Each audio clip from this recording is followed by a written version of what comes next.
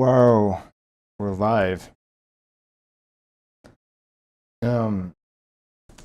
Yeah, we are live. I need to go like, well, this is awkward.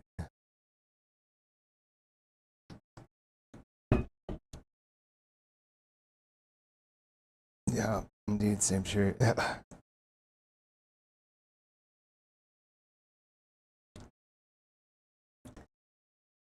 Yeah, my lint fix thing was not well done.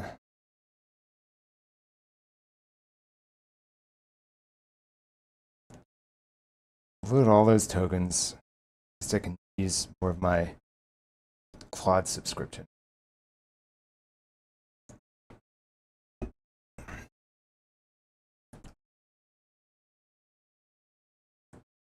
And while that's going, well, I can't commit until that's all linted, yeah? Why is it outputting as JSON? That's not right. It should be outputting as YAML. Oh, that's why.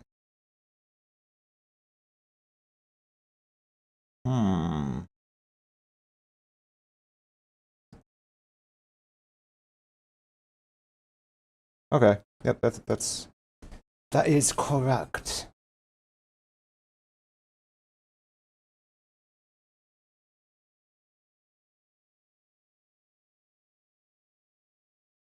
Just wondering how detect secrets is going to go.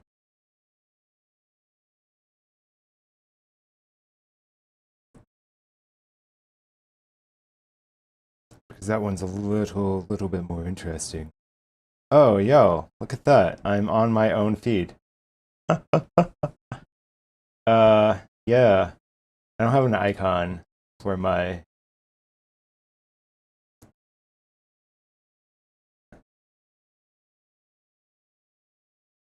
thing.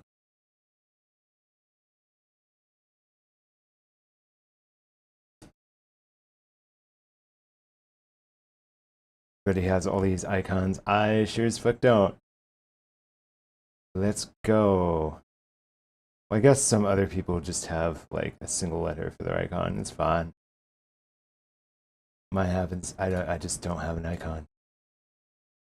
The stupids. Okay. I think I've been coding for an hour and a half, so that's not good. I need to like just. I coded for 7 hours off stream as well. I was like, I woke up in the middle of the night and I went, let's get a few things done. And yeah, it's 7 hours later, and I went, I should go to bed now. Whoa. Oh man. Yeah, I've just been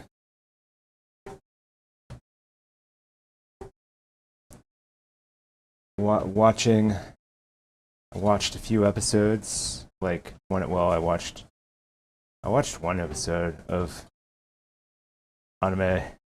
Had my like breakfast and watched an episode. There's a movie out too that I kind of want to see here, but it's a little bit long. 2 hours. I mean, that's not that long. 2 hours is a lot to. 2 hours is a lot to dedicate. A lot of time to dedicate. I can just watch it like in 15-minute spurts, like I did Frankenstein, and it's doable. Very doable. Just watch it 15 minutes at a time. Why am I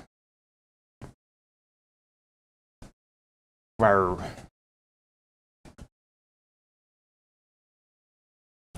Minimax M2.1 plus Zur, the new King coding model to build into flights. So, an art platform that bans AI forever. No AI allowed. I don't know what I think about that. I think AI is like undisciplined AI is not good AI, and I'm doing fairly undisciplined AI right now. This is fairly undisciplined. My this stuff over here is going to need quite a bit of refinement. I got the lint fixer stuff mostly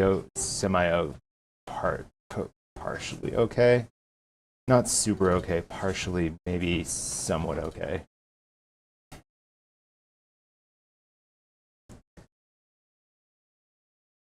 Yeah, I got it partially okay. It needs some help.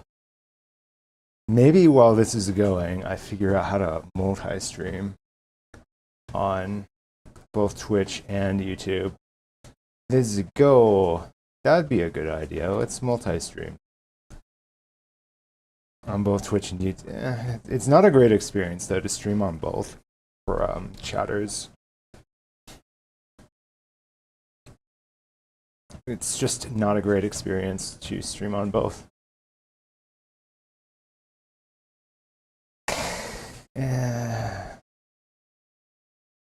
I can pull in chats from everywhere and display them on stream, I guess. No, that's not even allowed, right?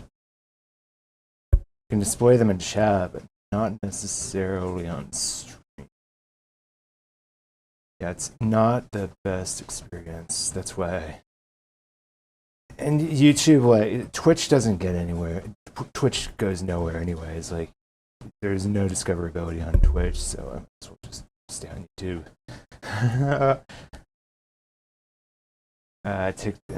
Kick could probably have some. Well, the real trends right now are all the betting markets. I don't really like those though. Ethically, I don't like them. I just, from an ethical standpoint, having been burned by the whole mobile gaming market, I don't want to help facilitate the whole predatory movement that is the crypto gambling, crypto trading, really crypto gambling. That's what it is. And you have a 0% chance to win, unfortunately. People have insider knowledge, right? It's highly unregulated. It's like stock, except insiders are allowed to trade against people without inside knowledge. So, I mean,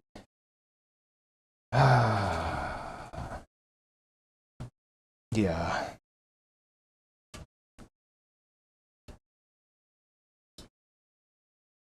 That's why prediction markets like know the precise day when things are going down.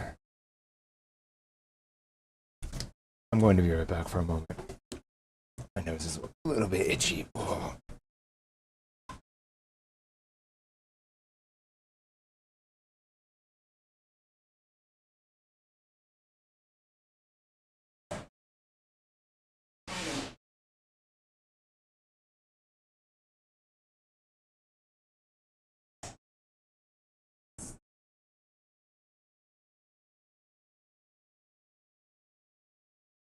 Okay.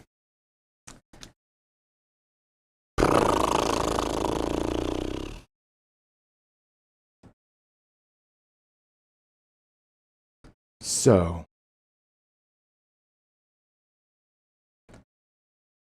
theoretically,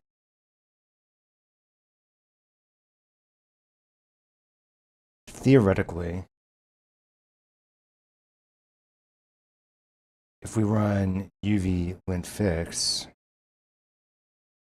theoretically things should work. Yeah, we need to go through an integration test with lint fix using Minstrel. Like patch it with Minstrel call. That'd be an idea, and then we can pass in the errors and see what happens.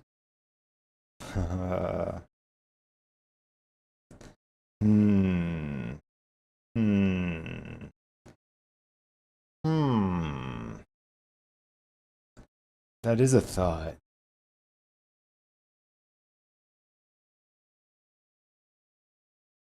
Yeah, I can use Minstrel 3B 2512 instruct for testing. Checking for violations.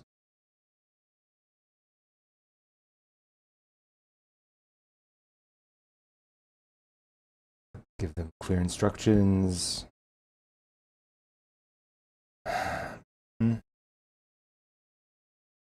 That's a lot of tokens. 1, 2, 5, 6, 700,000 tokens, and that's how we do things here. Yeah, I gotta get a move on the Opus usage. I can use like 50% today. Yeah, I can use a lot today. We're going to go pretty crazy here.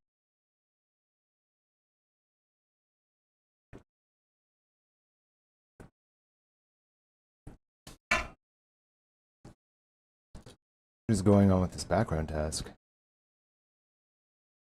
Whoa. Oh, it's detect secrets.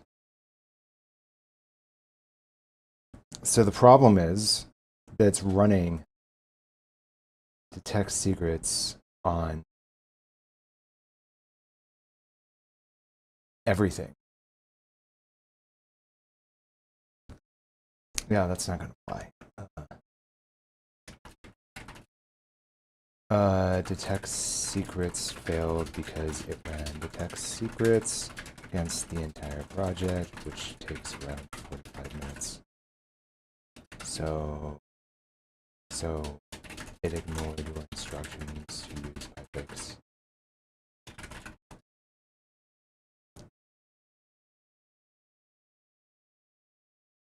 Yep.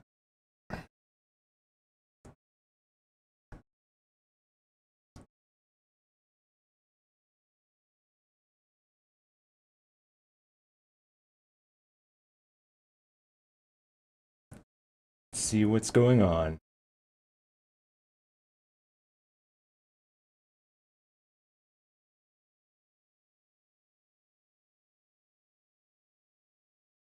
Repel. Yellow, import and work correctly. Okay. Good.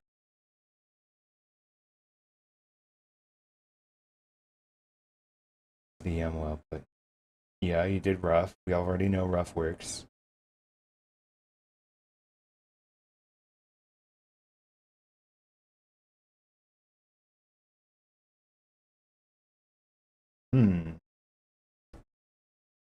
But what about all the others? Why is it running detect secrets?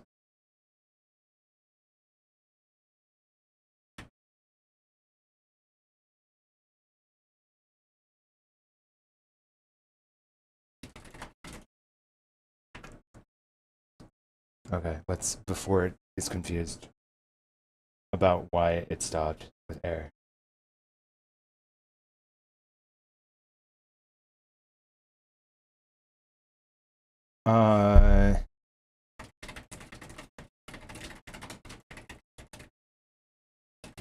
Didn't actually run tests using PyFix to see no error versus error for each linter.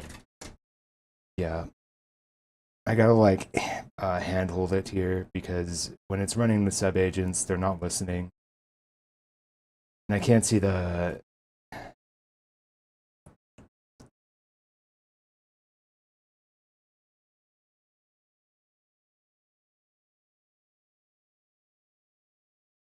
No,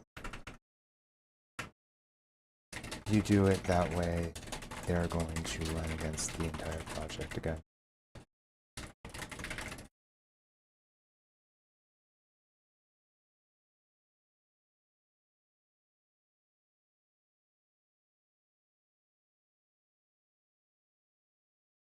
And pass only the specific files to each linter's run method. Yeah.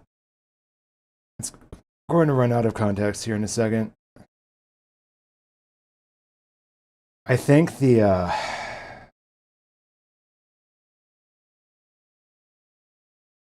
how did it use up so much context so quickly?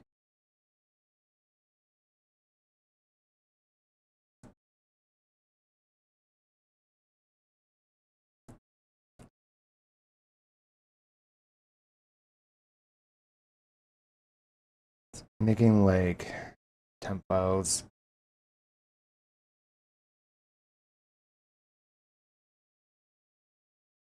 Yeah.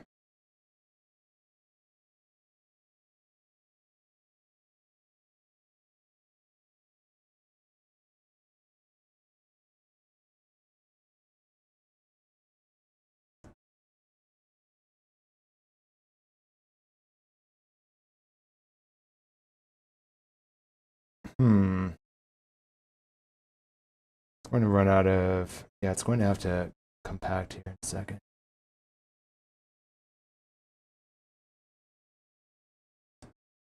We can just go ham here with Opus for a while, I think.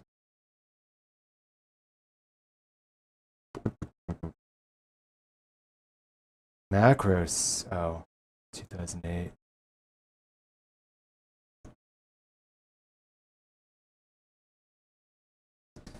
All right.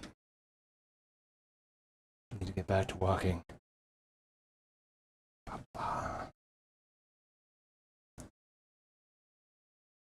3% context. Oh boy.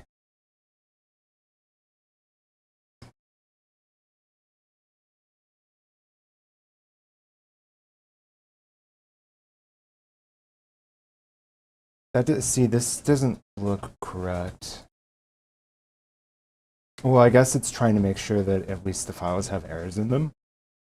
So then the outputs can be done correctly.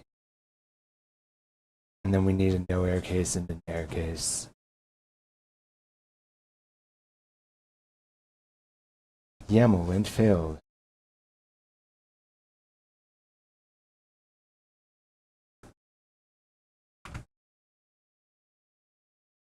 Hold on, I'm gonna stop you right there.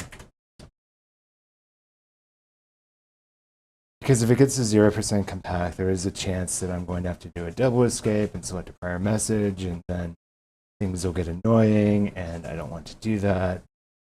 And so I am just going to compact here and say continue. I think it'll be a little bit lost on what it depends on how good the compact is.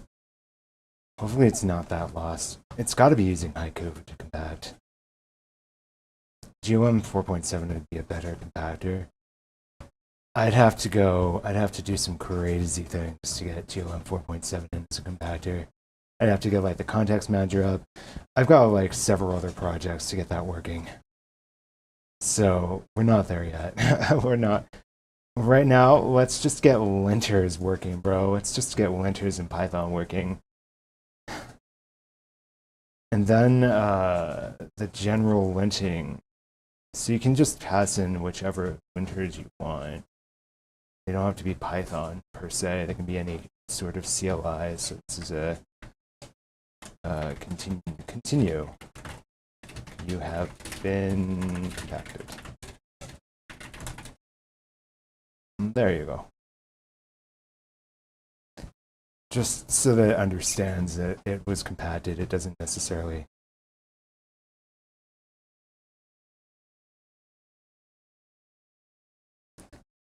have. I think it got a little bit lost here after that compaction. That's okay.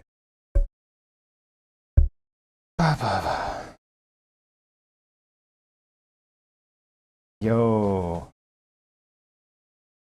Claude code plus a.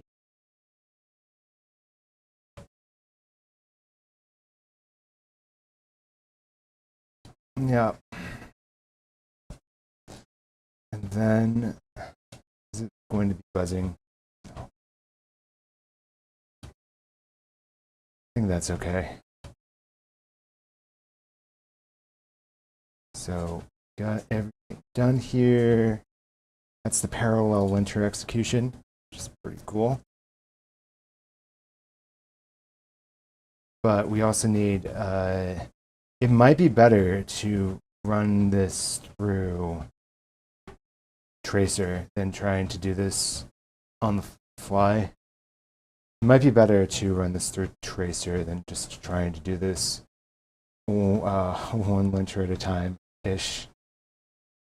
That's fine. I have tokens to burn, and I've got some time here, I guess. So we're just going to wing it.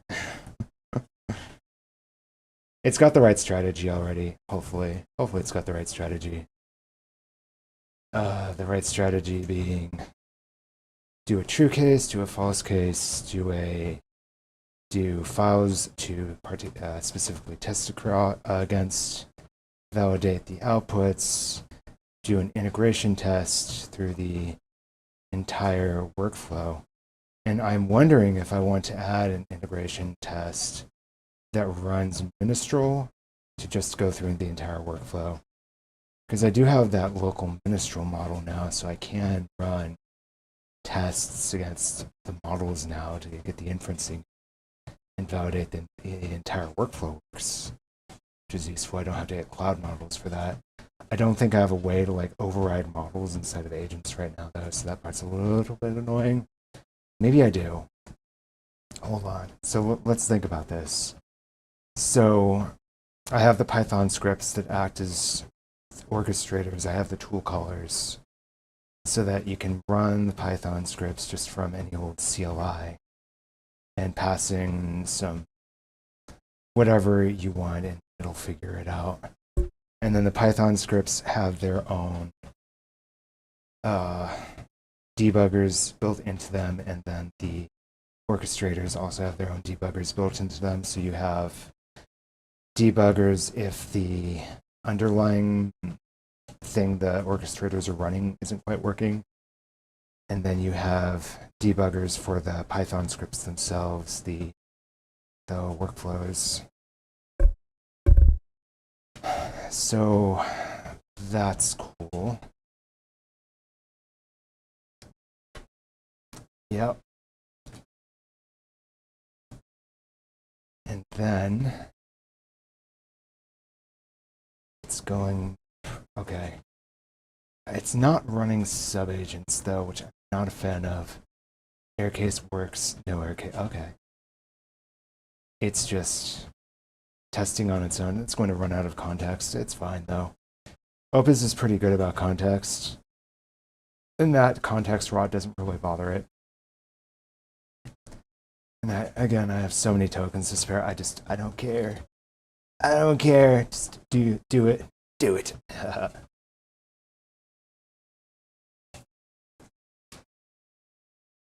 So it's validating all of the outputs for every single linter to make sure that everything has the right output.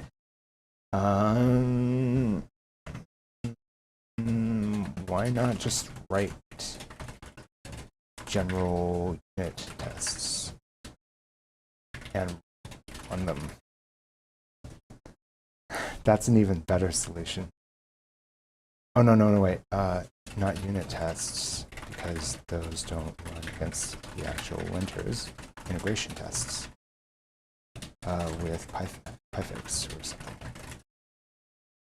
Yeah, I needed to change my idea there.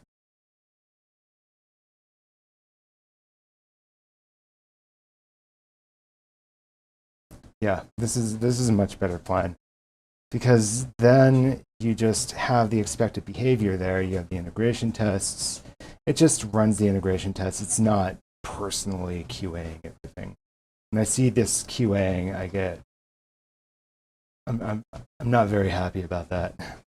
And I'm wondering, this is an interesting thought. I'm wondering if Minstrel 3B 2512 instruct is smart enough to handle. Man, that might be too much. It can do a bit though. It can do a bit. That might be asking a lot for a 3B model to just go through and fix lint errors.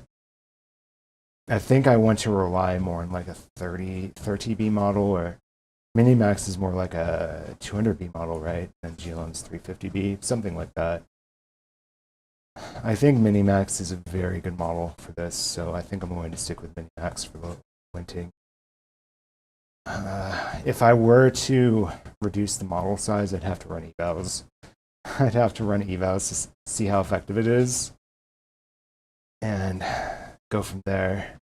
Find the right model for the right job. I don't really want to do that because evals take a long time. And I don't have money to pay for cloud evals. Fuck. I can do local evals and just let it go. But cloud evals? Jesus. That'd be crazy.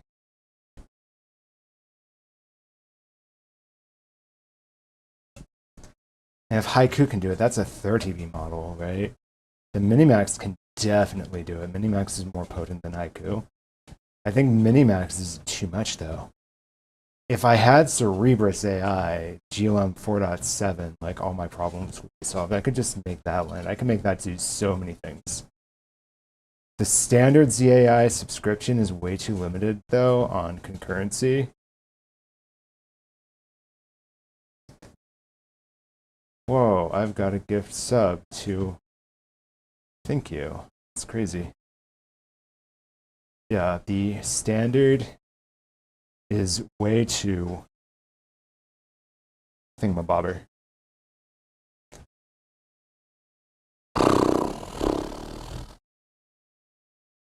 The standard ZAI subscription is way too limited on concurrency, so I keep checking into Cerebrus AI and hoping. I'm like, let me have a subscription, please. I want that. I want that so badly. Give it to me. Give it to me now. That would be sick. I'd be so hyped. I'm pretty much just building personal CIC right now. I'm not really building a product. I'm just building a thing that works for me. What is it doing? Pi Markdown.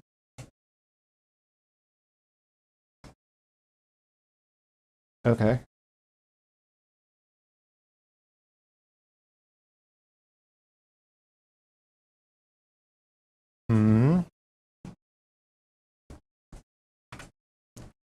That's the wrong thing to test.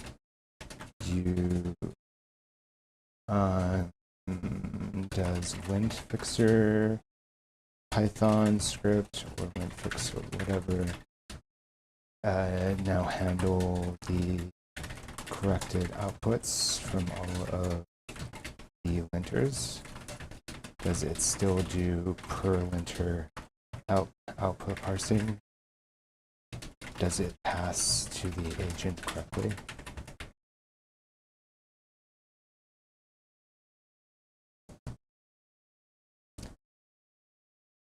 It's like it's testing the individual linters.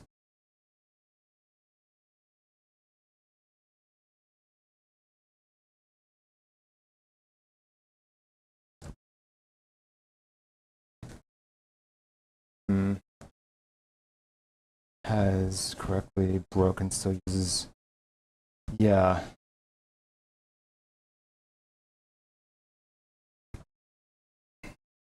That's what it really needs to be testing.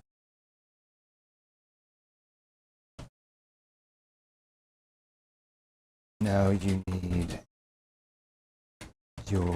an integration test for.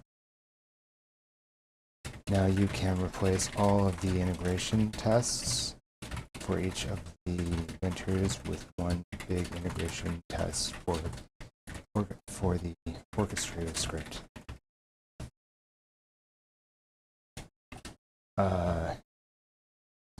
Simulating model outputs to fix linting errors and simulating model outputs to output unfixable errors. Yeah.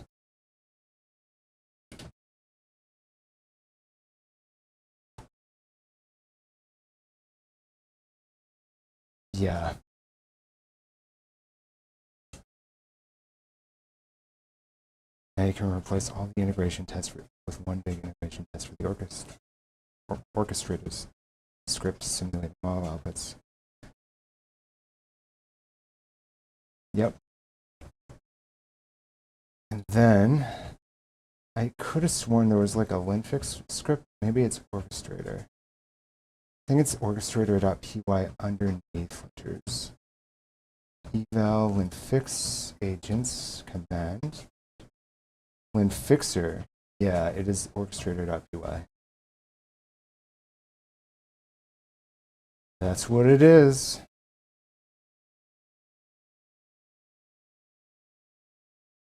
I don't need this eval router anymore. So I am going to do this router and test router. We're just getting rid of them.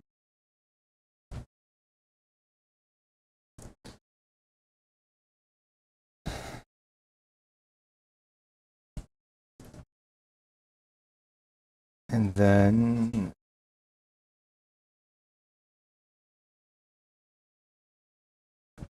we're getting there.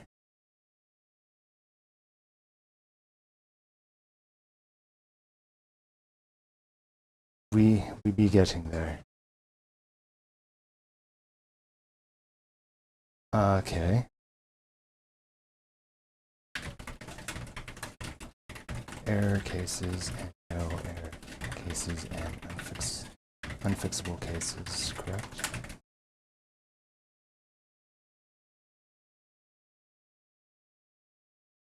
Why is it running LintFixer? Dude, I'm getting...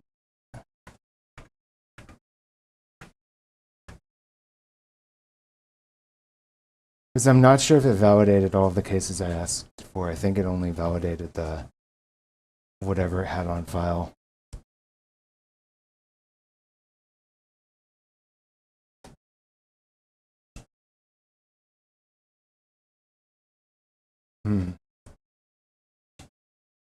Okay. So then theoretically... Okay, so then... Theoretically, if I were to run... It might have fixed all the linter errors.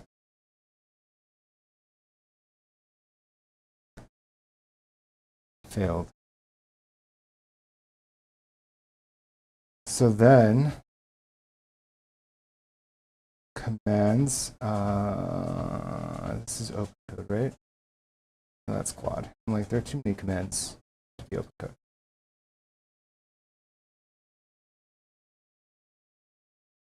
So then, you can run uv run linfix changed only, and it should work.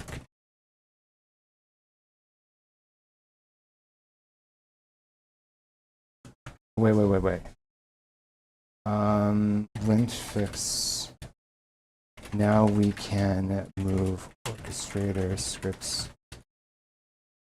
Does the uv run linfix command just call orchestrator.py? I don't want to look up pyproject.toml.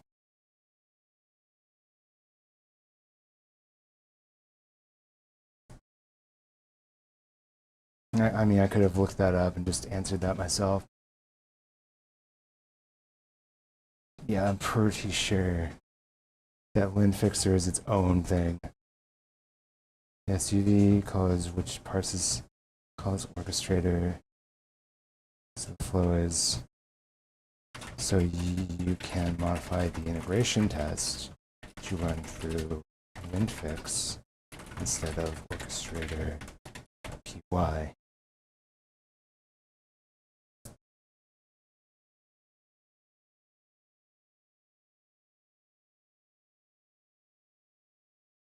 Yep, we keep going up the layer. Layer by layer, we go up.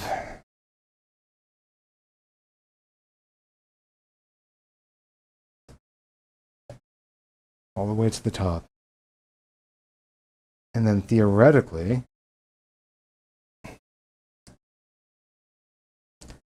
now we do QA.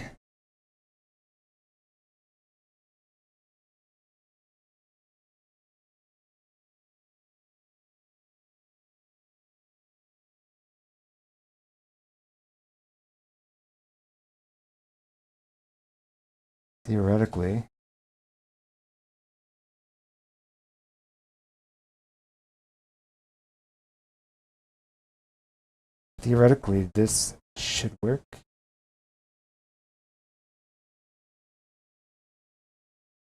I think linfixer has an agent handles unfixable errors, right? Or is that orchestrator? And we simulate that agent too, and also test that code path, right? I want to make sure that we have everything we need here.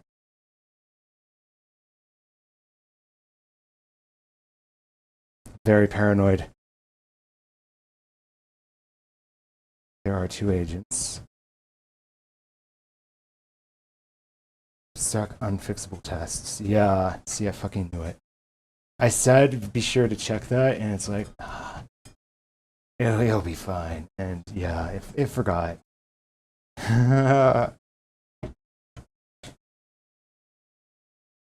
One way for it to not forget is a to-do list. And sometimes I say, yeah, make a to-do list. Sometimes I don't. I just have to go back and make sure it didn't forget.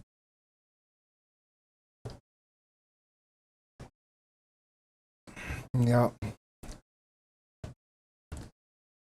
Let me run all the tests to verify everything works.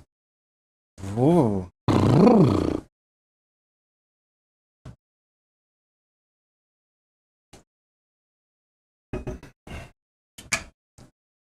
All right. All 27. Okay. So theoretically,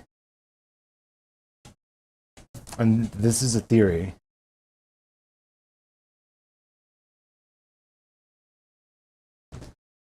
it's a theory that I have that theoretically this should work. Potentially this should work.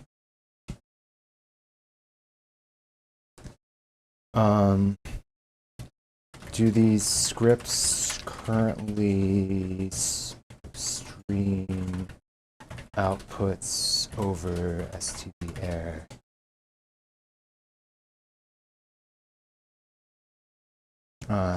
Specifically, I run them from open code as a command. I want to be able to see some sort of output without it touching the context of the orchestrator. Is that possible? If it's not possible, I'm going to just have another tool later that does that. Like right now I'm using open code as a temporary orchestrator. I'll have the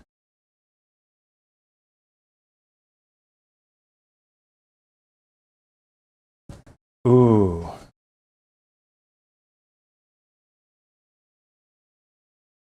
Yeah. So that's a quick fix. That's good.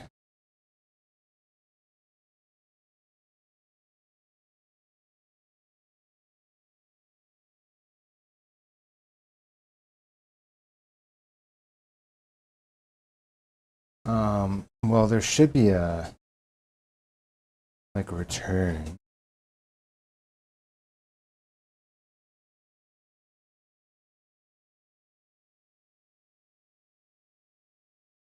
It also does, in fact, return to the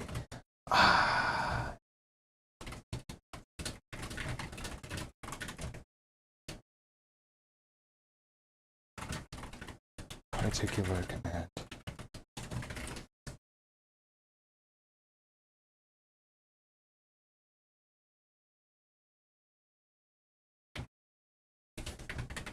Along with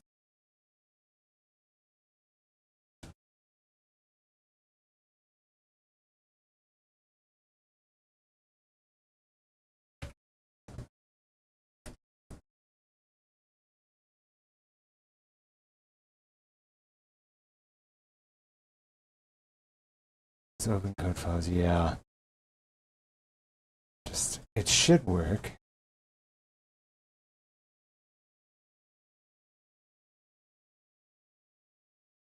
Needs output on std to return to the caller, but progress goes to the final report goes to std out while progress stays on std air. Yeah, that's what I was worried about, because I thought it might be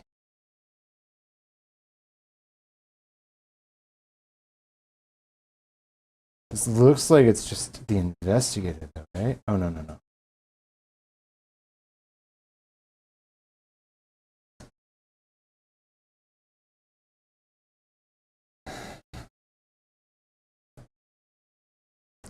Captures, exit. Make sure that...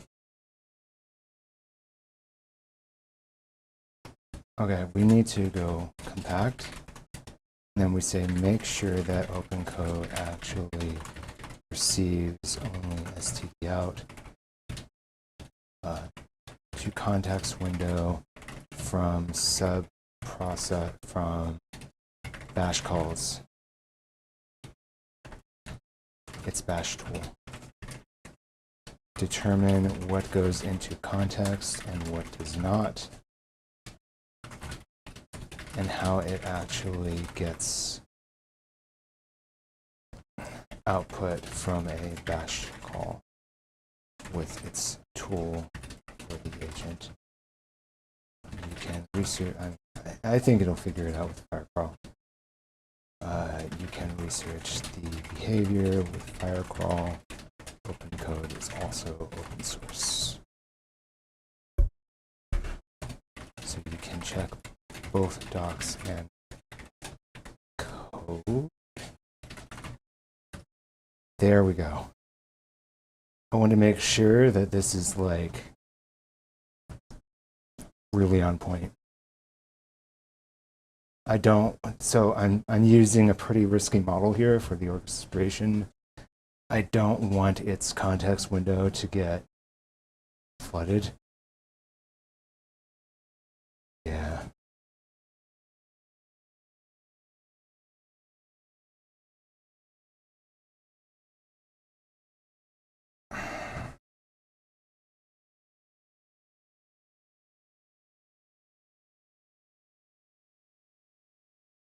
Yeah, okay. So we can make sure that we are passing information back to OpenCode correctly. And then when we have like a more proper UI service sort of deal, we can grab the output more correctly. We can grab the output similarly to how OpenCode grabs it. Honestly, I don't think I need like the UI thing for quite a while. I can keep using OpenCode. And other people can just use it too, to be honest.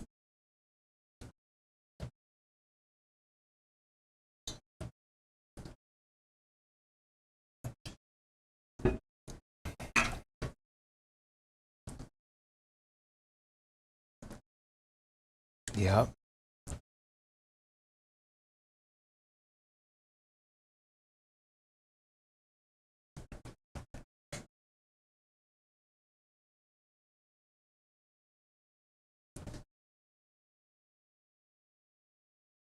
This is live, huh? What? Best we can do. And capture OpenCode regardless of which strings you use.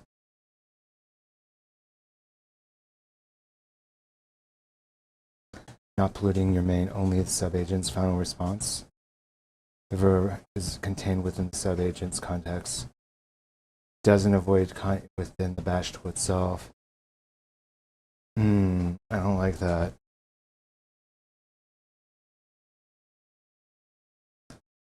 Okay.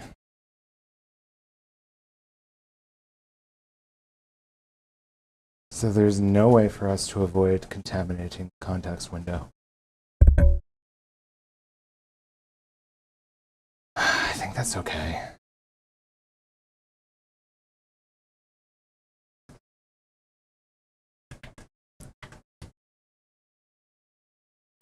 And then we should be able to go changed only. OpenCode updated. Hell yeah. Link fix, changed only.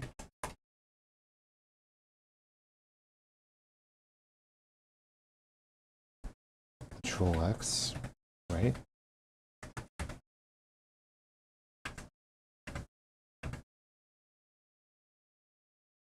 This should now be working. and it's just going to take a minute for it to go. It should now be working though. We did a lot of validation, so it should hopefully be working, and it's going through Minimax.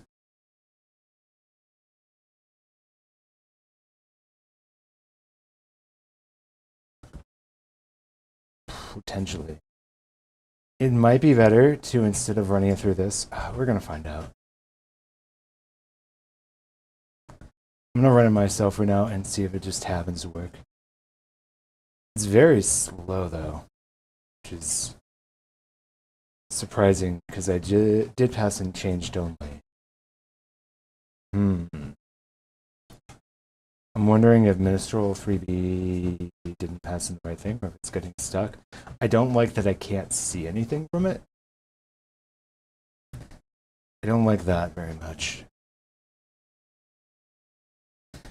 It wouldn't be that difficult to move it to Droid so that I could at least see the outputs. I don't like that I can't see anything though. I think OpenCode is doing too much with this multi-agent stuff. You can just run in multiple terminals. But I also actually kind of think it's fine because you can run background tasks, right, that you don't necessarily care about, and you can just see.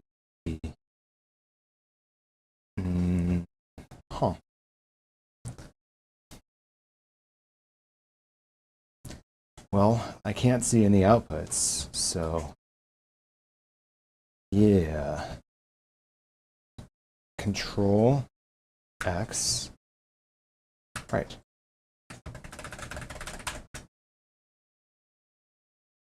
Well, there aren't any sub-agents running. It's just running through Python right now.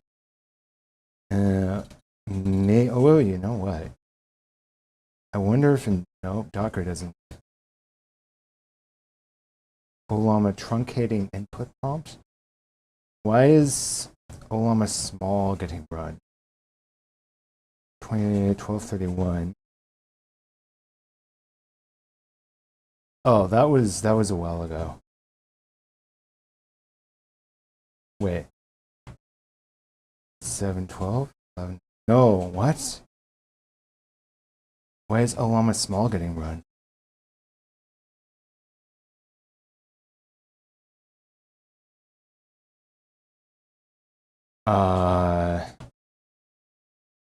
Okay.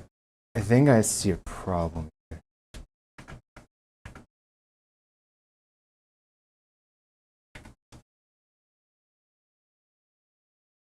I think I see a problem. /clear. I think Docker compose.dev is currently including Olama small, or is currently including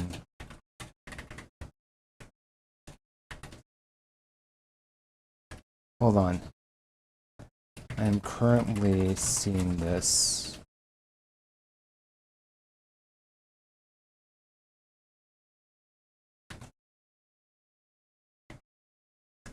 When I run this command. So I think it's because of all of the output coming from the underlying UV run call, which is causing the agent to overflow and truncate. Yep.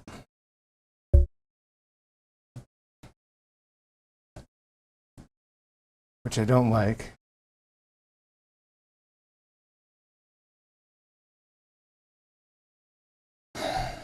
But yeah, we're going to find out.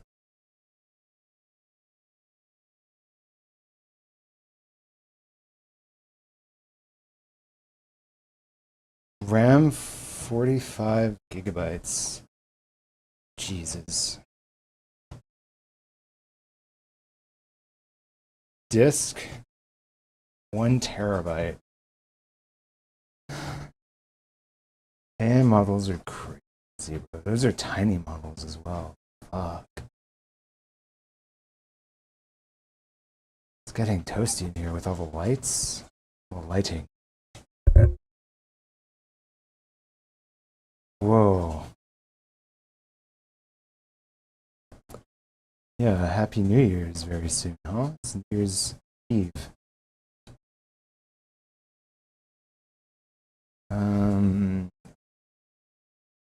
UV generates extensive output.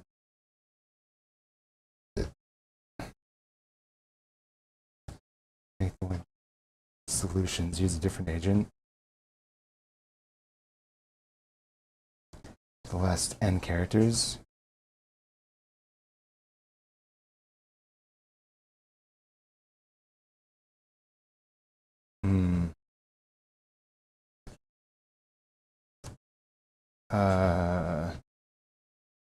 Use a model with 32,000 plus context.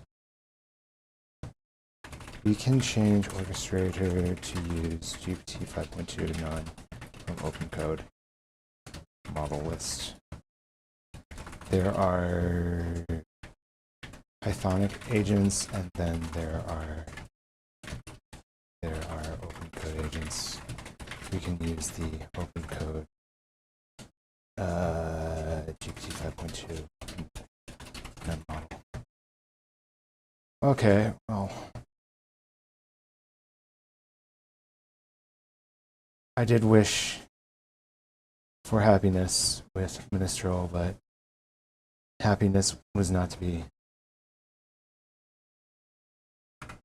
Once again, it's an open code model. I said there are Pythonic agents, and then there are open code models.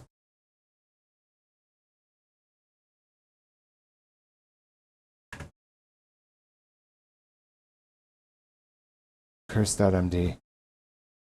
Okay. So I think we can do /open code. And then the should when fixed changed only. And then this should hopefully work.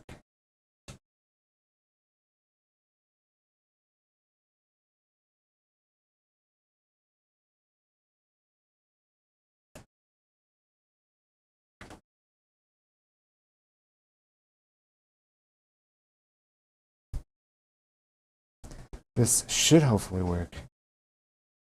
Minister was getting overrun before, and so it was getting confused and it didn't know what it was doing. And it was just getting truncated outputs.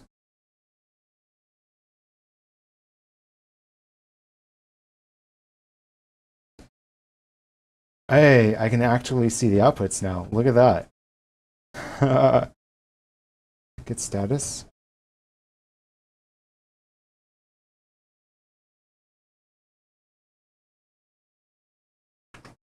Okay, what the fuck is it doing? I don't like that. Why did it do all that? Why did it start like doing a get diff output as it exceeds 30,000 character limit? What the fuck?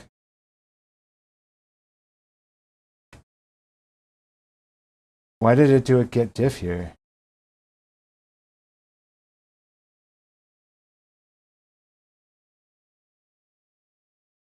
Okay.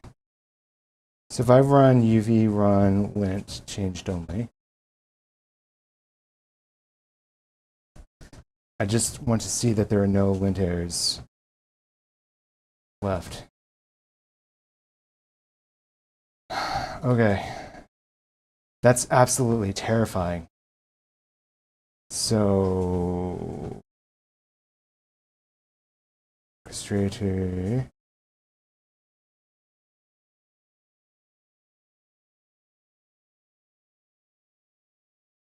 We need to update orchestrator because it started going rogue. It started reading files, running tests, etc.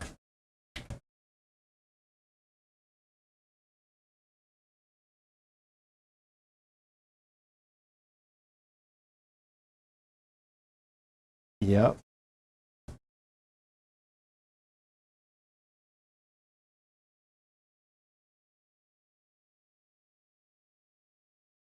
Yeah, it started going rogue, bro.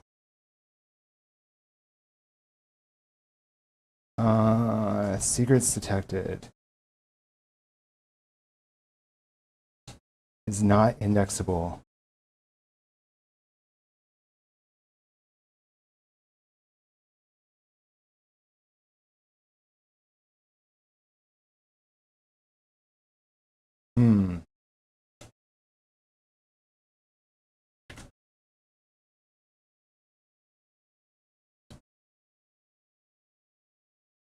It didn't actually appear to fix lint errors, and I ran UV run lint changed only. We need to investigate why lint errors were not fixed. It runs a particular, it runs UV run lint fix changed only. And that should have fixed the lint errors, but it did not. We're going to need to run the command to determine what is happening.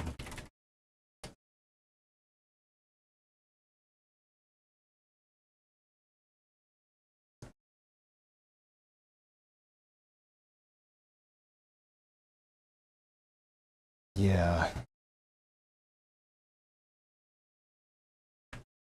I did not say it ran lint fixer in open code. I said UV run. It's not listening to me.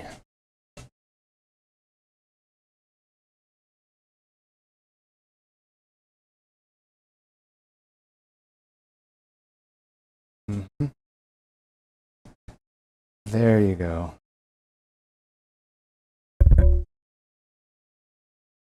And then that should be running Minimax.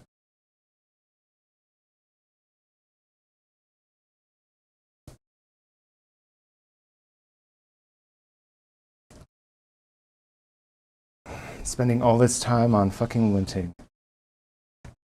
I run linting a fuck ton, and it consumes a lot of tokens. So this is a worthwhile optimization for me, and it's also going to save some time.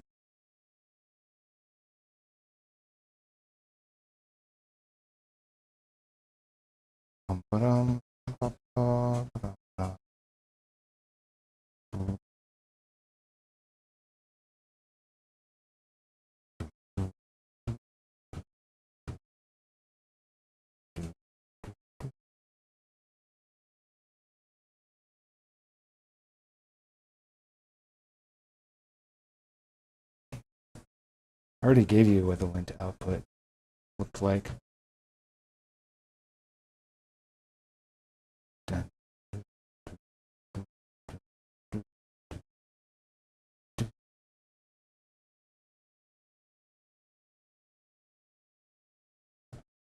UV run, lint changed only. Well, this will be the most robust linter ever made. Well, maybe not. Yeah. I don't know who spends this much time on linter. Ah, could that be the problem? Could that be the problem? No. It should be passing an output format and changed only. Value of type linter is not indexable. Let me check the orchestrator isn't getting the output. We ran integration tests. What's going on here? Why isn't it working, huh? Wait, isn't it working, huh? No.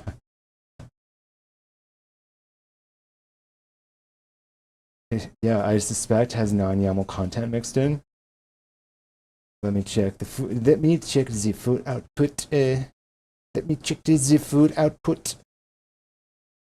I also somewhat suspect. I'm not sure actually. I don't know, but I do suspect that 10 saying, "Oh, does have mixed output." It does have mixed output, and it is not safe. It is not safe.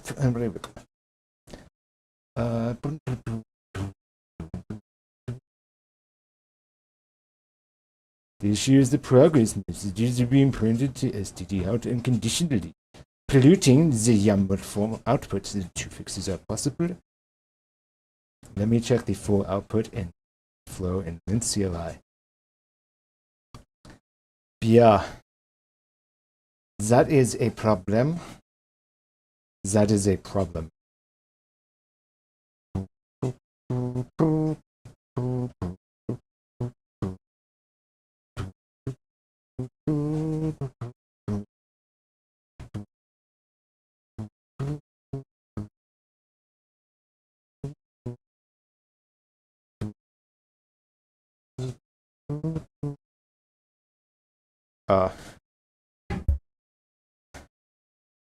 I need to put on music or something before I start humming myself.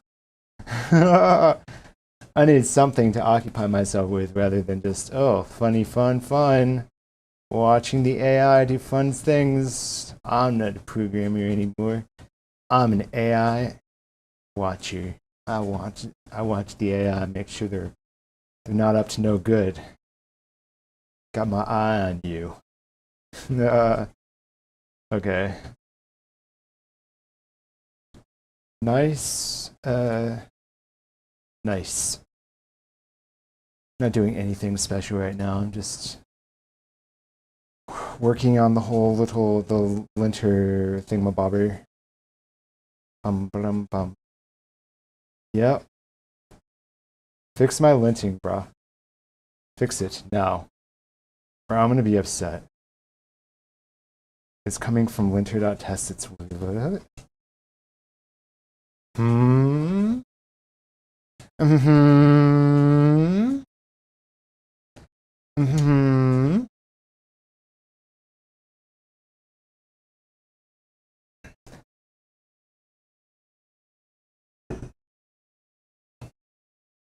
I just want to be able to go to open code and run linting for now. For now, that's what I want to do. Modifying, fix the. So how much does GPT 5.29? GPT 5.29 token costs. Pricing. GPT 5.29. Input. Output. $14 per million.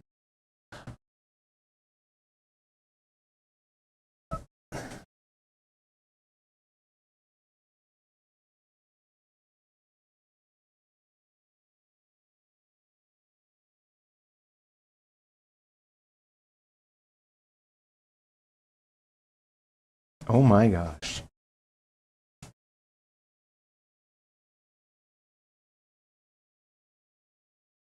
Oh my gosh. Those are the Jesus.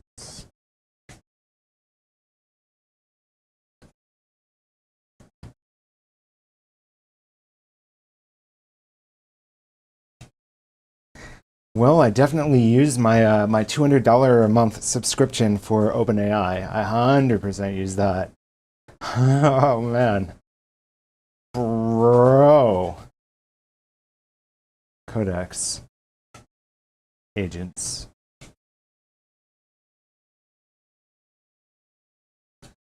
Explore detailed pricing.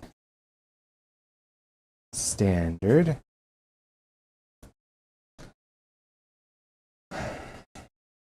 Which is like the cheap one. GPT 5.2 chat latest.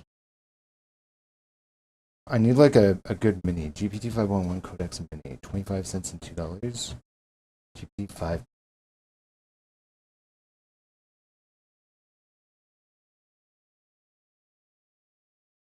I think we can use GPT-5 Mini, yeah?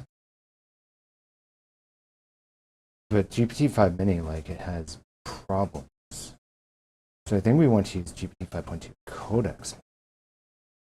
Yeah? Codex. Codex Mini is specifically a 4.1, 5.1 Codex. Is there like a mini like this? I think we can do GPT-5 Mini.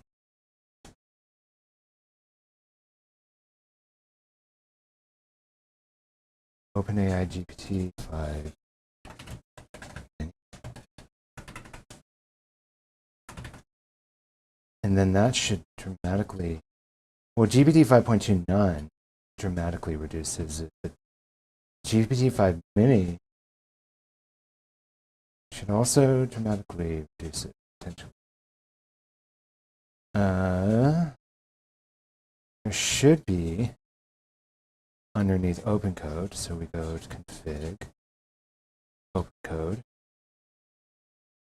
GPT 5.1, 5.0. What about Mini? So you have GPT 5.1 Codex Mini M and GPT 5.1 Codex High. These are the only minis you have. Minimax.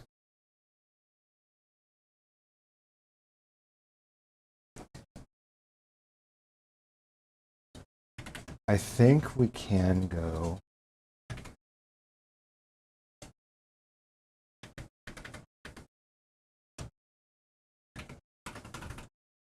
mini.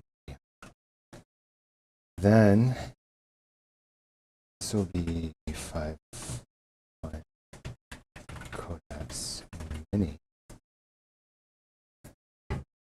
That should do the trick of 25 cents and $2 per million.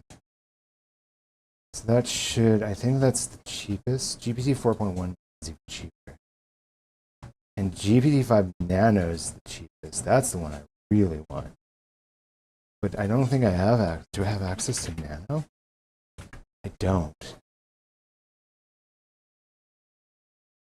I have GPT 5.2 none, 5.2 low, 5.2 medium, high, X high, Codex low, Codex high, X high, max low, max high, X high, Codex low, medium, high, Codex Mini, GPT 5.1 none, low, medium, high, and then that's it. I think ZAI is cheap. No, this is $2 and then 25 cents per million. And I think ZAI, GLM, pricing over 60 cents and $2.20 per million.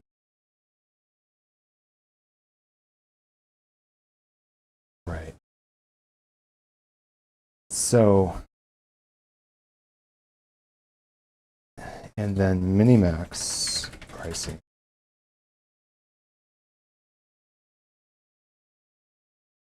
Text model, 30 cents and $1.20 per million. So Minimax is just cheaper. It's just cheaper.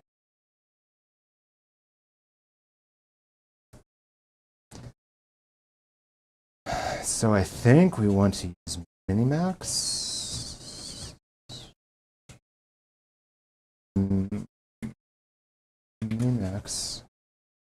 Then Minimax into.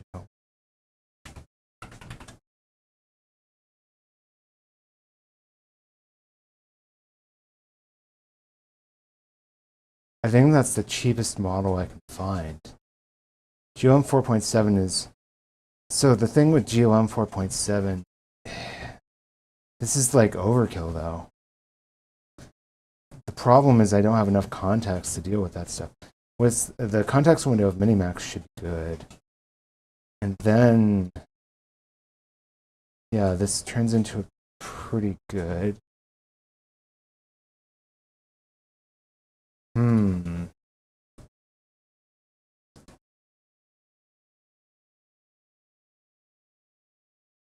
I'm wondering. Because I could change it back to minstrel, and that would be extremely ideal. We do minstrel. This is just debugging right now.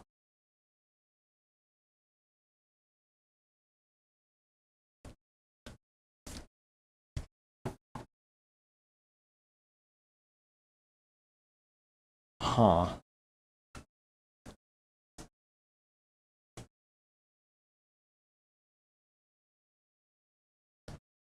I think I can just go straight to stream desktop, right? Yes, I can. Hold on.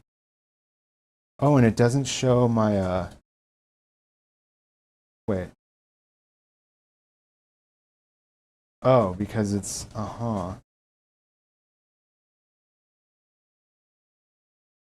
Capture card monitor 1. Oh.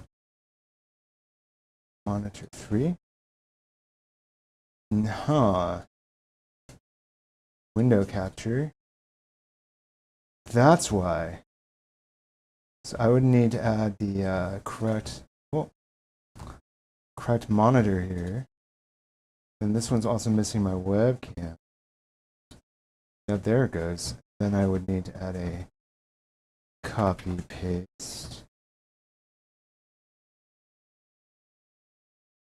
A monitor 1. Stream code.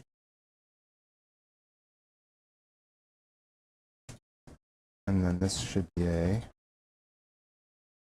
this one. That's not right.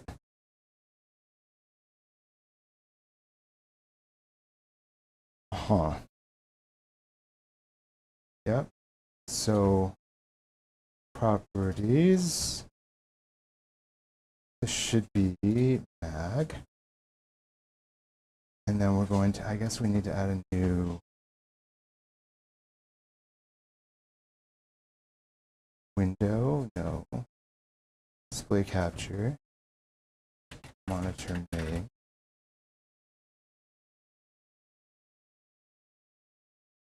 And then this should be QB.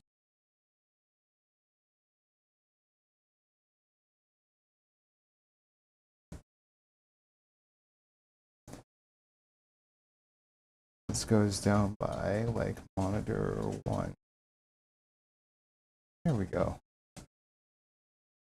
Okay, so now I can stream code, stream on it.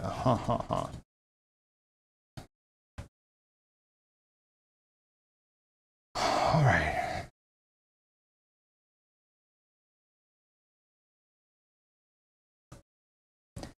So only .env lint errors. Why are you fixing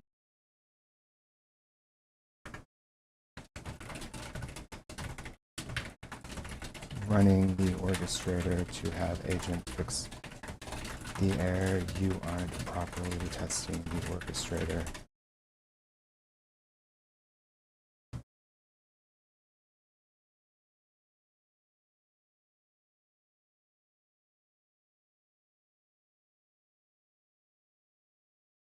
Well, you just fixed all the remaining errors. Unless you just fixed all of the errors yourself, you have to undo your lint fixes. Oh my gosh. Turn away for a second and it doesn't test. Oh no. There are way more than lint fixes in that file. You just undid a lot of other changes. It just fucked me.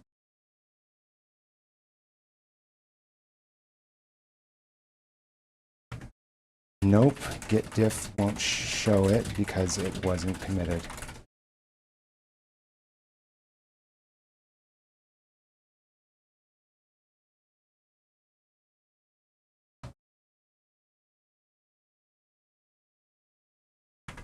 Nope, they weren't stashed.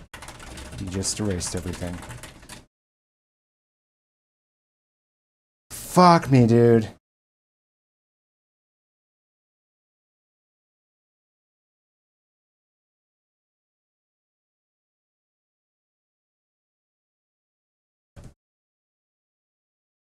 No, you have to look at what you read from those files.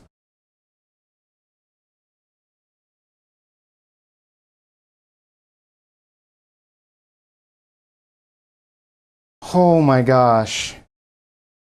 It just fucked me.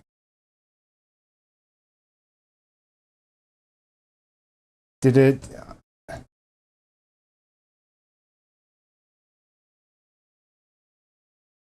It just scripts dev lint CLI. That's not the worst thing in the world.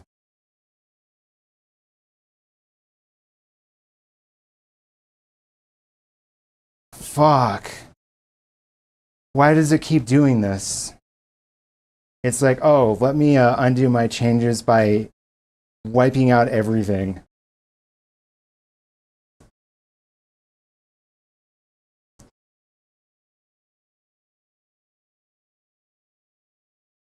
Yeah, it fucked me.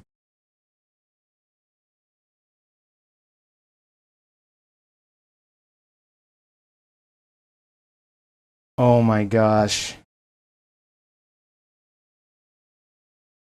It's happened so many times, but I'm like, I can't commit it until I lint fix it.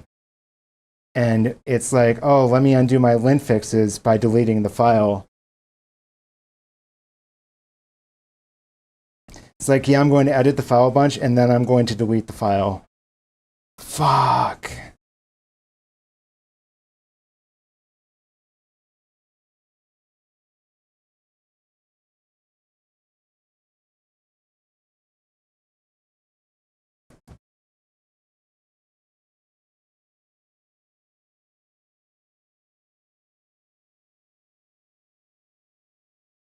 So what did lint CLI do?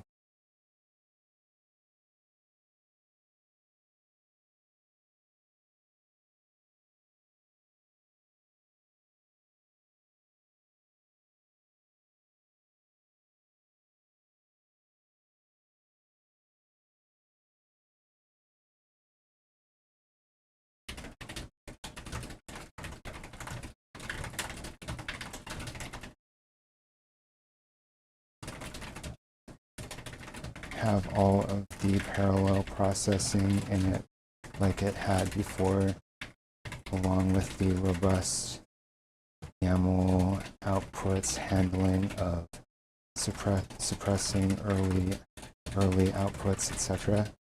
It had a very robust, it had very robust set math too for various file sets and scheduling. Bro, I think it erased a lot. It just went like, nah, we're going to erase everything. So luckily, this is all up here. This is the part that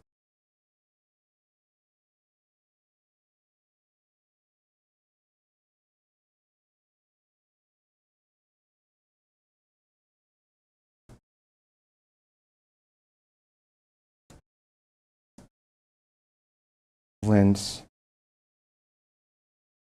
Fuck, bro.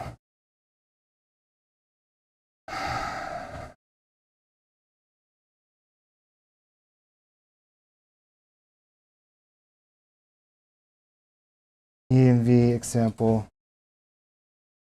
We need to restore ENV example back to the 110 lines it was as well, or whatever. 7 lines is not acceptable.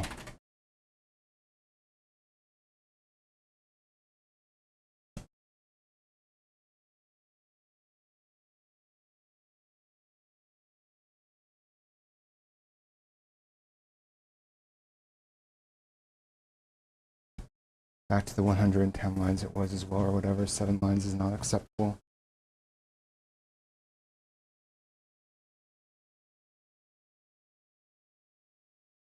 Nope, they aren't going to be shown in the code base. They were only in .env.example and readme.md.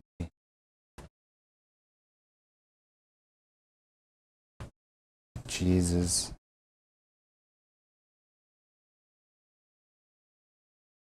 Wait, did it wipe out like all the files? I should have only wiped out 2 files.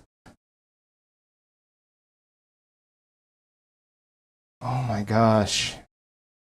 So when I say undo your changes, it automatically just wipes the file with get.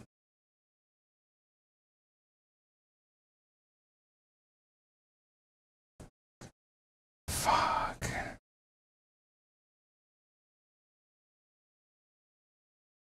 Okay.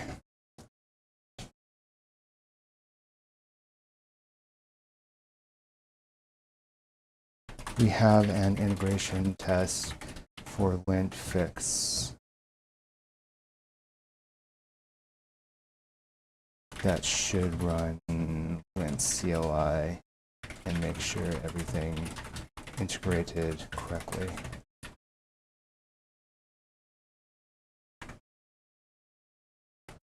Why are you running linters? Dude, just stop.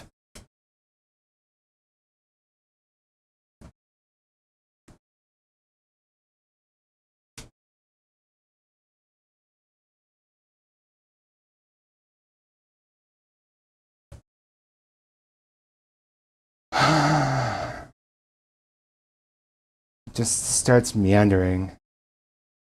And it's because I'm giving it these larger tasks, and then it's like, oh, I need to go fix lint errors. Oh, I need to go delete the file now.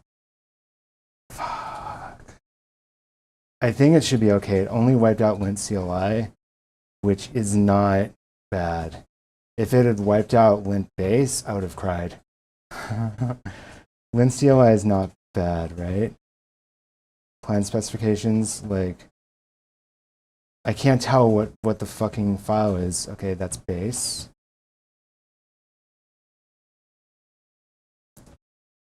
It doesn't say what the file is. So that's absolutely helpful. File reference, base, get leaks. Okay, good. It didn't fuck with base. Plan specification. It doesn't say what the files are in this one, so that's helpful. It doesn't say anything. Base, good. That's number 3. Plan specification. Base, base, base. Doesn't really say which files it's editing. So that's helpful. I can't tell what it's doing. I think it's only that's saying what it doesn't say what it's editing. It doesn't have any like reference to look at. I think that's all base though. Phase 4. Phase 5. Oh shit.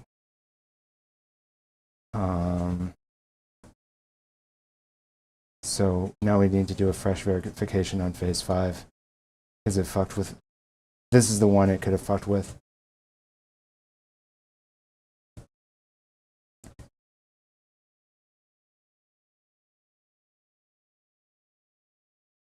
Lint is now 2 iterations to fix all errors. Agent added quotes to app name, order keys, file stats. Oh, fuck. Yeah, but it might still be fucked. Like, we're gonna have to find out. And then phase 6.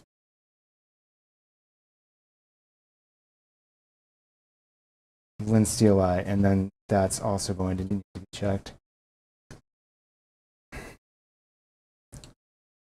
Well, luckily I still have the plans.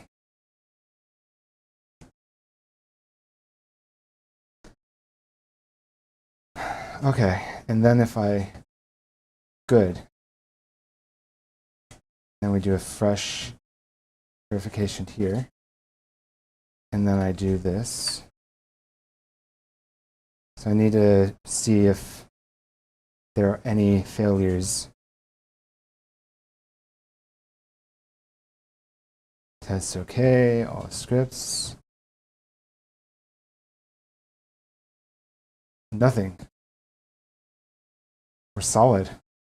That runs so quickly now. It used to like take a hot minute. Now it's seconds. Beautiful. And then I should be able to open code, wind fix, changed only. So this is now using Minimax instead of GPT because Minimax is the cheapest.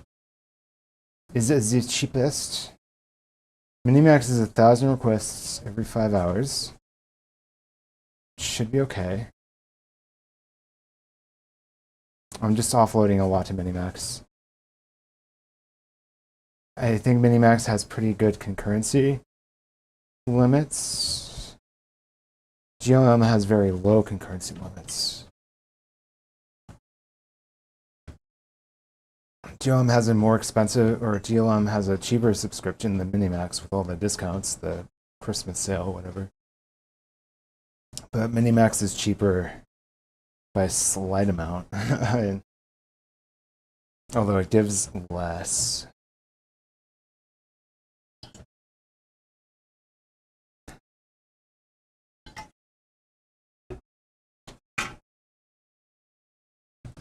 I need to see what this says.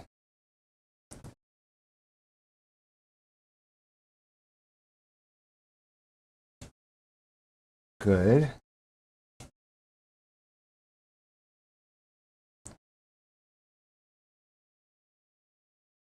Your API key, Google API key.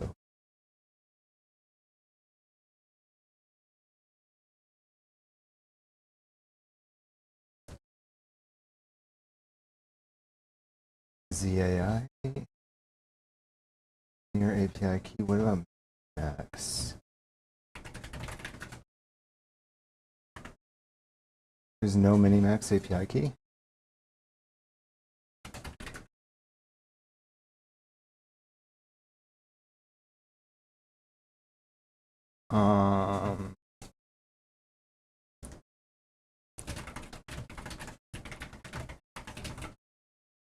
Missing along with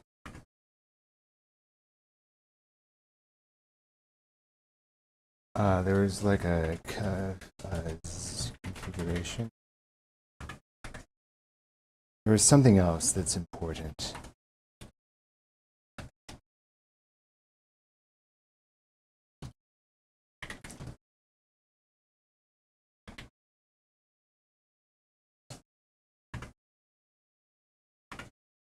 So there's sonar token. It's not leak anything. Sonar token. Open code experimental.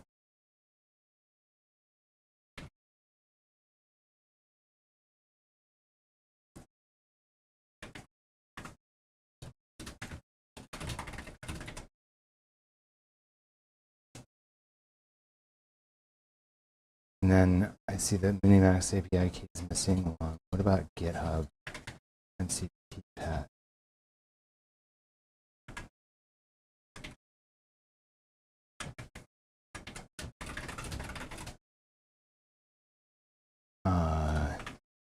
Did see linear in there. And then, okay, what about Firecrawl?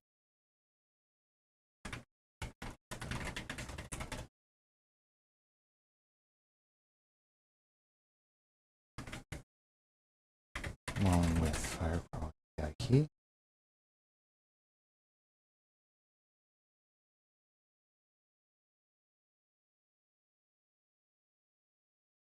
And then we have the Zep API. Okay. I don't think I use Zep for anything.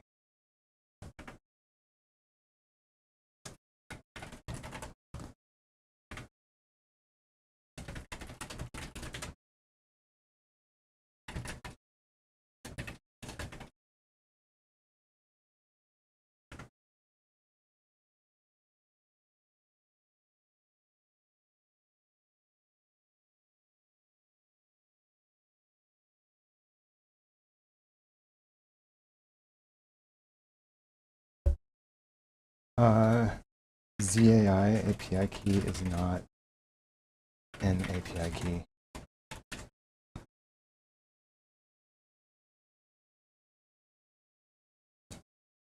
OpenAI doesn't need an API key that uses OAuth.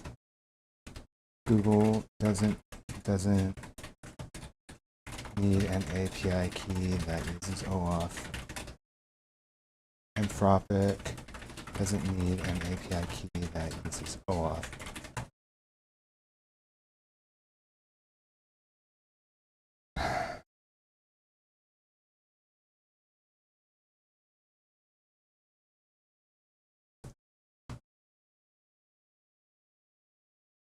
Ooh, verification.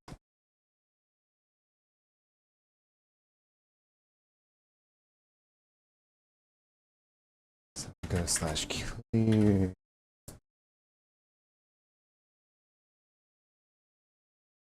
Never invoke argument, so argument parsing and exit codes remain tested.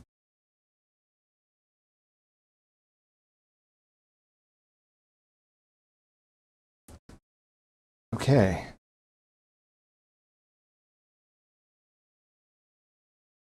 So this is more of a testing thing, but it seems like we have everything in here.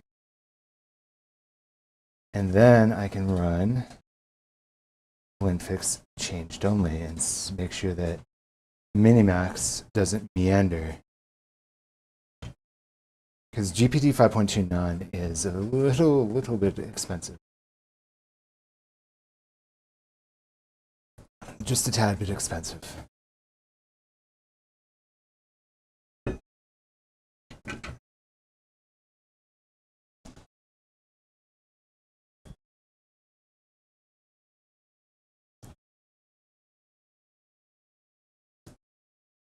And I'll need to go AFK for a moment.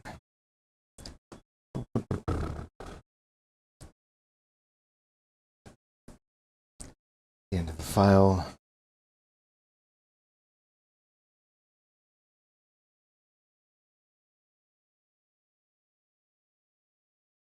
Then after this, we need to start working on update PR, because that's gigafucked too. Well, yeah, this needs a lot of work. Linfixer is in a very good state. Linfixing is in a very good state now, probably. We'll find out here in a second.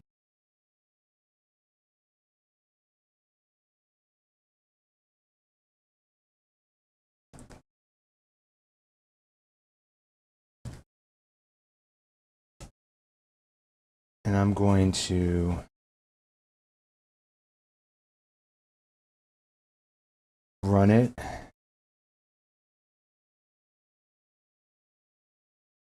And that'll be good. Relaxing the timing benchmarks. Excellent.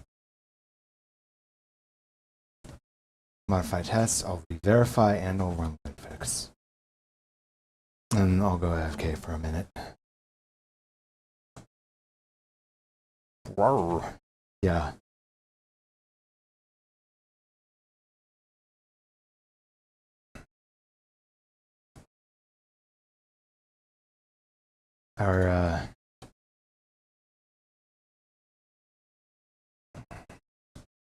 Yeah, I'm on my feed because I'm me. Why is it like a double? Why is it showing OpenCode twice? What is going? Okay, hold on. What the fuck?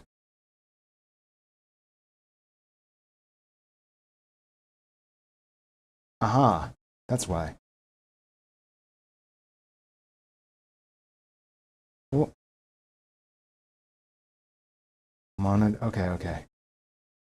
We're good now. I'm like, what is going on here? Oh. Because this one should be that. That's why it was screwy. There we go. Now we're good.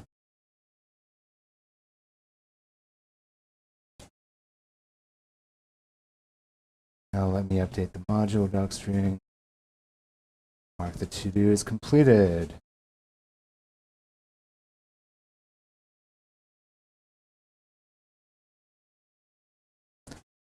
Taking a minute there for the module docstring, huh?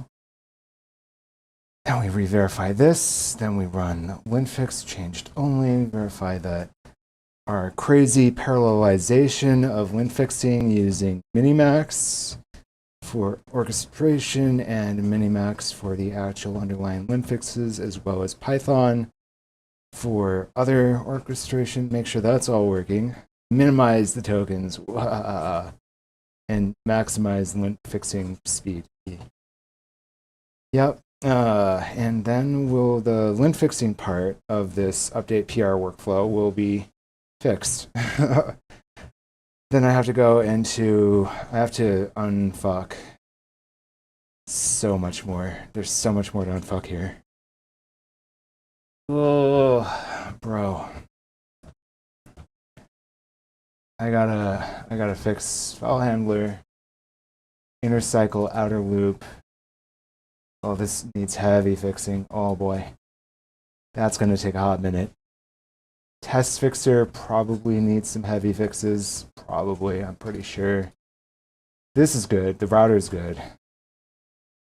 I ran model evals on the router, so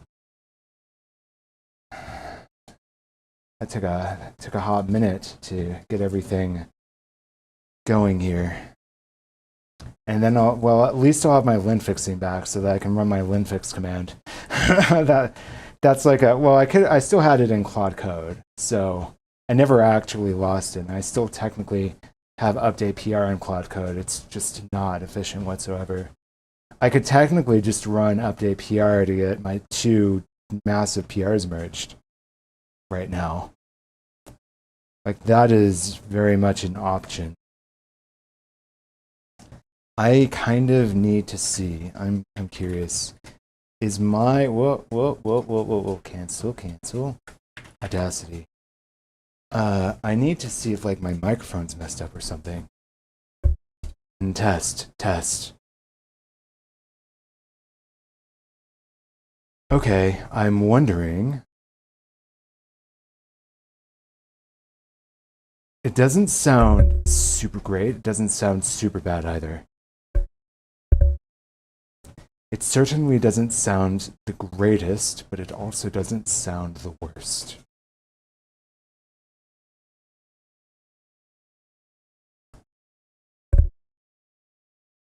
I think that's man.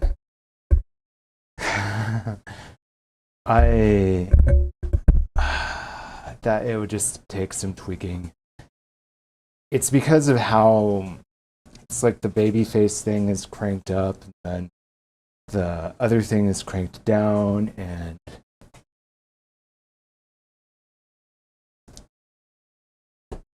it's very good at not detecting noises from keyboard like anything other than my voice. So that's good. But it does sound a little bit jank.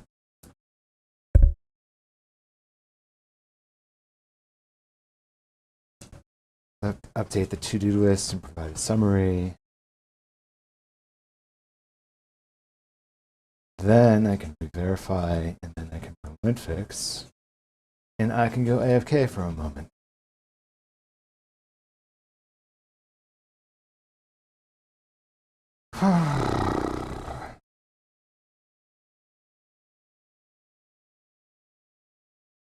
Wow, quite a lot of changes.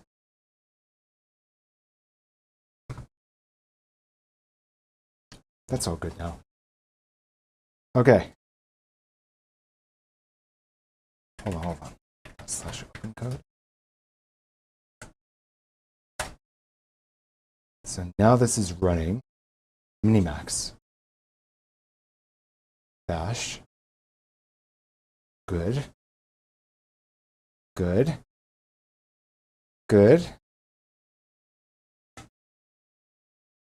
Don't die on me now. So GPT 5.29. Yeah.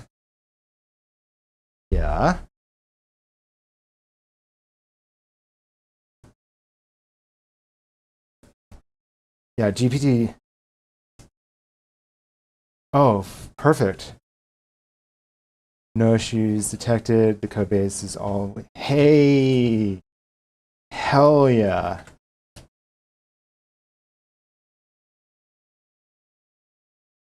That is what I like to see. All scripts. Let's double check ourselves. Note was updated. Please commit the updated code base. And then push. Okay. So now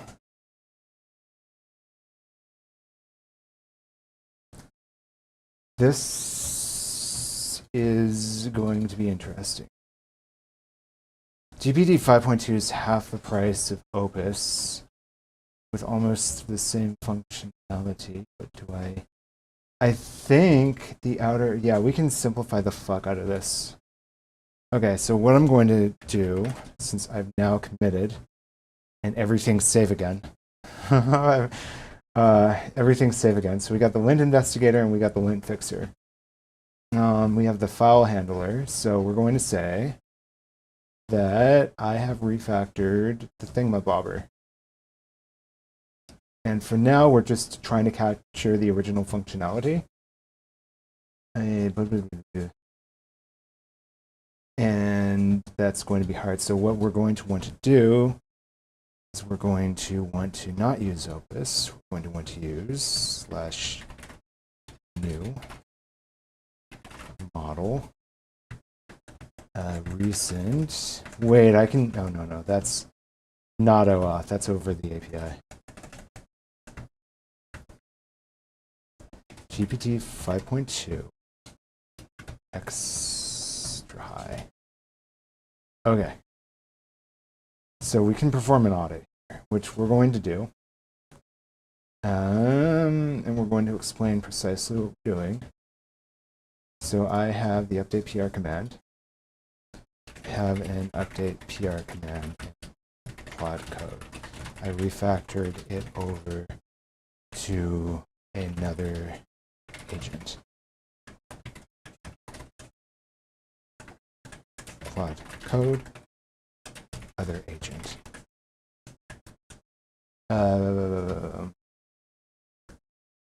So we have outer loop, inner cycle. Then we have the test fixer.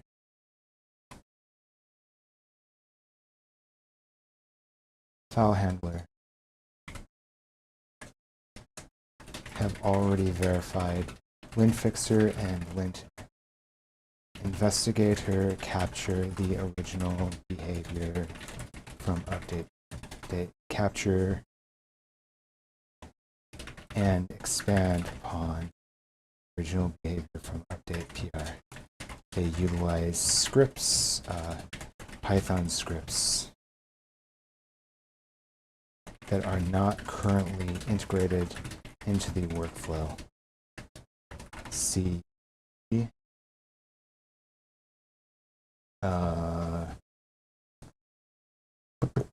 Where the what is it?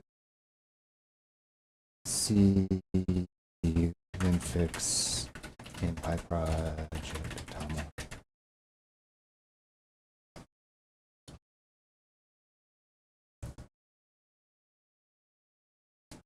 I need to run an audit on current diverging behavior on regressions.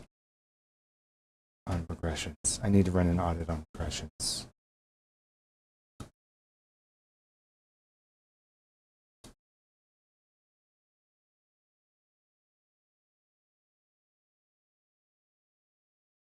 Yeah, that's literally what I need to do. I just need to run an audit on regressions.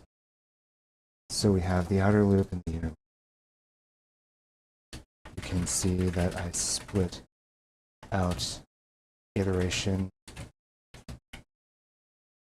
to keep context lower.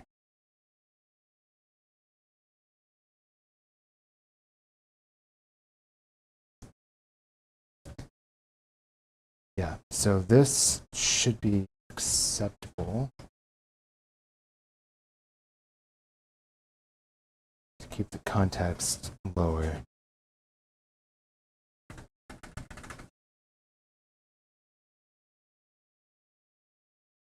Context lower. Okay. So this isn't a great way to do it, but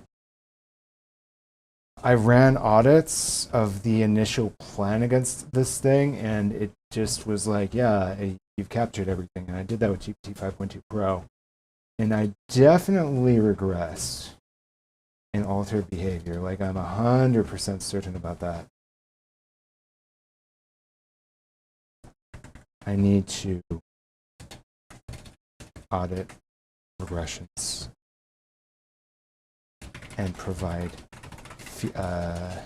structured feedback on which files to change. Structured feedback on each file and the current gaps. Okay, well, that's running. I'm going to be right back. So that's going to run, and I'll be right back.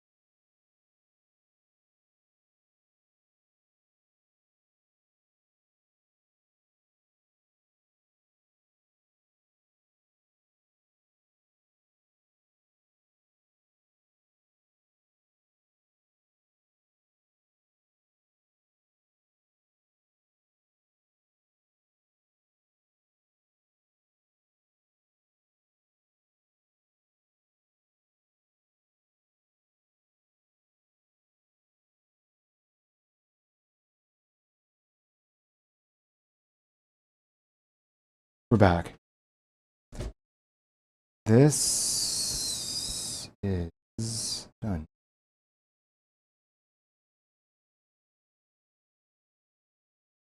Key regressions.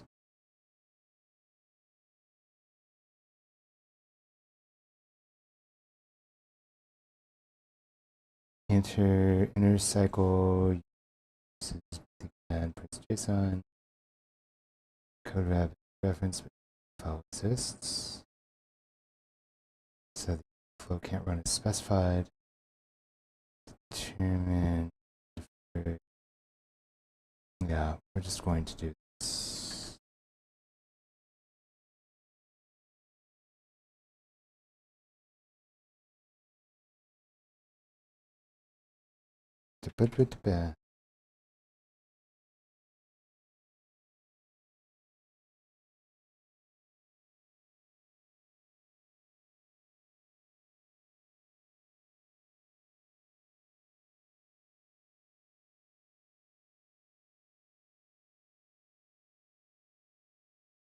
Note an internal lifecycle mismatch per cycle.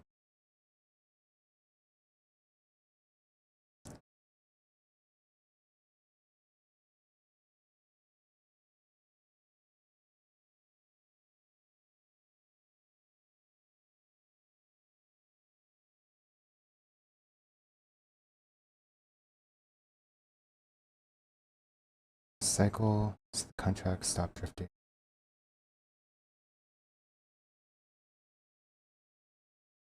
Contacts and then fix them systematically.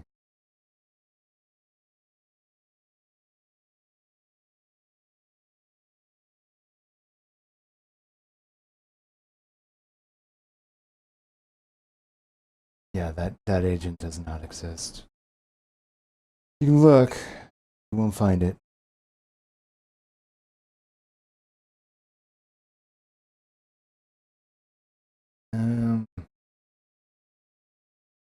Yeah.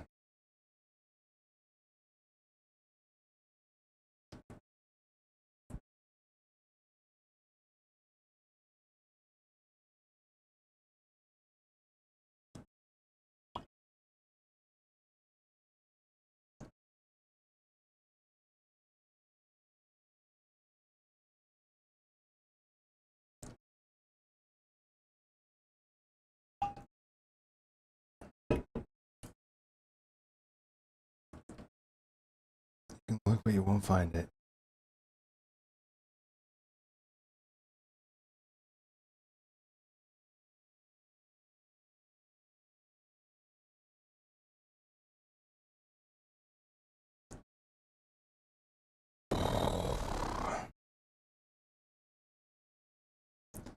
So this will just be an initial thing. Not much else to do here, right? No, actually, you know what? There is stuff to do. I can run a rebase. Oh, well, that goes /rebase. Yes, 192. I can do that. Nothing's stopping me.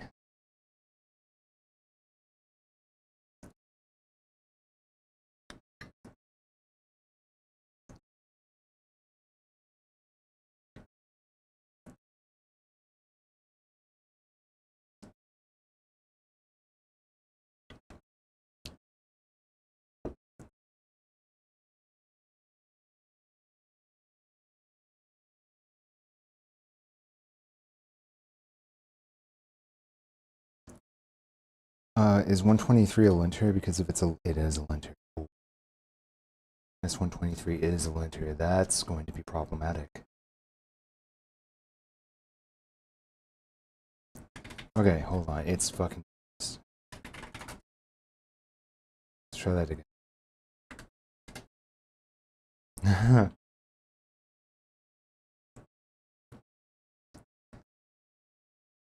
Since outer loop handles it after push. Yeah, that's a good idea.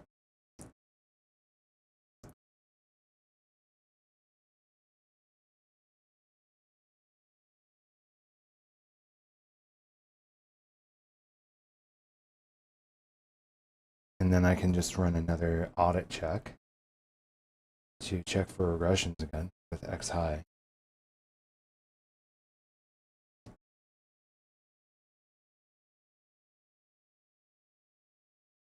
Okay.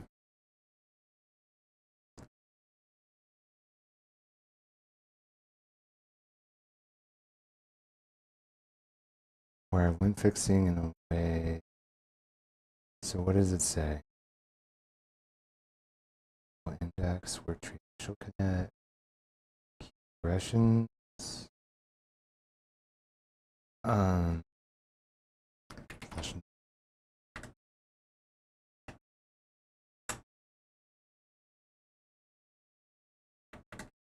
Each file. I don't want repetitions for different views. I just need feedback for each file, rather each regression / gap in one list. Okay, so that should make it simpler because I think I handled some of the regressions. I think I handled some of the gaps, some of the regressions.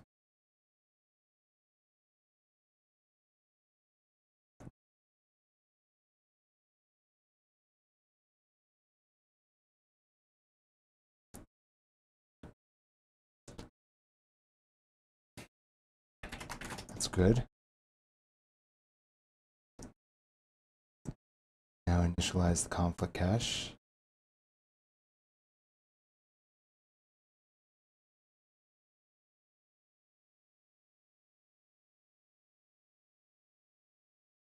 Capture the original tree and message before rebasing.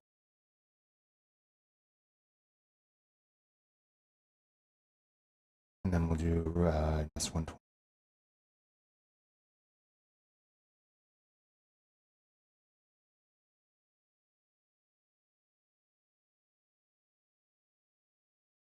Then that should be good.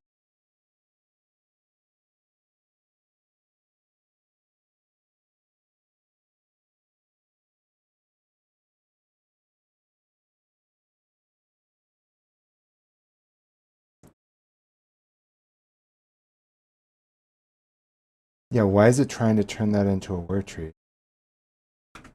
Sandbox is not a word tree.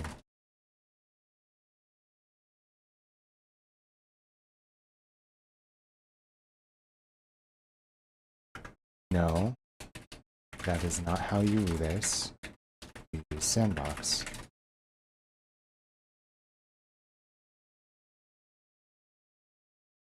No, you do not use it as a word tree. Undo your change immediately. Oh my gosh.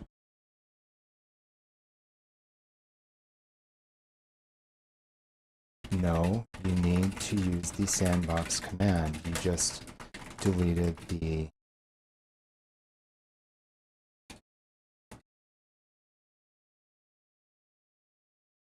It says how to run it. Like, why is it getting confused here?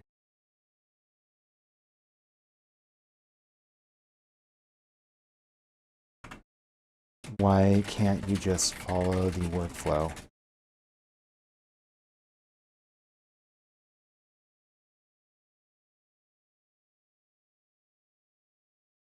Like, what's happening here? Why is it just doing its own thing?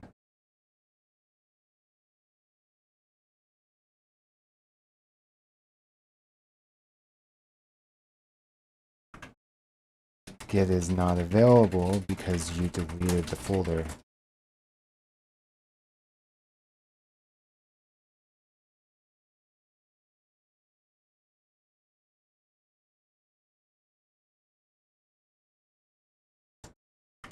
That's not how you do it.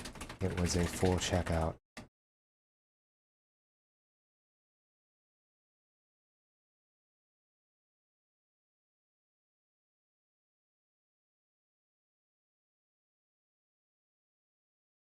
Uh,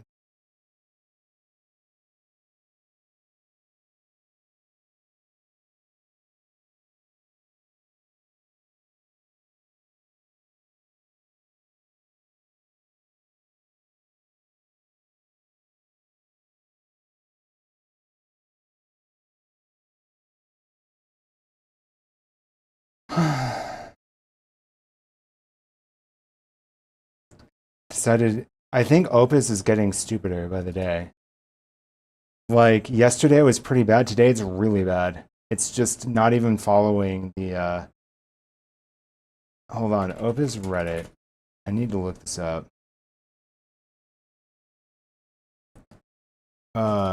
Let's see what people are saying. Why Claude Code Reddit?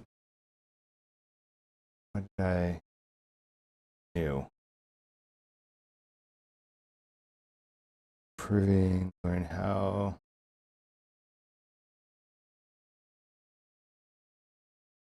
Sparklers, basic, aggressive. Everyone else finding it to change the hardcode parts of context.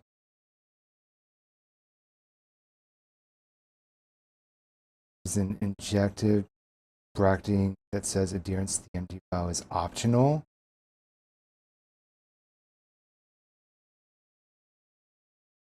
Really?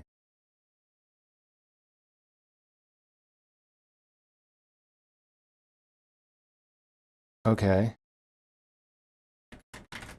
Slash rebase. Yes. 1, 2, 3. So is it going to follow the agent? Is it going to follow the workflow, or is it just going to go off on its own? Good. I think that was just a bad run where it's like, I don't need to follow this workflow. I can do something else. Yeah, nobody's saying that Claude Code is turning dumb right now. Why aren't you following the workflow?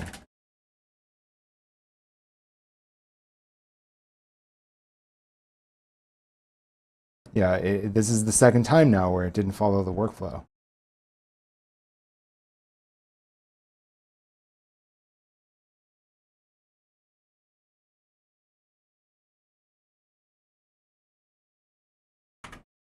Why aren't you following the workflow?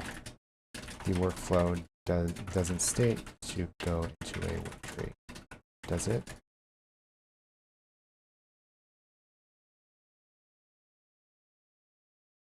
Does it actually state to go into a work tree? Like, what's happening here? Rebase. Oh, that's what's happening.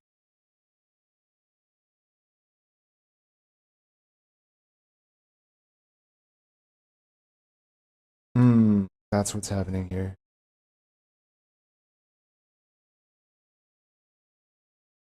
It's getting confused. Hold on. Did this not squat? Oh shit. Oh shit. My Nest 119 is fucked now. My Nest 119 is fucked. Holy fucking shit, it's bad. What happened? It just deleted everything. Oh my gosh. That's horrible. Slash clear, slash rebase, Nest 1.3. Okay. Did it like delete a bunch of work trees? Something must have deleted all the work trees at some point. No, I have. No, I don't. I think something 100% deleted all the work trees. 123. Like something had to have just wiped out the work tree folder. No, it's right there. Yeah, it's right there.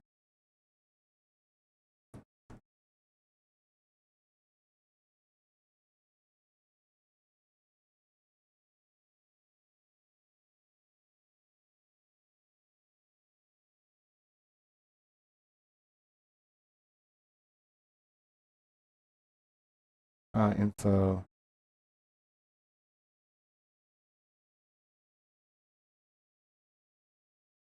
Language tool.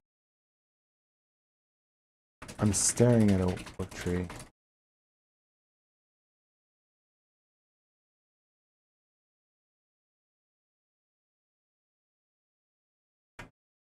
Is it?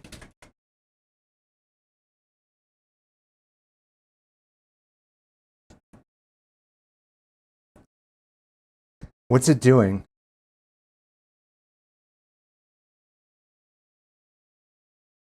Okay, we need to fix this rebase command. Yo.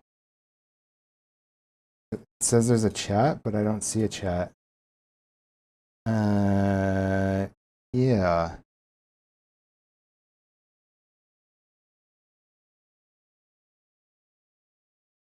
Question mark? Might have been spam. Who knows? Okay. Maybe. Hold on. Oh, oh no. Hey, I see it now. Yeah. I didn't have to refresh or anything. Yeah, it's there. Yeah, I got lint fixing working. Again. Cool. It's all good. What's up, Beluns? How's it been going? How be the game dev, etc. Blah blah blah. So I ran rebase. I ran rebase on 2 PRs, and it turned out disastrous. It turned out absolutely disastrous. So this is not good.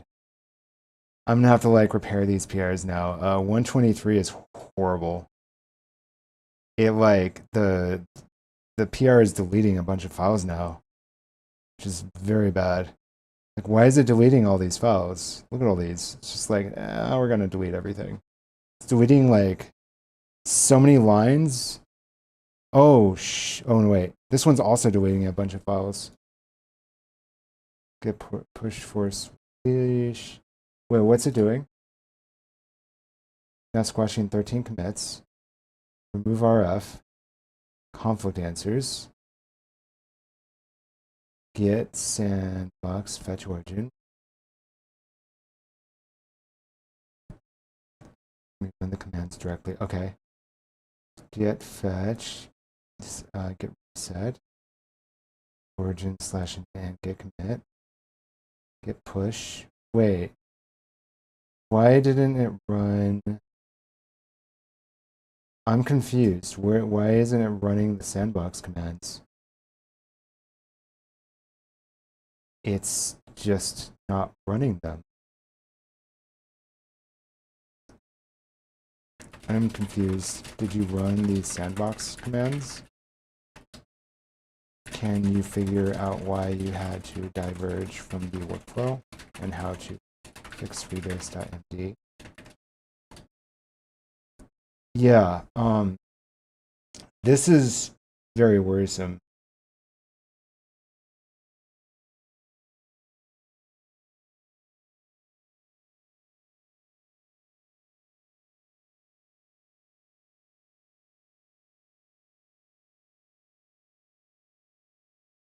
I think it's, yeah, I need to, I don't know what happened to rebase. It was working. I didn't change anything. And now it's like freaking out. You ran pre-flight checks, you ran return success, the issue. Already pushed the rebase branch, but step 8, the sandbox after the rebase to create a 2 commit structure, which is incompatible. Okay, so that's the first fix. Because I lost this, I have a single commit now, and I can't tell what changed. And that's very bad. That's very bad.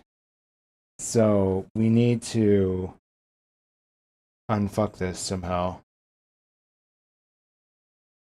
And now I can't tell what was part of the PR and what wasn't. So that's worse. So I need to repair these PRs now. Yikes. Oh well. I think the original commits should still be in history. Right? Because even if you wipe out the commits, they're still like, it's weird, right? It's weird. But it's still there. Thankfully. So I didn't lose stuff, but I am going to have to like look into GitHub stuff because it should be up there for 24 hours. Okay. Looking at the code, automatically pushes bug and rebase. So good. It's fixing that. This audit did things. Regressions. Okay. And then I'm just going to I wonder. Should I paste it directly into Claude Code? Or should I run through? I think I should run through this. Let's do that.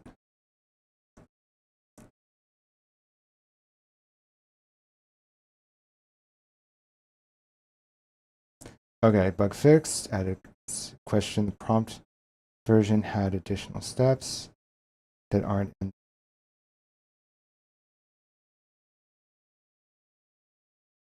The prompt version. Confused by what you mean by prompt version versus on disk version. I am confused. But what is here?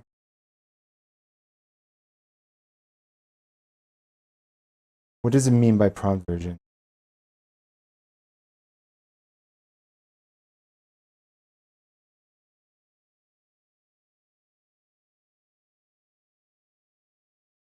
Squash commits, create 2 commit structure, on disk version.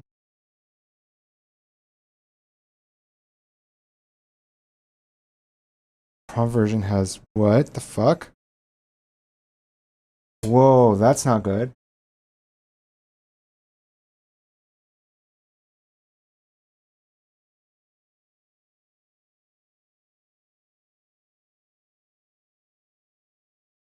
Prompt version has squashing. What happened here? There was a massive regression. Show history. Oh shit.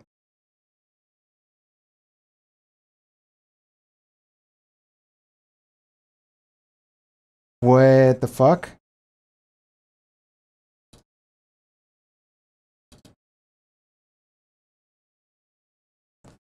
It is because you committed. It is because you pushed your commit to the current checked out init branch rather than the work tree.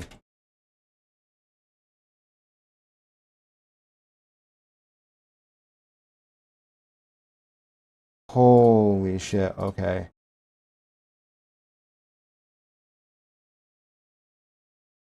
That's bad. Oh shit.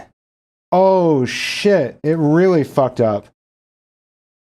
Oh shit. Oh shit, it fucked up badly. Oh my gosh, it did a big giant squash. Okay, this is an emergency. You did an enormous squash. The original commits before you destroyed the branch should still be on GitHub. Oh shit. Oh shit. Oh my gosh. It like wiped out several days of work. It just deleted everything, bro. Oh my fucking gosh. No. Fuck.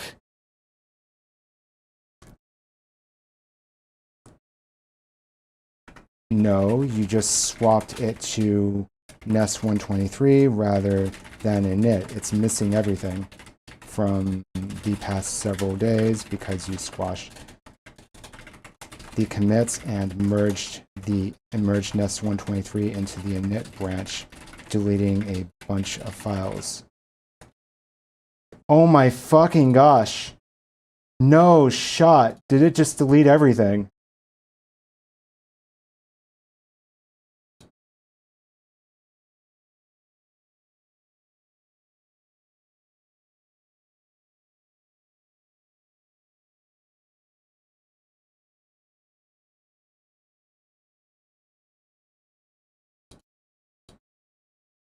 I don't think that's it.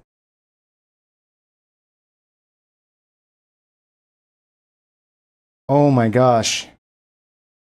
Bro, this is fucking terrifying. It just...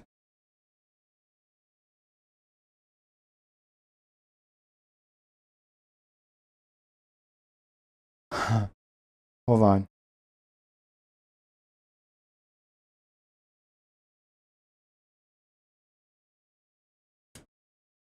No, that... I'm looking at the Git logs, and it looks like everything on the init branch was wiped out for December 31st, December 30th, December 29th, and part of December 28th.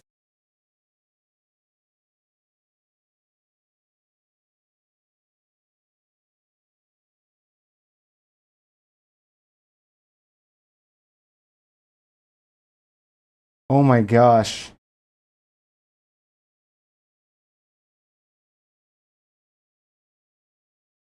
Bro, it's like wiping everything out repeatedly. I'm like panicking here because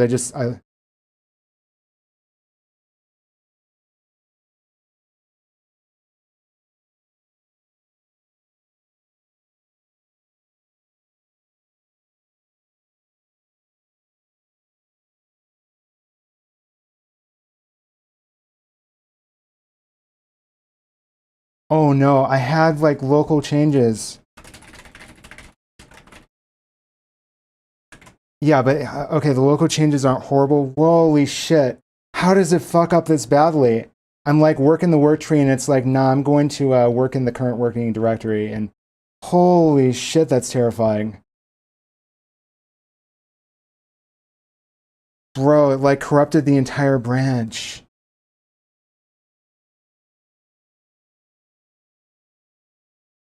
Oh my gosh. I didn't change anything in the rebase command. I changed nothing.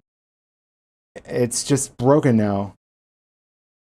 But ran squash the effect of the main repos, git soft.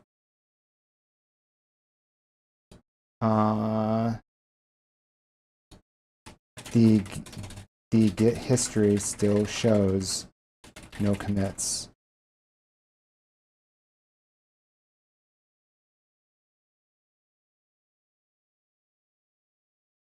Okay. Agents. PR test fixer. I have to redo some things, but I didn't really lose that much. Holy fucking shit. Holy fucking shit. Okay, let's check open code command because that's like the very last thing I changed. Wait, where's open? Wait. Okay. Command. Fix. Orchestrator. Minimax. Okay, this is all. GitHub shows init branch 5 recent commits. Branch local init. The local init branch git fetch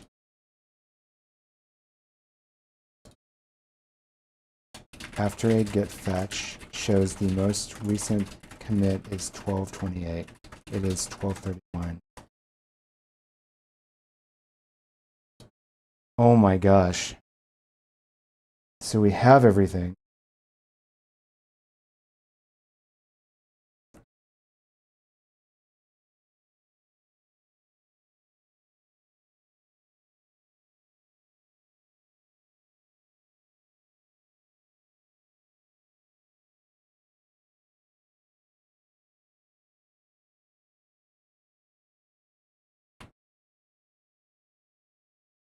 I think I can take that. No, I can't.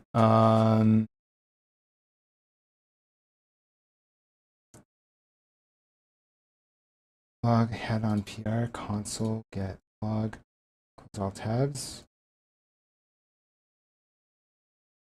Okay, holy shit. Okay, we're good. Okay. Now debug what happened in rebase.md command.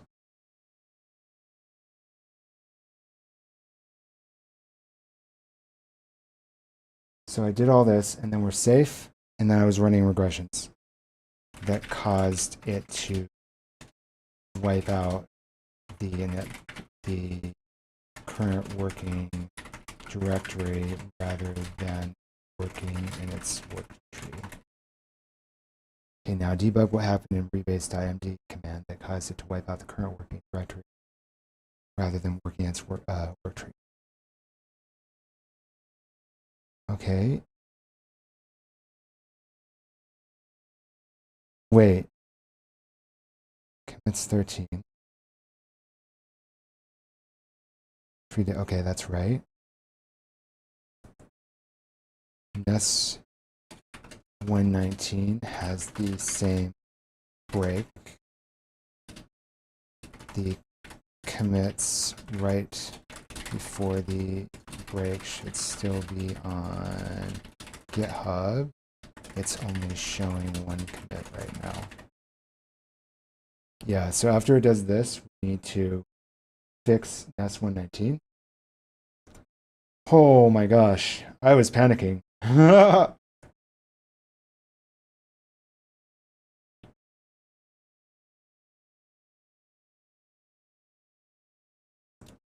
I don't know how that. I didn't change anything on Rebase. It was just a working command, and now it's broken somehow. I didn't do anything. Fuck. I swear, like, Opus is. I think I did. No, I did do something. I did the two-stage commit, is what I did. And I think that broke everything. Yeah, I did do the two-stage commit a few days ago. And that is freaking it out. Okay, let's copy that. Yes.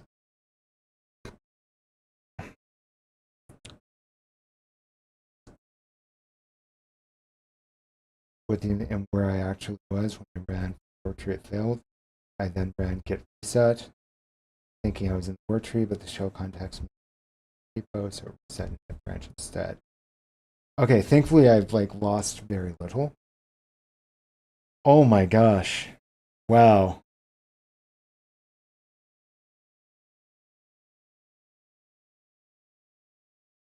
Let's fix all of this up.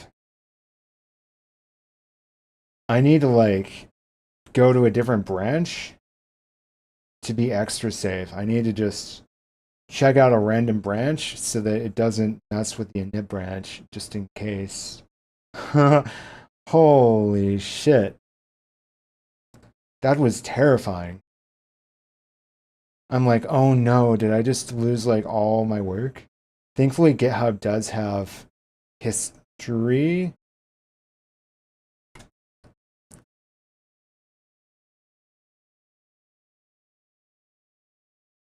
Absolute path targeting, add new step to B branch, must verify warrant branch name for any destructive operations. Skip conditions, sandbox already pushes.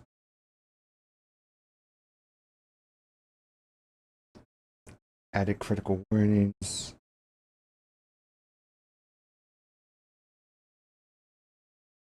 Yeah.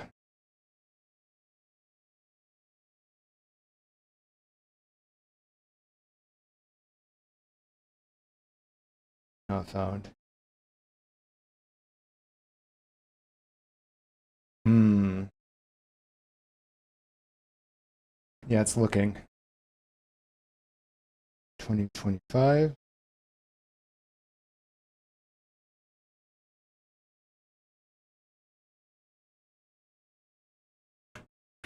You working in the work tree, or are you destroying my init branch again?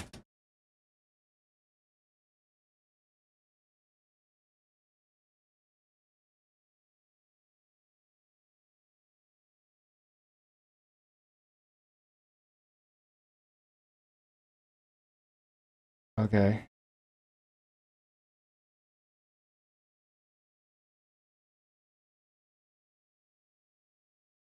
Touching the full shot and it's safe. Okay. Fuck. That freaked me out, bro. Thankfully, GitHub does have the 24-hour history. So good. I like it. Before it cleans stuff up. Just in, like, if you completely destroy your Git history, it's still there on GitHub.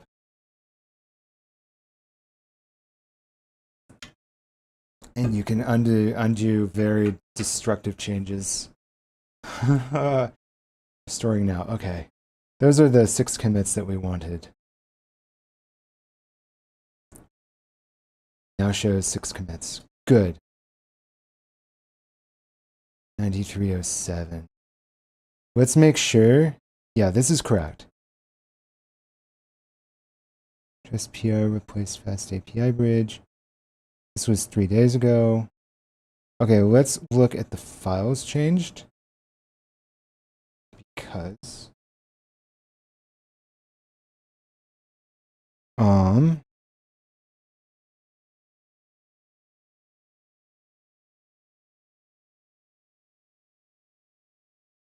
okay, this is correct. Fuck. Okay, before I do this, I am going to just do a new branch, init2.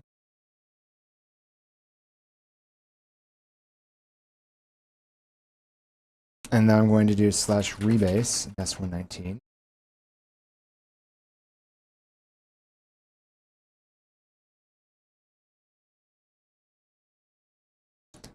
And we are going to be safe. So now if it tries to destroy my current branch, it's chill. This is a throwaway branch. It can do whatever it wants. Holy shit. Okay.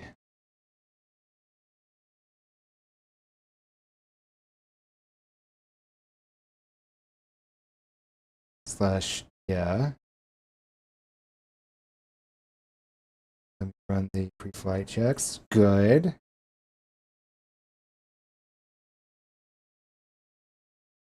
Good.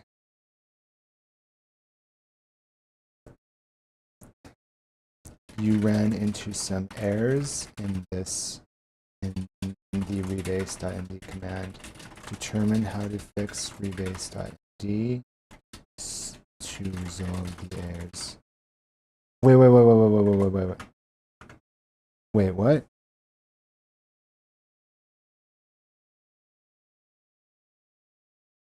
There should be 6 commits.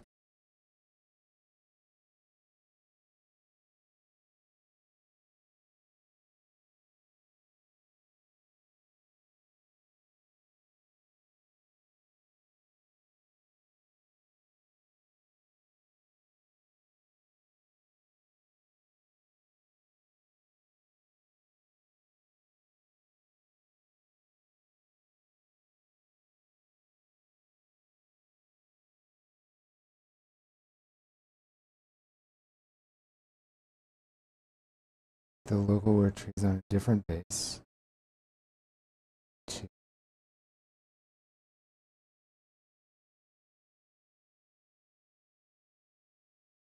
set the local to match remote and then check.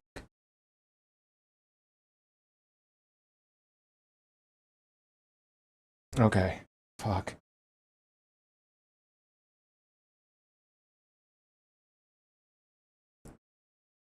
Let me squash the 6 commits. Okay, good. Good. What? 9307. Execute the sandbox rebase.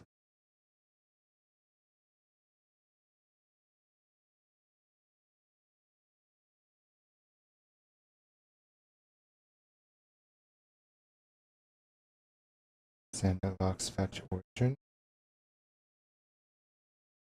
Okay.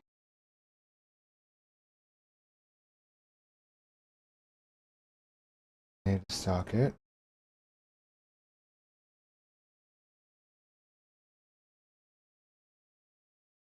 Target init. So there's a problem here. You didn't push up the squash, did you? I think we need to undo the squash back to the 6 commits because it lost the get history and will confuse the rebase and will confuse the conflict resolver. We can't actually squash before we rebase.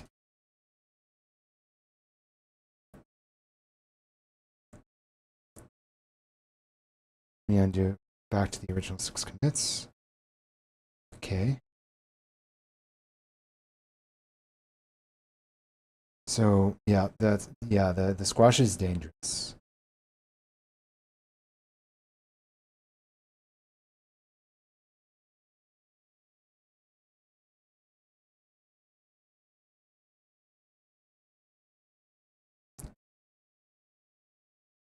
That loses the conflict resolver needs. Okay, so we are just going to be adding a new commit that shows the changes from rebase.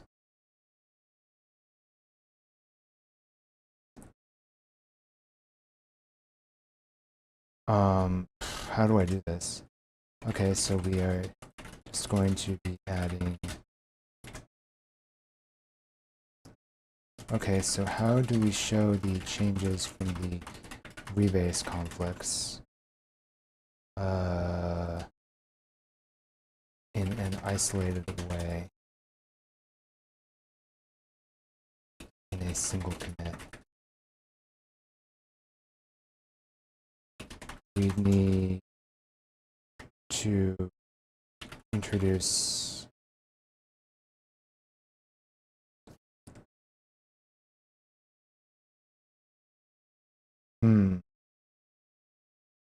we need to introduce a virtual commit of some kind on top of a target head that isolates our changes,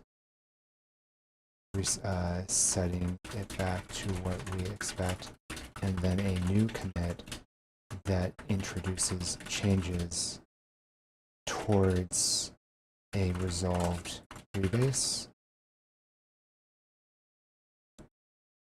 So we have a commit to undo changes from target, and then a commit to redo changes with conflicts resolved. That's my idea here.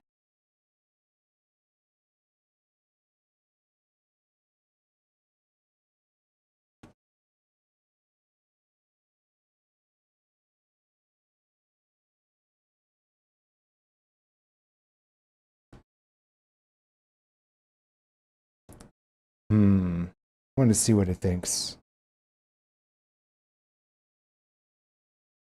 Should be commit 1, tree our original tree before what we tagged. Commit 2.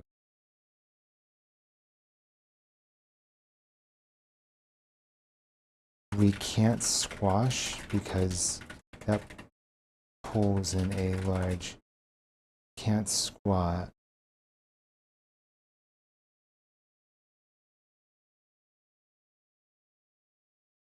No pre-base.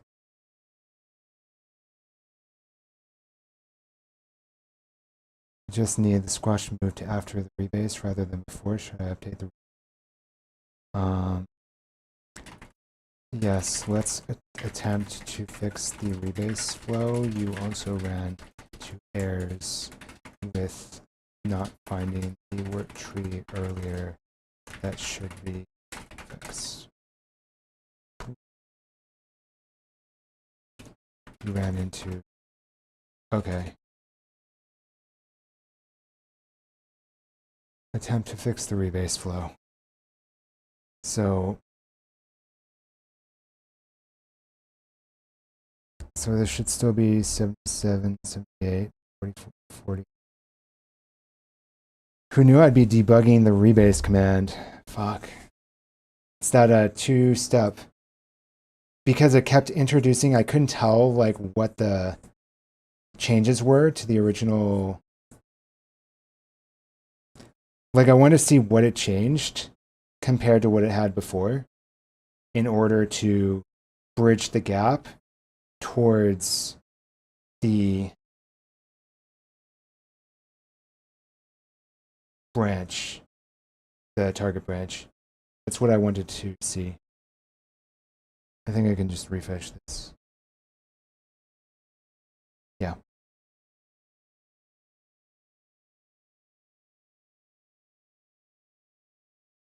Because I need to be able to see what it is that it's changing, right? So that, and it needs to be able to see what it changed. I need to be able to see what it changed to like see if something was a conflict resolution or it just threw files out. That's what I need to see. Git repo slash docket sandbox support. Yeah. Cute. Removed pre-base squash now only does pre and sync with fixed path handling, capture original state, captures original to constructor now works onto target using original tree, shows the delta from conflict, creates a commit.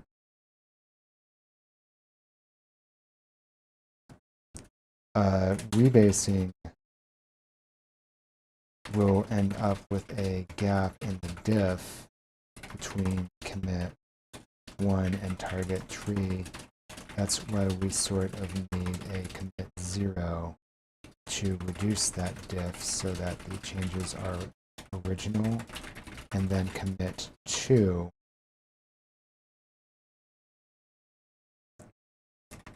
Yeah, but if we and then commit 2,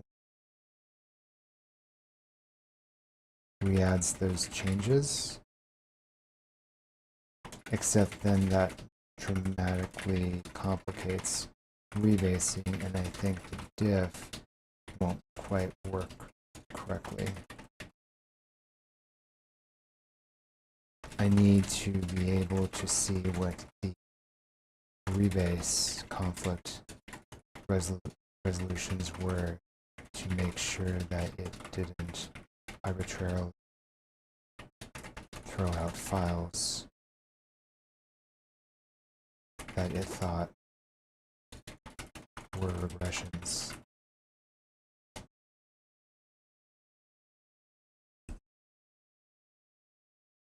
Yeah. Oh, okay. What is this? This is Blue Archive. I think it's Blue Archive. No, I have no idea. Okay.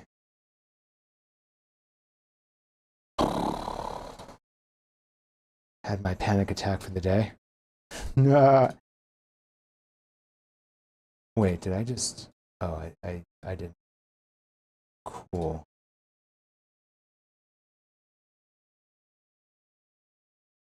I can look at my email.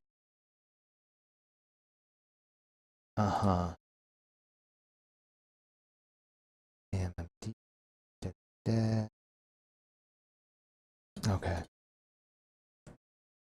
I think I understand. Let me trace through. We'll trace the problem diff, which includes our plus weird reversions we target. So compute diff show plus changes.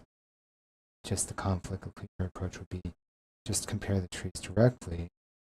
This shows exactly what changed between our intended work and our work after it. No commit. And for the actual commits, we could just push a single squash. The verification happens via the diff tree comparison work.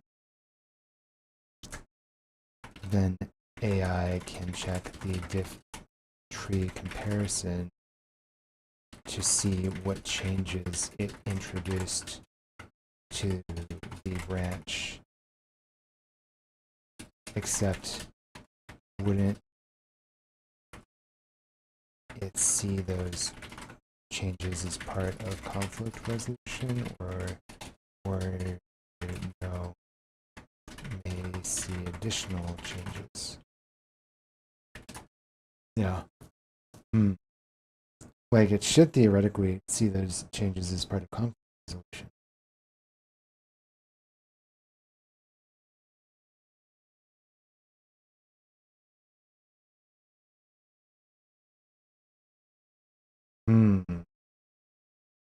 That's the question. I need to grab some water.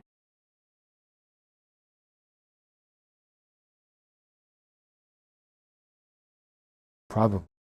I probably need to grab some water.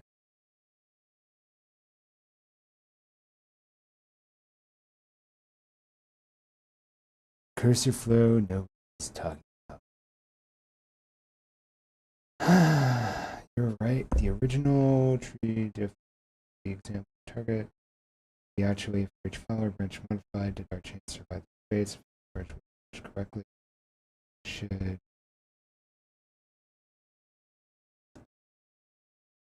I also want to make sure that changes from the tree we're targeting survive the rebase.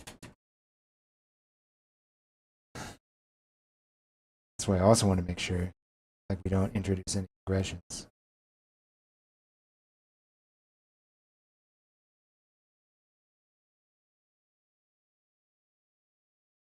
Oh my gosh. I gotta stop scratching my elbow, bro. Verify the appropriate sides. That makes sense. Current rebase should preserve changes from both sides. Careful. Let's do that.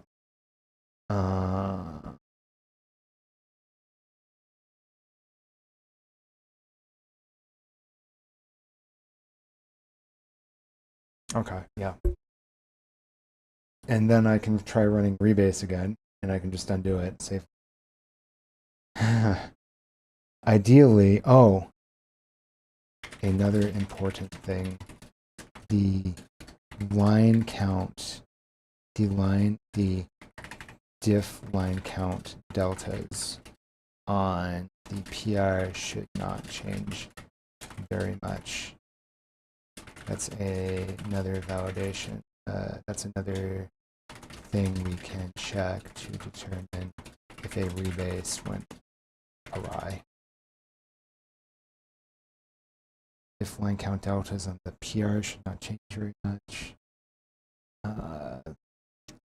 we need to investigate the before and after state of the branch to determine why the deltas changed dramatically.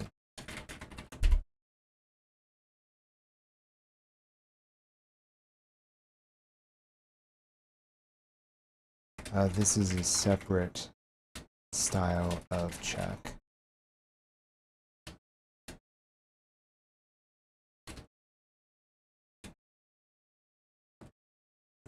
I think this accomplishes a similar thing to tree diff, except that this grounds what our expected tree diff should be.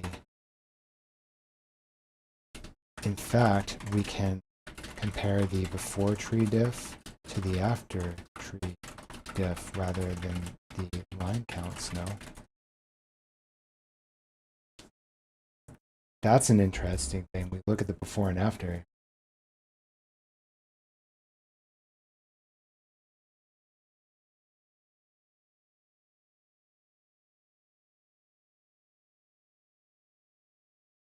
But we need to compare the diff between the tree diffs. So diff target, diff final, diff the two diffs. Yeah, we're cooking.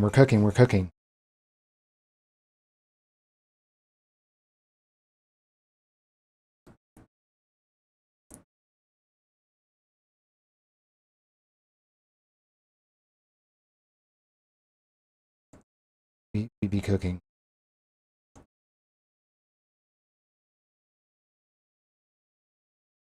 So yeah, we diff, and then we diff again, right?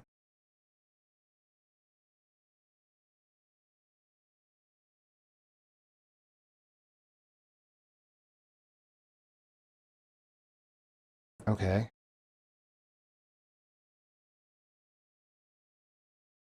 Okay, the diff those two diffs, show a change of our PR. Our PR diff stayed the same, the base, the file level analysis is for drilling down when something looks off.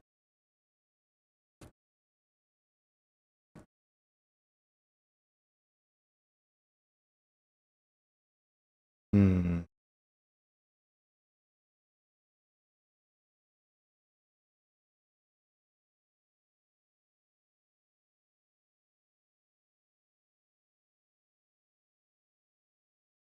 Hmm.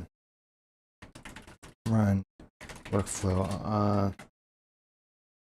What I'm going to do is we're going to just try it out now. Slash rebase, that's 119. This should be safe. I'm on a init2 branch, so it can't corrupt my init branch. Hopefully. It should hopefully not have errors anymore.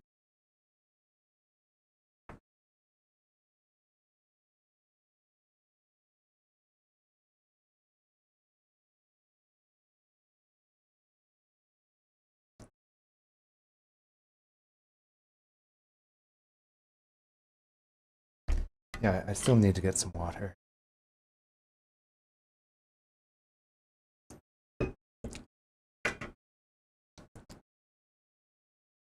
Okay, so far so good, no errors.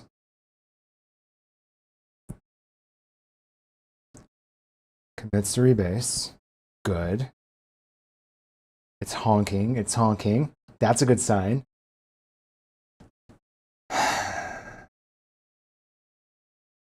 See, the thing is, so I'm thinking about a non-developer trying to do this, like somebody that's not an engineer. They wouldn't be thinking of these different algorithmic ideas. Like the ultimate goal is to do a particular thing, and they wouldn't be thinking of like, diff this, diff that, and then diff the two diffs.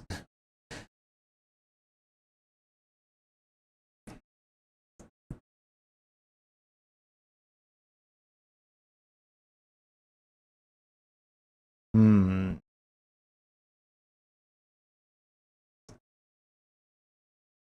Configured, try. Get identity configured in sandbox. And then I'm going to have to check my commits here. Probably. Okay.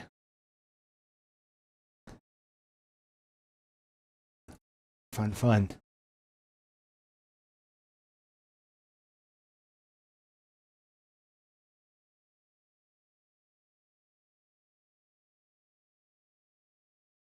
Sandbox environment doesn't have.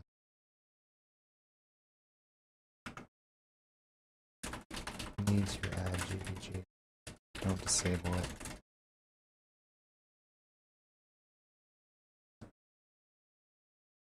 Yeah, GBT used to work in there, and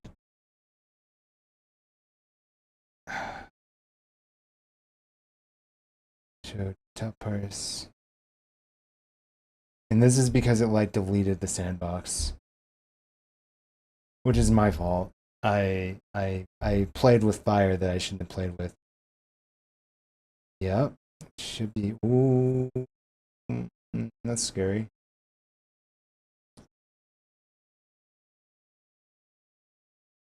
I think that's okay. It didn't display every container to have access to GG. Yeah. Let me update the Docker file. Oh boy. Hold on. Hold on. Before it starts leaking stuff. Oh boy. Give me a second here. Just leak all my okay. It's not leaking API keys. Yeah, okay, it's safe. It's safe.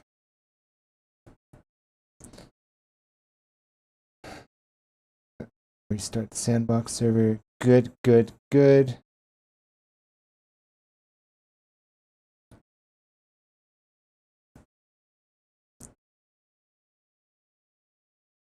Very good.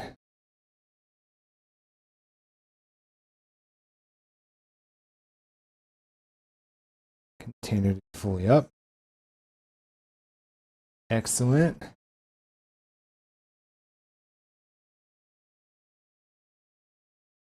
Just trying to get my rebase command working, huh? So linfix should be safe. And then I can go back into the PR stuff. Holy shit. Yeah, the agent files are just missing, bro. They're just missing. I need to do. That's a failure. I mean, they're not missing now. They were missing.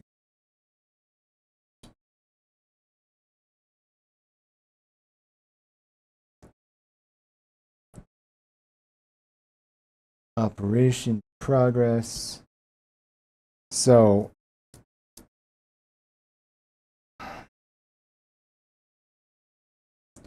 check what the container sees.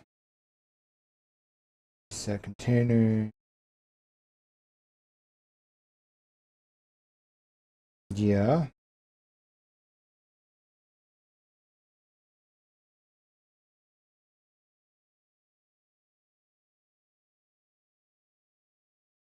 Get rid of parse. It's going. It is going.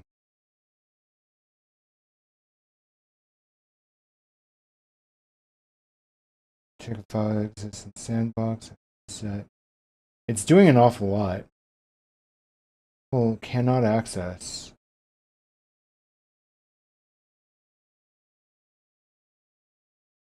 Yeah. Force check out all files. Think should be there. Agents directory. Yeah. Let me try the base now. Okay.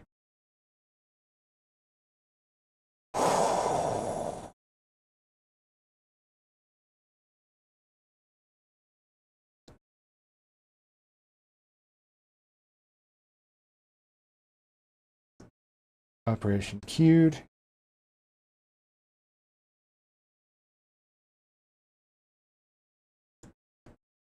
Read scripts. Why are we reading operations.py?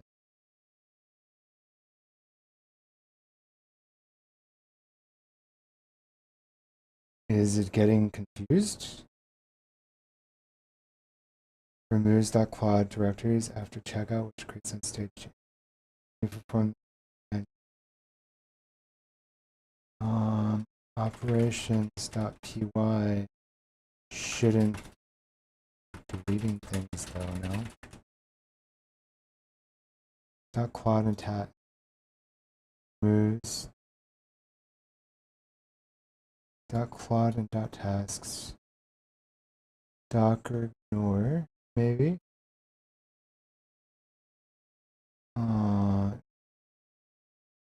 docker is that what's going on? .claude .tasks. No, that shouldn't be it.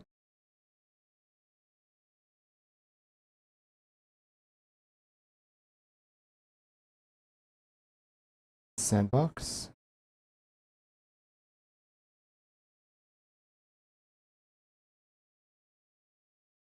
Relative to the basis, so I'll create a single squash commit. Okay.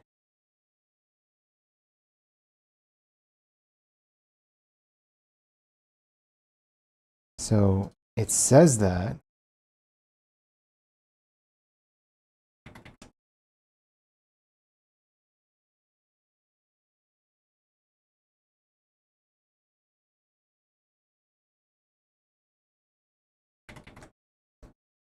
Okay. So when you do the single squash commit, hasn't done it yet.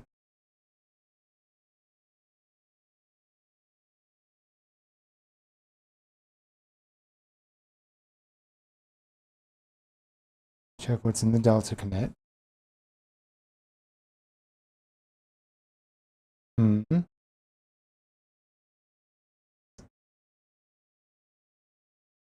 Delta is large because it includes a target branch changes, not just conflicts, since the is correct.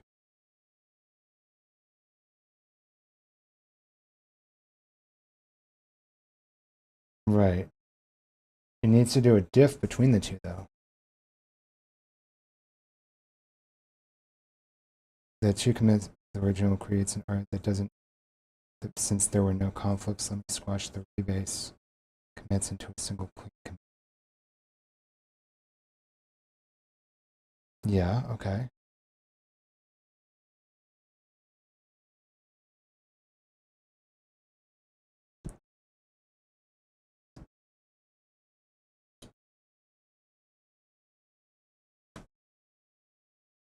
Now what's it doing?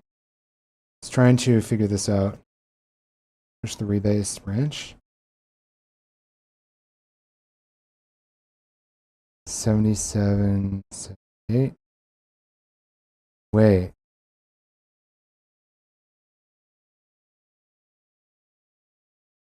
That's perfect.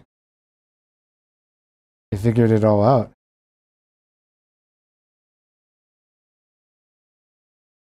Yo, it figured everything out.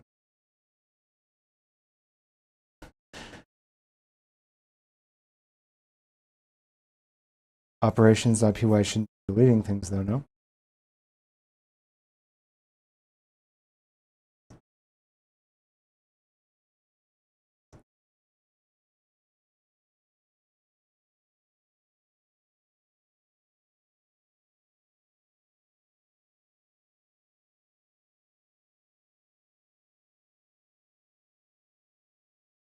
Fix this. Yeah.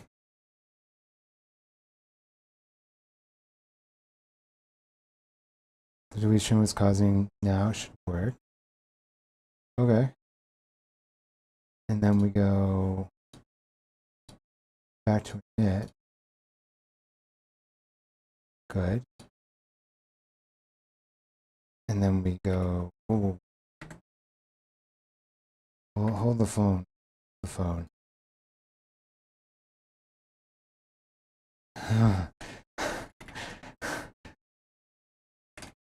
Open code. /lint fix changed only.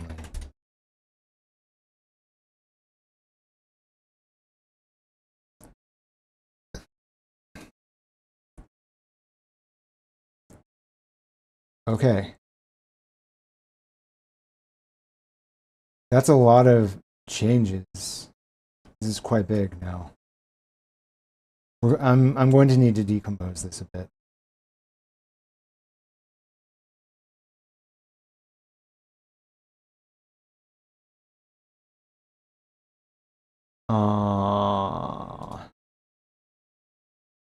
For now it's working, but I'm going to need to optimize it a bit. Okay. So I got a working 119. Should be that. Now I need to get a working 23. 119 has one commit, which is good. And 23 found in the lint fix. I need to do a sanity check because I don't quite trust it. This should only take a second.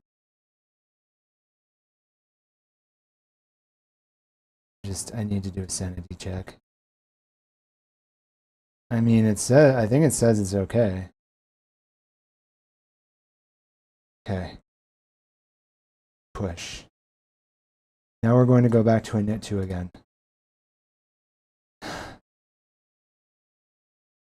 So we're going to do a /clear /rebase in S123. And then this should be okay. And if you want this crazy rebase command that works directly in Claude Code, check it out on my GitHub repository. Except it doesn't work directly in Claude Code because right now it works on linear tickets.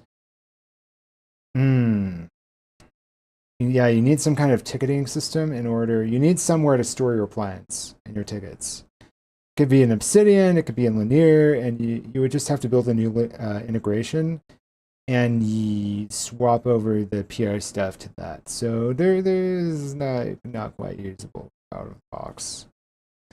I'm going to keep working on it to add more integrations and all that so that it is usable out of the box. And I would like an auto integration is what I would like. That's what I want. Automatic integration with like an agent. Yeah, branch verified, not syncing local with remote. Local remote differ, resend local to match remote.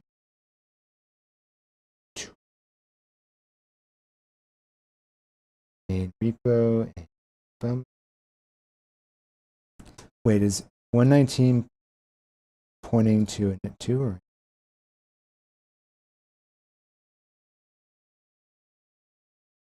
That's the next thing to check. I think it's pointing to it. Yeah, good, okay. 13 commits to rebase, now capturing the initial state. This is a very the corrupted match. Let me try the fallback to get the commit message.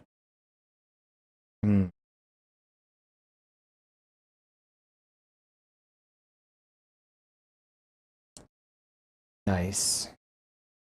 So this is going, now I have the original, the oldest commit. Now let me initialize the conflict cache and execute the sandbox rebase. Fetch. Good.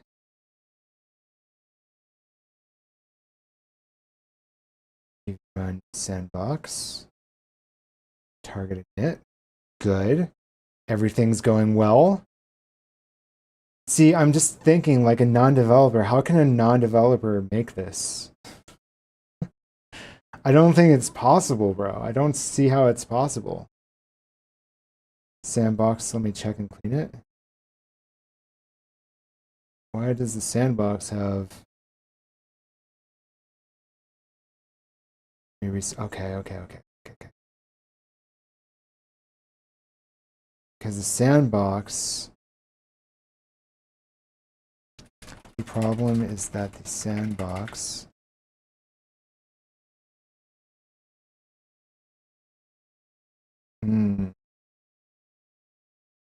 Problem is that we're... Oh, I know the problem. Do I know the problem?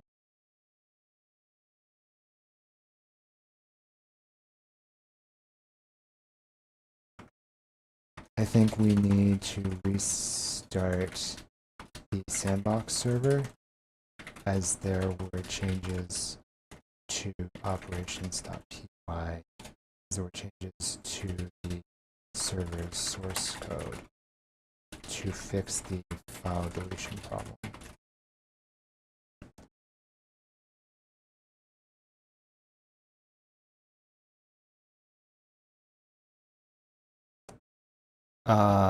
That's not how you do it. It's a Docker file.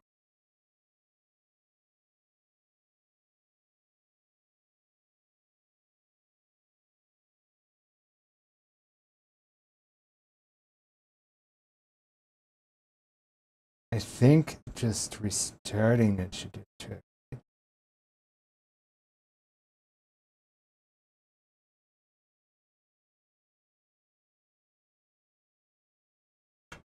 If you delete the sandbox, you will break everything.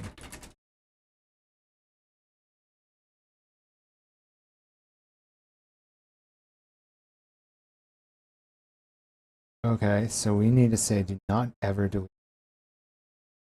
We need to add instructions to rebase.md to never delete the sandbox. Reset it instead.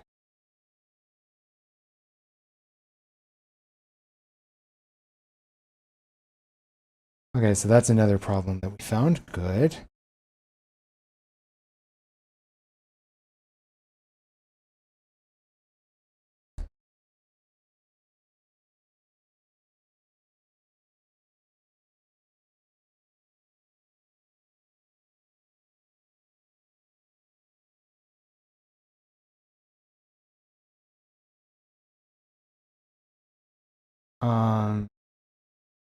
Right.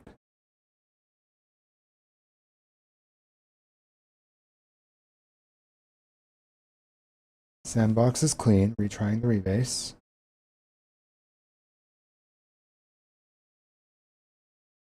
Come on. You can do it. I believe in you. I don't think a Docker restart is enough, no? Is a Docker restart enough to pull in the upgrade? It should be. Don't you have to like rebuild?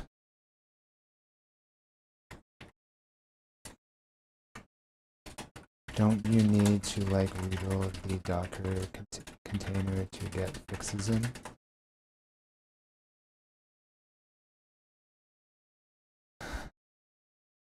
Yeah, I'm like, hold the fuck on.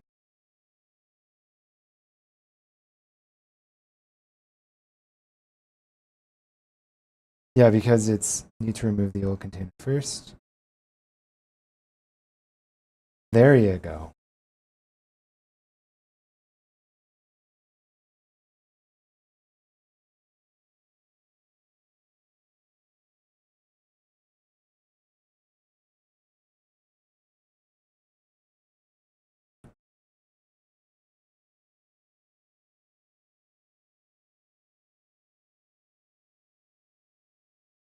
Okay, we're sort of debugging this as we go along. The rebase thing has a bunch of bugs in it, and the whole reason why I started down the whole PRD refactoring etc.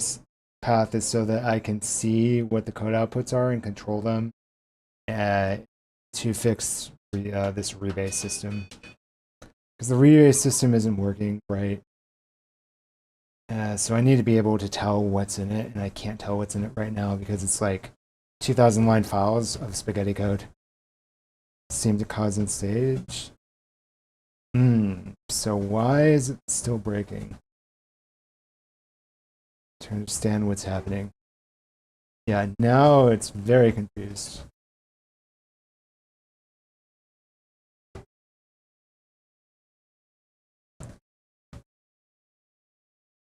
It's like, why is it delete? Why is it doing its thing?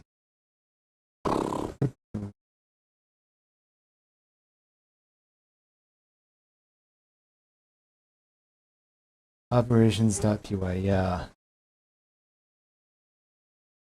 Now let's figure out why it keeps deleting files.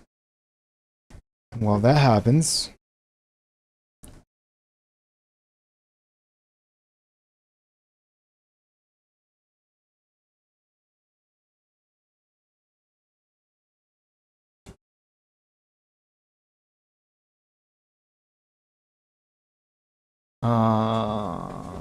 hold on.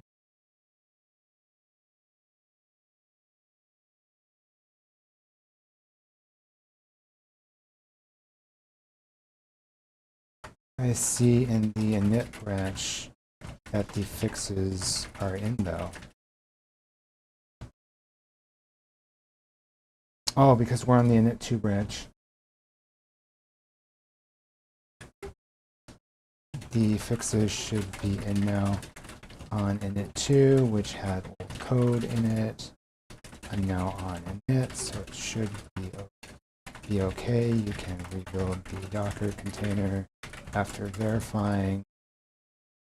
Restart it and try again. That was my fault.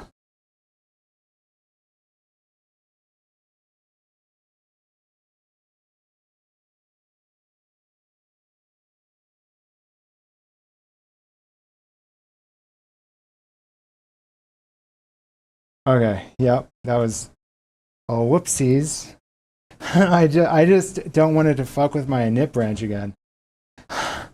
I'm fucking terrified. I'm like, yeah, let's just go to init2, but no, init2 needs that commit. I could have just merged in from init to init2, like a backup. I still have the backup branch, and I also have the GitHub. GitHub can save my life. Sandbox is clean, retrying. It has retried the rebase so many times now. It's like, please work. Please. I beg of you.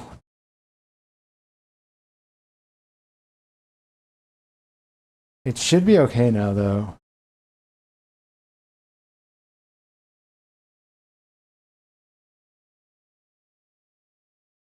Sandbox is clean. Rebase completed with no conflicts. Now syncing the work tree to match the origin. What? That doesn't make sense. Hold on. 2253 and 66?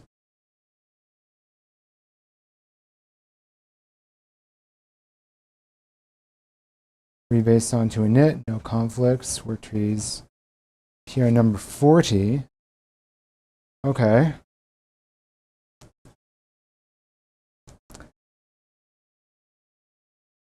And no conflicts. And it is indeed rebased. Really interesting. It's too robust, bro. Everything's working now. Wait a second, hold on.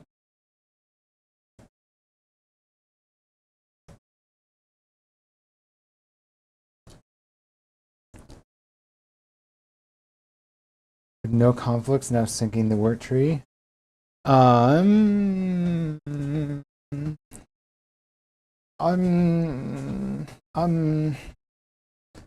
Slash clear. In NES 123, a new linter is added.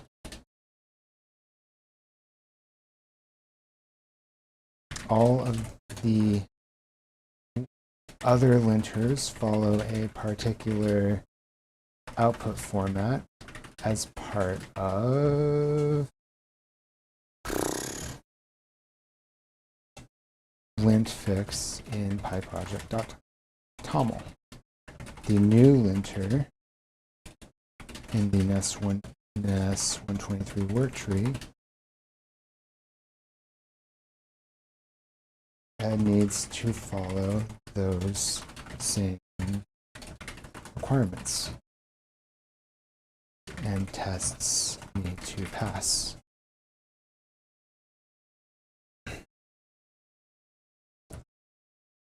The new linter is language tool.py.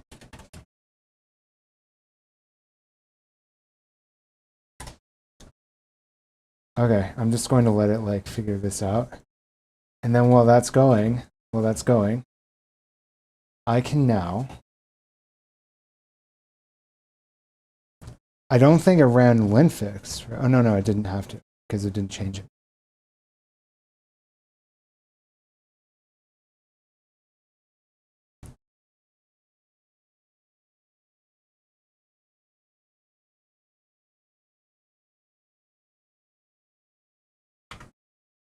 You will not find it in the init, which I did tell you the NES 123 work tree.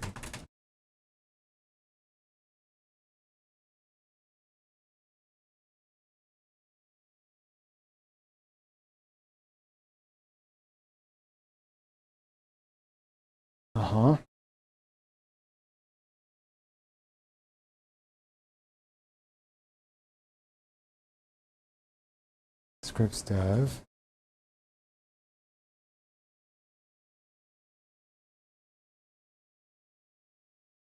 Output format, yeah.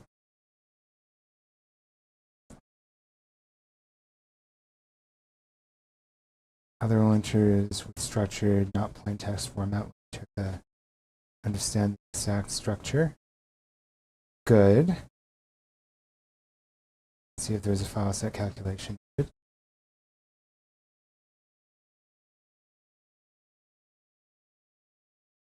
Good. Okay, I think this is safe to run. I think that there's like a lint GitHub action that should be failing now. All checks are passed. Really?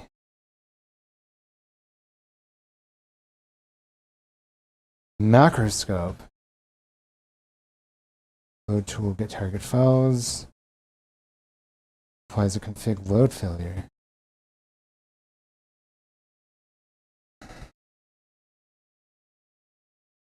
Other linters return the lint results. And now I can run this.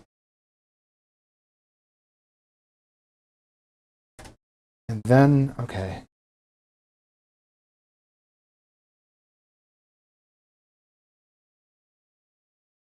I think we'll be safe.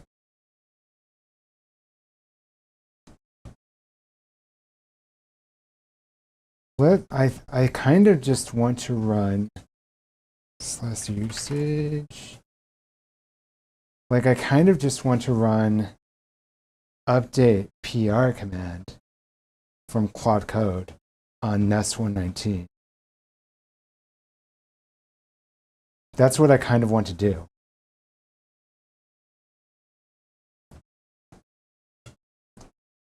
Except I think it's going to be way too slow.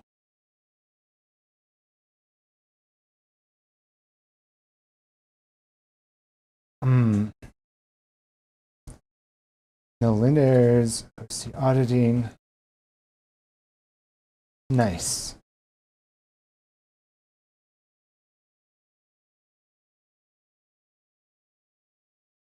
And this is doing its thing. Take the run command. Okay.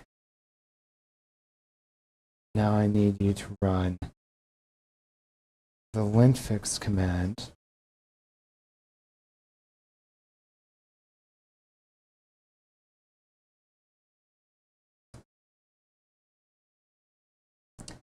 Check if this is still needed. I think it should run the lint fix command within 10 minutes. I don't think that'll be a problem.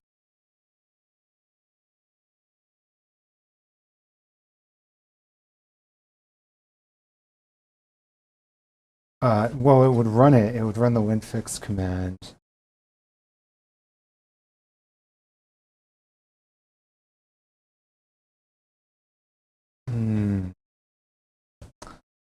The lint fix command takes like a work tree or something, right? Command, lint fix, files, PR, yeah.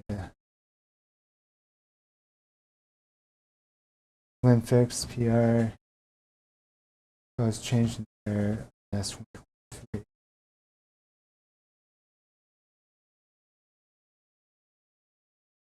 Yeah, and okay, so I can run the lint fix of the PR Nest 123 new slash lint fix PR Nest 23.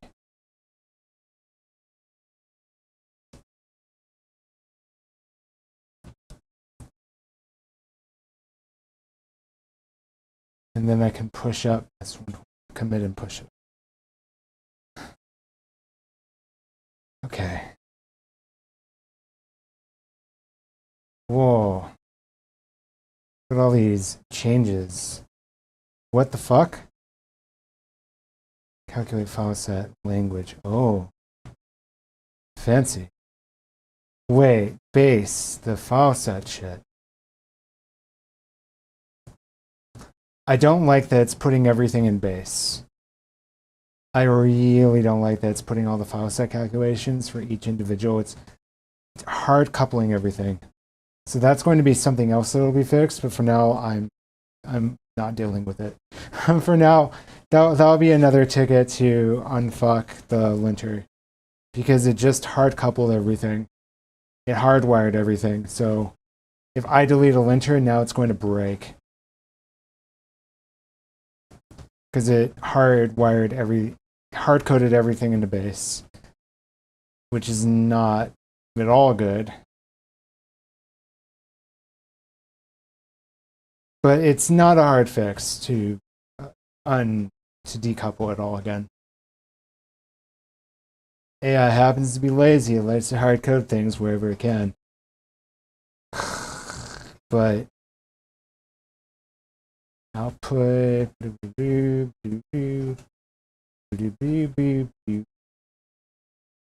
format matched lint air handle path outside go. Test lint should gracefully fall back to the original path. Test for format since it was renamed to matched lint air. Test lint language. These are unit tests. Unit tests. Test. After I get that merged in, I'll do it. So this should have a bunch of stuff. Update.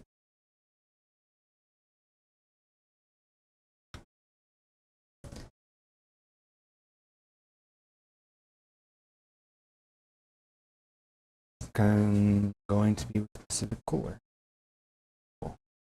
I don't know why I read that out. I do know why, because it was there to read. Okay. I wonder how this Jack of all trades party of none is turning out. It looked bad. It looked very bad. This author is just writing the same story over and over again. Oh, people gave it 4-star. Quite a few, but it's not terrible. I mean, it looks cool. Straightforward, kicked from the Heroes Party, generic fantasy. Animation was pretty good, sort of enjoyed it. Is all that. Full saying is master of none, which means that one is bad at. Okay, yeah. I guess I'll give it a watch if it's actually that good. Huh? I guess I'll give it a watch. I'm gonna need like some food at some point soonish, probably.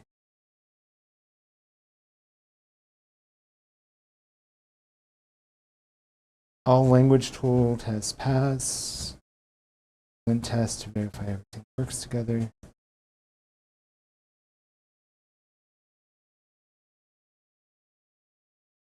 Good, good.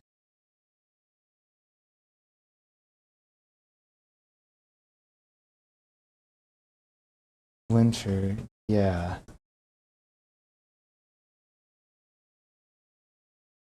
Run.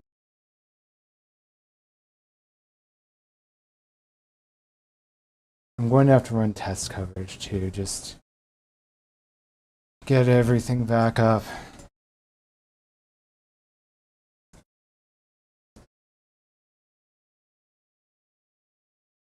Are you running it in test linter base, test base?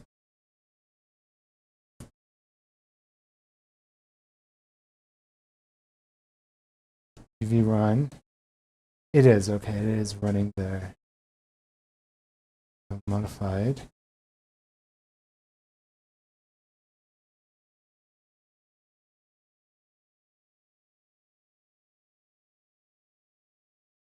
No, we're missing imports.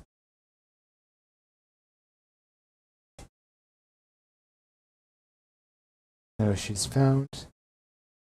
Good, good.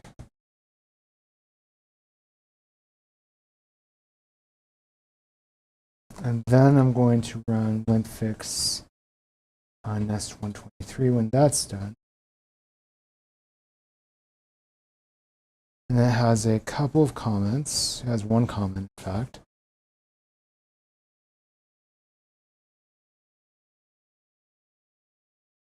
Right? This is essentially like practically ready to merge. Okay.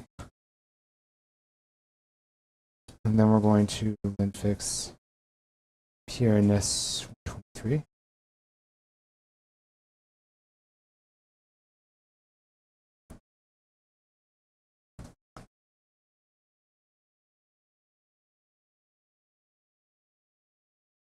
So what I'm worried about is that it's going to like wipe out the changes. That's what I'm worried about.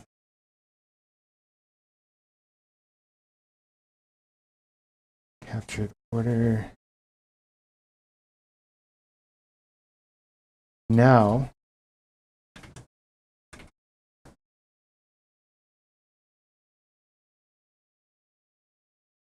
let's get a plan going for the audit.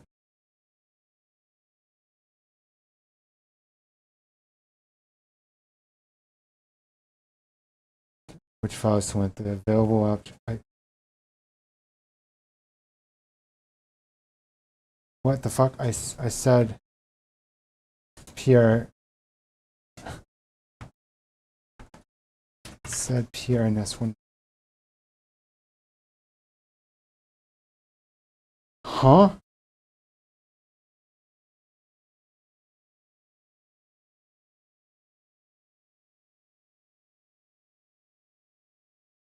Why is it arguing with me now?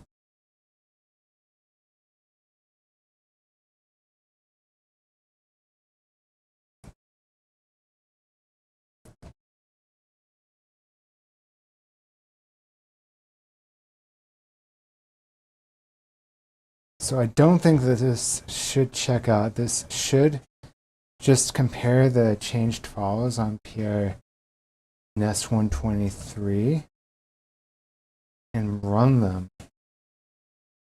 Then this guy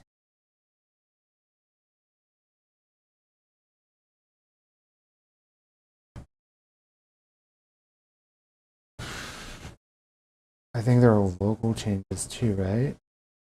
Like it might not capture all of the files.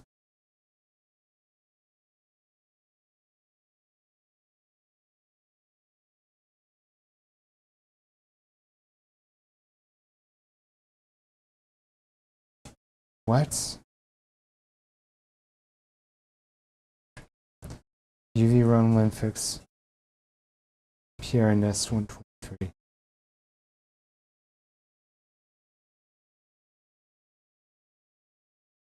Files still went 8 and 3 more.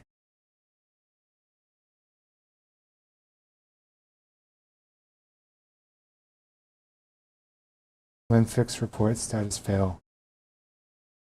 Found what? We run lint PRNS 123.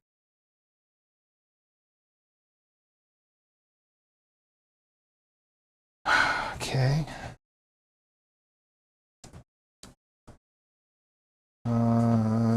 Commit and push the changes.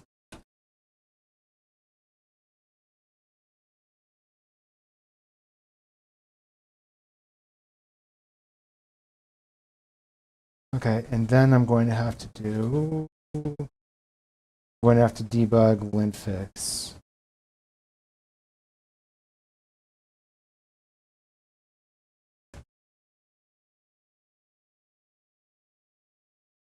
Linfix report.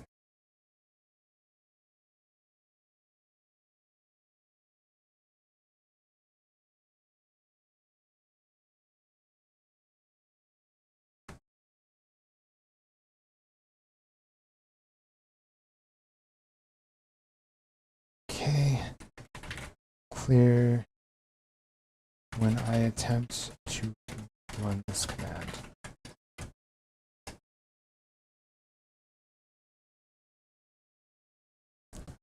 So that's fun.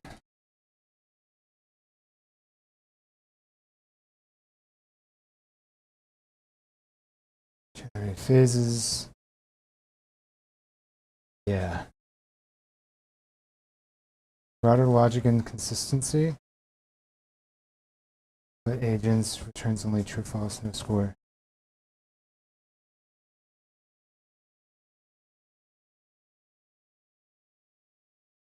What? PR inner cycle.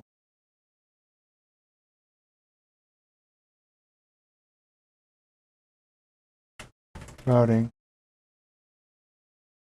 Why are we talking about routing here?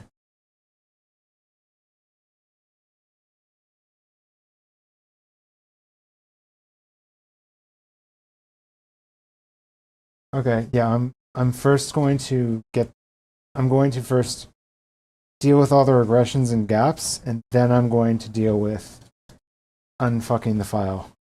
Because it treated it more like documentation than a function.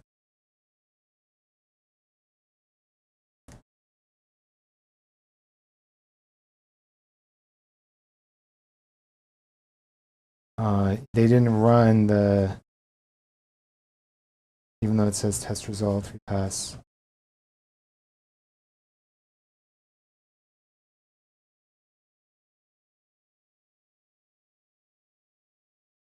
Initial phase.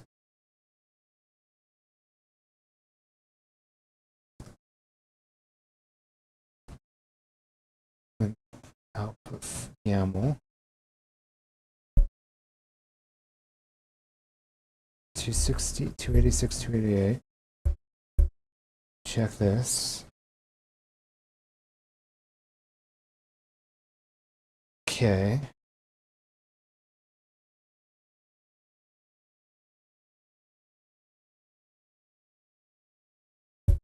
I think I'm going to run update PR on Nest 123, like the standard Claude Code update PR flow, and then merge that in. Because that has a linter in it, and it might have additional fixes. Who the fuck knows? You run lint scripts, changed only.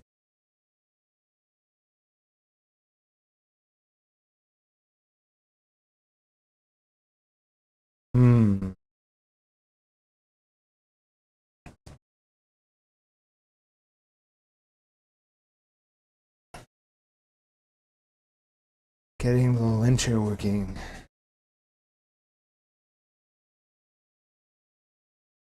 And then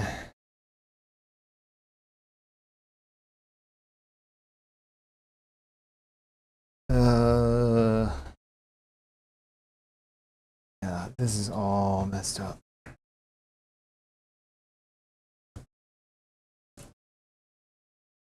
Okay. Start creating a plan here.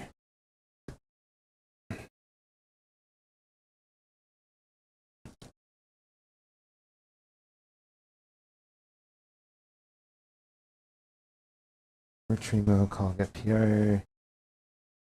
Share temp folder, then view. Yeah, this is like the simplest way. Approach.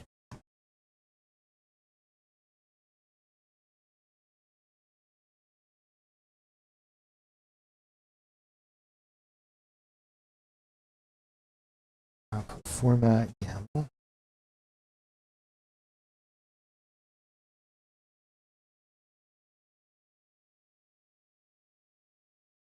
Then, yeah, there's some more lint stuff to fix up in base.py, but for now,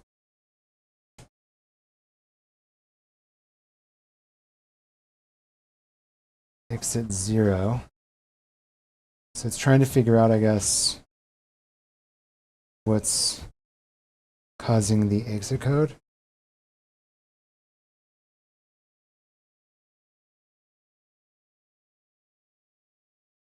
.env lint. I have a feeling it's the language tool.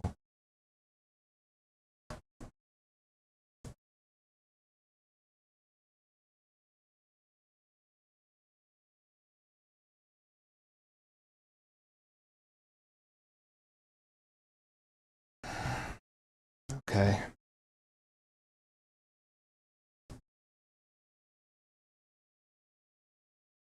Note. UV run lint. Git leaks. Format YAML. Is it just running in the base directory? I don't know which directory it's running in.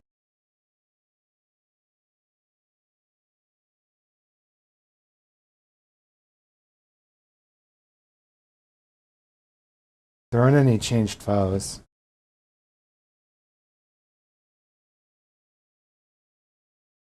Run lint, changed only.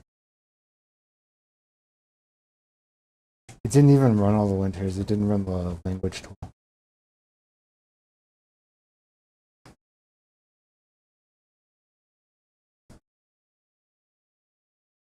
user mentioned.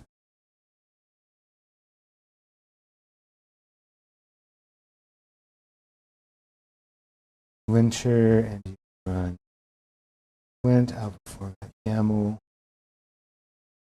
changed only.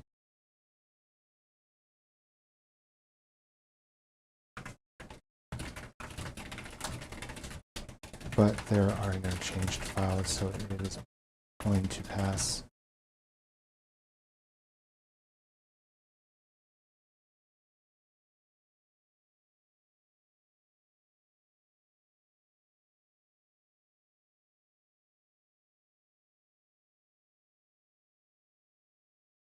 Yeah, there you go.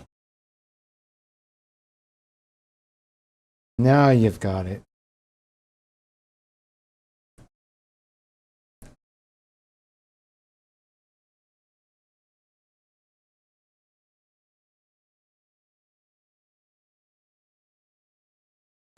Okay.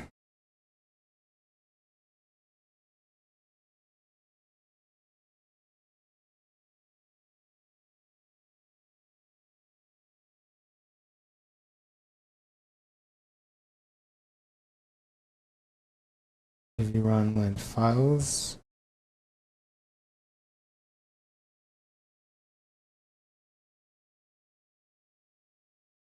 language tool, text secrets.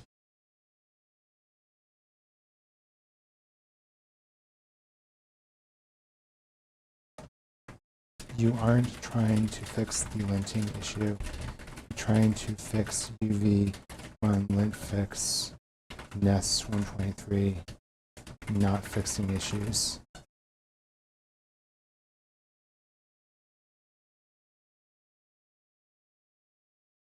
Yeah. Like it's trying to fix the lint. It's not trying to actually fix the workflow.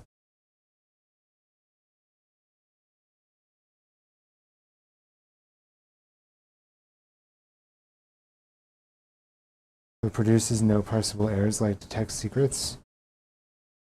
Instead of the fix is straightforward when there are nothing to fix rather than fail. Not quite. Detect secrets needs to be handled. So it needs to return some kind of error to linter.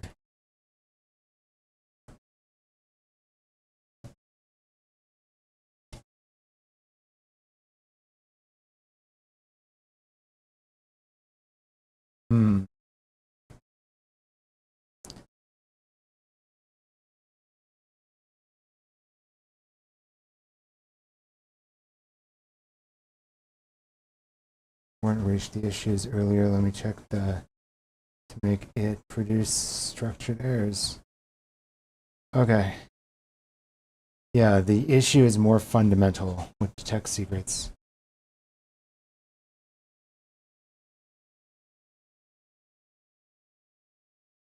Has a Python compatibility, the linter doesn't produce. I need to fix the linter to catch this and produce a proper error. Yeah.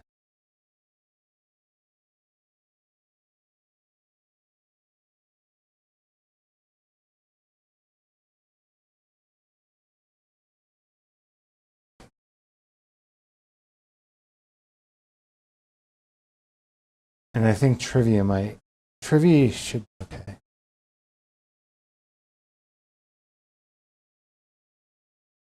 Exit 1, good, bad. It didn't show anything. Uh-oh.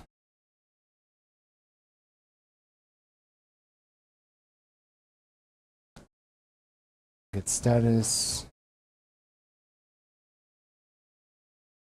Yeah, I'm gonna have to apply them here.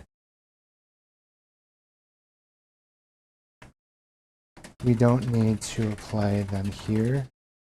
We run lint fix changed only on main repo, push, then rebase nest 123 using rebase.md workflow. We run lint fix changed only on main repo, push,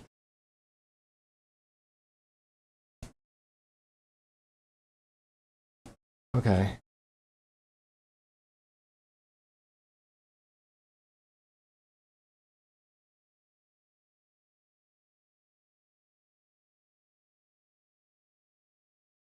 Let me check Python versions.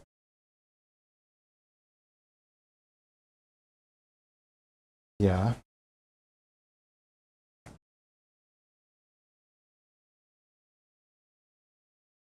Show detect secrets.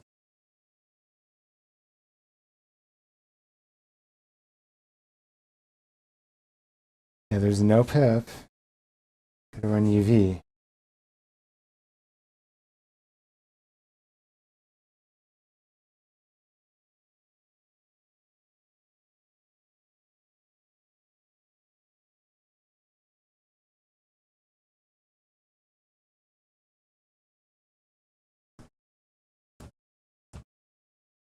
Probably, please get add. Thank you.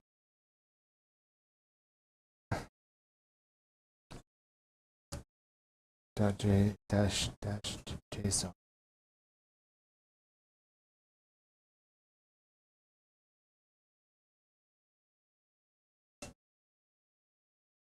Changes work there.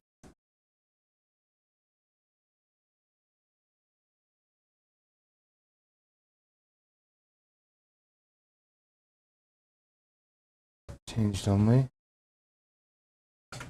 Changed only will be empty. You need pass in the work tree files from main repo.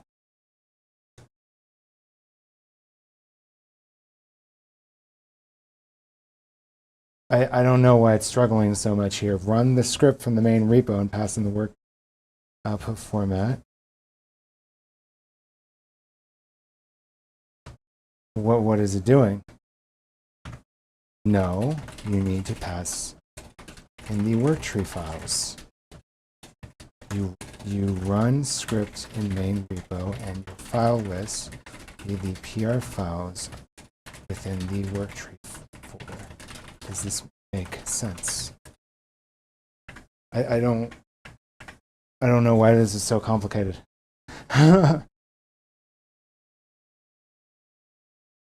I'm like, no, you need to pass in the work tree files. It's like, let me not pass in the work tree files. No, you need to pass in the work tree files. But what if I pass in these other files? No, pass in the work tree files, please. I implore you.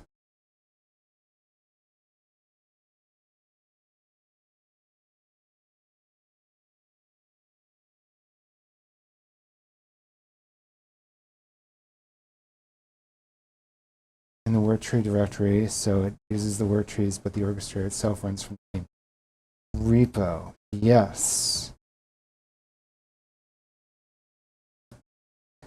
Now you're understanding. Okay. There you go.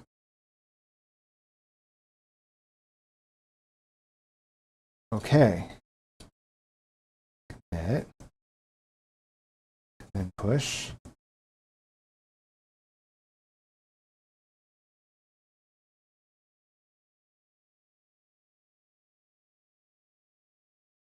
Please make what? Get pull. Push. /clear. Seeing this.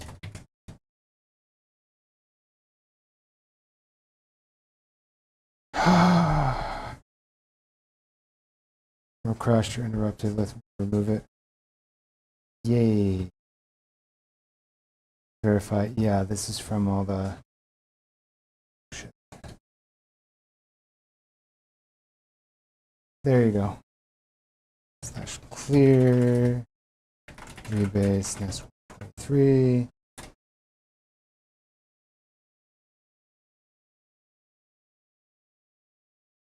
And then we're going to do a /update PR in S123. And we're going to merge it in. Because I'm not dealing with all the lintfix bullshit again. This, yeah, Nest 123, we're going to update the PR and merge it in.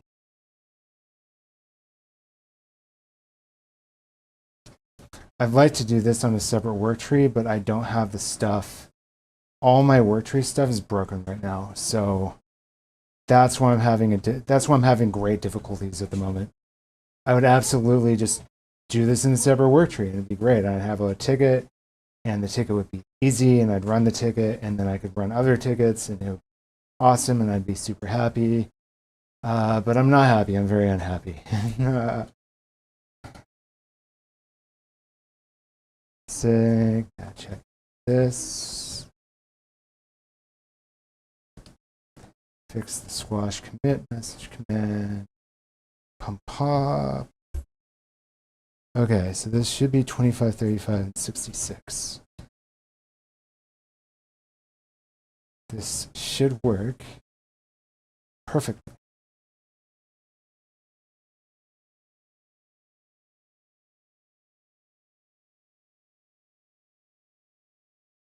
Hold on, I need to.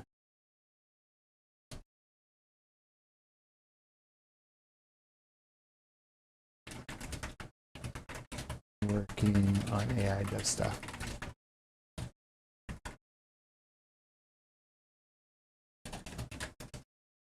All my buds loved. Should be fun. Be a fun time.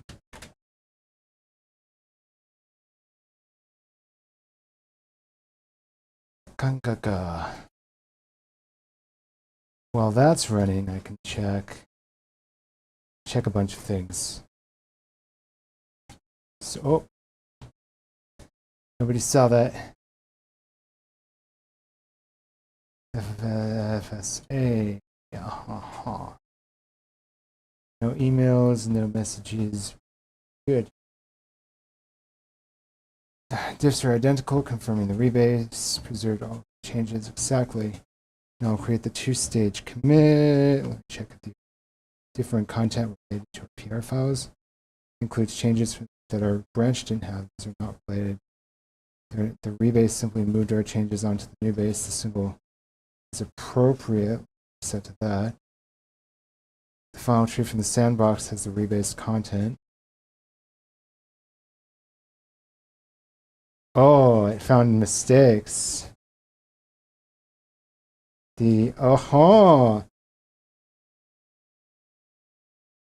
Text secrets.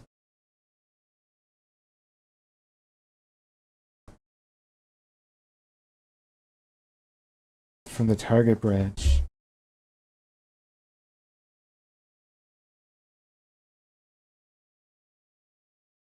Create the two commit structure. Let me get the file tree and create the squashed commit. Okay, so it did find mistakes. It did find issues. Add language tool. Good. Let's see if it can fix this so that's like 25, 35, 66. Exactly matching the original PR diff. Push.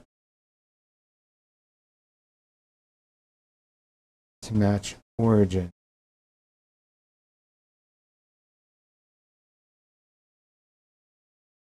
Now syncing. I'm a little bit worried about that.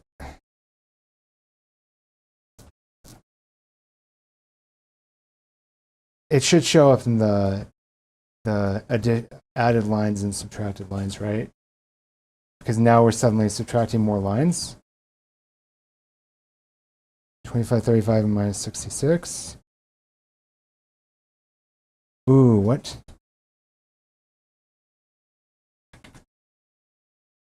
We went from 25, 35, minus 62.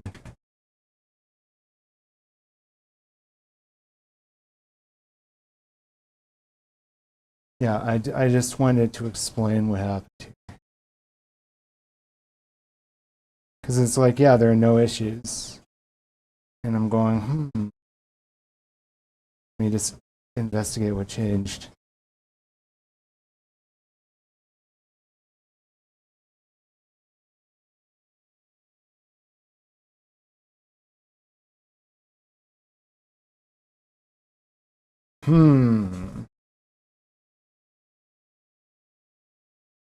So it didn't quite, hence detect secrets, yeah. Handle missing lint errors.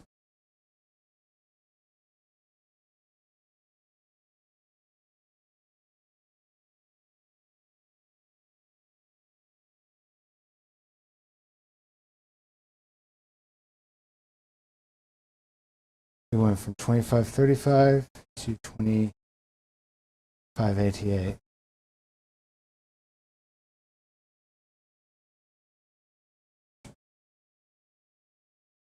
Well, at least it can investigate now. Yeah, indeed, it was 2535. So is it going to, I told you we went from 2535 to 2588. The PR was previously 2535 before this rebase operation.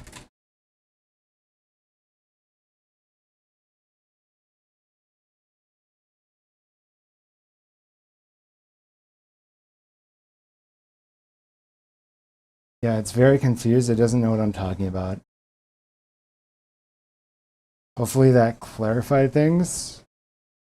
That before the rebase operation, it was 2535, and after it's 2588. And I'm trying to understand what changed, because I only see one commit. But we changed things, so what happened?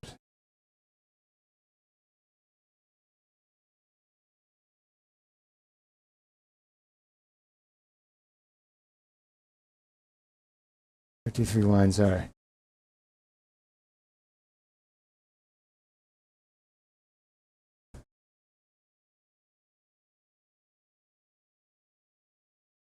Finds difference.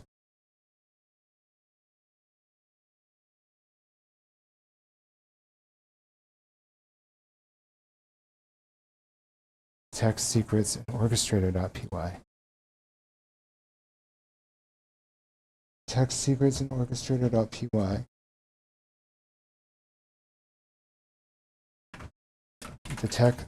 Detect secrets and orchestrator are not part of the 53 line change set.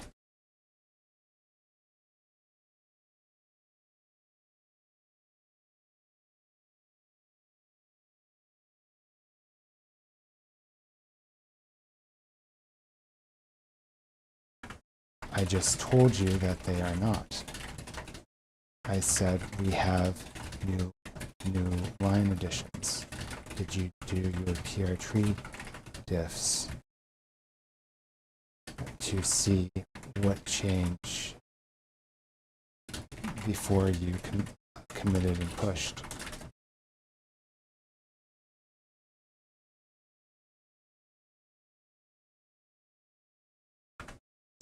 Specifically, did you do a diff of the two diffs? That's what I'm really asking. Did you do a diff of the two diffs?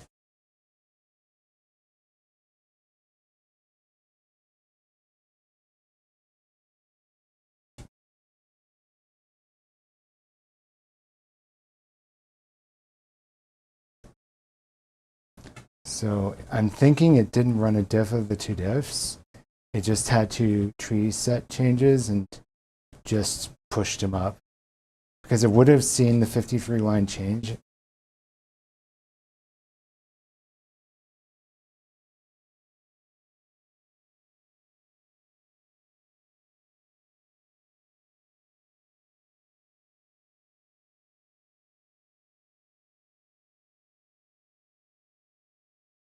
Let's undo the change, and let's fix sandbox to not push or commit to allow you to properly handle the rebase. Let's undo the change. Sandbox can run the diffs you're currently running. Diff current target, the three different diffs and for the final diff delta to detect unexpected changes before pushing. If there are unexpected changes, it should throw up another type of error.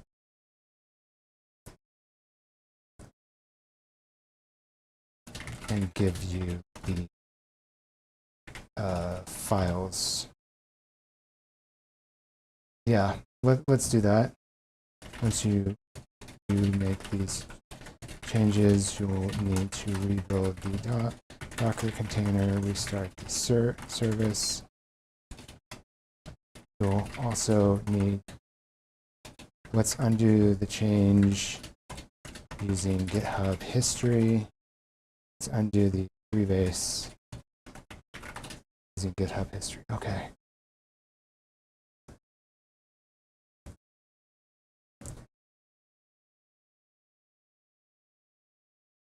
This should help.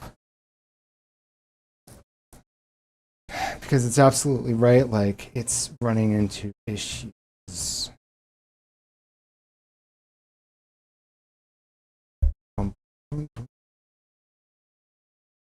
Had to make, yep.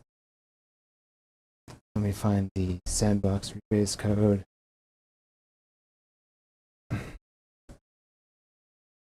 Okay, so while that's going, I'm gonna go grab some food. It's been like 4.5, 5 hours. I think that's fair. I think I earned some food. Right? I think I've earned some food. What I am doing.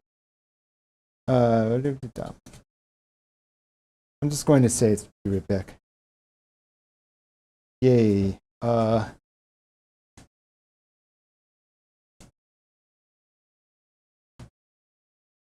think that's good. All right, be right back.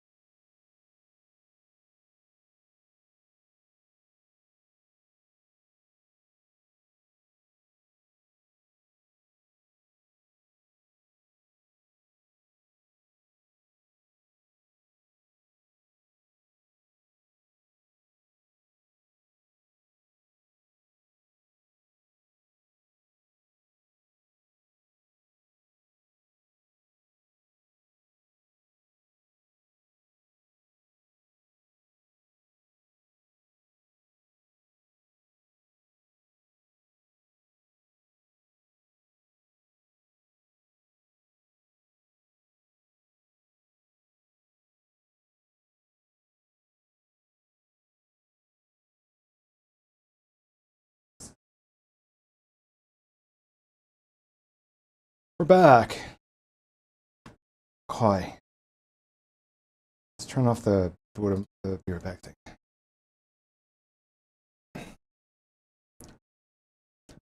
I'll be caught before pushing. Okay, let's do a lint fix.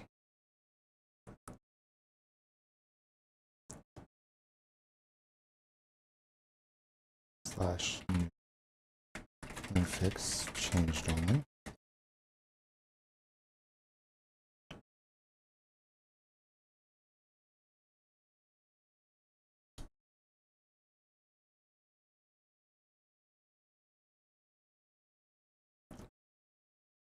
I need to grab water as well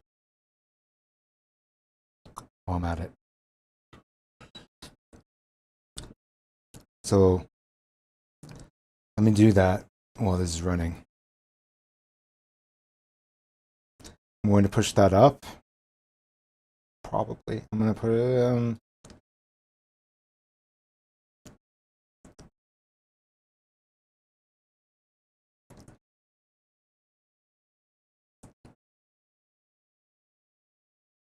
Wait. Okay, it's 128. 2588, 2536 now, right?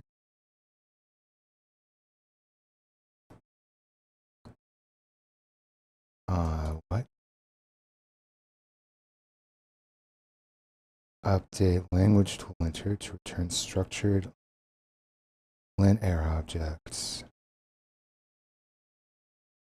Is this 53 lines? Is this where it's coming from?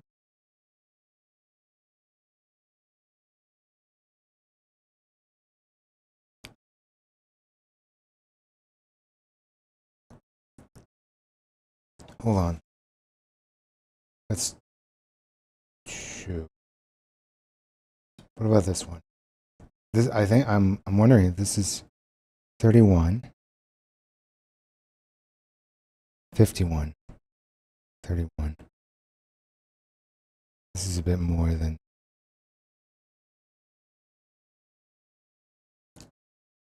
It should be like... Okay. That's changed.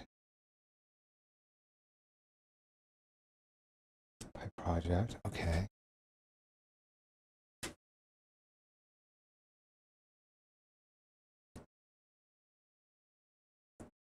Why is this taking 20 years?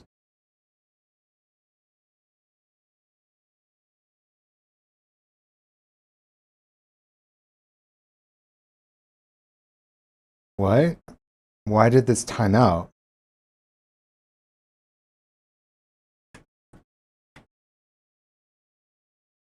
Why are we passing timeouts into the commands?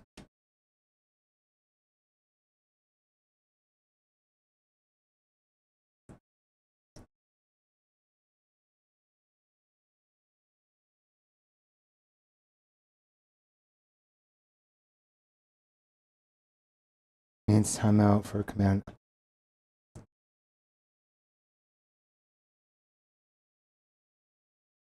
Call I made. No timeout. The bash tool dot mentions timeouts up to 10 minutes, but they're not. What?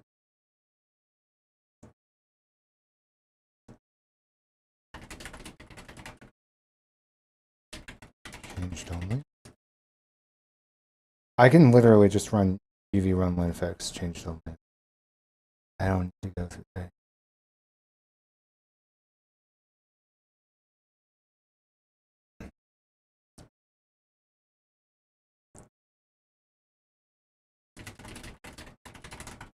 Let's see what this is. No lint error is found. I mean, no lint error is found, so that's got to be good.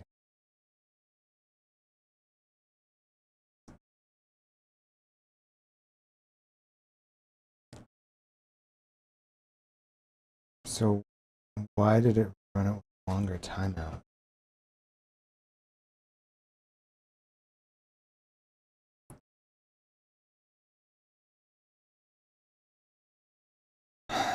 There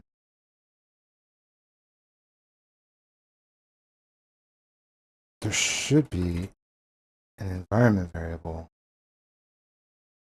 I'm going to have to ask about this. Open code experimental.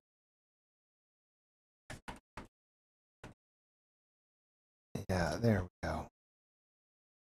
Open code experimental. Bash default timeout seconds. So /clear, going to first do /rebase, and that's 1 to 3. Then we're going to do /clear. I see this output when I ran linfix in open code. I have this environment variable set.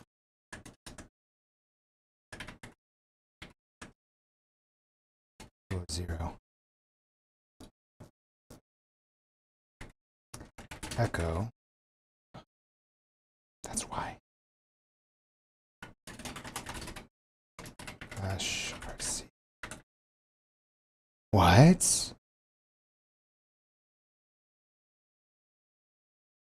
Going to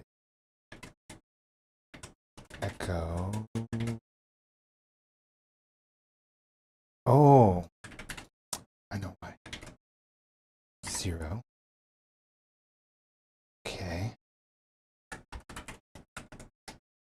Okay, so hold on. So we have the Z API key. Manage project. Your name, PS process. Open code. Just got that in. Notion.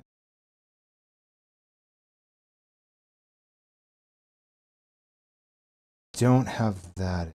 So that's important to add. Notion API key. Can't see what I'm doing because I don't want to leak my API keys. Minimax API key. Java home. GitHub. That's a problem. We're missing Firecrawl API key. Okay. Firecrawl API key. Contact 7. Okay. That should be good. And then we do it. Source /rc. Echo.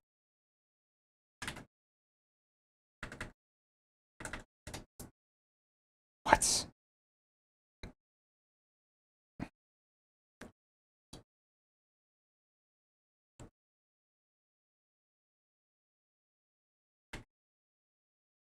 Ubuntu. That's very strange.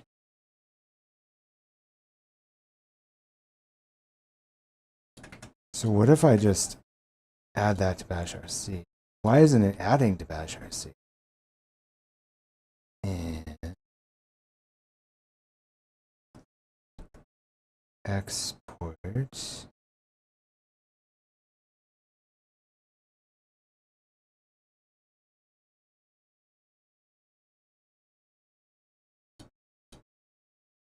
Oh, that's why. Export is equal to 0.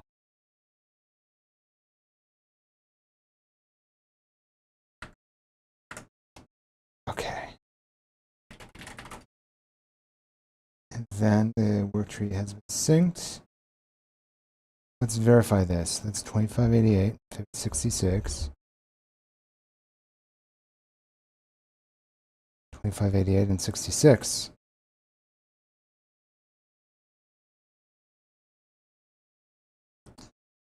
We're good.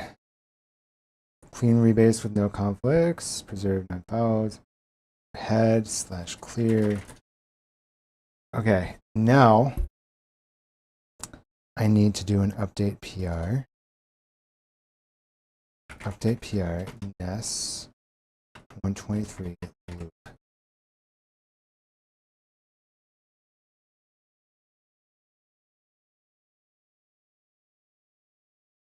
Right. Okay. So this is going to use a lot of tokens, probably, maybe. We'll find out. Parsing arguments to determine node. Yeah. I need to parse ticket ID text. Has loop, yes. Correct. Get PR, okay. So this is the expensive version, but this is the version that works. Because I need to merge in NES 123 and I need to merge in NES 119 before I continue. Like, I just need to get these in. They've been going too long, and I have plenty of tokens. I have so many tokens. Slash usage. Oh yeah, I have 50% of an entire week, and I've got 12 hours before resets January 1st at 3 p.m. Wait, resets at 4 a.m. Yeah, I am so good. I've got so many tokens. So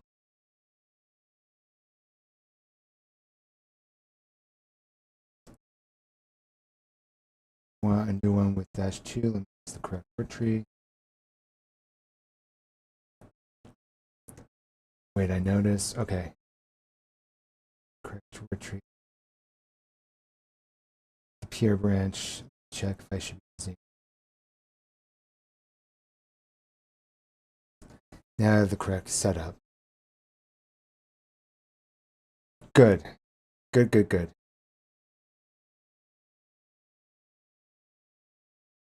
Slash update PR. This 123.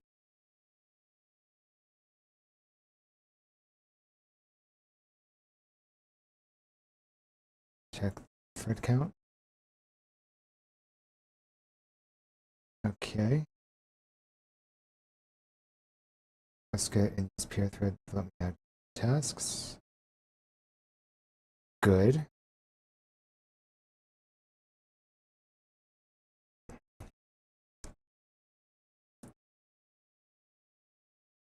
Okay, we're going to copy this.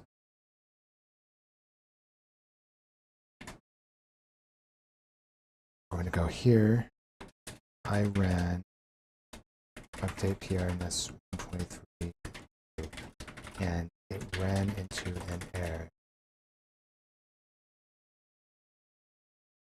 I think this is for parallel runs, but it didn't reuse the existing work tree in the scripts it used.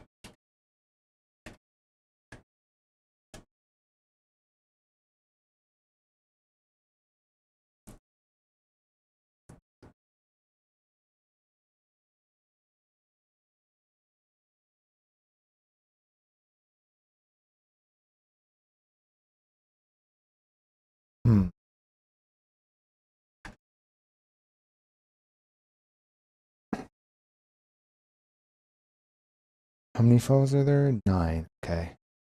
This one should be safe.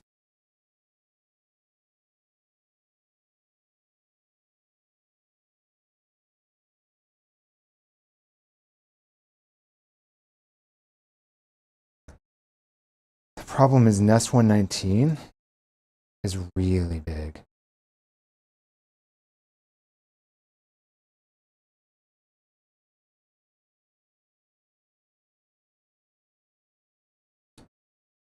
I see the issue when running this out. Created a work tree with PR. Let me explore the work tree setup. And then we run a linfix, and then we push that up. And then I'm going to rebase NES 119. And then I'm going to run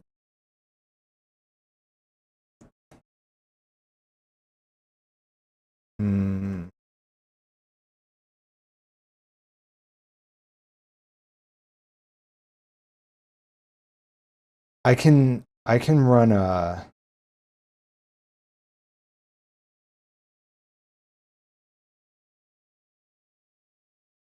So it uses the latest commit, which is fine. Done.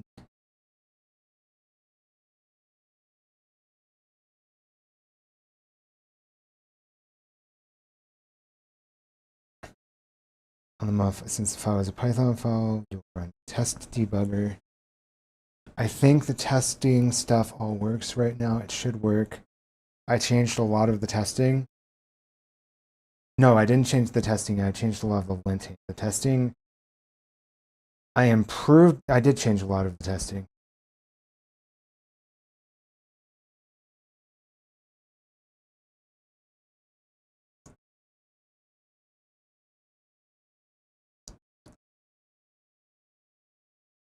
There's no update PR skill, bro.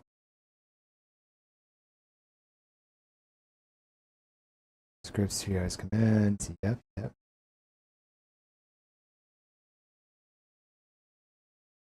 Waiting. Boom, boom, boom.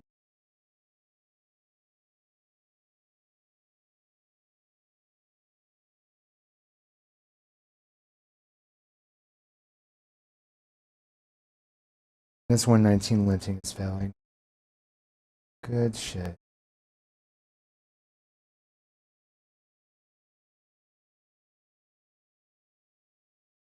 I can run a UV run lint on everything.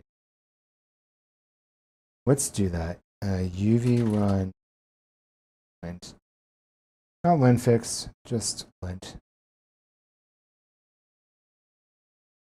This is going to take a minute, but it should be a lot faster than it used to be. And then I have some additional enhancements to lint that I want to get into to speed it up a bit more. Bug flow. Check if the work tree exists before calling set work tree.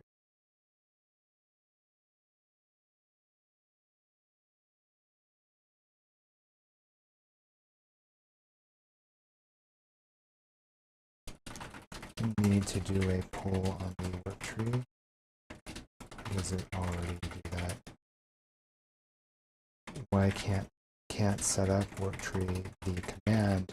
Just check if the work tree exists and just do a pull.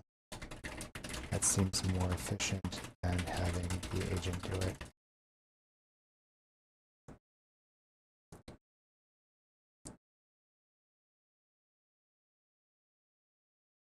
Yeah, okay.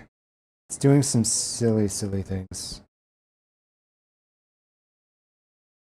Test work, yeah.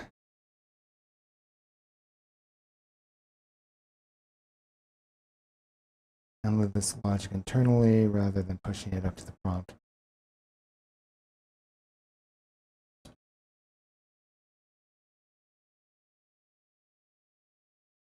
So all the linfix stuff is failing right now. Run code rabbit. Timeout 2 hours. What? Wait.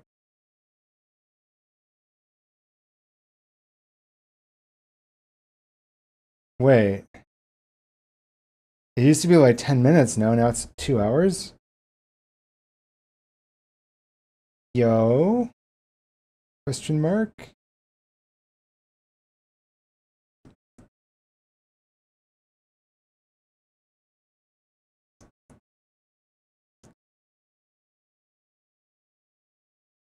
I need to add a work tree to get DL.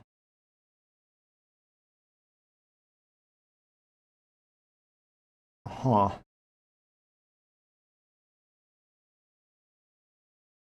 We're going to use so many tokens here on Claude Code here in a second to try and close out these 2 giant PRs so that I don't have to keep dealing with them. Before I grab water, I really want to run this UV run lint fix just on the entire project.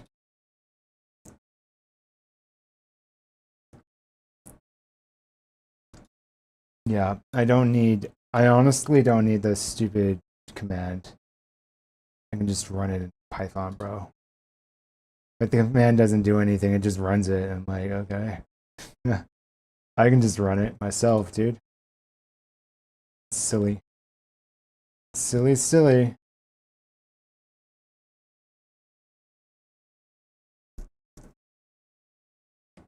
Lint fixer.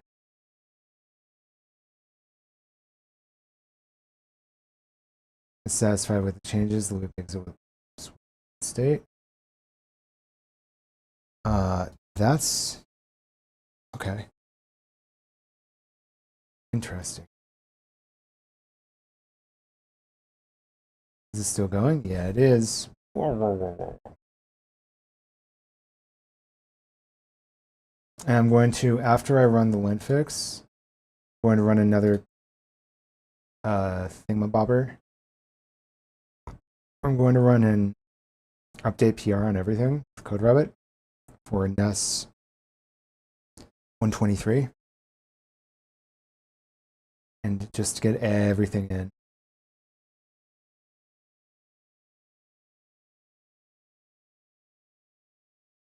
Lint fix is doing a work. Lint run greater than rough.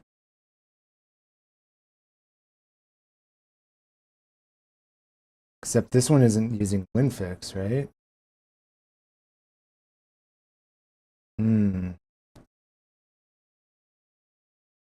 This one is using OG.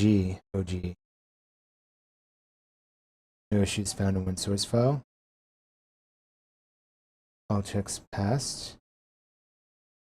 All checks passed.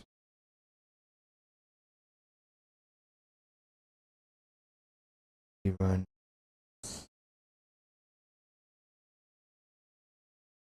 lint rough my pipe files. Ooh, it's going crazy.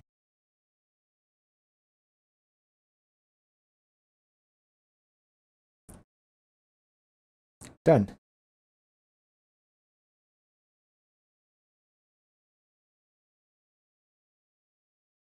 That used a lot of tokens. So no squashing needed. Okay. Update PR worked really nicely. Is it still going? This is still going.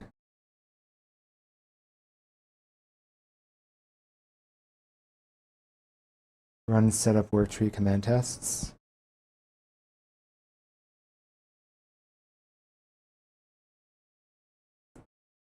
One file changed, 2 insertions, 1 deletion.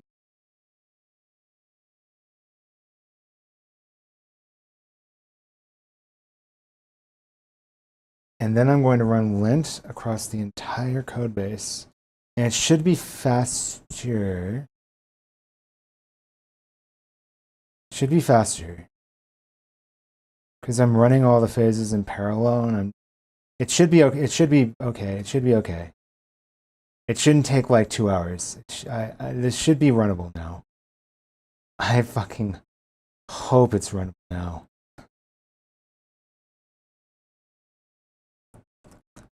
Let's just do UV run lint greater than rough. For now. I'm curious.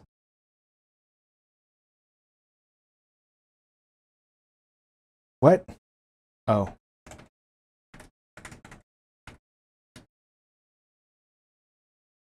Passed.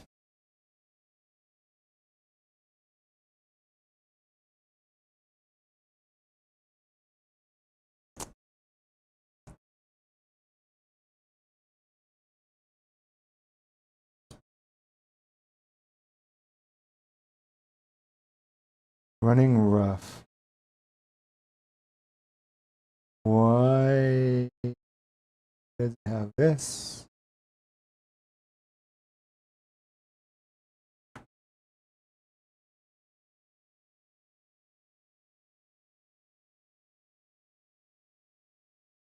Finished. Running 12 linters in parallel.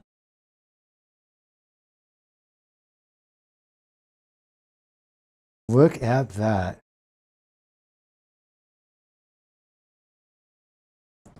It's running everything.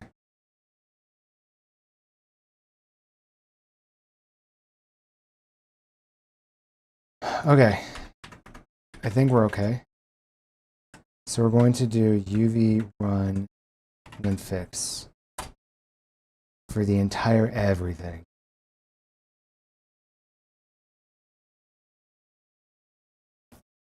Iteration 1.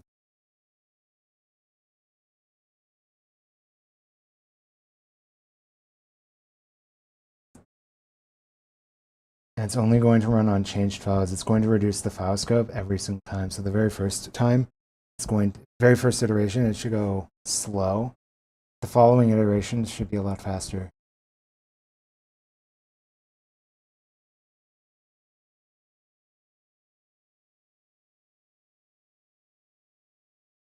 I'm hyped. So, yeah.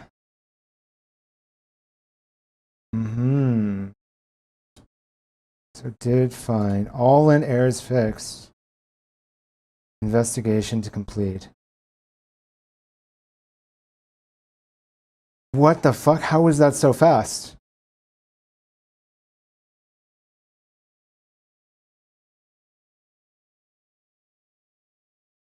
Hold on. Orchestrator. Test orchestrator. There's no way it was that fast.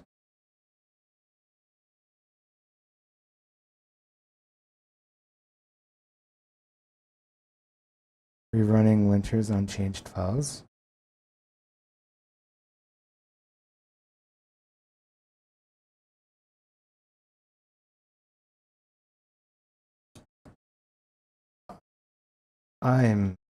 Hold the fuck on. UV run lint.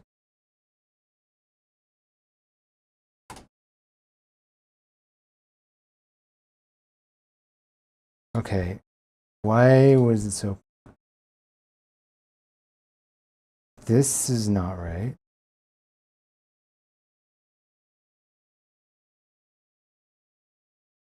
So it said that there are 2 errors.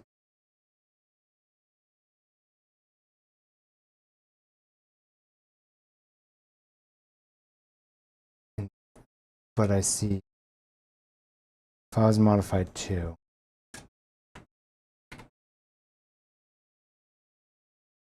Okay, so this is another bug. Slash clear. Oh my, what? Slash clear. I ran UV run lint fix. I got the following output. However, when I ran UV run lint, I saw straightforward errors.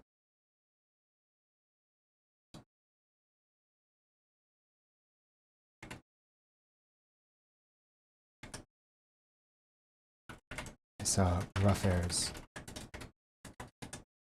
The lint fix does not appear to be iterating on changed files correctly. Lint fix also ran way too quickly. I did not pass in any parameters, so it should have run all linters across the entire project. What happened was that it failed on rough, passed rough through, and then went straight to investigator.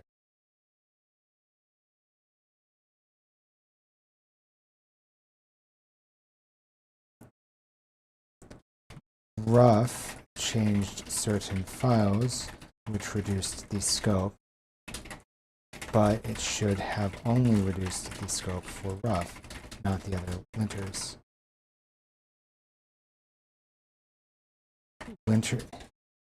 Each linter starts with an initial scope, and then each linter reduces iteratively as things are changed for that particular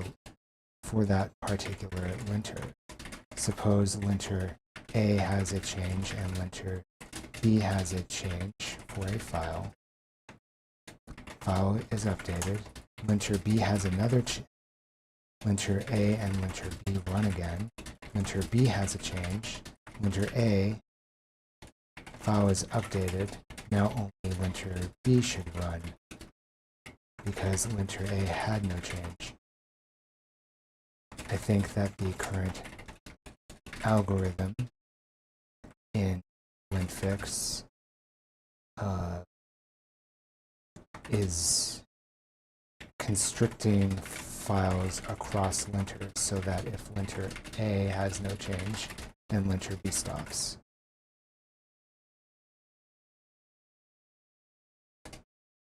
Okay, so we got some more bugs here. I can't lint. I can lint. There's a way to lint. Just it would be very. It would be very, very. No. I can lint. I can lint. I have my ways.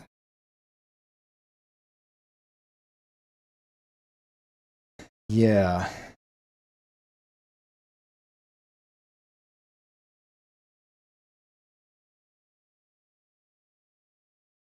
Lots of fun little bugs here with the linter. But by golly, this will be a good linter, huh? Good. Because it'll run in parallel, it'll be very fast, and it will automatically resolve all errors, which is what I want. If it was working before, it was just really slow, and I couldn't run it across the entire project because of how slow it was. So I started optimizing the parallelism of it, and it's a lot better now. Well, while this is running, I need to go grab water. So I'm going to put BRB on here again.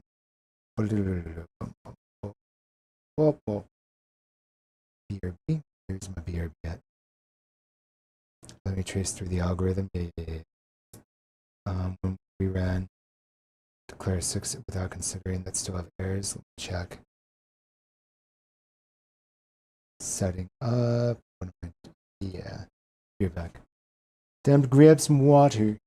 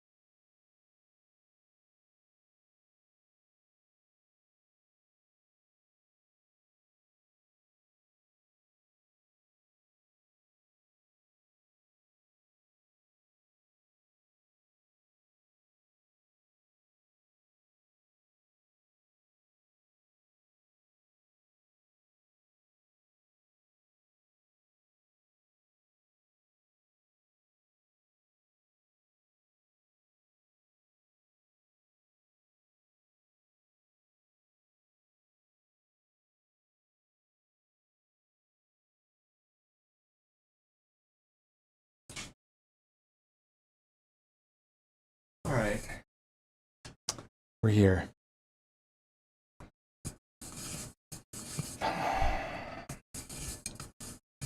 iProject.toml.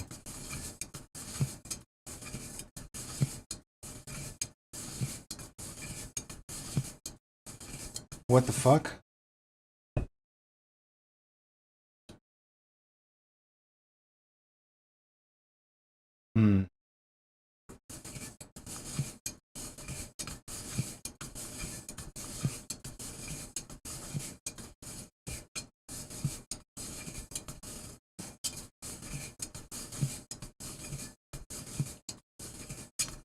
Okay.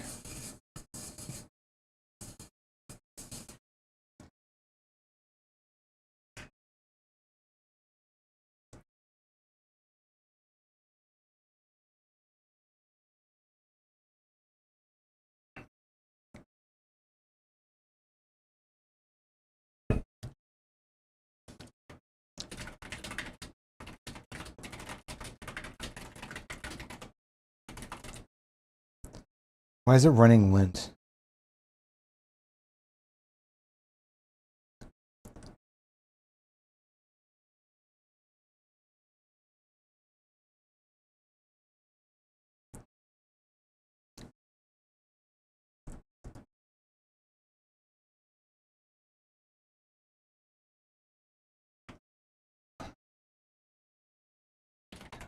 Rough is going to flip out now. Hold on, do we have something for rough? Continue. Yeah, rough is fine. They were being weird. They were bypassing all of my setup.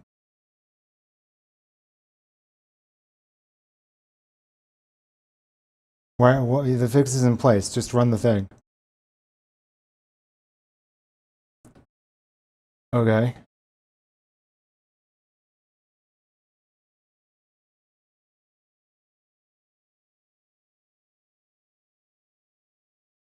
Yeah, it's telling me how the thing works. It already told me that.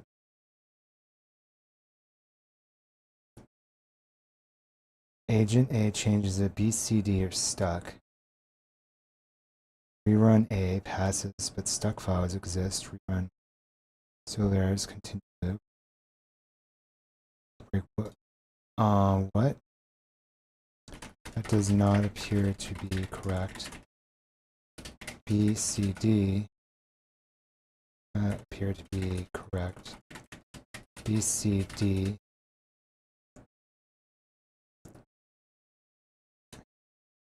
If B, C, D get no changes but have errors, then they do not need to rerun on the linter that then they do not need to run at all.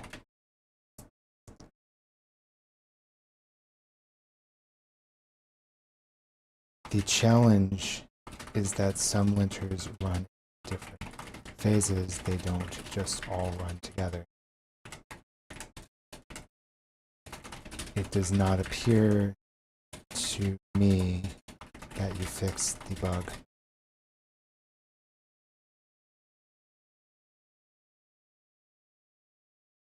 It actually introduced a new bug instead of fixing the bug. Didn't fix anything, in fact. It's the bug is still there, and it made a new bug.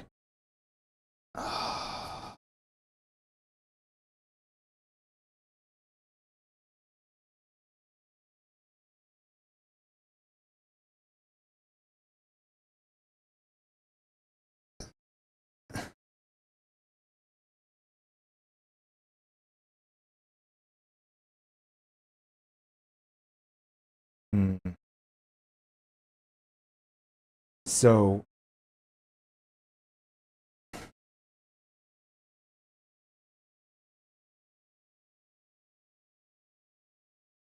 clear success of both changed and stuck files have. What?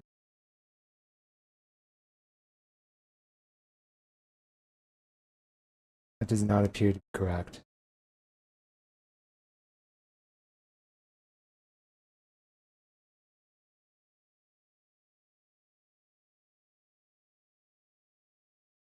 Yeah.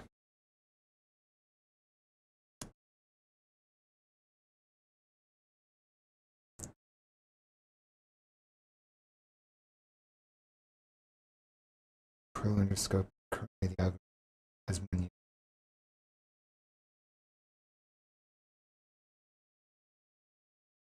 Yep. It gets it now.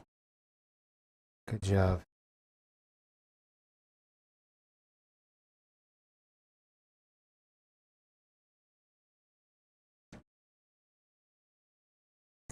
Had to get it back on track here.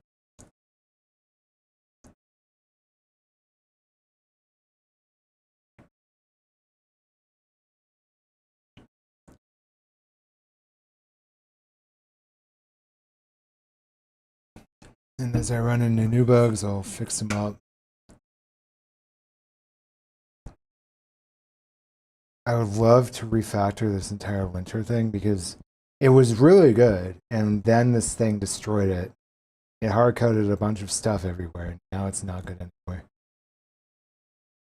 When it was mutating layers first in their own phase.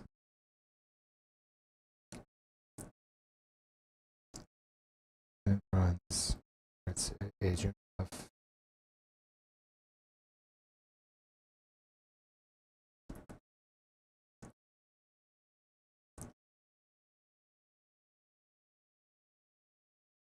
change files to detect if progress was made.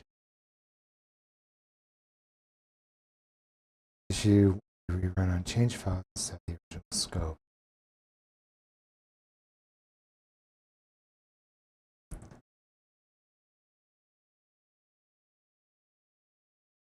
On original scope may abort after mutating linter fails. Agent fixes errors from that run. Rerun linters on original scope. That does not appear to be correct. Rough. If rough would iteratively run on fewer and fewer files, only changed files from the previous run. If the investigator runs, then you still rerun only the changed files from the previous run. And then go back to investigator, etc. Then on the next phase, you run on the original scope. You continue. All of these linters run in parallel, but they don't operate on the same scope. They split apart. It's not one changed file set, it's one changed file set per linter. So if linter A edits 15 files and linter B edits 10 files, then on the next run they will operate on different files. It's more they if a file changed for 5 different linters, then that file will be considered changed for those 5 different linters and will be part of those linter change sets. Okay.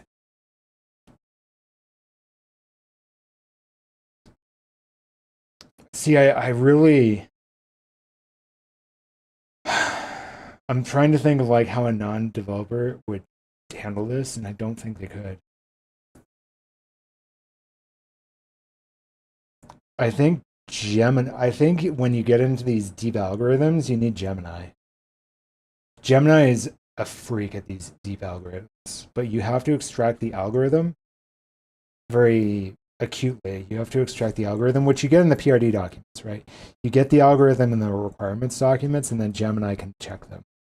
And I think that's where this stuff can get fixed, is when Gemini reviews the algorithms. Because Opus is not great at algorithms, and Gemini is good at algorithms. Like Gemini is in a league of its own when it comes to algorithms. It beats everybody. But Gemini is really only good at algorithms. It's good. It's not good at anything else. I have not found a single other use case for Gemini. Just algorithms and math. That's it. Science, algorithms, math, science, formal proofs, logic, puzzles. It's good at things like that. It's not going to be good at editing your code or research tasks or anything. You need to grab all the evidence using ChatGPT because it's in a league of its own for that. And then you need to extract the algorithms from that evidence, which GPT is also very good at. And then you pass those algorithms and you pass those reasoning chains. Like if you have evidence, you pass that off to Gemini. And then Gemini can formalize and analyze everything. And you can't pass it all together. You need to pass like individual things or it's going to get very lost. So it needs to work on individual problems, right? But you give it those problems and it'll solve them. It'll solve them better than any other model by a long shot. Algorithmic errors, etc., etc.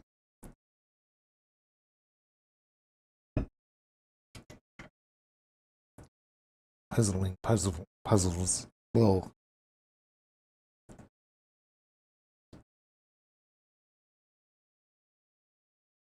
Okay.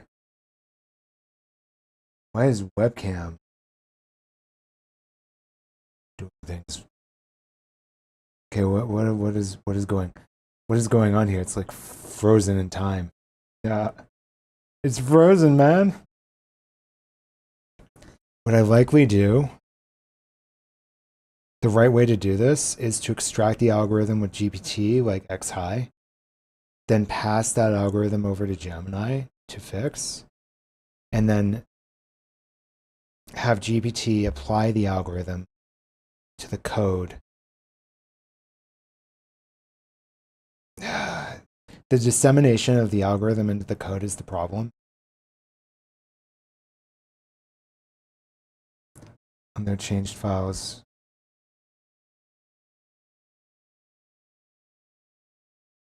I want to make sure it doesn't make it all sequential.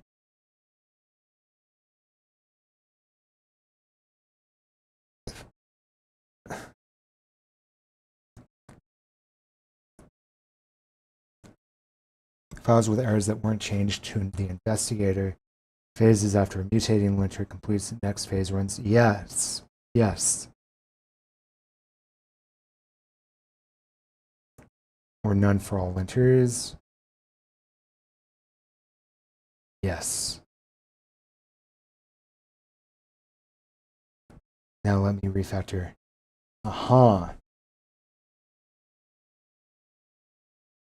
Is it considered self-harm if I just keep scratching myself? I have like scars all over my arm. So itchy, bro. From the winter air. So dry. Yeah, I can see like how dry my arm is. Holy crap. I just have these white patches of dry. I'm gonna take an antihistamine. Like I healed a bit yesterday because I took an antihistamine, but it's getting, I don't want to like have more injuries, so I'm going to take another antihistamine.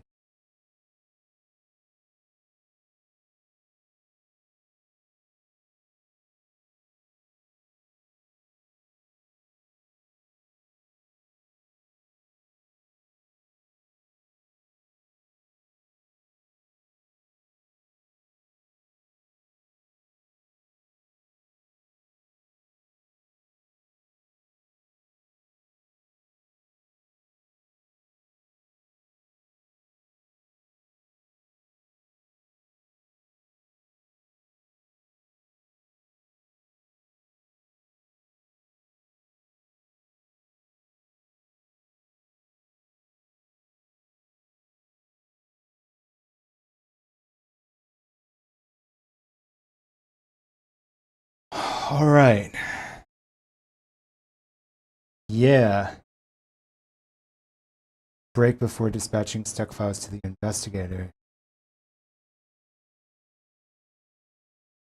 quite.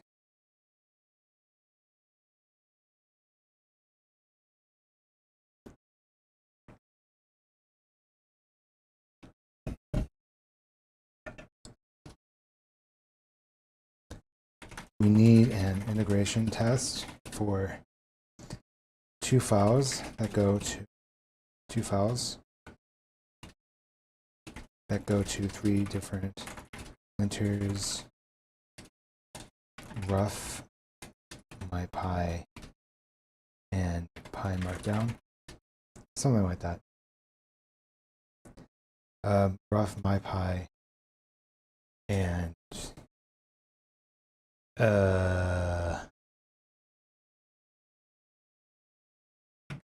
some other, and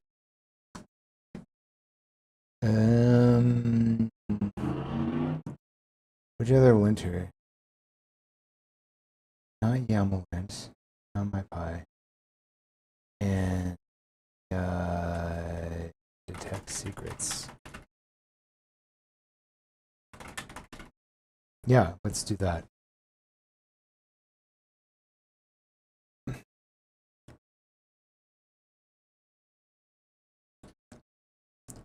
Rough will find an error in one of the two files, and a simulated agent returns the simulated agent fixes. Rough reruns for one file, while the second file goes to mypi and detects secrets. Second file gets an error in mypi, but no error in detect secrets. First file gets no errors.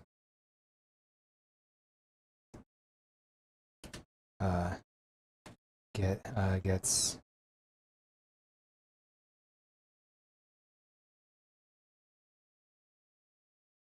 one error in rough, agent cannot fix. Second file passes through completely fixed, continues to iterate, etc., while first file goes to investigator. Investigator fixes something, and first file still has the error, and first file reruns for rough, no errors, then runs through mypi plus detect secrets.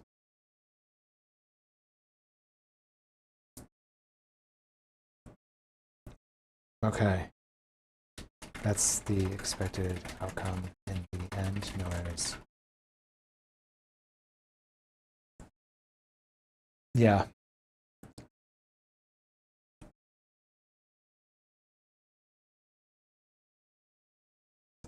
This isn't like perfect, but it should detect as things are going through pipeline.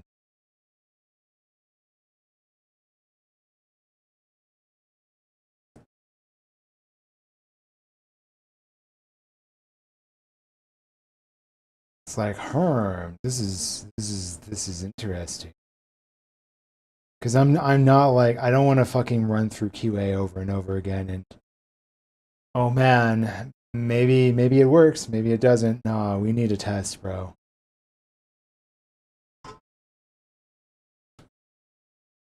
What is, who dares?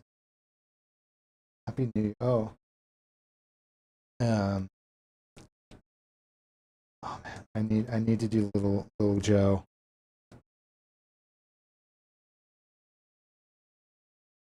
I need little Joe. Somebody's wishing me Happy New Year. We're gonna make little Joe here in a second. Hold on. We're gonna watch this. Little Joe. Yeah. Little Joe is like a little character I made.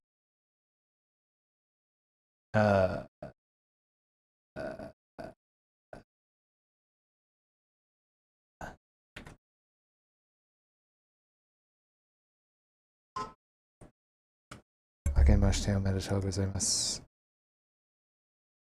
Oh shit. They gave me like hella pictures. Okay, this is turning into a picture off. Hold on. Let me get the context set up correctly. And Gemini stuff should be okay.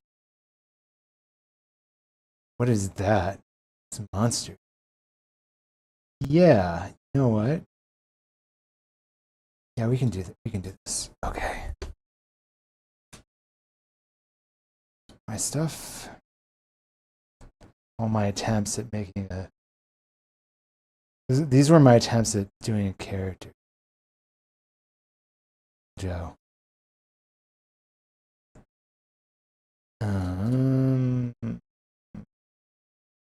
Down sides.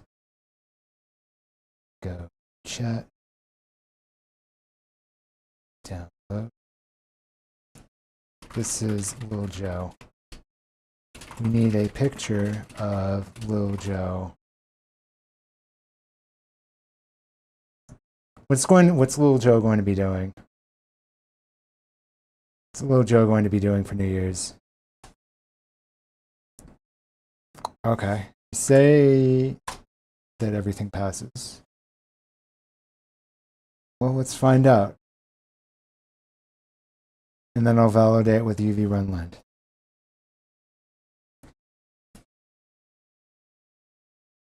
Iteration 0? Shit. Shouldn't die. Nah.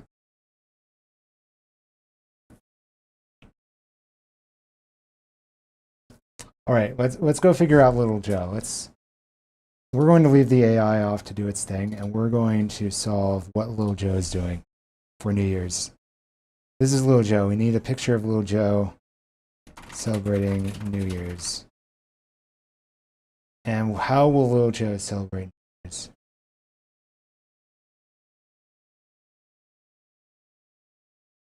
Oh, we can put Little Joe at a Japanese festival, like at night, with the fireworks going off. And Little Joe will be running a stall. How about that? Little Joe is running a stall at a New Year's festival in Japan. Little Joe is selling. Little Joe is standing on the table.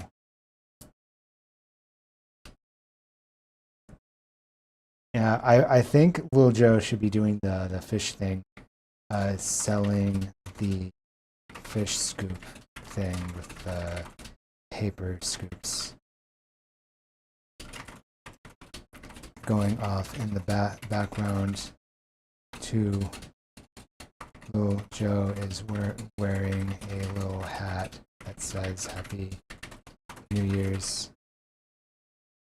Yeah, it's a very busy occasion with lots of people. And there are people at Little Joe's stall scooping fish. The stall will be titled Little Fish Scoopers. I don't know. Little scoopers. Yeah, little scoopers. How about that? Let's see what Nightmare Fuel gives us. Or it might give us something cool. This is Little Joe.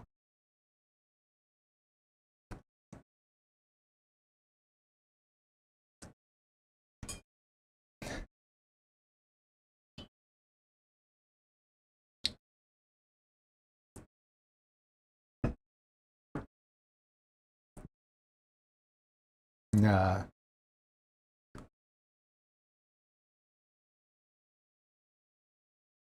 Yeah. Happy New Year. Yeah.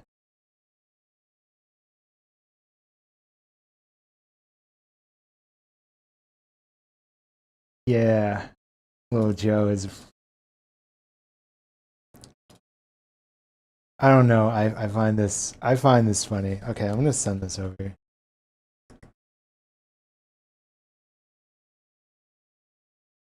I'm gonna send this off to people. Ship it. Download. Wait. Copy it.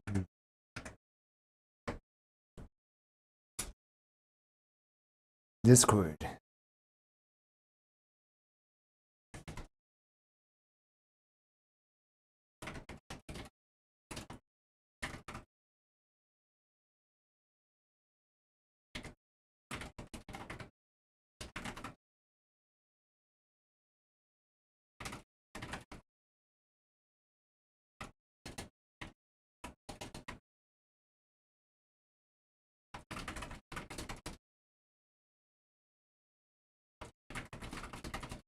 Okay.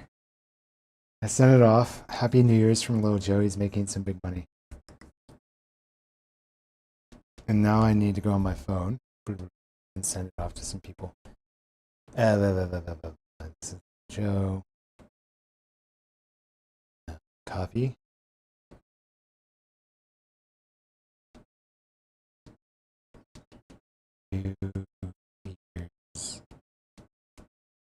I don't know. I'm just from the Joe.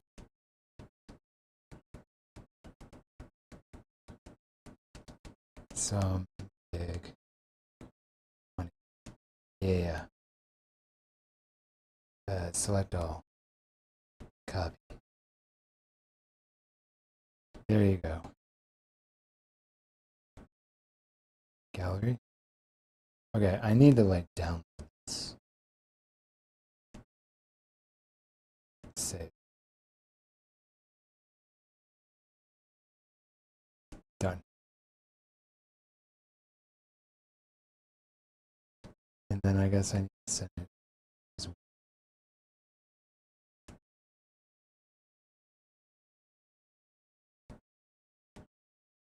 Paste. Gallery. Done. Send. Oh, and I can send it here too.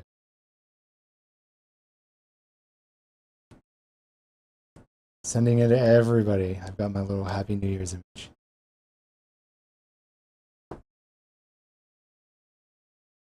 Okay. Little Joe is pleased.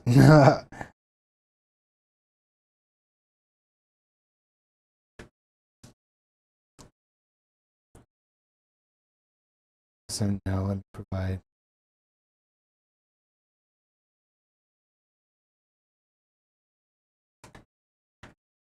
Run linfix. Was it running like UV run lint?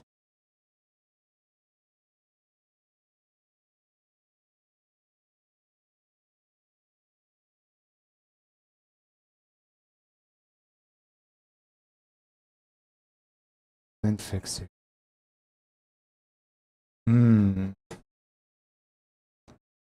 Iteration 1.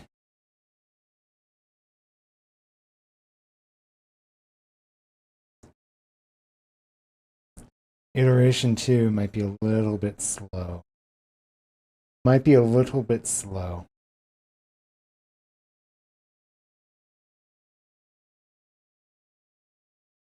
Because one of the linters is going to take a long time.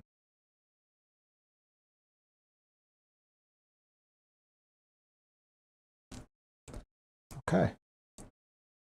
So rough is working.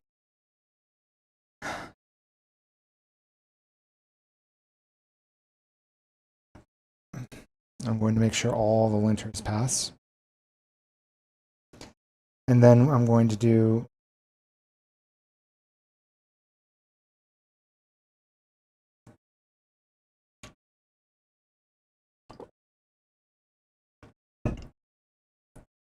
a rebase on 123, and I'm going to do a, or any other comments here?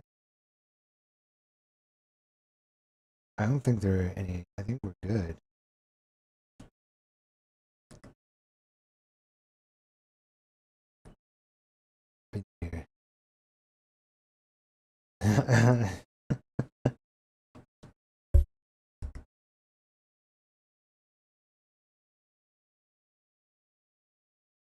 Scoopers.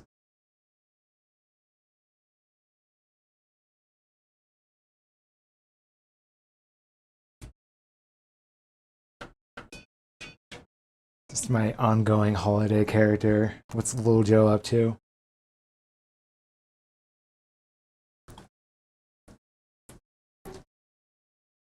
Yeah, so this lint should be it should take a long time because of detect secrets specifically.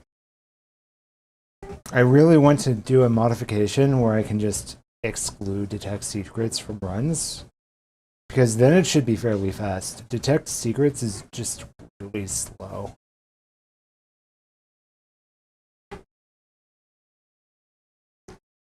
Multi-linter.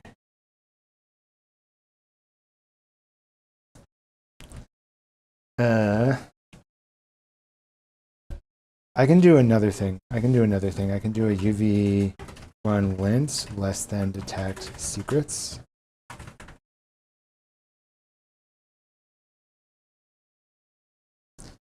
And this will just tell me if there are no more errors.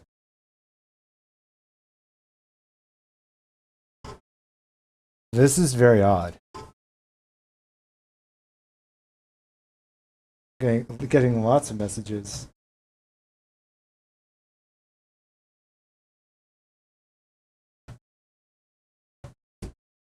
Hold on.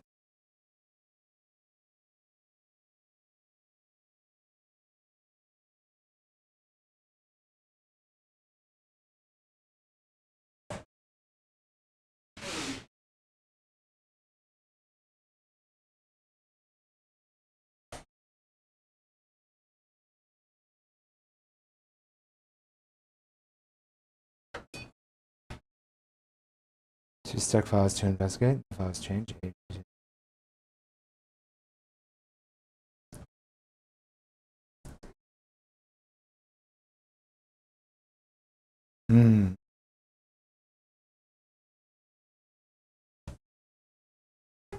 Okay. Line too long.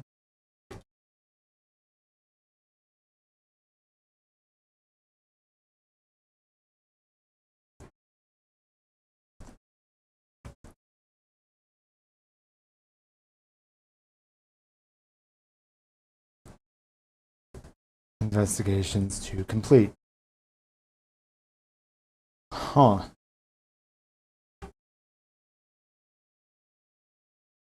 So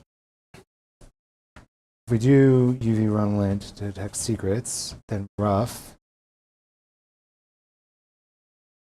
has two stuck files. Orchestrator and test orchestrator. Why isn't it fixing them?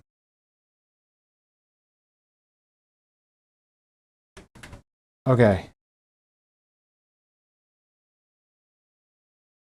What?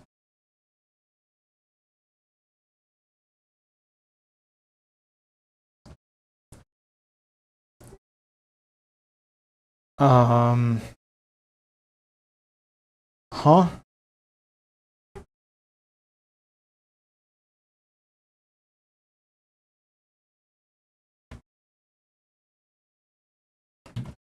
The lint fixer agent is okay. Let's do a /clear.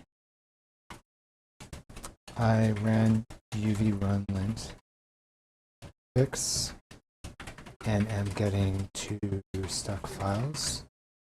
I ran UV run lint to see what they were, and they are straight forward fixes.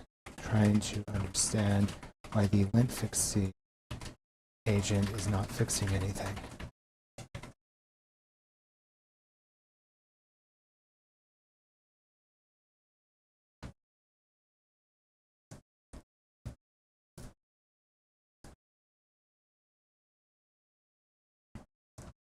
Yeah, you do that. I literally just need to lint my project, bro. That's all I need to do.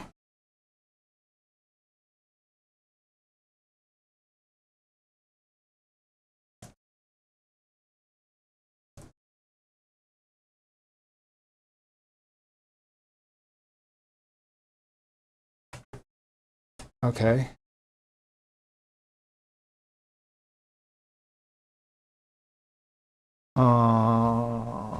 Rough. So that's a problem. Not be including get sandbox.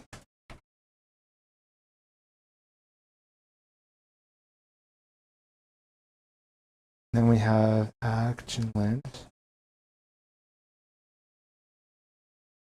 which is GitHub.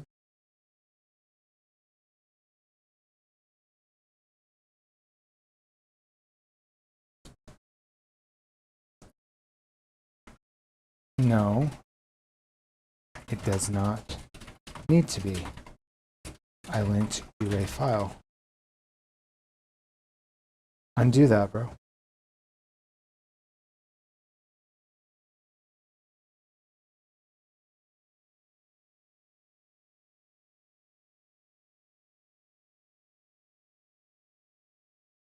Oh.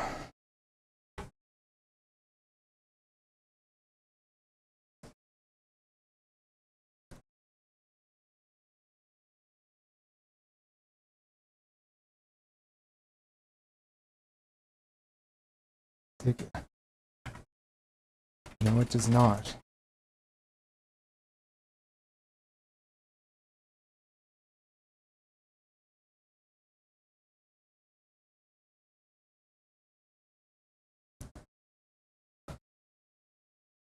Dude, I swear Opus is like way stupider than it used to be. It's like it is so bad. I think it's because of the double usage week. Like this week has been horrible. It's getting worse every single day.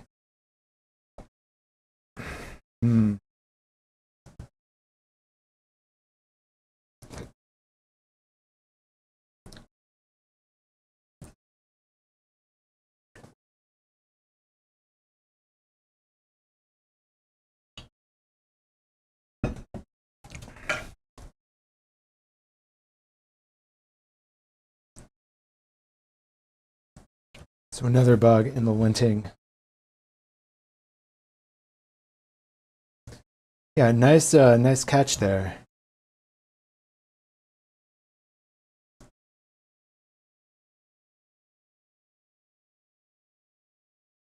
Include fast to get the target files rather than running on dot. Yeah. We need to make sure all of the linters respect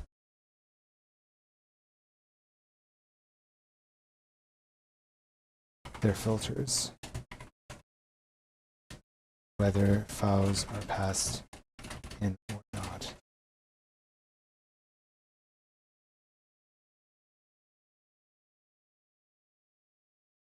We run lint rough. Why did we get an exit code of 1?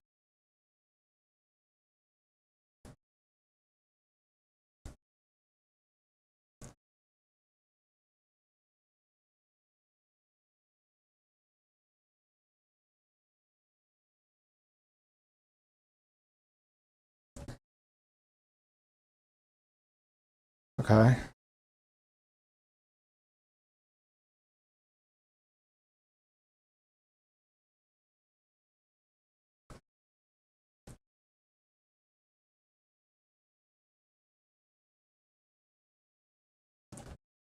So this should fix things up.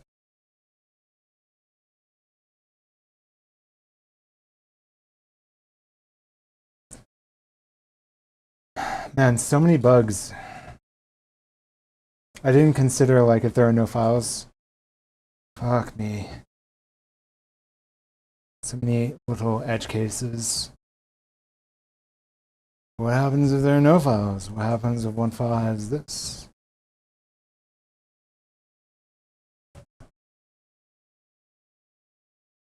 Could still match patterns. Yeah.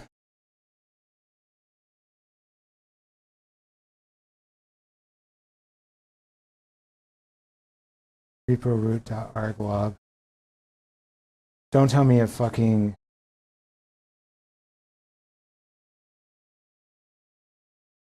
starts with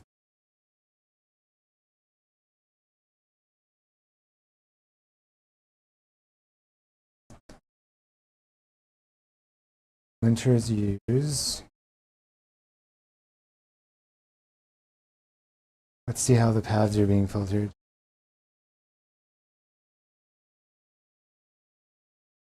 We're going to have to fix up the filtering beforehand to be like in, we just need a filter function. We just need a standard filter function utility that takes in the paths, the patterns, and returns a list of files. Yeah, like why is it trying to patch each individual one? Just need a thingma thing. I'm gonna have to be right back while it's doing this.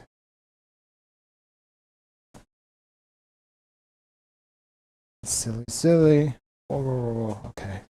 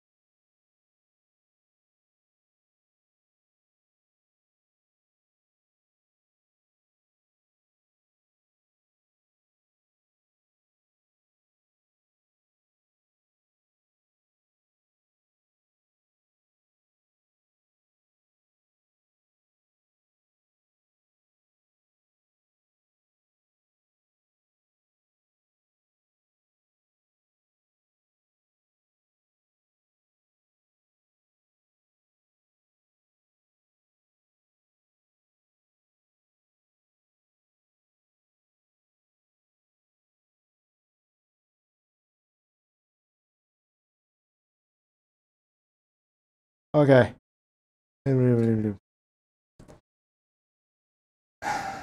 Okay.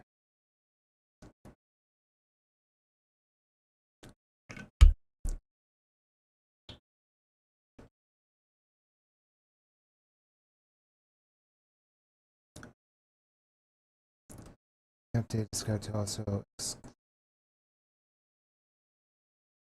No. It looks like you are hard coding in directories rather than fixing the root issue.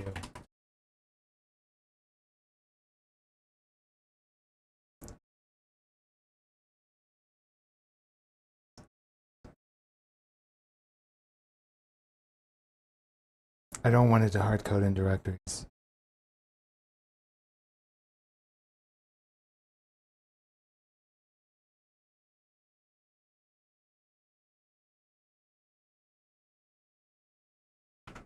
No. We don't exclude via PyProject. .toml. There is a .lint setting for rough. If we see v&v in one of the included directories, then edit the YAML file to exclude v&v. If we see a directory picked up outside of one of the excluded directories, then there is a bug in your blob function.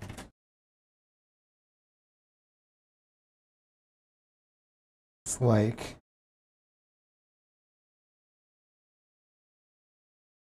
yeah, this excluded directories thing is a big problem.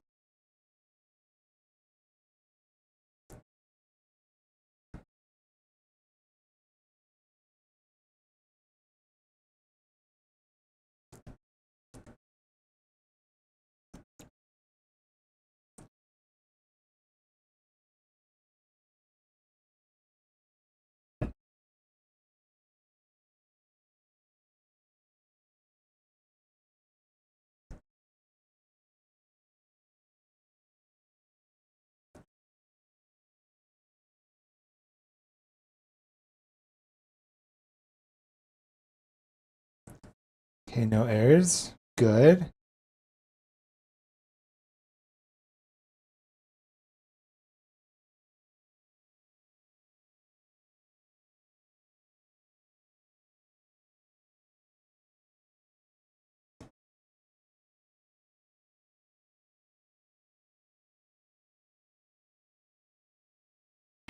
.get.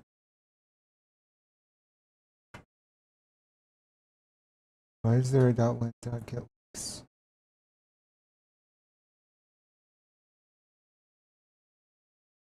What the fuck? Okay, this is another big problem.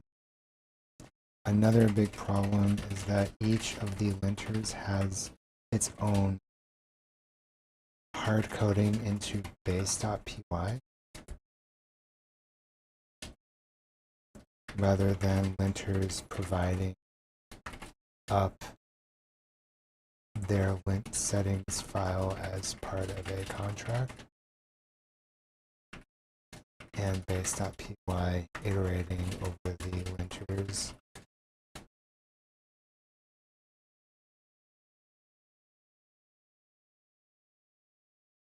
Yeah, like all this hard coding, let's just fix the hard coding right now.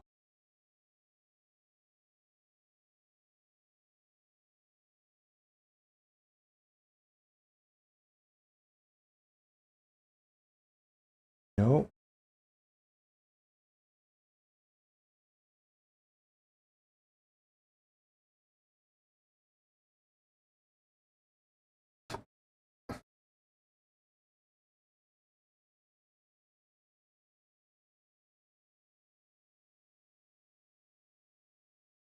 Should define the contract for config file and extensions. Select it properly.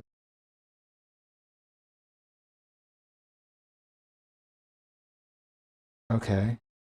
And then we need to validate that there's no hard coding.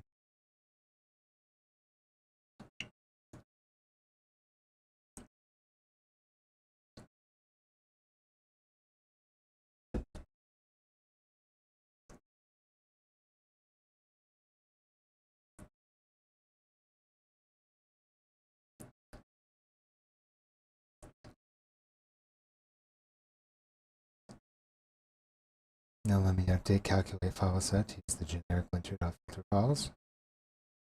No.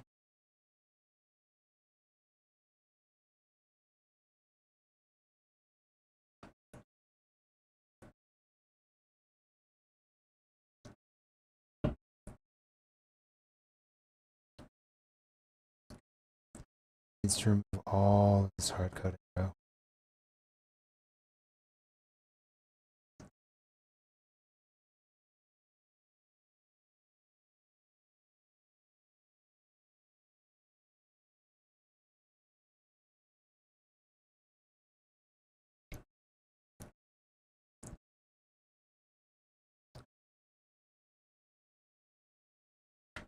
You run lint less than detect secrets, and you run fix.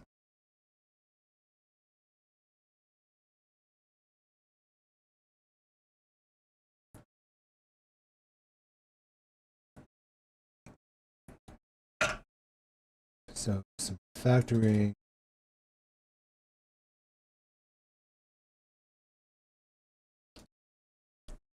I think that every linter that includes scripts needs to exclude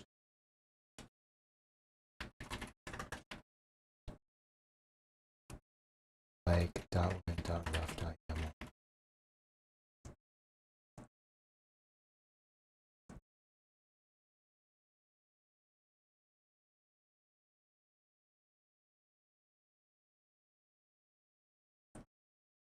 To update the linters to define config file and extensions.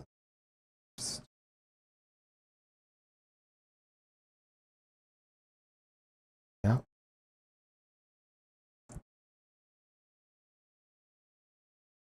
Ooh, we're about to run out of context here. I think that's fine.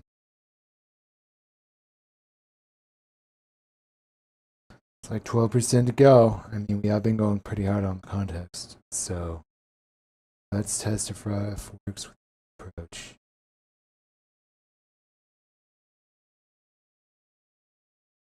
Oh, format YAML.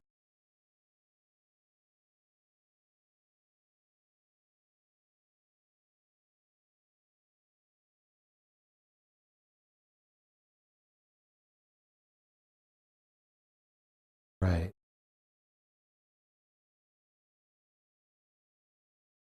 I don't want you to fix the linting issues.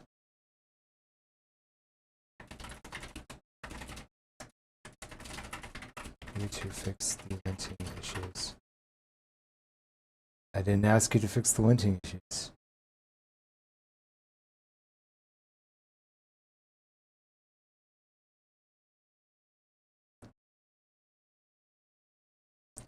You only refactored rough linter. Oh my, it's like, I finished refactoring rough linter. I'm like, bro, you only refactored rough linter. There are a bunch of other linters as well.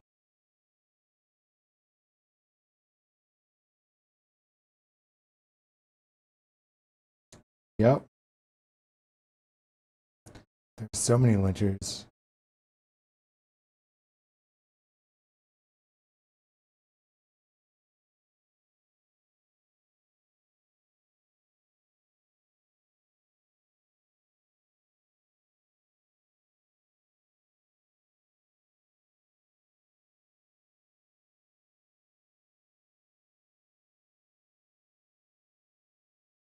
I'm gonna need to fix my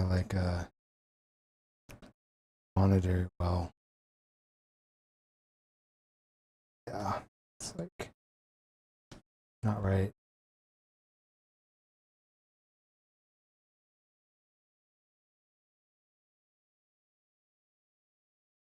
And then ST grep hasn't compacted yet, which is surprising.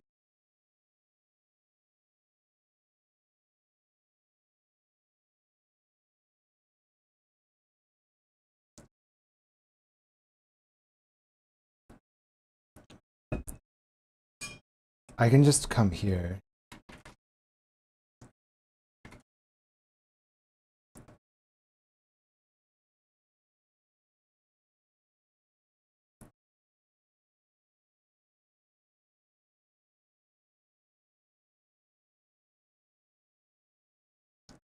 every linter, just every linter that includes any form of script slash star star.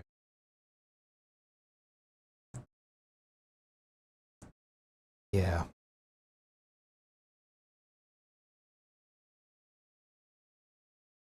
Well, why are you searching? All these settings are.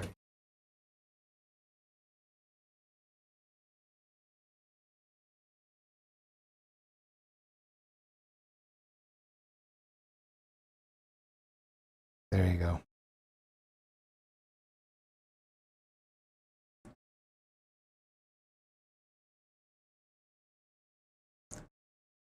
Def is Docker file.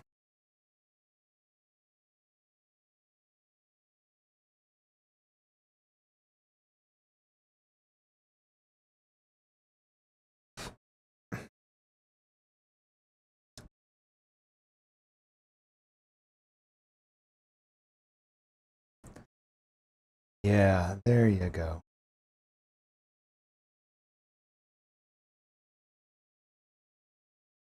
I think we also need to, yeah, I think that's okay.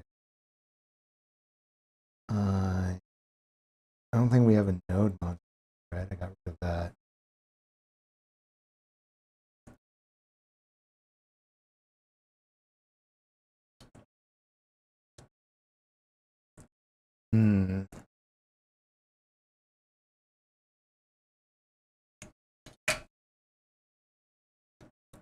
Just endless fixes, bro. It's endless. I got 2 notifications. Oh. Okay, I got no notifications. Like, I got 2 notifications. No.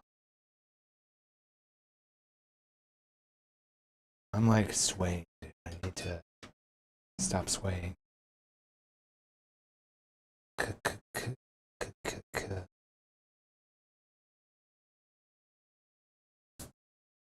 Yeah.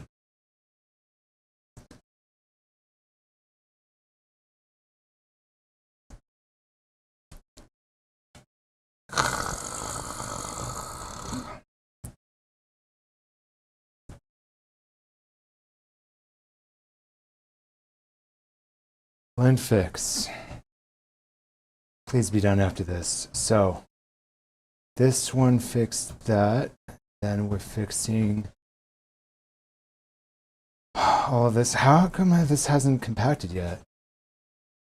Was that maybe 5% or something? I'm shocked. Did it compact while no, it hasn't. How's it possible? It's running through like a big refactor as well. Jesus. And then maybe all my lynching will actually be good for once. I just, if the lynching works, and then I can run update PR on NES 123 with all of the files, I'll be happy. Yeah, I learned actually something interesting about CodeRabbit. And so if you iteratively run CodeRabbit on the commits, it's going to find fewer and fewer issues as you restrain your changes, right? If you keep running it against root, like all the files over and over again, it just goes forever. It keeps finding new things. It's like an infinite machine. I've run it like 30 times and it was still going. I'm like, holy crap. It turned one file from 5 lines to 650. No, was it 5 lines? It was, hold on. It's actually insane. So, yes, it was 3 lines. Turned this file here, into 650 lines. How? Actually, how? In fact, it's straight up broke. Which one is it? So we've got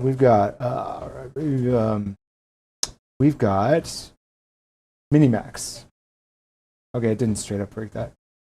There's one I thought it broke. GLM. Yeah, it's actually insane that it turned a 3-line file into 650 lines. So, linters have been updated. I will now run. Let me verify. Lint still, rough still works. Rough. I'll be the one in charge of that. Okay. UV run lint, less than detect secrets. I don't fuck with detect secrets, bro. I don't fuck with detect secrets. This should be working, my set operation still. I'm hoping it didn't regress. I don't think I have tests for set operations.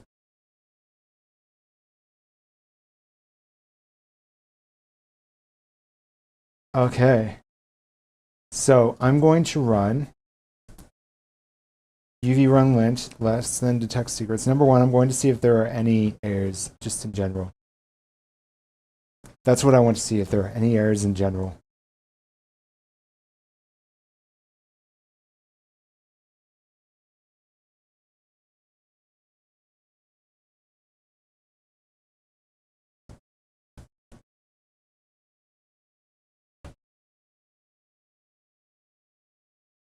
There are a fuck ton of weight.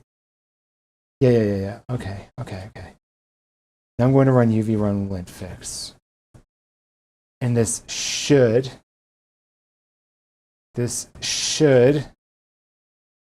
hypothetically, theoretically, potentially, probably work. Should probably work.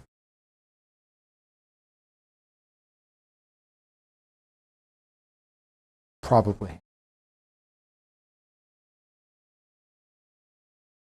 Just hopping from stream to stream right now. I got to keep my monitor from being angry, well, from burning in, right? So I use streams as a screensaver, essentially.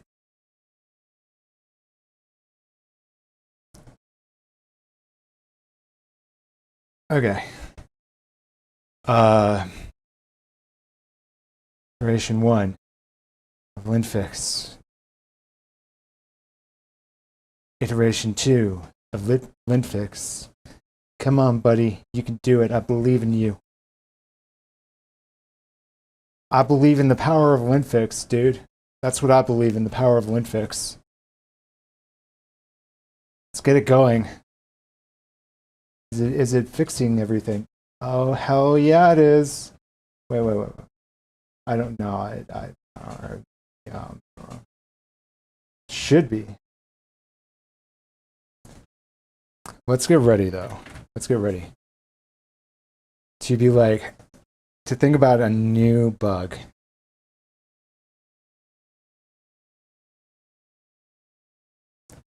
Let's think about bugs here.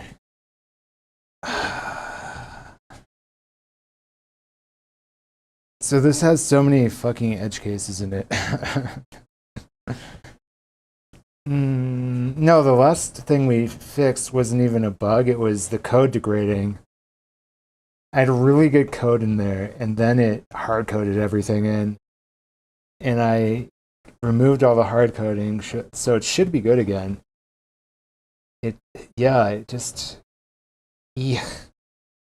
I get all my planning tools in, it shouldn't do that anymore.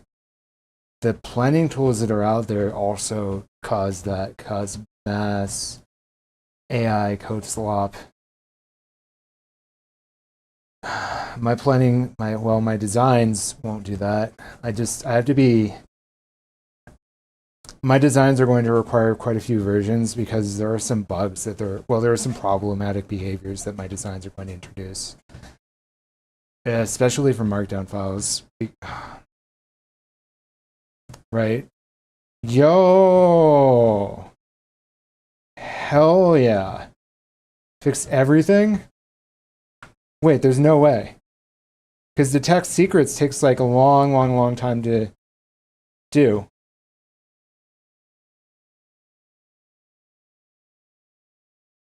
Aw, it takes a long. Why did this display twice?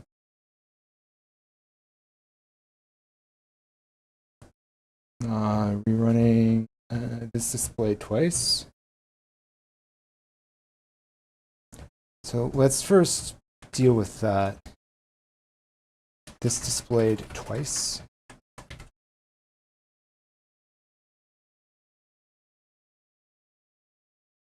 Running 10 linters.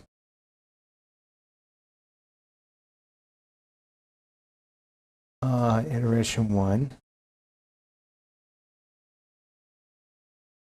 In rough, get likes, my pie.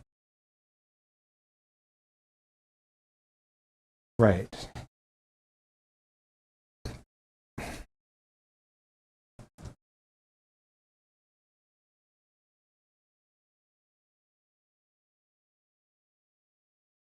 Okay, both causing. Okay, that's fine. I was just confused for a moment.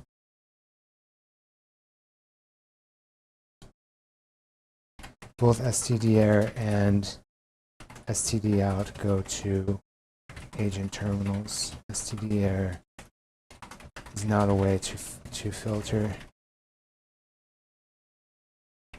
So just print everything is not a way to filter.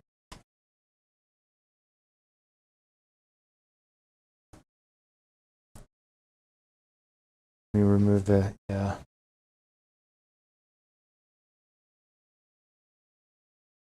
Okay. Another issue. Lint fix across the entire project. Okay, let's UV run lint fix across the entire project. Runs much more quickly than UV run lint. It's not running all of its phases. It seems to stop running after rough passes, if rough had errors.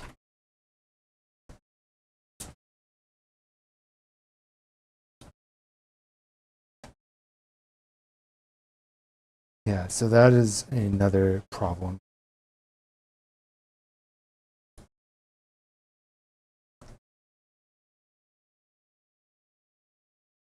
Running 10 linters in parallel.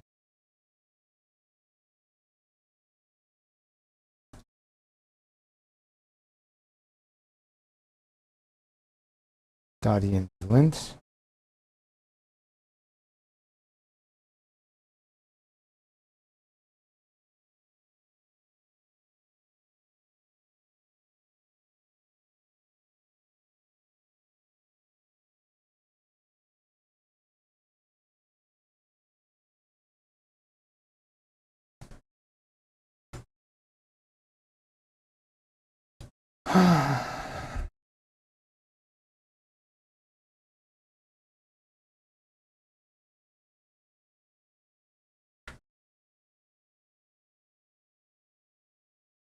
I mean, there are no errors, but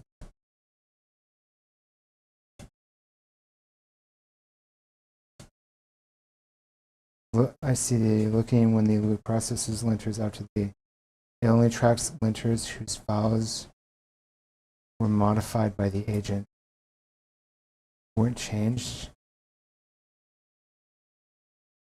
New errors by linter. That's not the bug. That will just cause an infinite loop.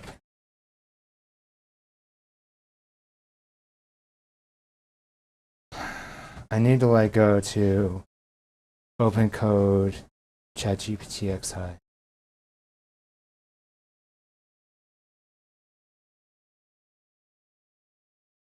Like you can see how bad Opus reasoning is, right? I'm not crazy.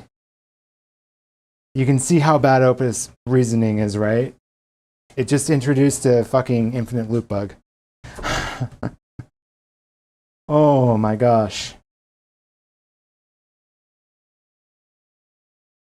I need to maybe have Gemini look at this. No. I think I need to have a So undid the change. If the issue is that initial linters call isn't running all linters, or the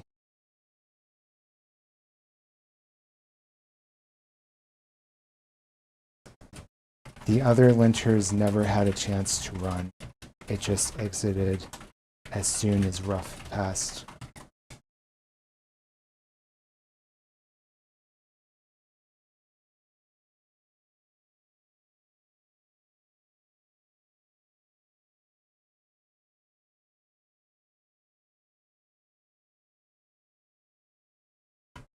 No, you are oversimplifying. Rough terminates early,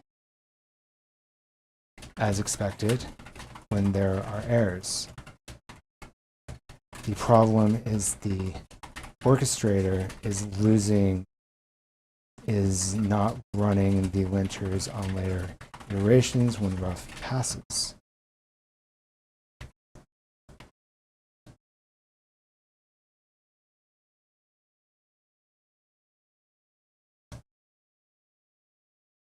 Yeah, like there are a fuck ton of errors, bro.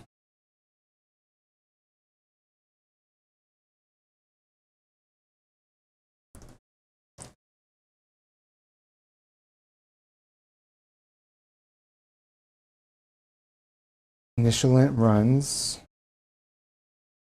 mutating errors by linter only contain rough errors of linters. We run rough on change file, load errors by linter becomes empty. The effect should be when a linter is removed from track to continue running in the pipeline to discover new errors. The order scripts rough mypy. The order is not what you found. They do not run sequentially.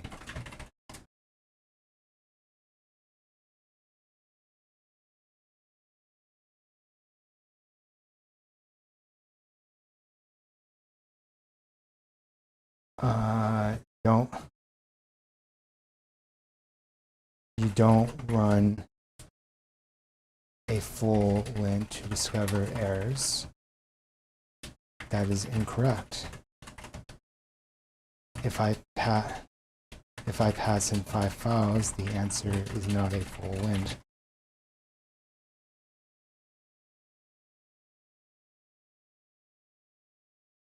The answer is those 5 files.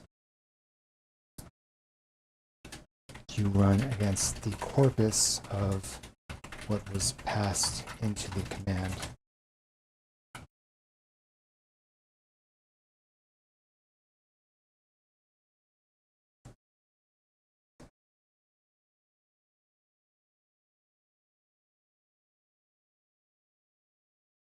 Why is it running tests?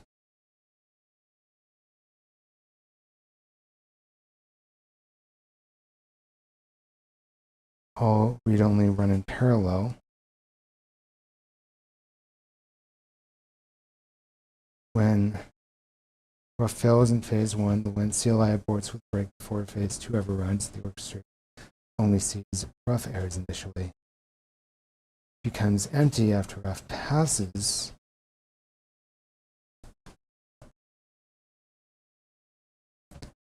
Errors files do not run when errors by linter becomes empty. Files run when they pass rough individually.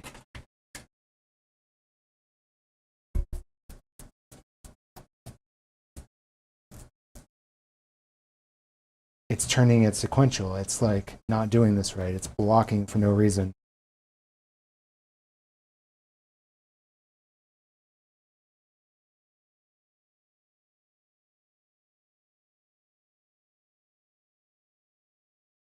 And I bet it's going to pass in like single file. So if it has 10 files, it's going to pass them. It's going to do 10 runs, 1 per file. Files run when they pass rough individually.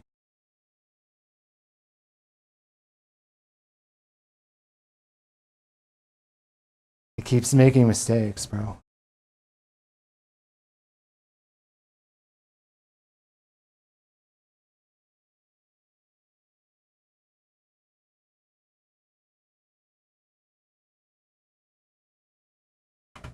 Still wrong. We are running n file is correct. So when X files pass rough, those X files move on, while Y files stay in rough. If files did not change and have errors, then those files go to investigation, regardless of phase.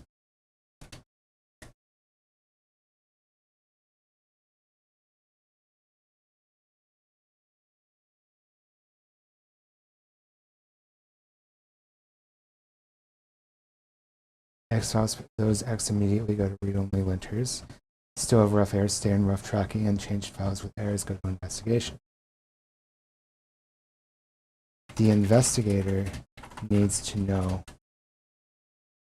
when files return from investigation, you need to resume the linters. Furthermore,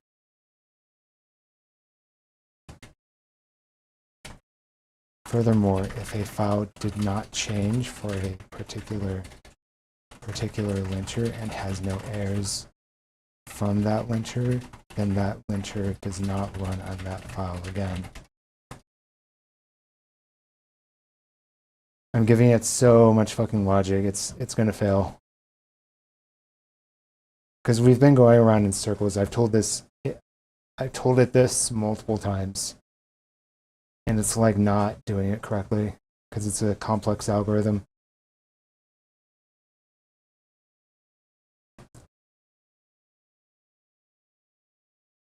Oh, okay, so what I need to do, I know what I need to do. /new. Fucking ChatGPT X high, you are my only hope.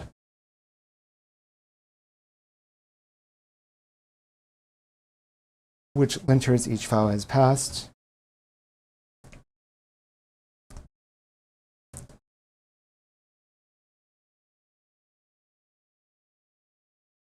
Integrate investigation, results back into the loop, files returned. Yes.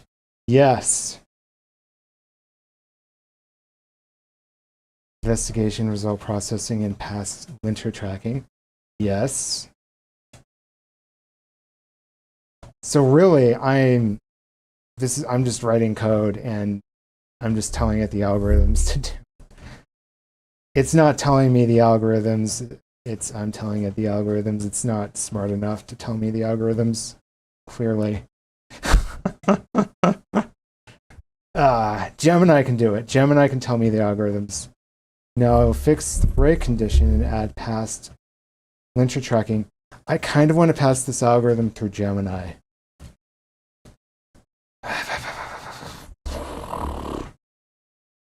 All right. I kind of want to pass this algorithm through Gemini to see if it can find any improvements. I bet it can.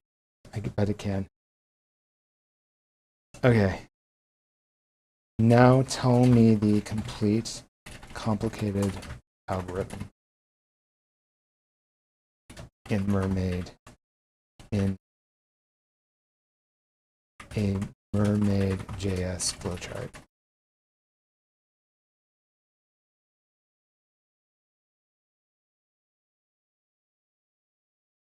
The files haven't passed. Let me check which linters exist. File linters. The past linter should only apply to files that haven't changed since passing. Needs to be rechecked by all linters. Okay. Change might introduce new errors. Correct.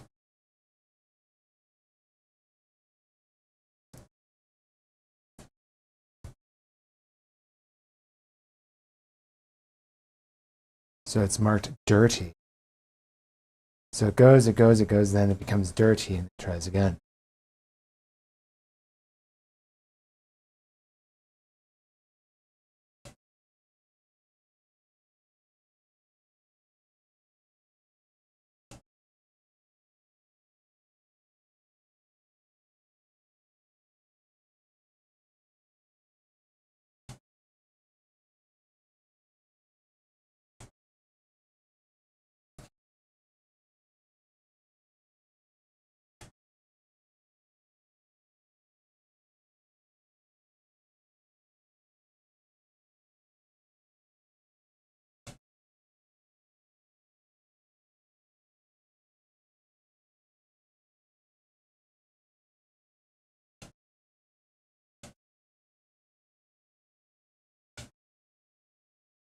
Okay.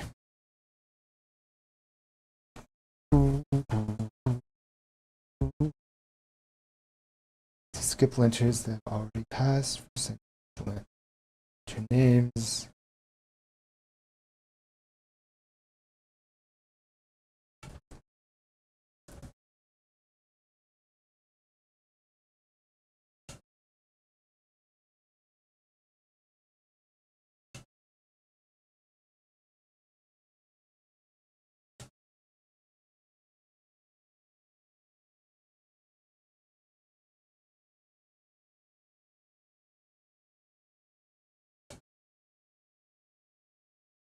Yeah, we're getting there.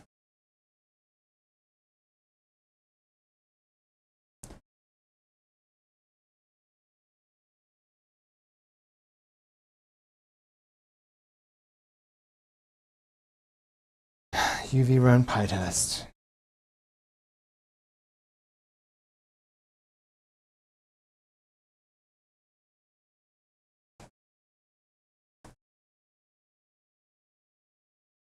It's got this. I'm going to pass the algorithm to Gemini after this.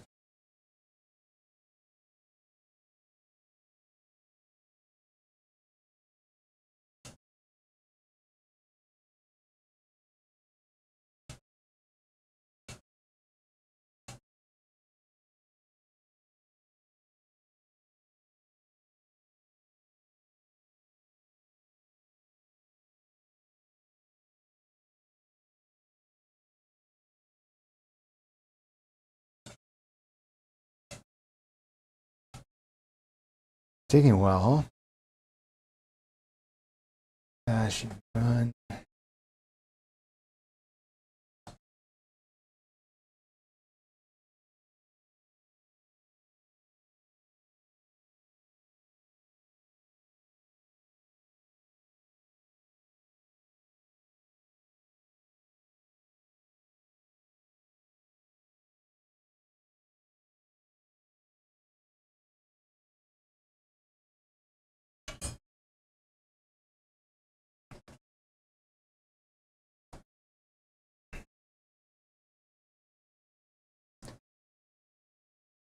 This is taking a hot minute.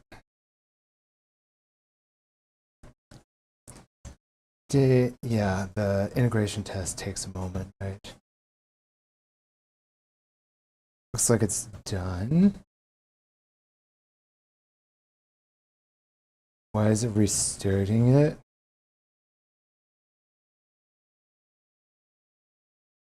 Question mark.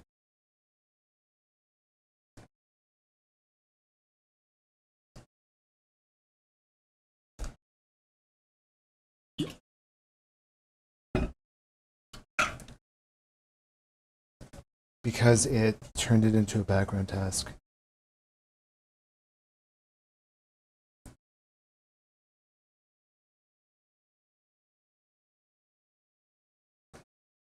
Yeah. I wonder if it's doing like an infinite.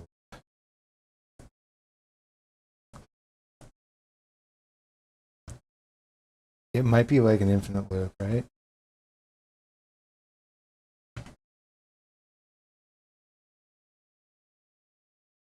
Copy in an infinite loop, no?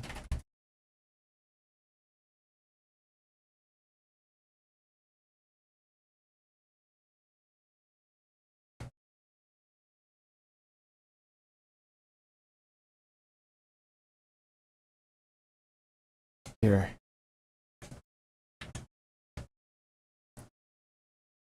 Now tell me the killing that. Complete complicated in a Mermaid.js flowchart. Tell me the complete algorithm, bro. Do it. Because I'm going to pass this on to, before I pass it on,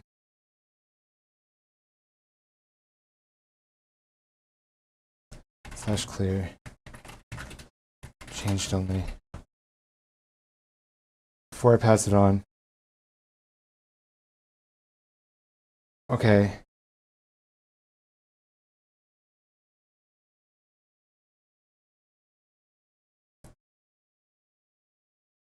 Yeah, just stop for a moment.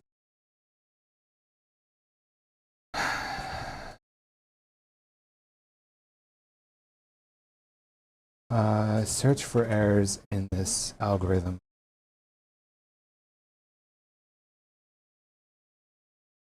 Let's go to Gemini.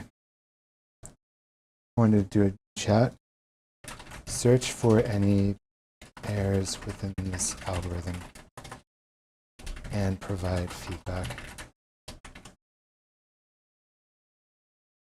I am next going to make an algorithm. So we have like a list thing, right? We should have underneath .tasks plans PRD parallel enter. Yeah, well, this is like its whole thing. New file algorithm.md algorithm feedback.md. Dropping in that the agent did not modify.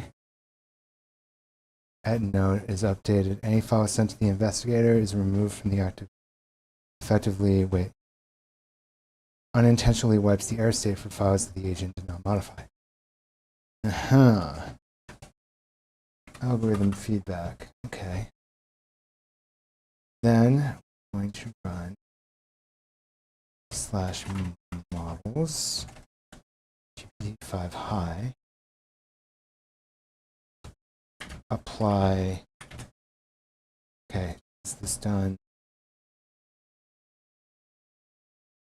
This will lint fix everything correctly. Yeah, it's almost done already.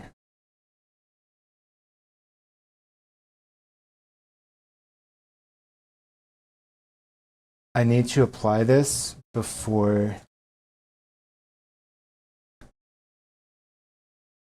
I run an OpenAI model because it might wipe out my tree, might wipe out my changes. So I need to be very careful with an OpenAI model when I give it free rein like this. Feedback to algorithm.md.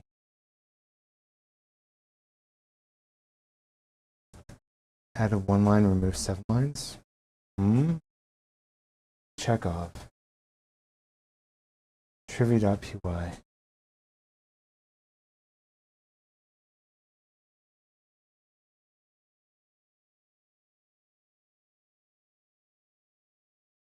Static. Okay. This is Haiku doing this.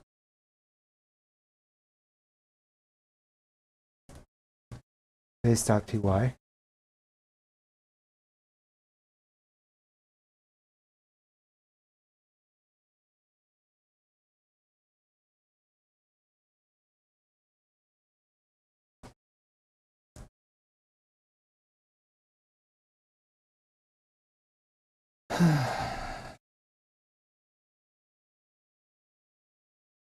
So when I ran the entire thing, base,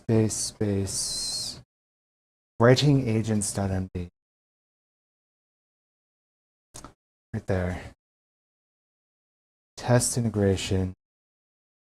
Fix MyPy.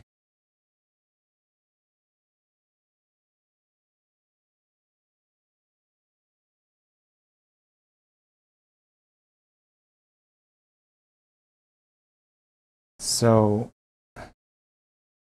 this fix MyPy is not included in here.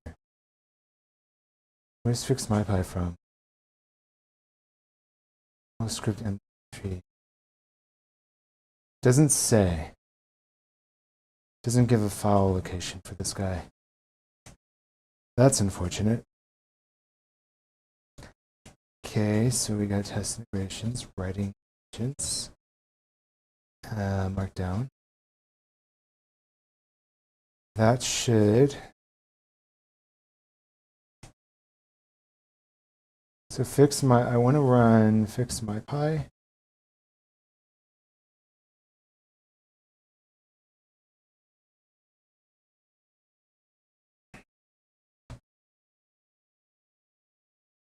So I can do a lint fix on fix my pi and on writing agents.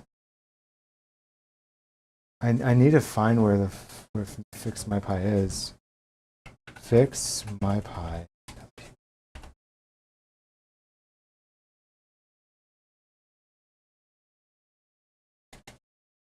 Fix my pi. Where is this thing?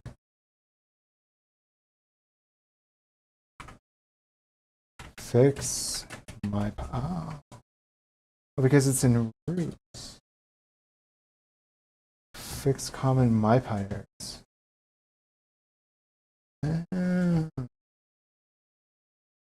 Okay.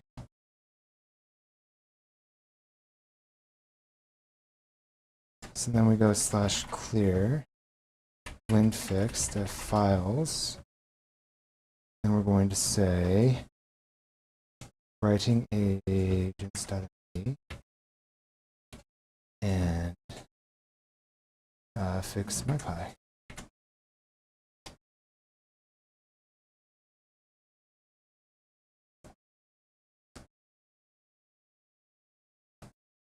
And that should have everything. So then I do a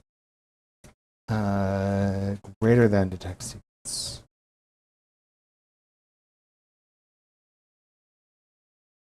Oh, and the failed linters were specifically AST grep, pi markdown, and my pi. Okay, so we're going to run uv run lint AST grep, pi markdown, my pi. Specifically. Because these are the failed linters.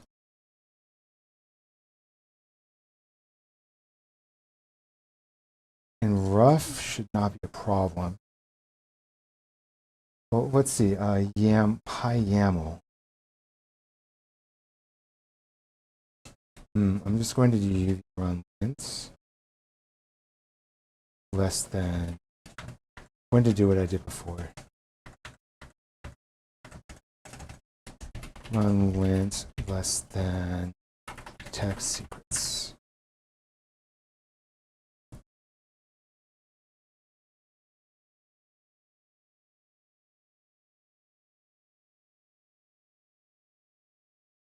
Well, hold on. Actually, I don't need to do that.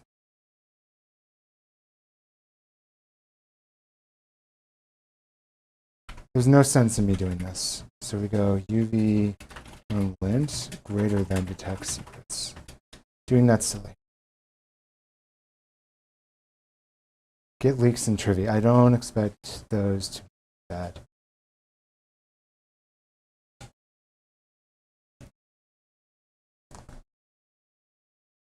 I think we're okay. So now we do a commit and push. And now we go open code, apply feedback to this guy.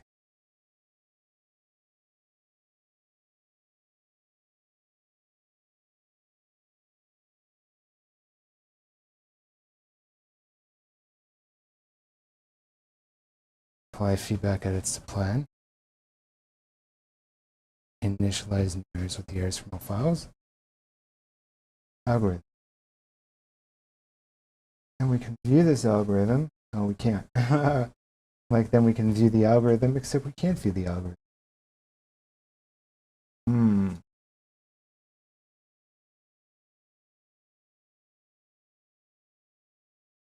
I see.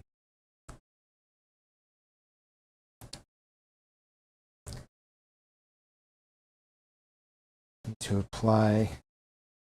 And then we're going to run through this again.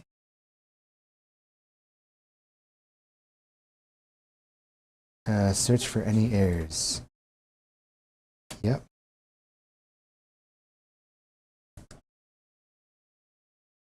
Implement checks. This is how you use Gemini correctly.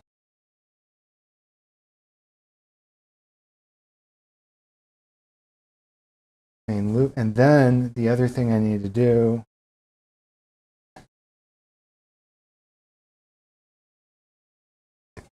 I'm realizing next that I can do it so that I can. It's not applying. Is it applying the feedback? I think it is.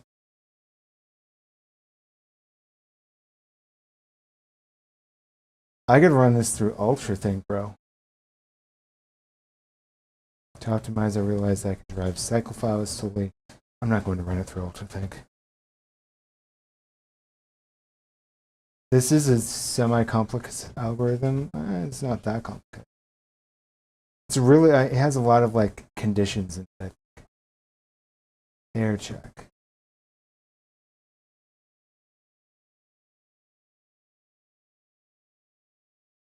I see if so, I'll keep it general. The agent does its most cycle files goes to the investigator. Seems okay. Yeah. And then I need to audit the stupid orchestrator against the algorithm. Which is the next thing I'll do. So we go to scripts. Blend fixer orchestrator. This guy.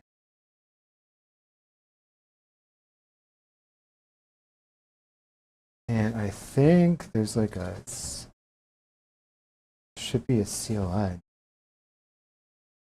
High project. Linfix. What is this called? Scripts Linfixer main. Oh, main, right here.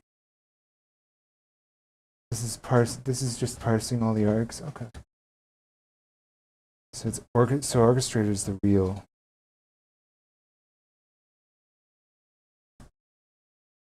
How the editor works.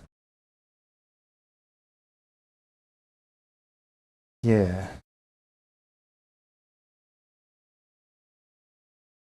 Okay. We've discussed for the inventory check.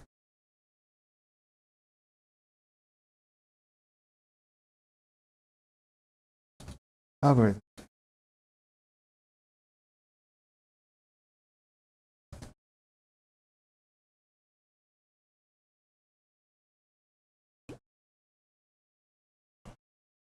Any errors or improvements and provide feedback.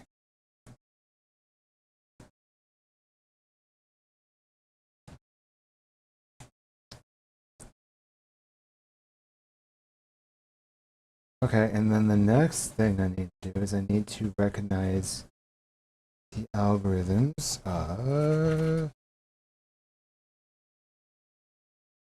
Let's clear this out. I have and because maybe the CLI thing does not have any fucking issues.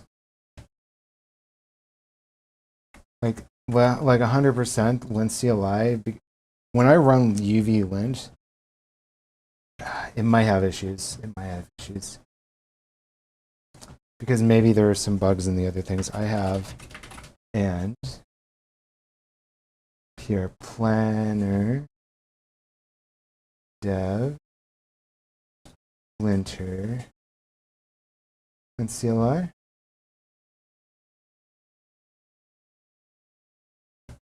And let's CLI.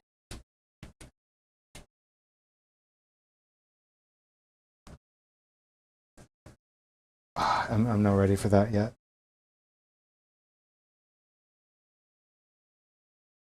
Yeah, I need to extract the entire algorithm as mermaid.js. Flow chart. as images filter.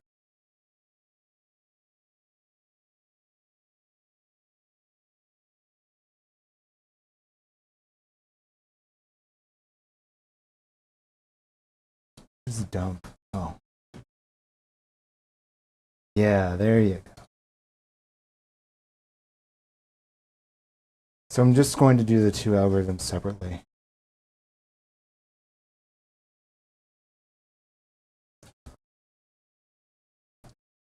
Final plan matches feedback. Very good. And then when I'm done with this, I'll be right back. I'm going to run MERM. I'm going to run another Gemini on the other algorithm. Algorithm, and then final file. Linter algorithm.md. CI algorithm. Linter algorithm.md. Linter algorithm. Feedback.md. That should be good.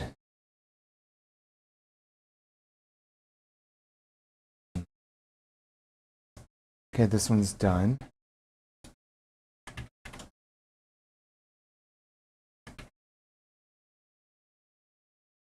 Then I'm going to update this one.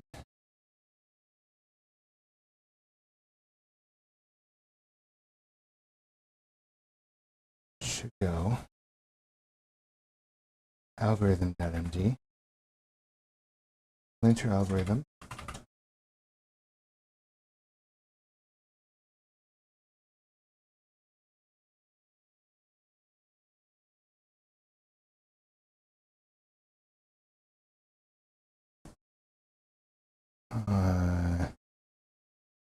clean up, Gemini cooks race condition.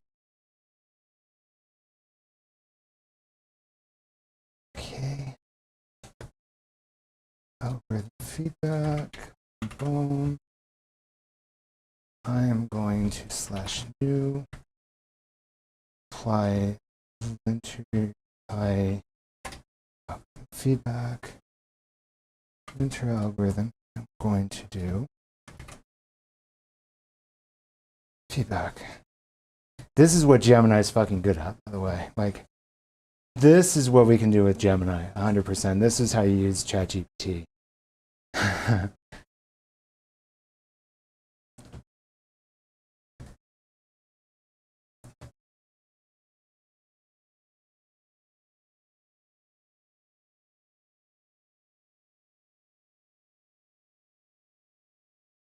Huh? What's it doing? Dot tasks. There you go.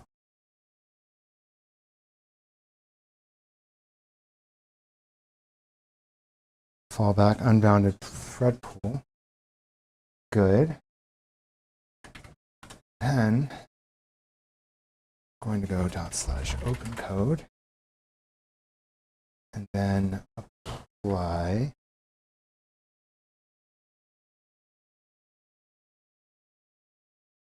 linter feedback, linter algorithm.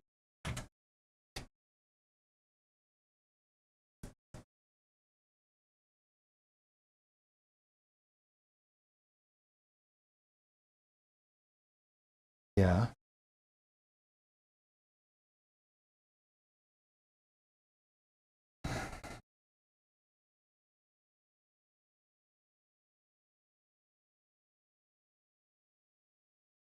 Algorithm.md. Feedback mentions the different early exit.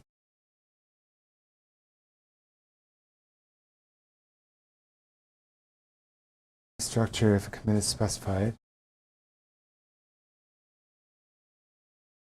Yeah, okay. Now we're fucking cooking. Holy shit. I should have just done this from the get-go. User requests cause so I should modify error under for mixed situations.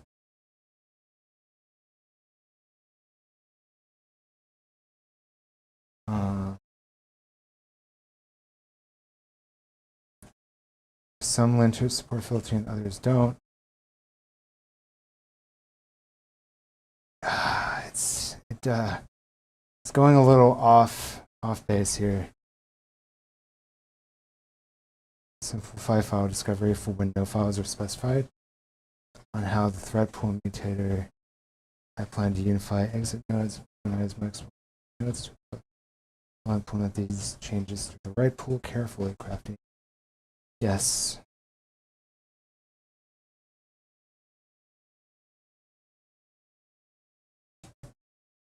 Okay, so these two are going to be running through.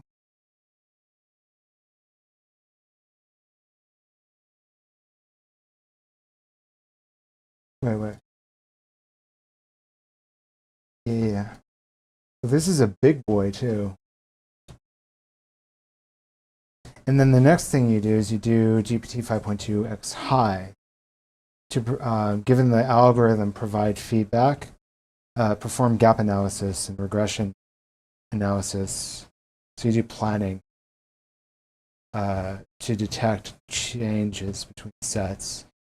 And you keep doing changes until it doesn't find anything. This is a very brute force method of doing things, but it works well enough. This is the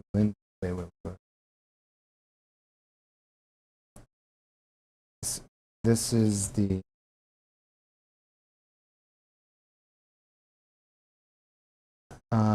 algorithm. Okay. So now we go back here and we edit and go search for any errors in algorithm. Oh gosh. Yeah, just honestly, why not? We're just going to paste in prompt. Any errors in algorithm. This one should just be done. It is done. And we have the linter algorithm.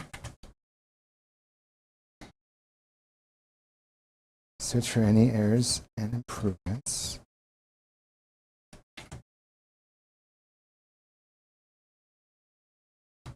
Provide feedback.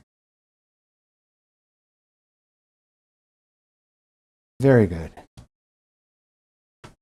Okay. This is like a hack for algorithms, 100%. And Opus is really good with structure.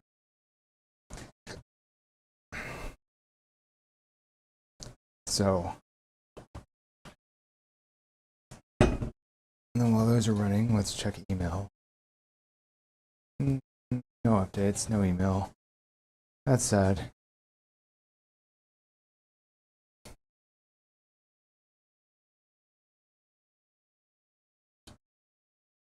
Okay. This is already done. Gemini's fast, dude. Investigation, the no-op cycle. The linter batching. So this is the algorithm feedback. Let's go /new.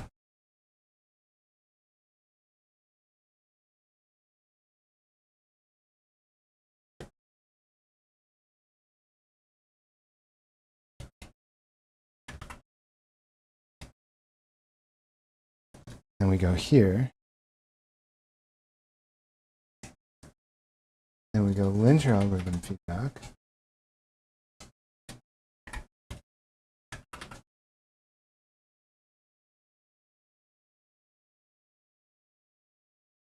Well, I guess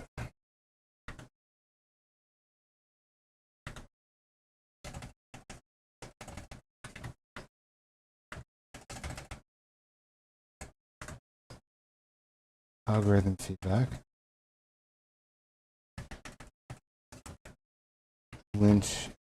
linter algorithm to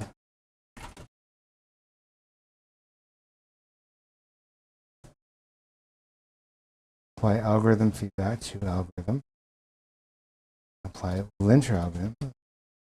They sort of got mixed up here.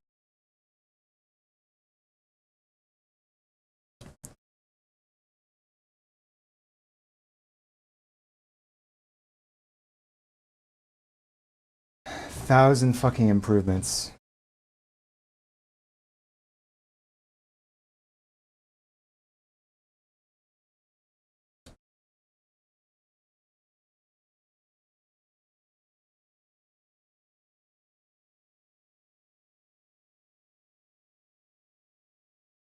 Linter selection process. Yeah. This needed fucking help, bro. Because I'm like, I know the algorithm, but Ovis kept fucking it up over and over and over again.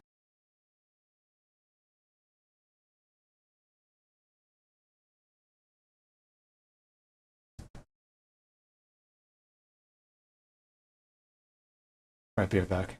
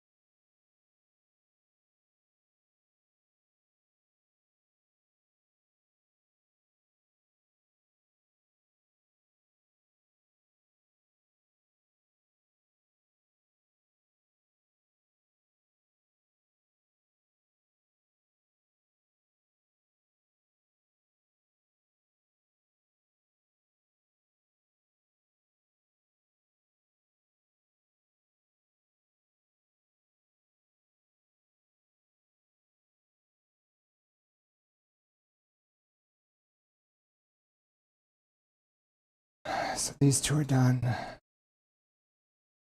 So now we go upgrade.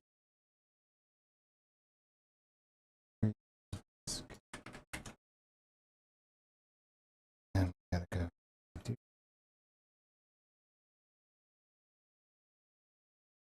Back up we go. Now we gotta go lint. This is arguably crazy.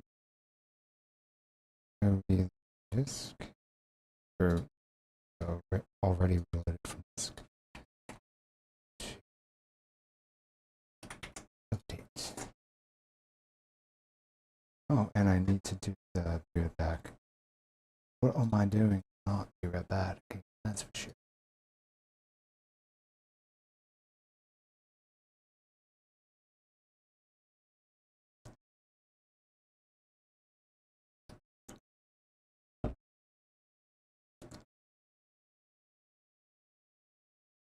That file changing. In unchanged files,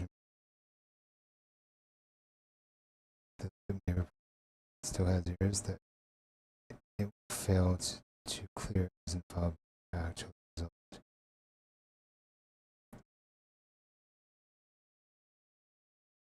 Agent is 2 and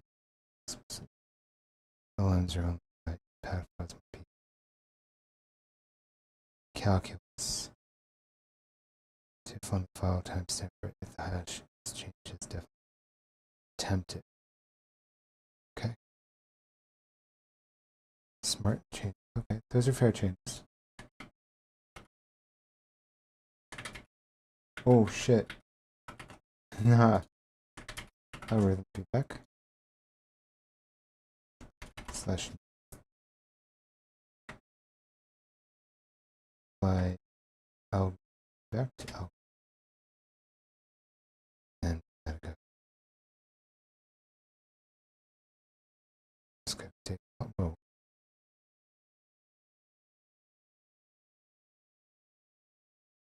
If the user runs they are playing old while the tree has the formatted code. It is true the algorithm should strictly they have divergent staged, unstaged states to prevent committing unverified code. What? In unstaged changes, the system warns the user receipts combined uncommitted. A formatter like black runs on this file, modify the file on the disk. User's staged index remains unstaged. User then commits the unformatted code. If it is, the should strictly go.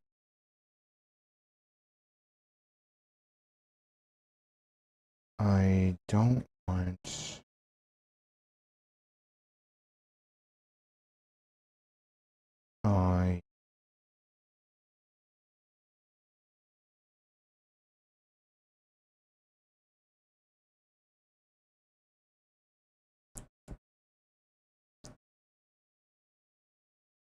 That is staged versus unstaged is going beyond the algorithm's responsibility.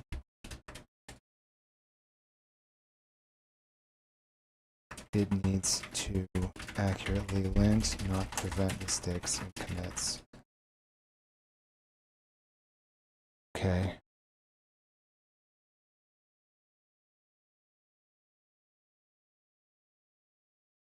So, exception handling. Flow, that's fine. Edge cases.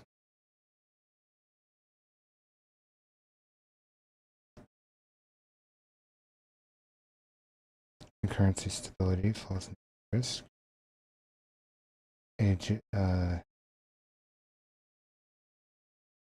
This is lint algorithm feedback.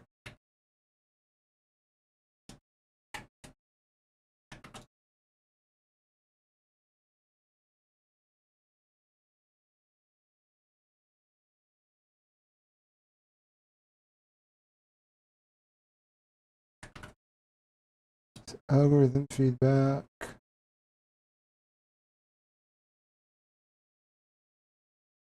Linter algorithm feedback /new.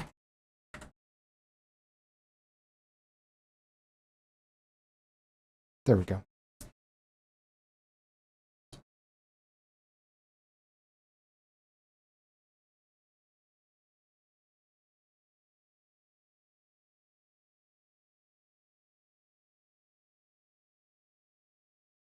Investigation when a file is modified, undeclared statement.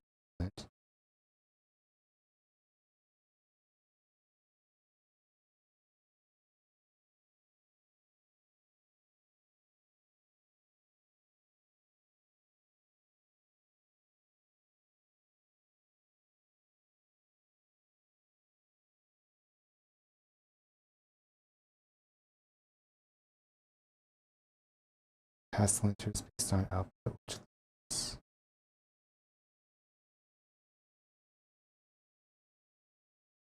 does include errors per file.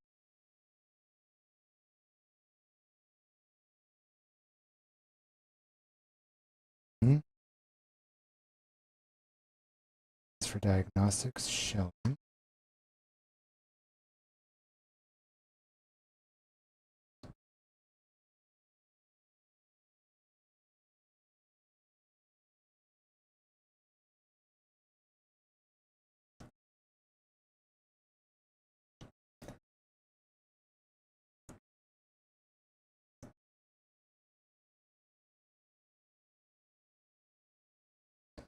Any necessary, unnecessary lines of the image are part of the file. Let's get all this set up.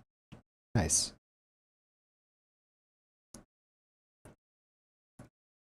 I just worked on the fucking linter today. Is all I did.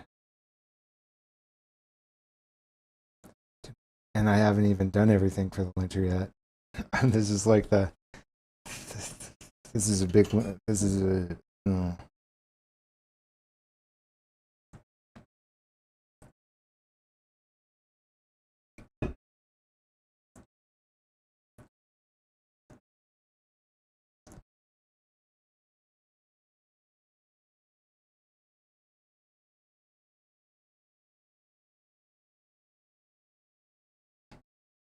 Shall I do it right to? Sure.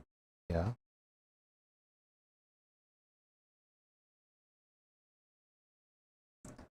And that was just right to algorithm. Oh, it's still going.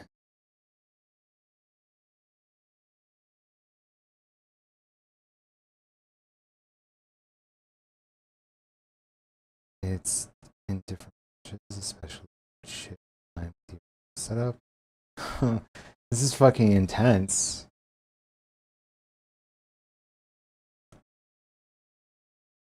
Yo, just pure algorithm. Look at that.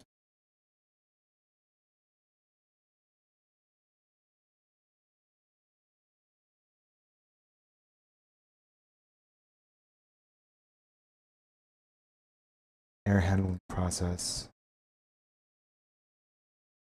The relevant parts for modify the fail manual and ensure the Q2 text for both DL errors. Or find how we build agent input to include relevant errors alongside project errors. This will help streamline the process. After finalizing these changes, I'll write the complete update content.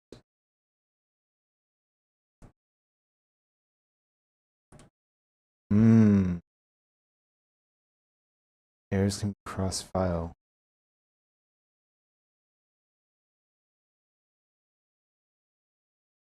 I should confirm modifications are present. Well, it's not strictly necessary.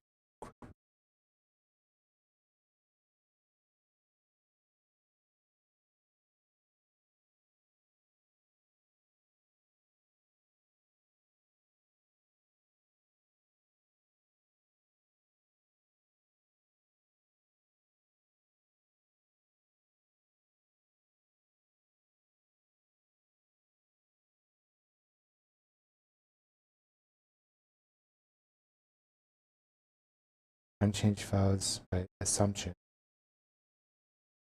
That was a long run. Oh, they're both done. Oh, wait. This is done.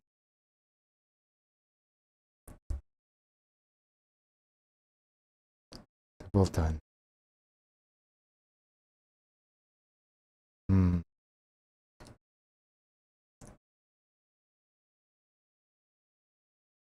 Okay, so we're going to edit again. Can't edit. Oh no.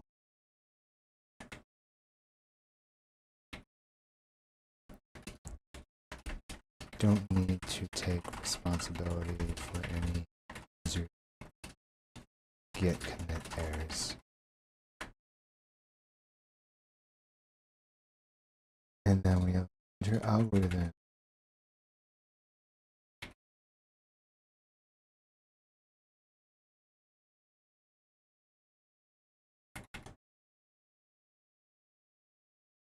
And then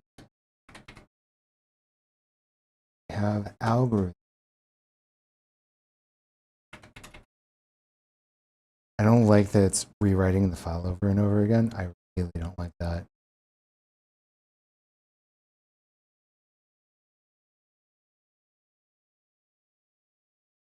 This was like 169. I don't like that it does that whatsoever.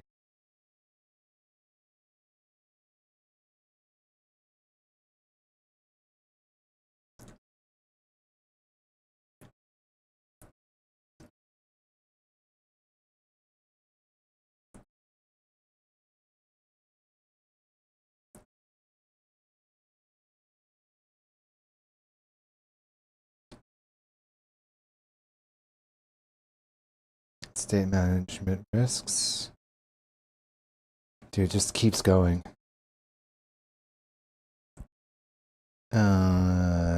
Search for any. So this is algorithm.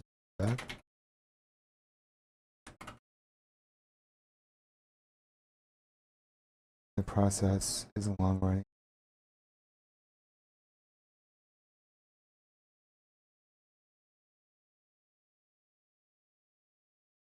That allows manual intervention files. I need to fix this. There is no manual intervention. The investigator is itself another automated AI. It goes off to the AI and comes back when the AI is complete on its own process. Okay. So that one's fuckeronied. Output stream integrity. But several nodes print plain text warnings that could corrupt the output state code. Mutator order strategy. Node validates orders the global interchange cases. When a file is staged in the current resolution, record flow keeps warning at a strict no. Do not handle any potential git commit errors. Do not handle any potential git commit errors. Just let it go.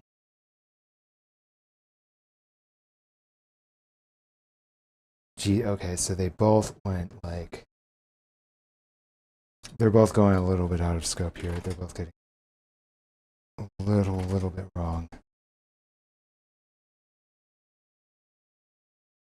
One critical logic app.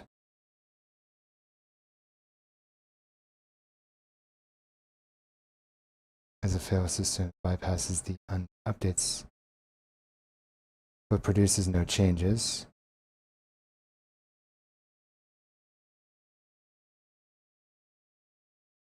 Treats a no as a fail. It bypasses logic checks. Is never reached.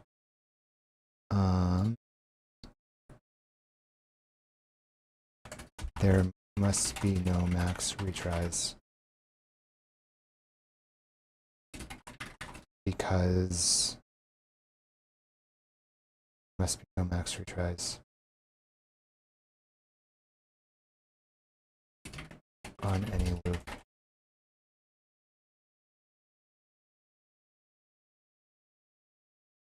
refresh, warning versus error on divergence.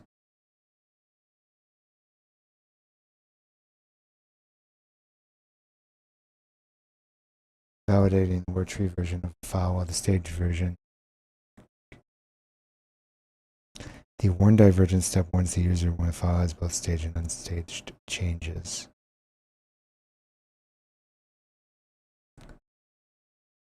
We always lint unstaged changes, period. No flags.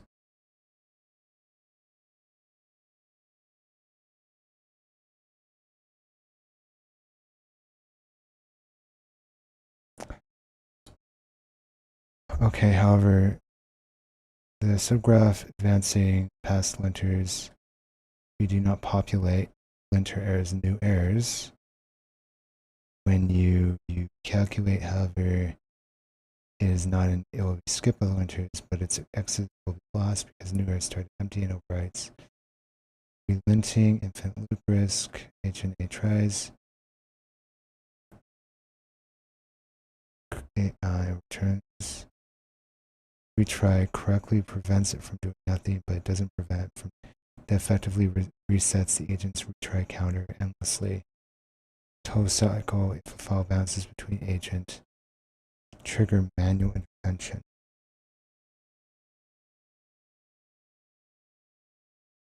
We do not want any maximum tries on loops anywhere, and we do not want any manual intervention anywhere. If you see a ping pong effect, it is intended.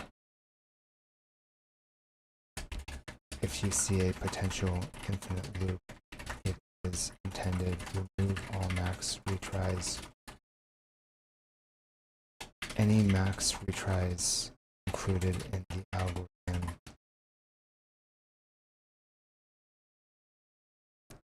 is a validation failure. There must be no hard upper bounds on the algorithm.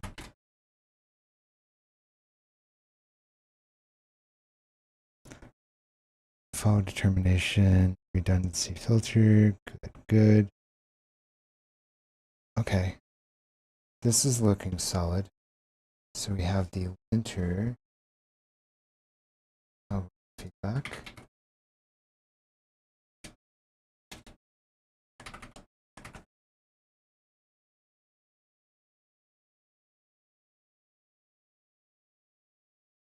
Linter of feedback. And then we have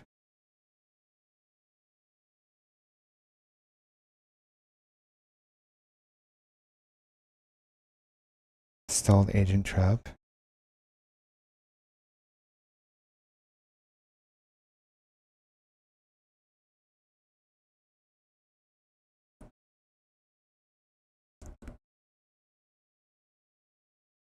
Advancing go to this allows which was to eventually hit max retries.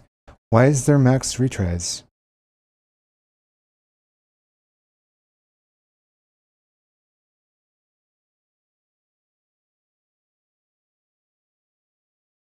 We shouldn't have any maximum retries. Why are you insisting on max retries? You mentioned eventually hitting max, but I stated that there must be no max retries, no hard stops. Why are you introducing and keeping them? The algorithm you produced is incorrect. Oh my gosh, I'm losing my mind.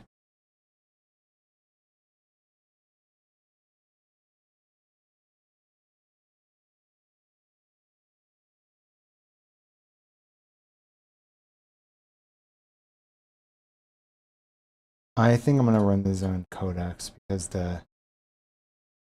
this is miserable. The edit was fucking miserable.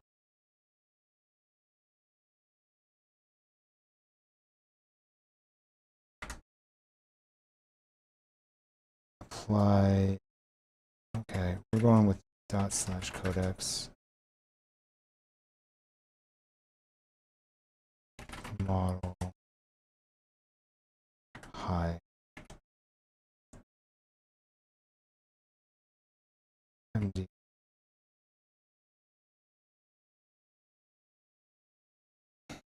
Corrected flowchart. I did not ask for a flowchart. I asked for feedback.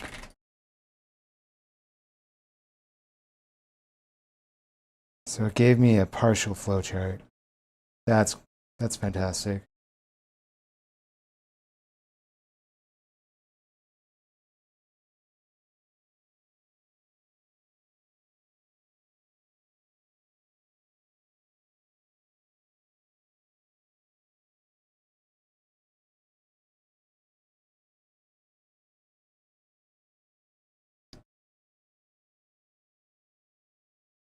Why are you including agent attempts?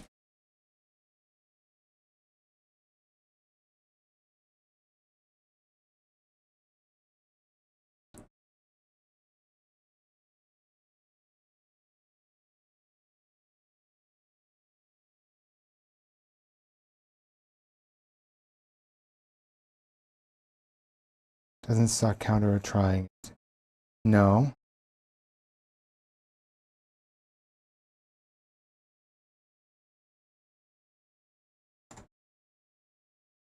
Why is there a threshold for investigation? That's false. There are very specific conditions for investigation, and they do not involve retries, retry counters.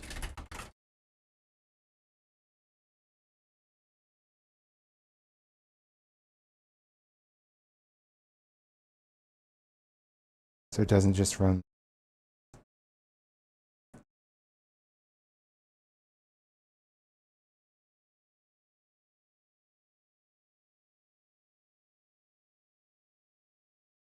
Oh my gosh.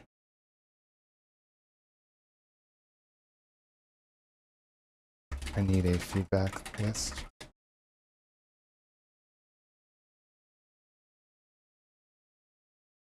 Let's see how this is doing.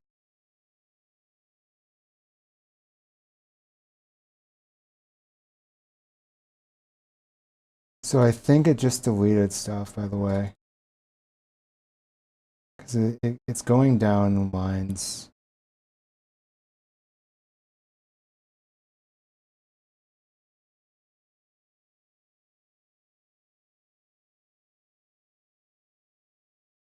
Instructions don't allow using commands like cat.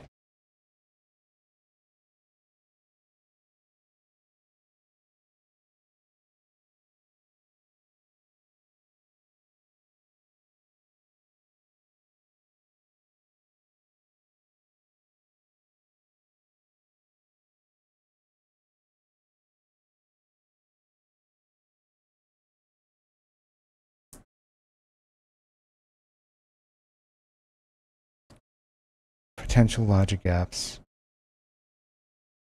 So which one is this? Okay.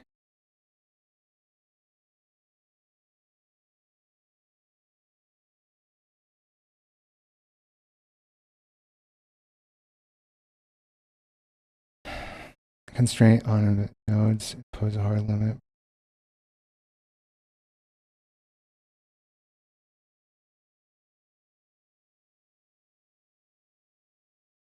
The investigator returns a no-op. The file must.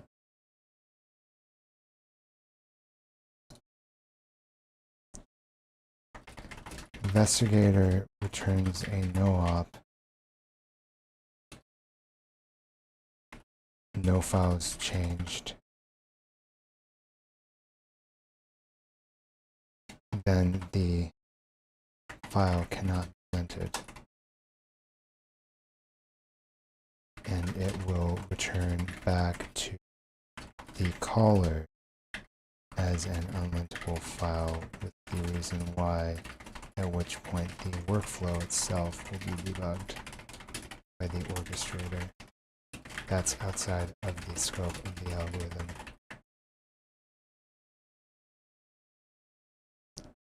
Move uses if agent just ran an error sent to it. The agent just ran and errors persist. Do not send to investigator. That is wrong.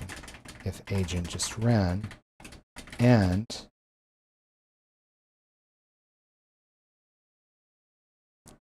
the file did not change and there were errors, then send to investigator. Dude, how is Gemini also horrible with logic? Like, it's yeah, it's just breaking, actually.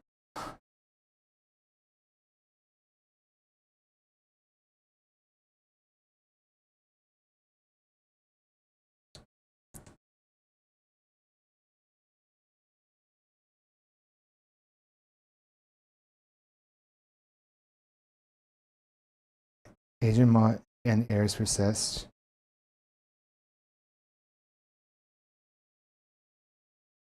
This does not appear to be the complete feedback list. Just give me the feedback list, bro. It's not that hard.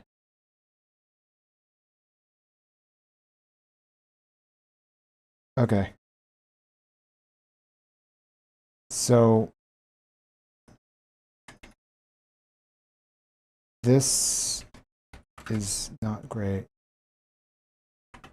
Well, that's fantastic. That's like Codex. Why is this one up to date? Wait, which one's up? Okay, well, sure. I guess we're deleting these two. We're going to cd./codex.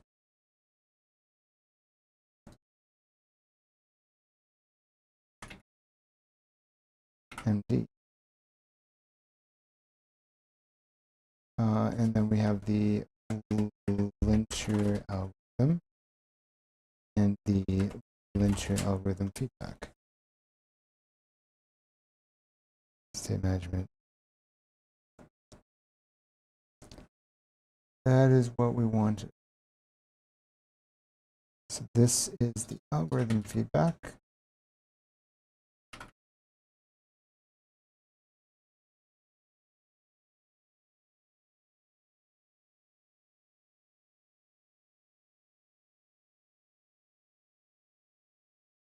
And the linter algorithm just finished.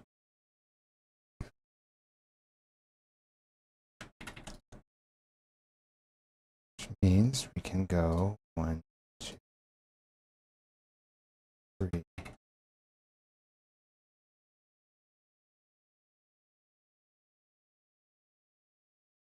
Algorithm.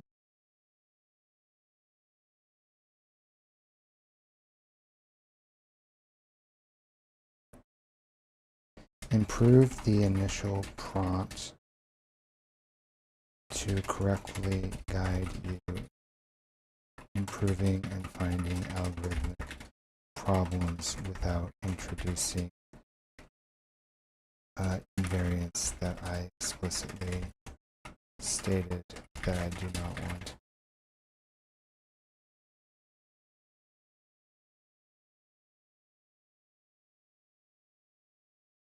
So then go processes and algorithm file improve algorithm dot text. Yeah, sure.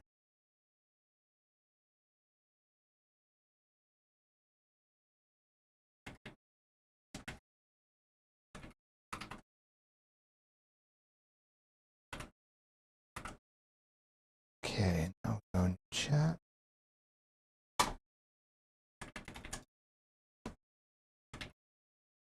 This is the first one.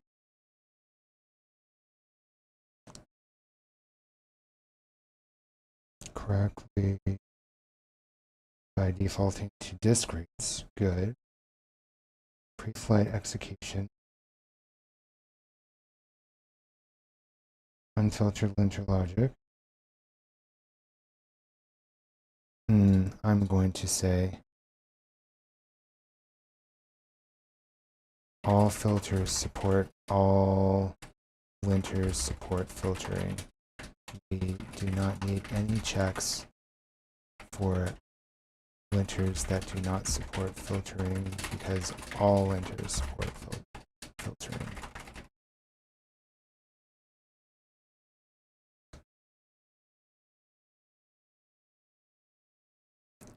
Let's try that again. It's very insistent on the filter stuff. It's like, well, what if a linter doesn't support filtering? I'm like, that's not a case. They all support filtering always.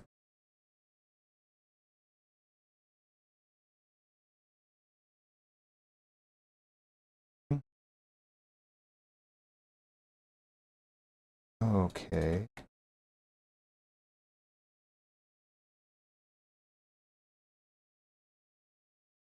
This is a lot better already. Yeah, open code is like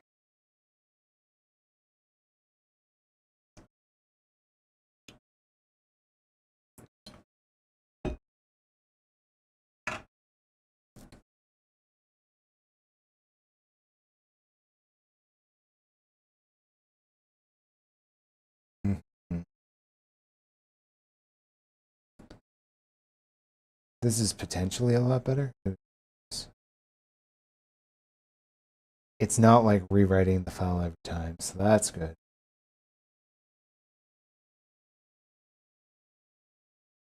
Any logic that incorrectly handles. Okay, let's see what it says here.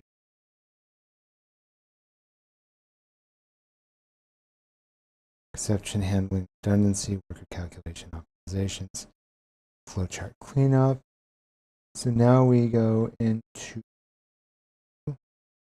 the near algorithm feedback.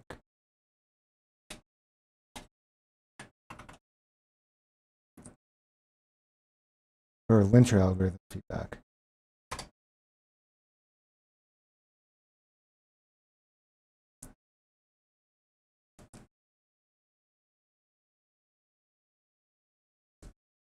So it turns out these algorithms needed a lot of work, huh? A lot of work.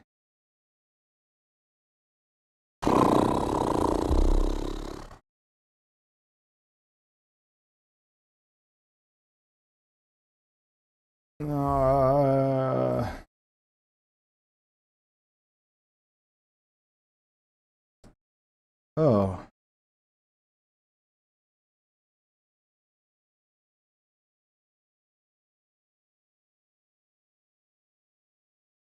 Everybody's playing repo.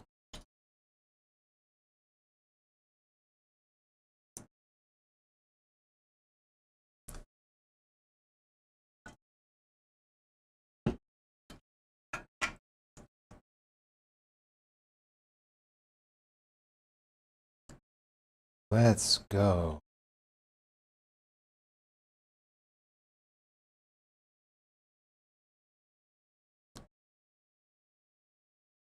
Linter algorithm? Why is it reading requirements.md? Algorithm.md. I said read linter algorithm.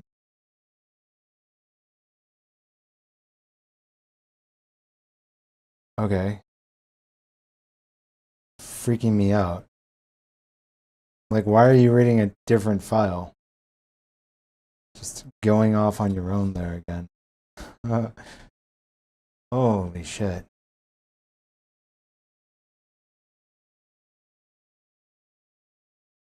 It has no way of wiping these files out because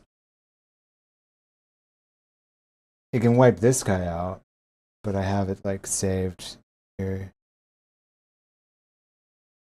So I'm not too concerned.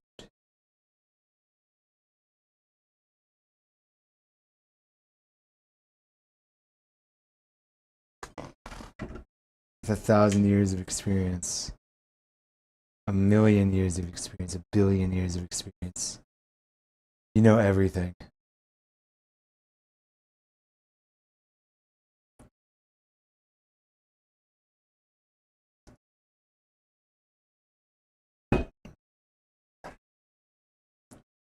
I don't want you to run Markdown or Blender checks. I didn't say to do that. Why is it doing this shit? At least in open code, it wasn't losing its mind. It kind of was. Oh my gosh. Summarize changes.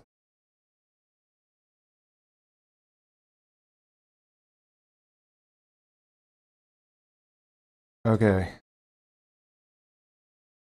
So we have the algorithm.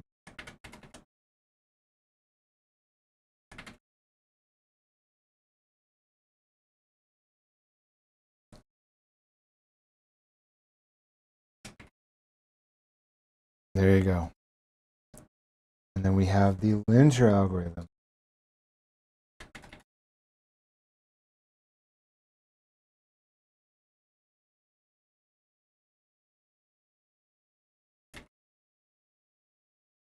There you go.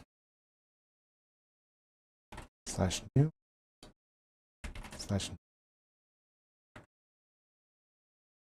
/linter algorithm. Okay.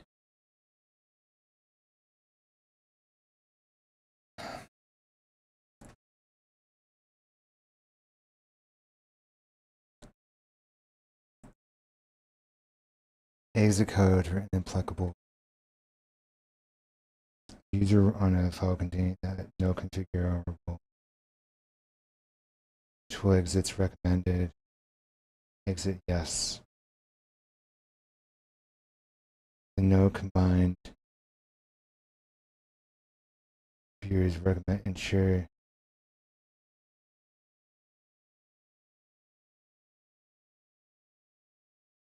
Why is it the node unmerges stage files is partially staged, changes in index and changes in tree? It appears in both lists. The node calc. Okay. I think these are fair. I'm fairly hesitant on the Git stuff because it seems to me, are you prioritizing the staged files over the unstaged files if partially staged? It seems to me like it's prioritizing the unstaged files.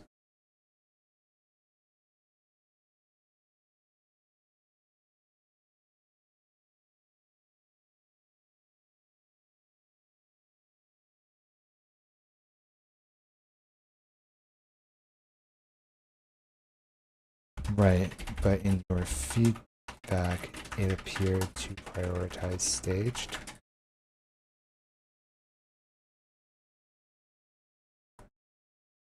I need to validate, like, my understanding of feedback. Okay. So I'm going to copy chat. Oh, Jesus. Then we're going to apply the linter algorithm feedback. Critical logic detected. Runtime risk crash, premature investigator logic.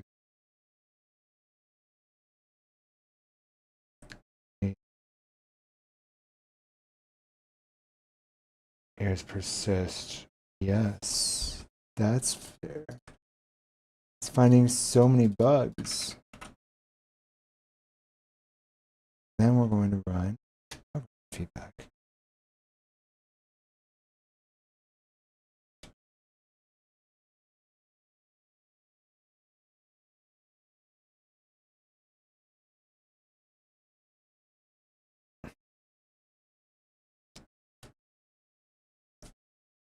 Seven. Okay, I need a good break so that I can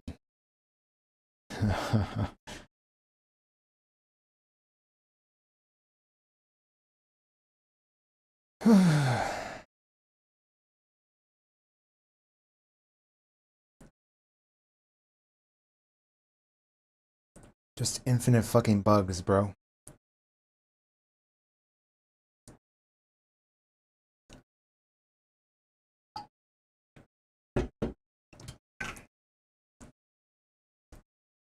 Going to be cycling here for a while.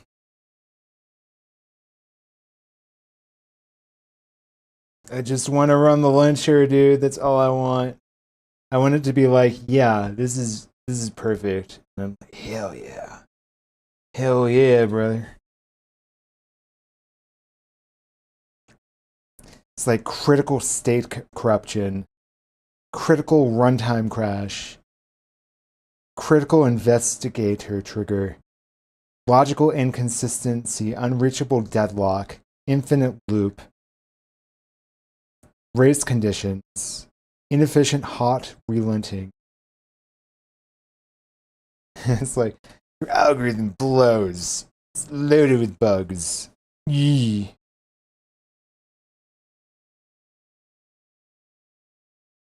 Kind of getting hungry. Oh, shit. Like,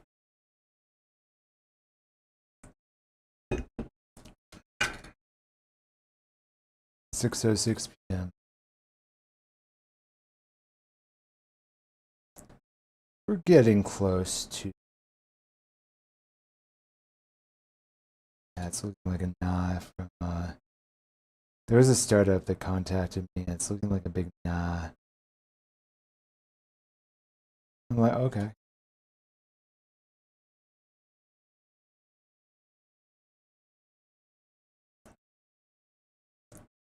So this is the linter algorithm.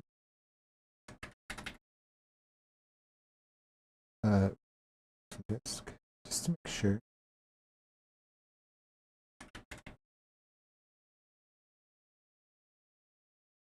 The linter algorithm is good. I kind of want to do ultrathink on the orchestrator algorithm. The linter algorithm is pretty okay, but the orchestrator is like kind of fucked. It's kind of fucked.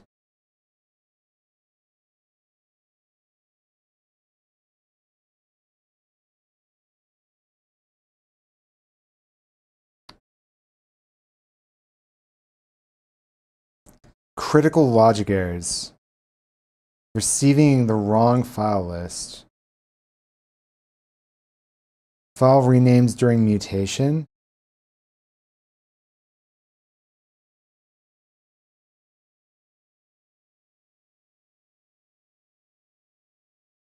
Okay. It is getting shorter and shorter.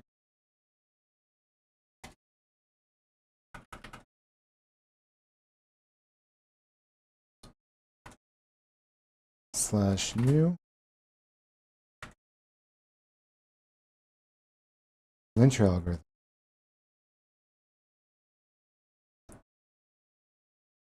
I think I'm going to run algorithm through ultrathink. I'm not going to lie.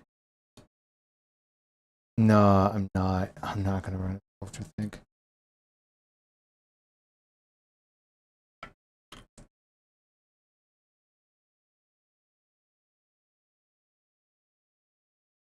Gemini is so good at reasoning, though.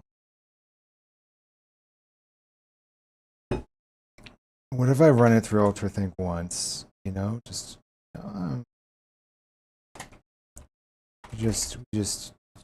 we just do a cheeky one time deep think.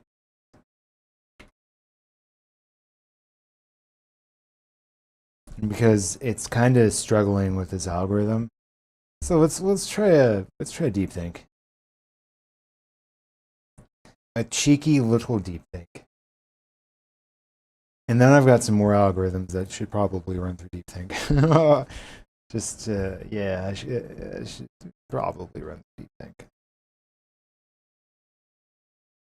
I mean, I got what 5 deep think queries a day. I should use them.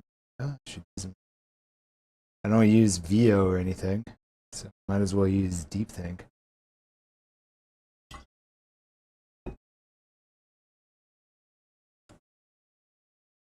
It's running. It is running. And then I gotta do this. Okay.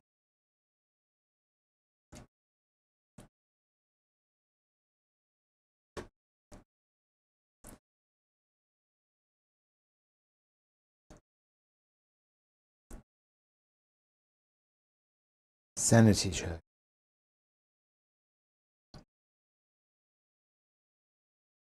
I didn't end up using a bunch of Claude tokens today.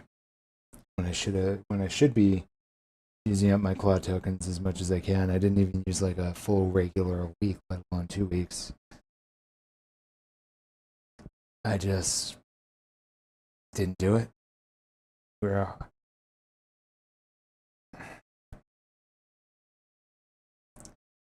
I could have done it if my stuff wasn't broken. How about that? Make excuses for myself. I could have done it if I wanted to, but I didn't because I'm a nice guy.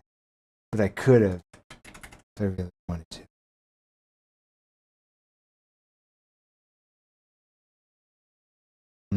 DeepThink. Okay. There you go, DeepThink. Have fun with that. I'm on it.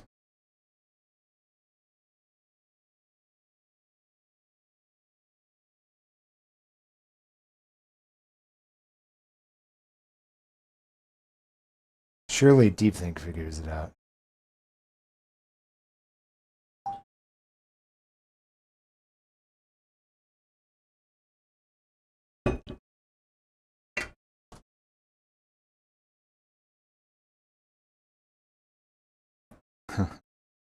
So OpenCode and Codex do the same thing.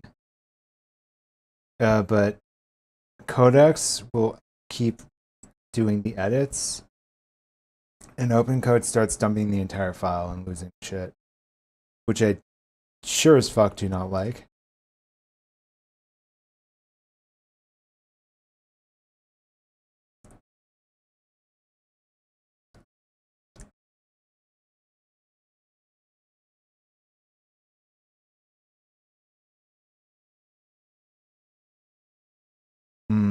And then we got to go to the enter algorithm.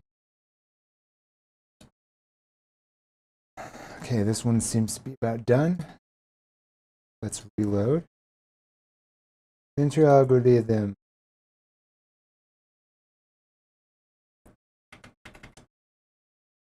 Oh shit! No, you're not done. No, you're not fucking done. Okay. I thought you were about done though. Darn.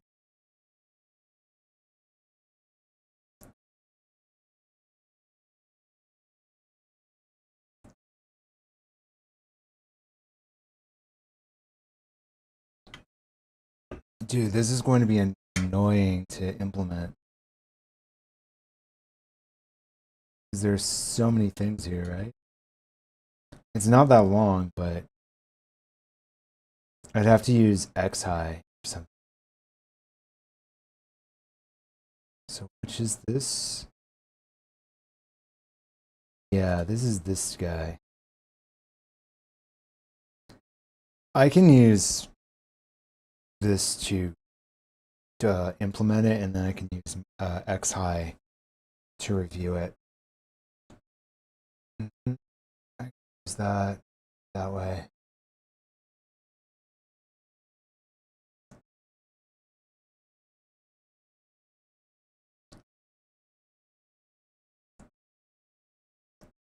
Thread pool. Dang.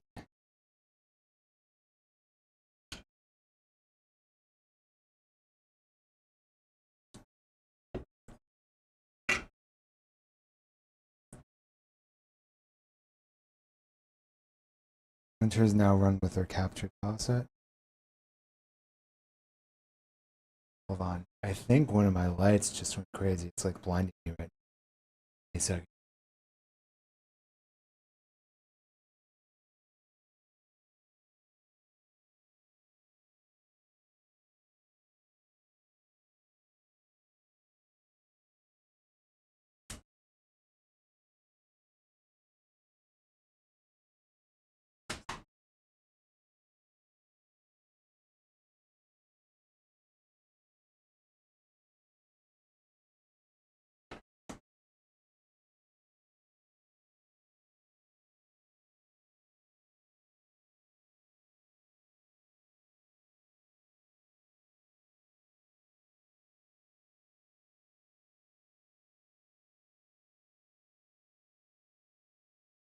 Be good.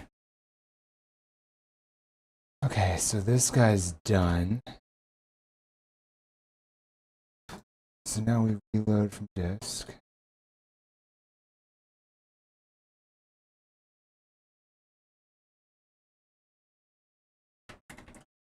Intro algorithm.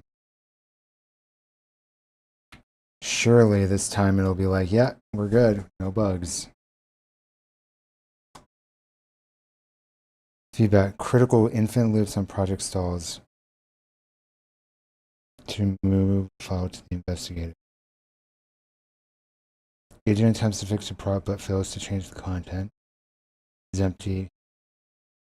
Bypassing the update where updates async check. Blocking me. Oh. Found quite a few interesting things here, huh?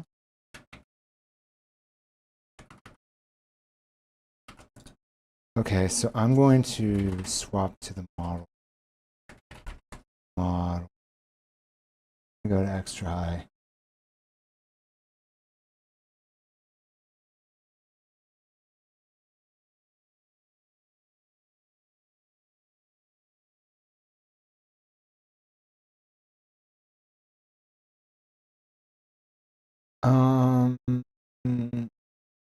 I think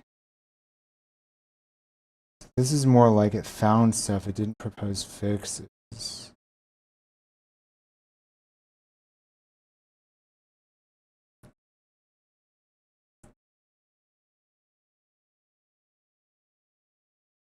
Infinite loop on project stalls. Yeah, we're kind of going in a loop right now because it needs to propose fixes as well.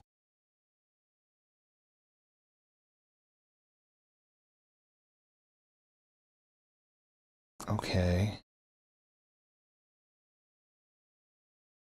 So now it needs to propose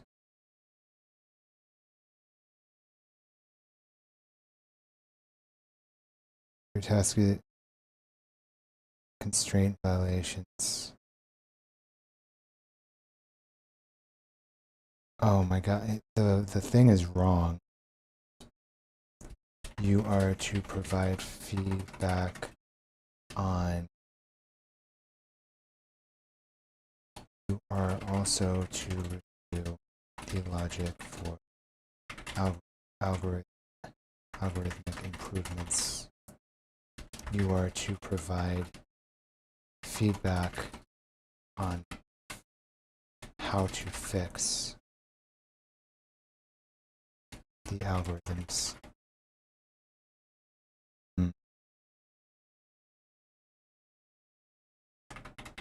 Okay, let's go out feedback, improve algorithm.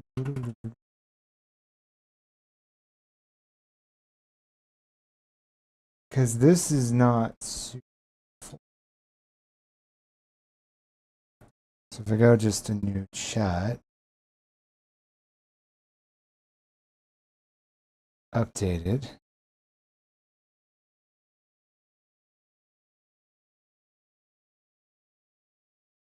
So this is DeepThink.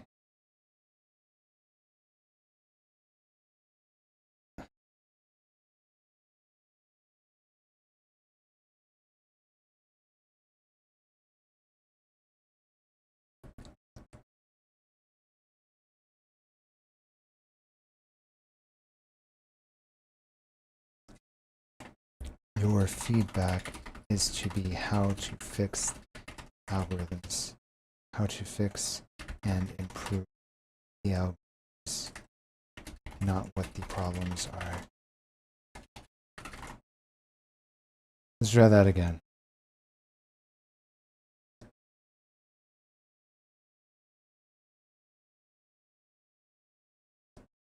So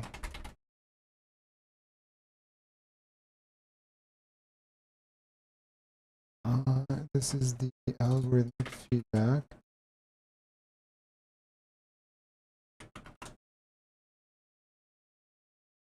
I have feedback for an algorithm.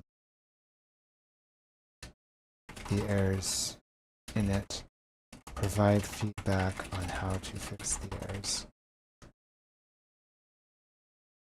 Just going to pass in the two files. There you go.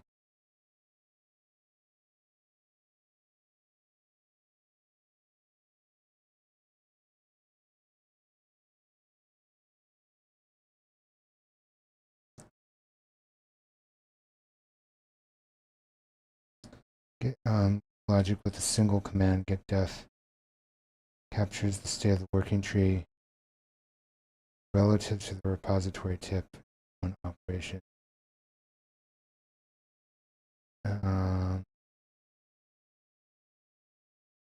Captures the state of the working tree, staged and unstaged.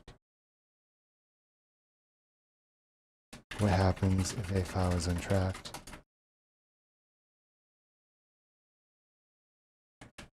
Then we don't lint it. Oh. This is good. This is good. A linter algorithmic feedback. Okay. We're cooking.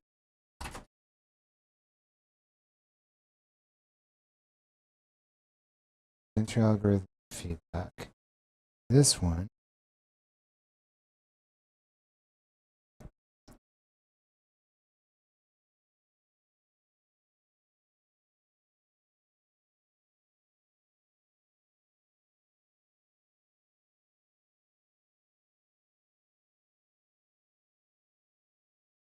isn't in, handles that, no, prevents confusion. Okay, and then we go into algorithm feedback.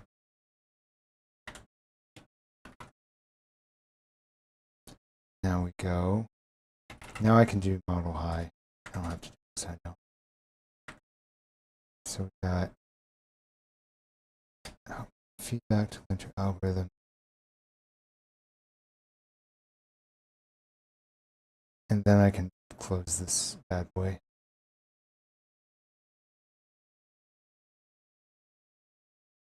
And then I can place this, the improved algorithm thing.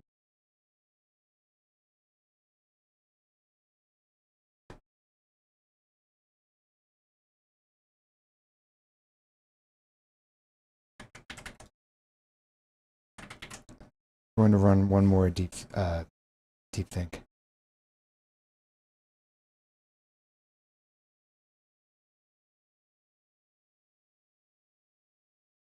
Okay.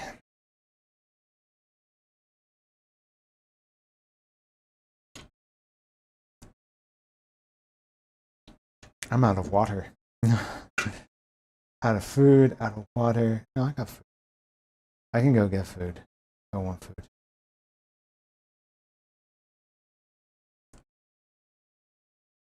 Anyone say anything fun? No.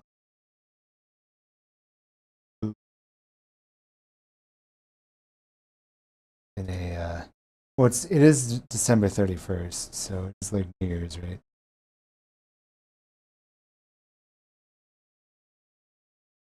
I'm gonna probably go to sleep soon. Get up in the middle of the night.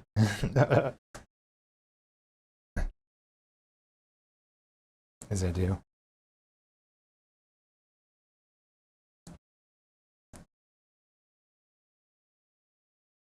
Linter algorithm. Pre-flight, okay.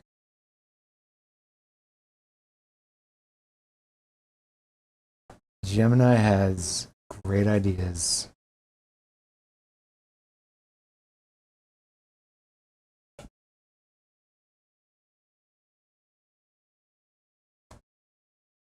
Linter algorithm. Boom, boom, boom.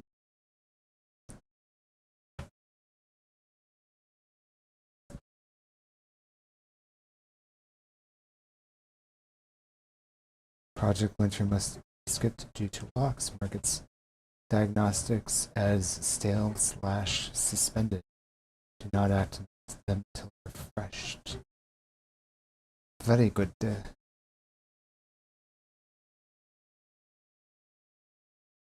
Post-point escalation. Wow. So I got these big old algorithms. They're not, the files aren't that big. Like, the files aren't that big.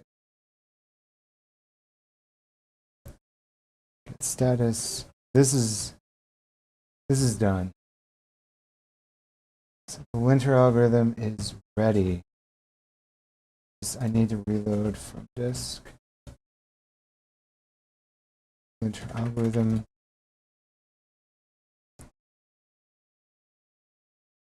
So this is deepthink.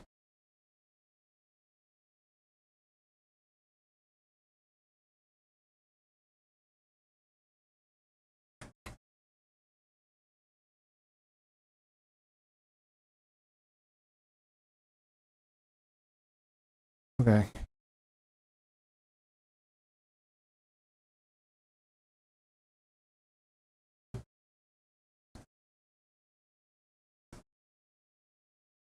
So linter algorithm is like 225 lines. This is only 186, but I think algorithm's more complicated.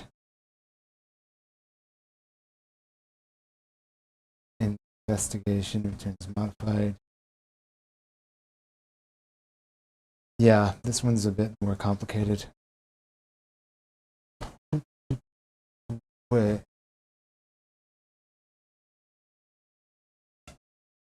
What is going on here?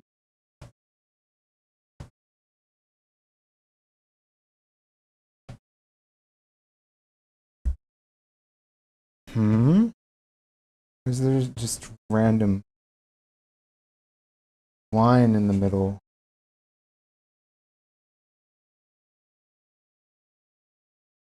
Oh, no, it's not a random. It is a random line. What?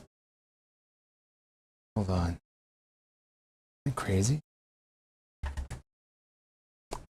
Oh, could it be I think I know what it is.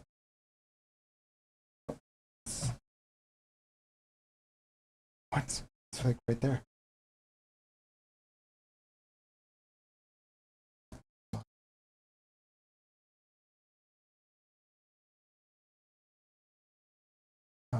What am I? Oh, that's what am I doing? Webcam. Okay. It's on the webcam. Is it on the? Wait. Oops.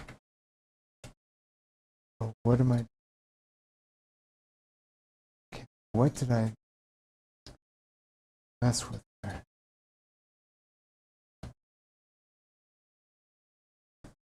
Something that I messed with.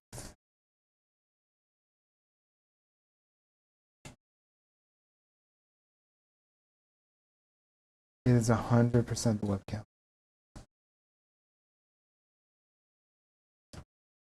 Webcam.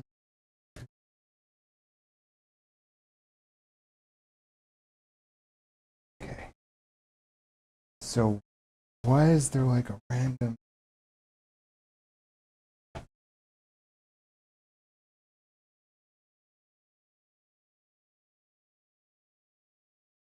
Where's that coming from?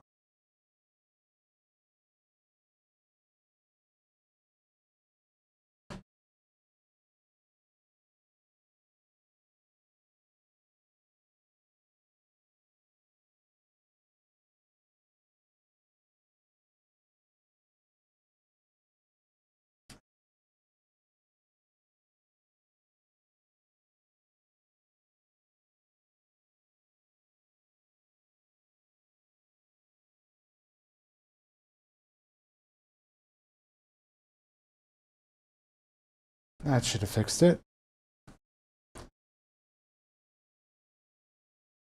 Okay. Fixed. First boy is done.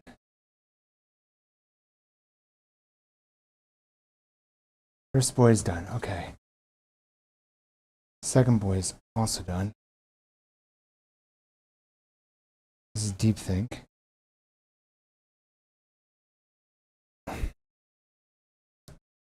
Fix wrap print phase. I find check handling. Result in execute phase.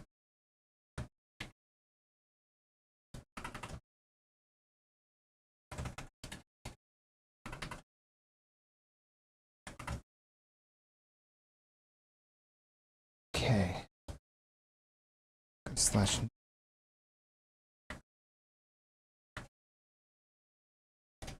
enter feedback. Got it. And then go algorithm. Close all tabs. Load.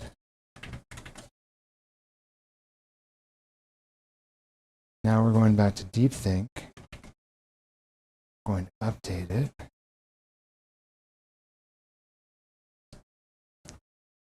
You are to also to review the logic for algorithmic improvements. You are to provide feedback on how to fix and improve the algorithms.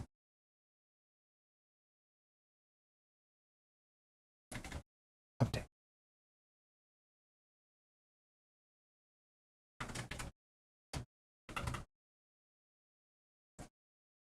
We got another deep think run going.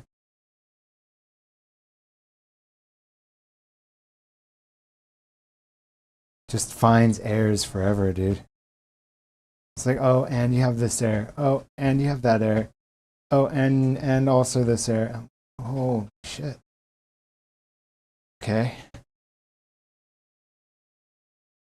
Crazy.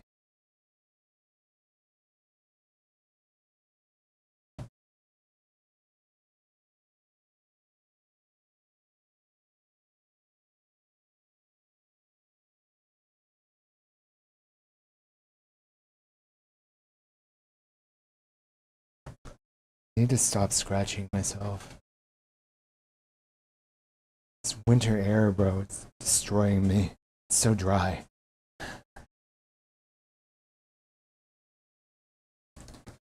This we need to set edit update on.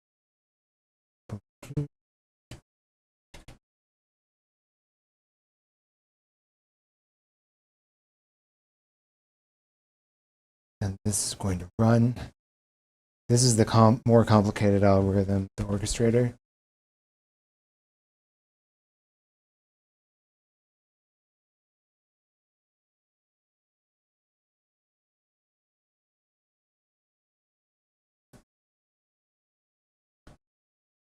Yep. But it'll reduce my token cost by a lot. Like a massive amount. It'll be way faster. Needs to be done.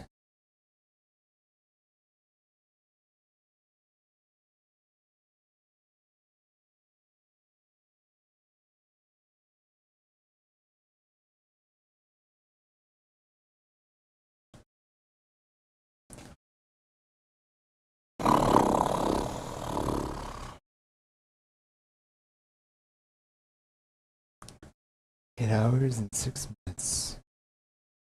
Normally I like watch shows while I have all this running. I could absolutely do that, but then I'd be very silent. I'd be like, oh, task is done. Next task. Doing this like streaming is gnarly. Because I can't just watch a movie or something while I casually go and run the next thing. I get to sit here and wait. Because I have a stream in front of me as well, so that helps. This is why I don't typically stream, bro. Because it's a lot of waiting. We wait around.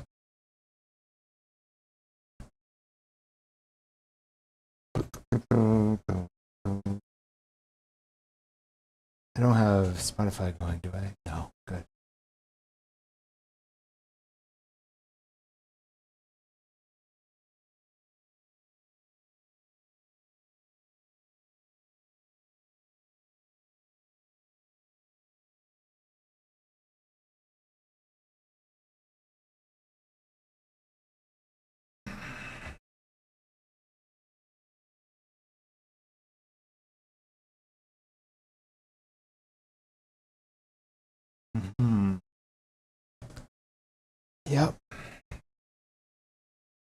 applying patch, generating responses, doing the thing and thing.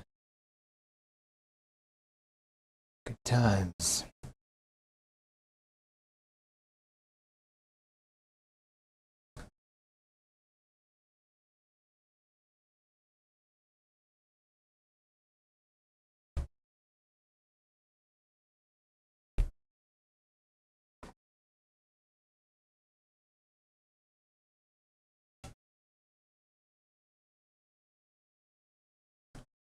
Case conditions, stall logic, defect, algorithmic improvements, but the content is hashed, stall again, cycle, intermediates. Efficiency, lazy agent protection. The current logic marks any action file not changed to an agent stalled. Penalized and escalated to the investigator immediately. Calculate candidate as the intersection unchanged. Attempted by the agent. Okay. So this one is the algorithm feedback.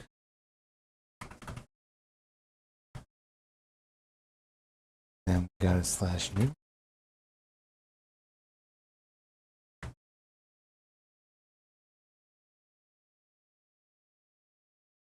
Okay. And I think that's it for my deep thinks. I think that's good. How to fix. And I'm going to improve algorithm just in case.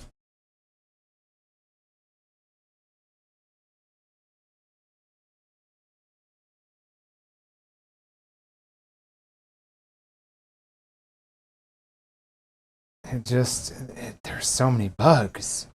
How's this possible? It's like, yeah, you could also run into this case, you could run into that case, this case, that case. I'm like, the algorithm doesn't seem that complicated to me.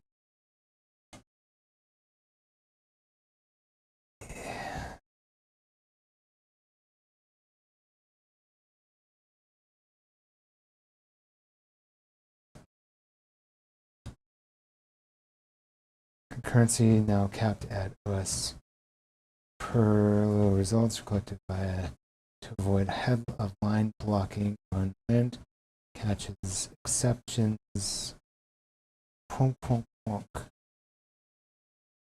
Reload from disk.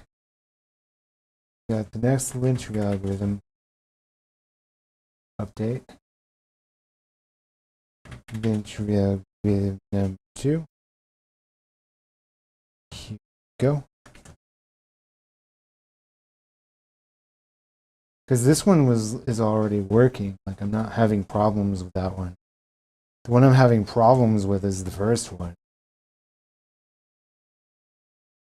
And I can honestly pass Gemini the, I should have extracted the rebase algorithm and passed Gemini that.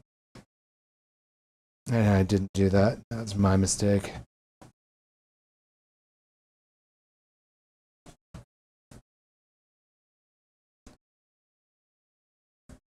So while this is running, I kind of want to, Gemini's pretty fast.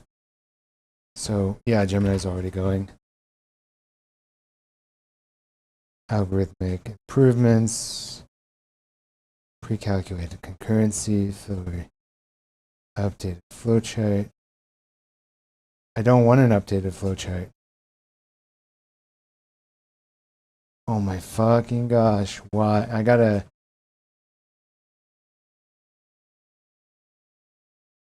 Do not provide a complete updated flowchart. I simply want feedback of where and how to improve things.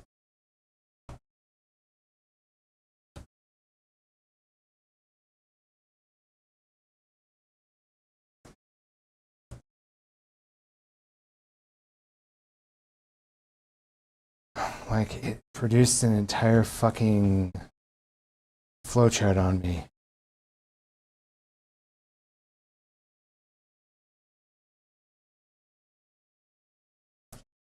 Do not provide a complete flowchart.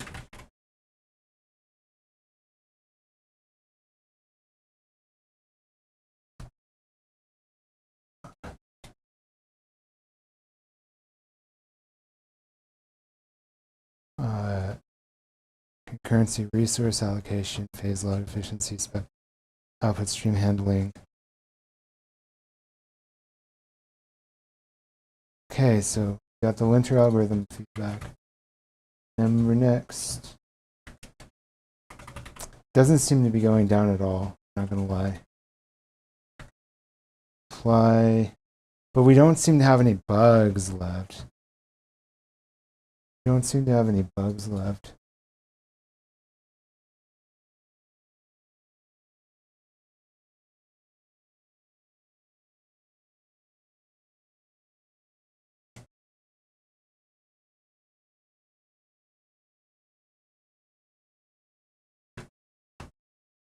Linter algorithm. This is, I gave it the right one, right? I mean, yeah, I did. This one doesn't have parse args. Oh, algorithm is done. Let's go.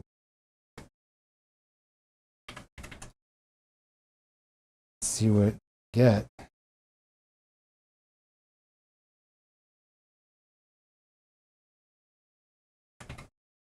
Algorithm. The algorithm is strong with this one. Yeah. I'm gonna be right back again. While this is all running, I kind of want this one. Should be pretty fast. I want the next iteration to go on here. Clarifying lint flow.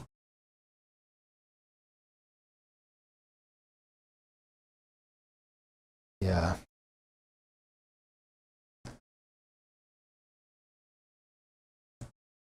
It's so fast, bro.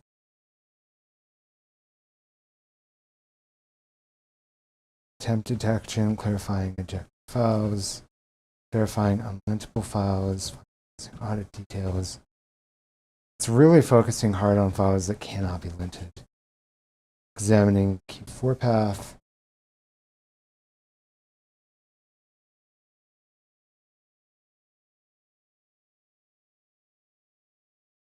Infinite hot loop. Logic defect.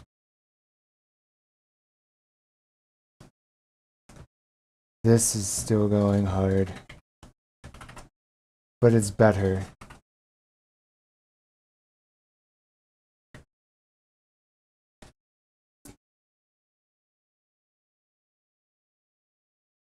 Handling lying investigators, unlintable target cleanup, constraint clarification, logic improvement. It seems to be less. I think it's going down. We're slowly coming to a solution. I need to turn this into a... I don't trust Gemini CLI whatsoever. I think Gemini CLI should be pretty okay. But I also don't fucking trust it. Like, if it's just reading one file, it should be okay, right? And then it just writes to a file, reads from a file, and writes to a file. I don't see why it wouldn't be okay. Because then I can run a loop. I can run the Gemini CLI Pro High model, which should be okay. And then, yeah, we can just run a loop on this.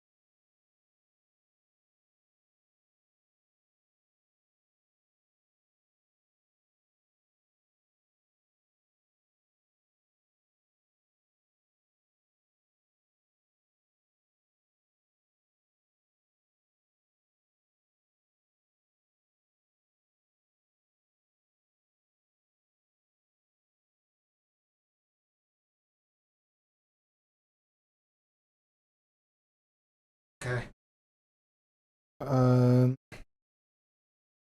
These are done, yeah?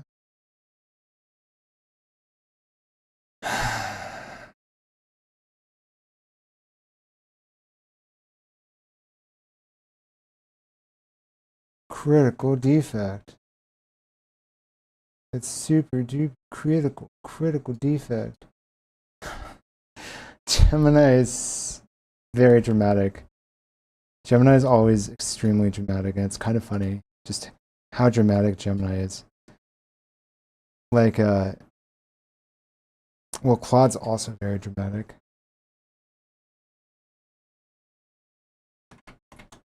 Algorithm.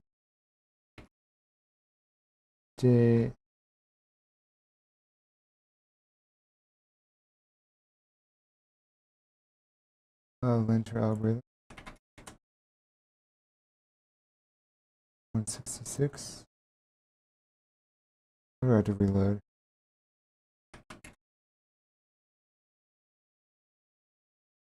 '26.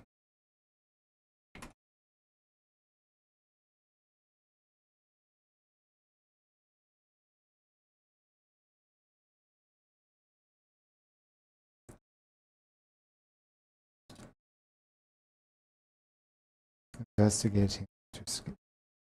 Identifying as positive.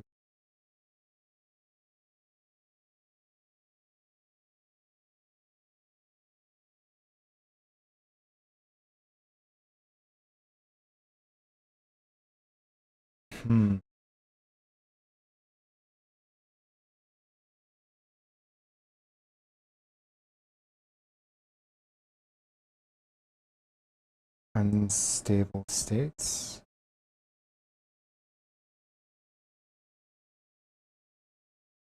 It ignores untracked new files.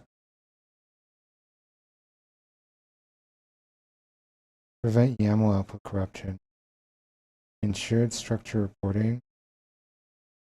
Evaluating thread strategy.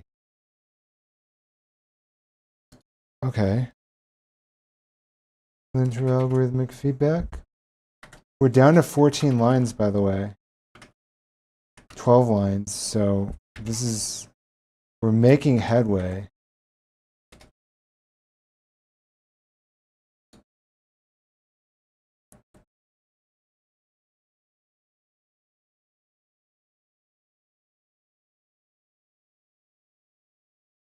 Ambiguous project. Stale data investigate. We're making fucking headway. Oh, this is...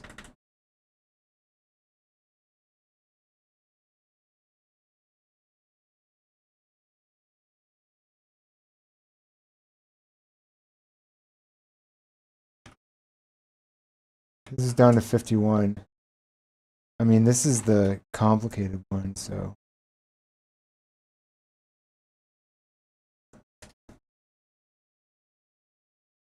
This one's down to like 12, and we can start implementing this one. And the other one is down to 50.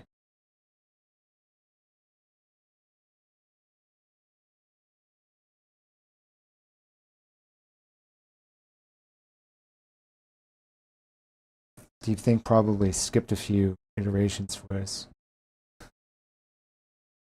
I just want a clean run.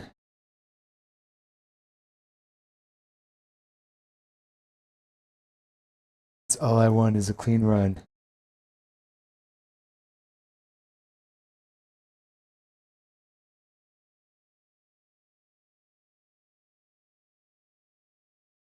So who all is live?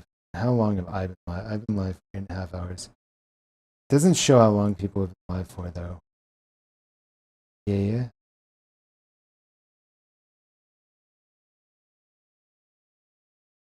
GG. Good. Cool.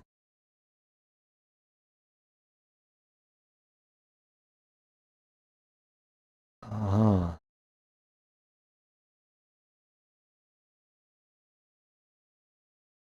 Right.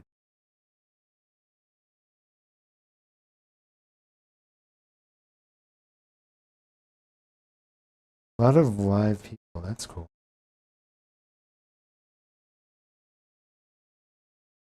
What if I look for like AI code live? It's like there aren't that many people doing that live. It's a very small space.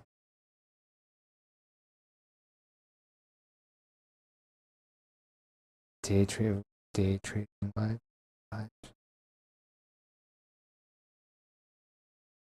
Oh, the fuck? This person has a Venetian mask on? That's crazy. Okay. Sure. It looks like a fucking dark web stream, bro.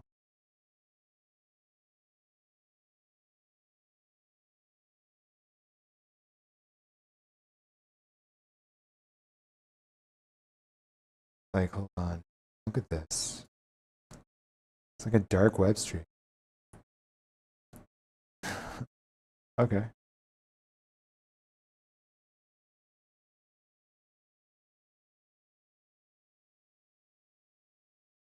Yeah. So this one is. Oh, did I do this? This project? Yeah, I did. Okay. It's already done. That's quick.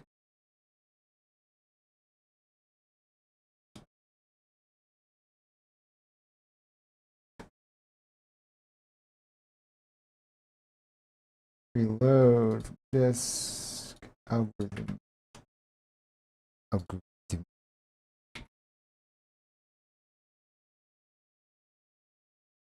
Yeah, it was like a 1 minute and 40 seconds that time. Oh, this one's still going. This is taking a hot minute. 12. What? There are only 12 changes though.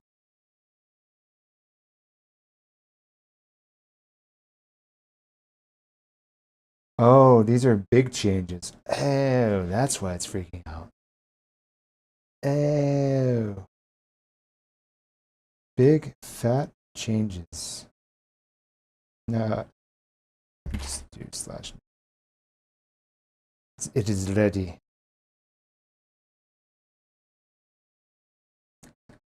I need to get this guy all loaded. Whoop, don't want that. I mean, that wouldn't be bad or anything, but I still don't want it. I'd like to get another run of this in.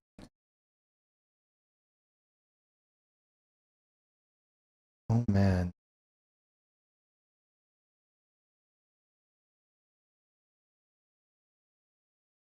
Global failure. Is it going to compliment me on my algorithm? Or its algorithm, I guess. Compliment itself. It did. Get fucking, let's go.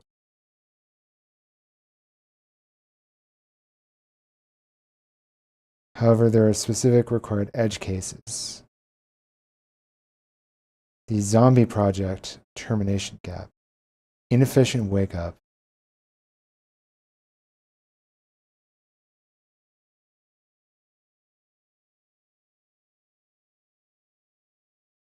Okay, so it was very happy.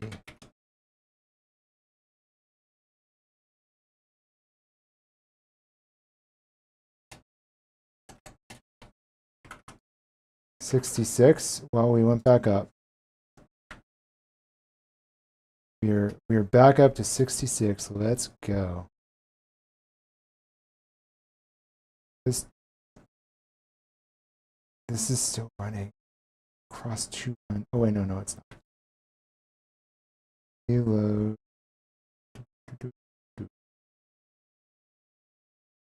Linter algorithm. This is getting big.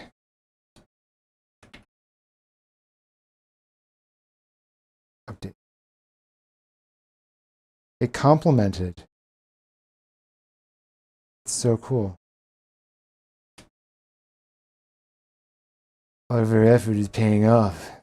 Well, my effort, I guess. It's my effort. AI's effort. of me copying and pasting over and over again. This is known as a recursive descent algorithm. That's what this is known as. What the fuck? Just crashed on me?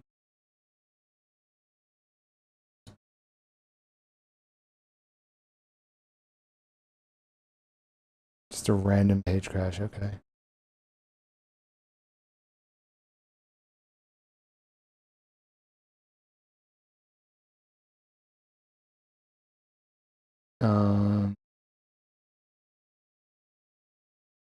Enter algorithm.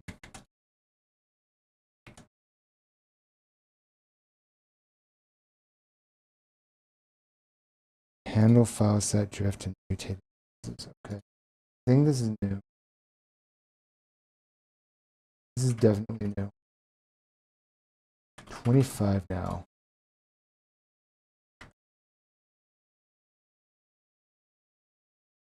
Parallelize pre-flight checks, verify explicit file targets, stream output in text mode. Pauses when the user sees no output until the longest running as they arrive as completed. To provide real-time feedback.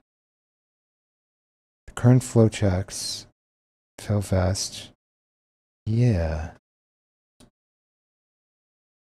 Okay, and then this one is just about done. Optimizing the stale wake up. Investigator payload optimization. Added to unlintable if the project is within the entire to prevent a slow death cycle. What the fuck? Medium performance location. Lying investigator ejection severity. I don't have anything that's like giga critical anymore though. I have a few. There are specific logical edge cases, particularly regarding project level failures. They require adjustment to prevent inefficient cycling or zombie processes.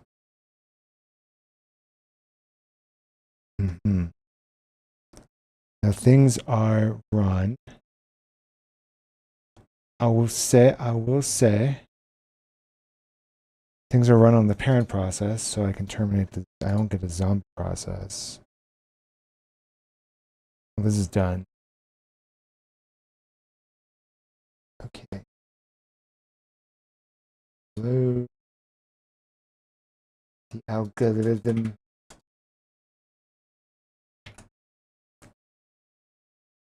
The algorithm grows. It grows very slowly, but it is growing. It's very, very, very, very dense. It is holy shit, oh my gosh, dense. It is WTF dense. It is dense as fuck. It is so dense. There are so many. Every line is packed with detail. There ain't no fluff in this shit. There ain't no fluffing this up. I mean, there is fluffing it up. You can fluff it up all you want, but it's not fluffed right now. It is a hot, steaming brick. Yeah. This is running. Optimize. Oh, yeah.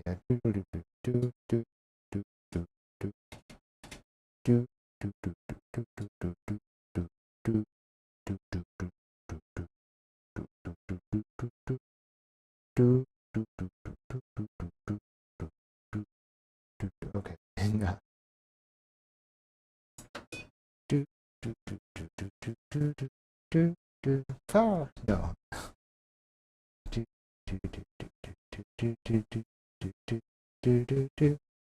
Okay. I need to. No, I can't. Wait, my phone's almost dead.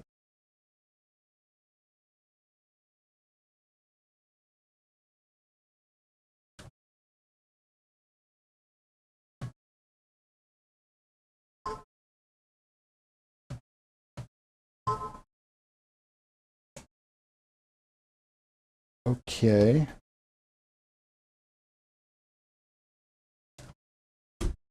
%, not bad, not bad.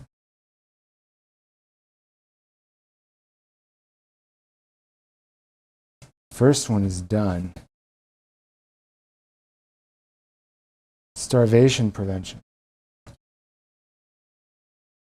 This is new.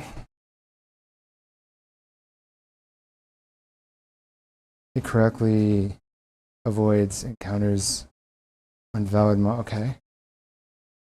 Algorithmic improvements. Critical logic defects. Agent phase override race condition. If an external change occurs, overwrite the external changes with its gen based on the old snap. Oh shit. Well, that's not good.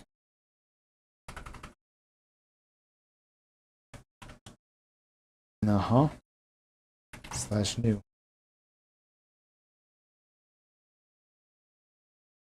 While correct for safety, ensure files. I'm going to set this one to extra high. Because this one's a complicated algorithm.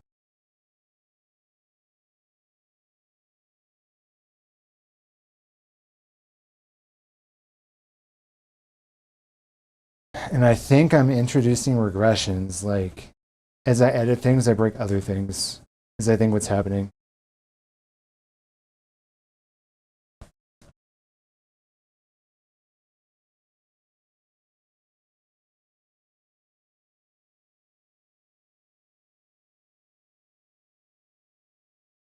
And how do I translate it into code? We'll get there. There do be a way.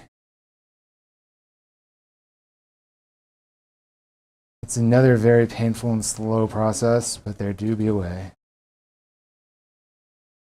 Why am I doing this rather than getting my work trees working again?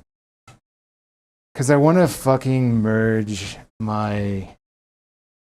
I can just run my current lint fixer, to be honest. I don't know, dude. I can literally run my current lint fixer and then I can run CodeRabbit.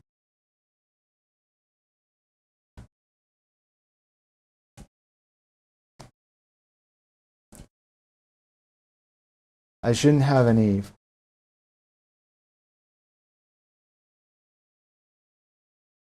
commit push. Clear. Rebase. Yes. I shouldn't have any linear errors anymore. Rebase nest 123. Like, let's just get shit in.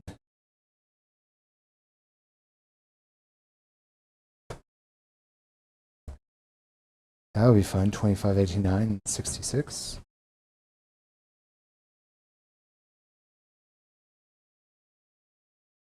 So this just finished.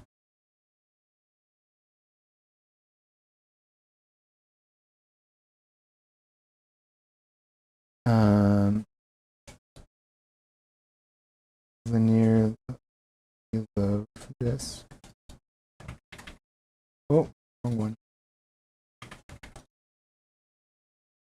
Update.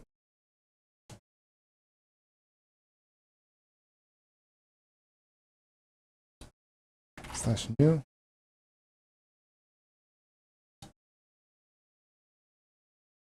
Original state for lint air objects. Perfect. Sussing it out. I'm gonna squash the fuck out of this here in a few. Conflict cache initialized. Concurrency and execution. Output and parsing. Linter lifecycle. Oh my gosh. No, I don't want to generate.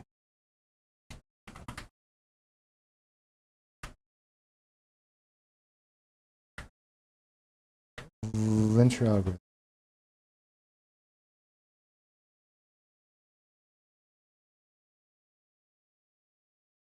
explicitly strip ANSI color codes.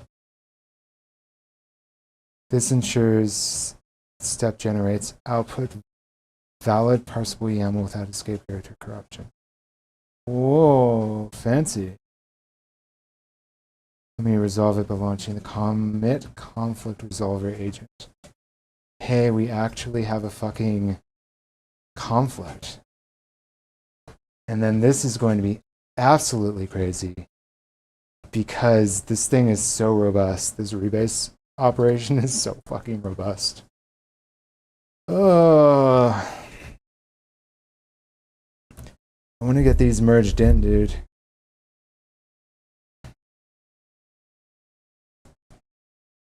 Yep, we're going to do 2589. So this does the globbing and shit, right? Language tool up PY. So we go to base.py.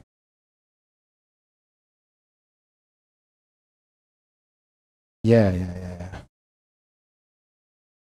Then it turns into short. I don't like this. It's still hard coding them in. But it's better than it was before at the very least.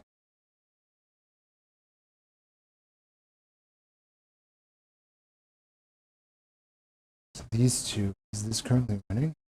Yeah. Oh, I need to start on this guy. I mean, there are just so many improvements that can always be made to the algorithm. Just keeps going. Manually run recursive descent algorithm. Let's fucking go. That's what I call a human in the loop, bro. Dungeon linter passes node. And Gemini is so good with recursive descent algorithmic improvements. It's so good at it. And then Opus is so good at recursive descent, structural improvements. Put the two together and you get beauty. And ChatGPT is the great, fantastic glue that ties it all together. I am so fucking determined to merge this PRN, dude. I'm so determined. I'm wondering if I didn't need to go XI. That was probably excessive. Yeah, they're running. They are certainly running. Conflict resolver. So this NES 123 is 2589 and 66. Mm-hmm.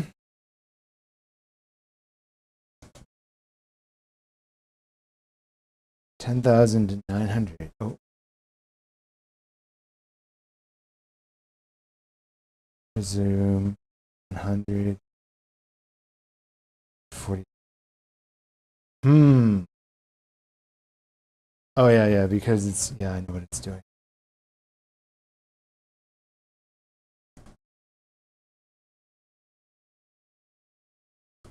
I'm very happy with the rebase command. Ish. I can optimize it more. I can absolutely optimize it more. Like, there's so much more that can be done.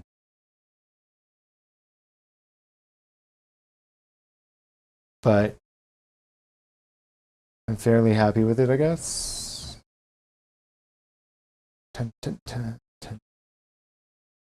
It grows.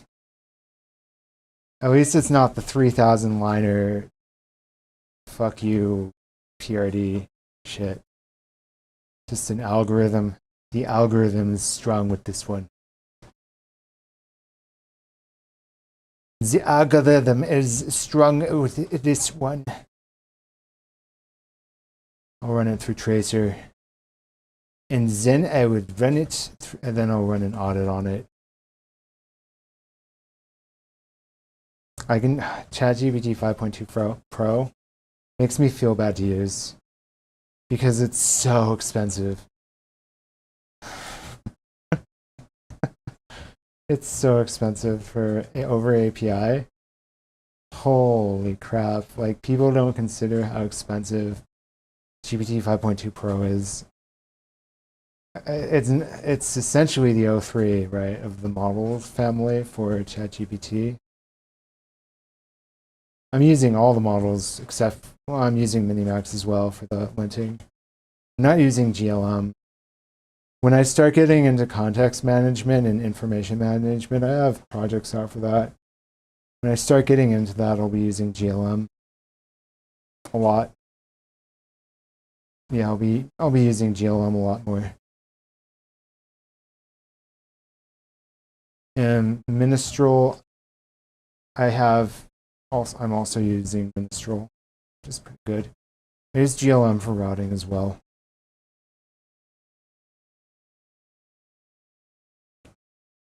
Minstrel is actually, like, I know people hate on Minstrel, but it's actually a good model. For what it is, the 3B, it's actually quite good. Running test debugger. Wait, did it just, like, okay. Did it rewrite the entire file? No. Reload from disk. Linter algorithm, we're at 269. Oh boy. Update.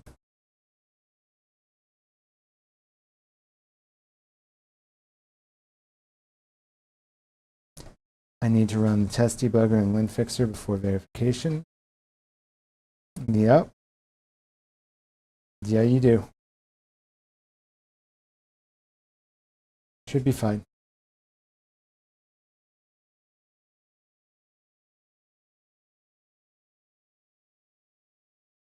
Run lint fixer. The lint fixer runs a lot faster now too. I improved the speed by quite a lot. So there's that. I need to do a slash here. It's probably about has phase execution, scheduling a linter, relax definition. Next step.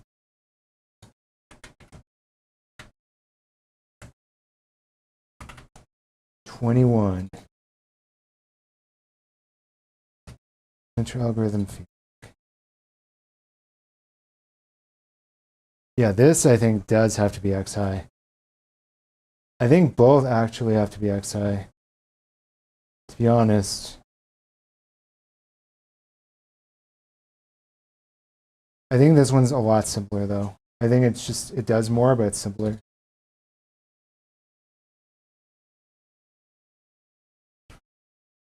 It's getting a little complicated, but I think it's like relatively simple. The algorithm, what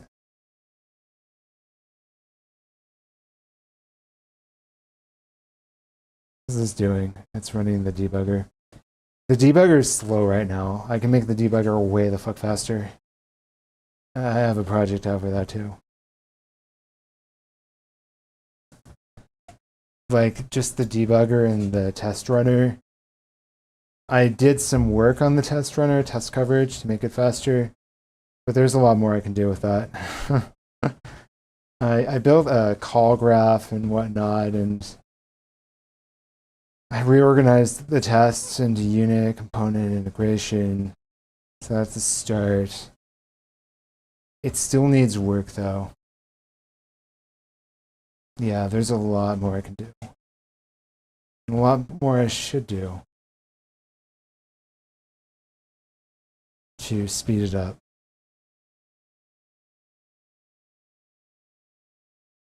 This is really going, huh? I wonder if I should run the linter algorithm on XHigh as well. Probably.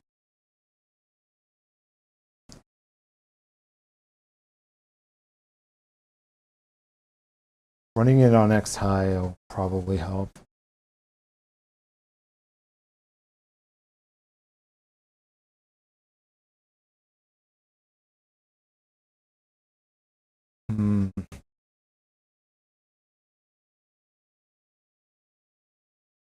Plus 1110.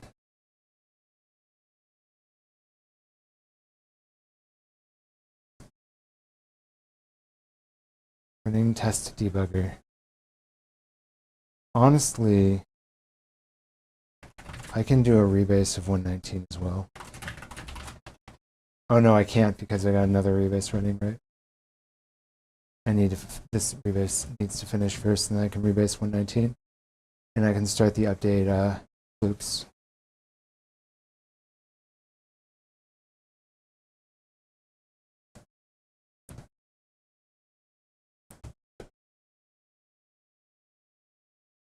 $123.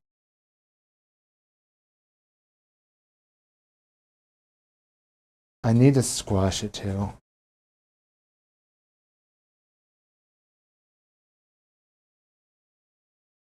After I rebase these, I need to squash both of them.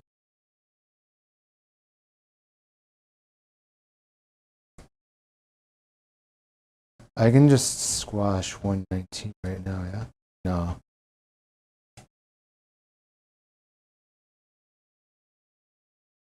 And 119 has lint errors as well. That's cool.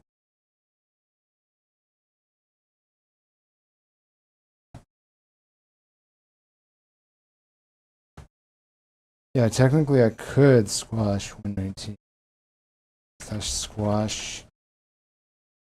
Since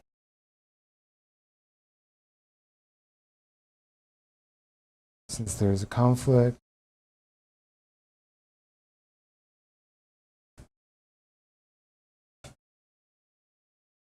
Need to rerun the test debugger.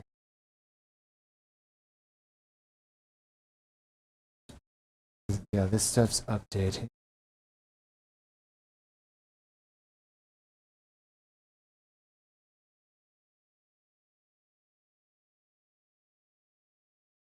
Linter algorithm.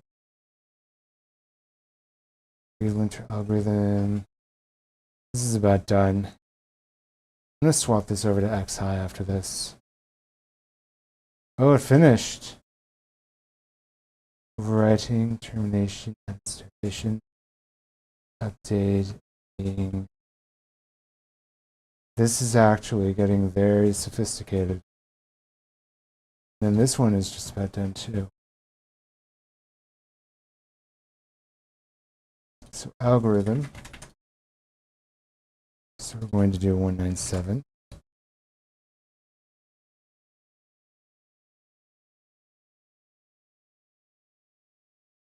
And then we're going to, I was like, wait, didn't I just start that?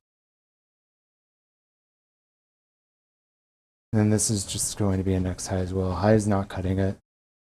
For algorithm updates, high is not cutting it. And then we got the linter algorithm.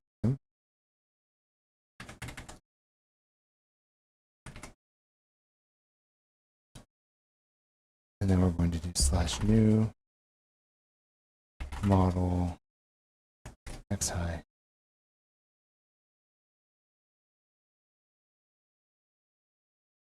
Yep. Let it do its thing. I need to run test fixer as well, to be honest.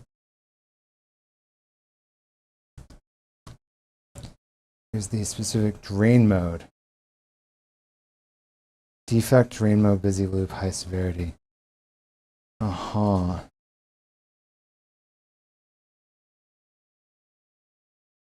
Just keeps finding more shit to go over. Oh geez, we like hella regressed here. Okay. Algorithm feedback.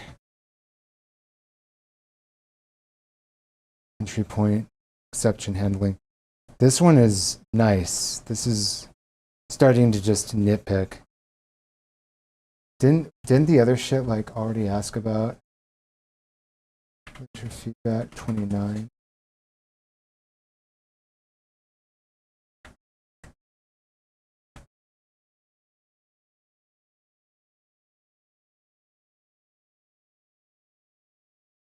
could have sworn like we're going around in circles, I think. Because I swear he had a file check. File deterministic.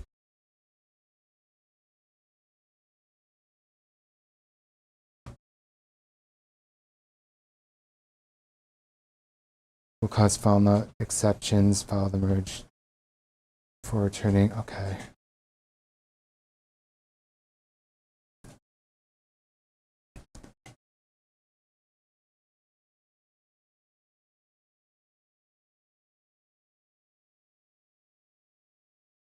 Yeah, it's fixing some shit, I think.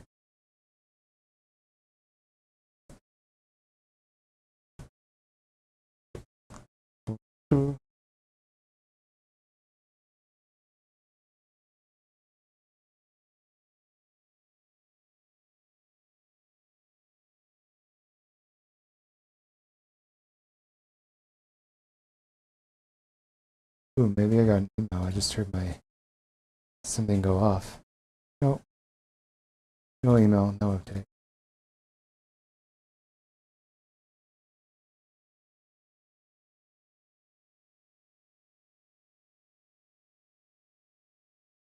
When I finish this, I'm literally going to like do the nest lint fix. I don't know, call it that. I'll prefix everything with nests, I guess. Fuck it. Because I'm not creative with names, and I just want it to be called nests with lint fix. And then I'll publish it on PyPy. It'll be cool. I'll be happy. It will need some models though to plug into it. However you want to get the models in. But it'll just be for fucking Python. Be like, here's the stuff for Python. Cool.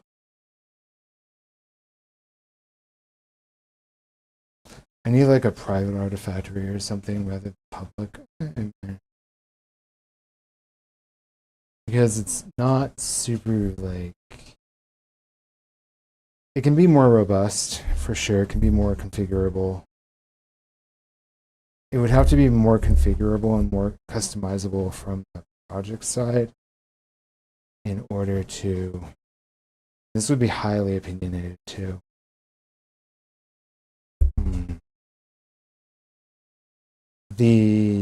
Well, you input linters into it, yeah? Then you have another linter project with all your configuration. It would just be used by all your Python projects. I like that. I like that.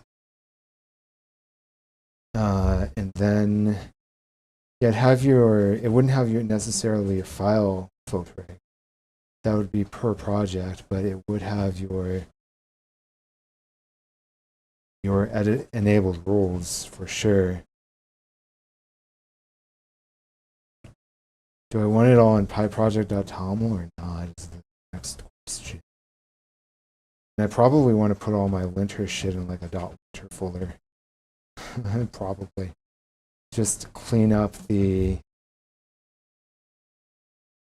all the root setting stuff. I'm not a terrible fan of all the root setting stuff that's present, so yeah, if I can publish that, I can get linter out of my project and throw that into its own repository. And then that'll reduce my line count. Which is kind of what I want. I want to get my line counts down in this enormous repository. This is sort of my scratchpad right now, and then I can just work on linters separately. But it's like in a super not state to put in its own repo right now. And that'll also reduce my test runs too. I have 5,500 tests, bro. No, I got more than that now. Shit, how many tests do I have at this point? I can find out. Oh dearie dear, find files. Def test. Can I find out? No, I can't.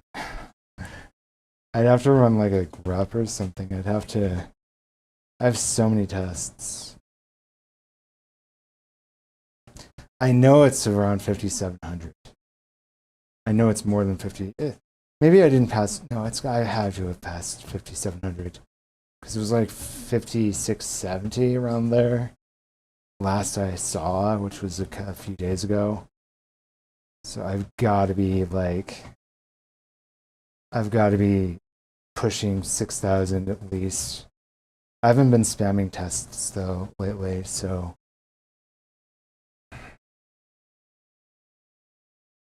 maybe it's better.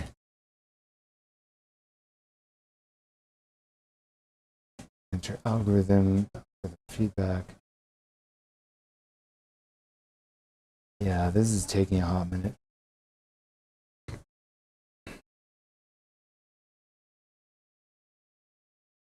It's like running test coverage, yeah? Test debugger. It's trying to get all the tests to pass, which is fine. I haven't been very good about keeping tests passing lately. So I guess this will be the one that does it. I should have run like the test fixer. I don't really want to run the test fixer though. Just run the test debugger across the whole project just to make sure tests are at least passing. That'd be a thing. I don't have like a test debug command though. I just have the test fixer. And the test fixer will spam the fuck out of the tests. It will go crazy. And I want to avoid that right now.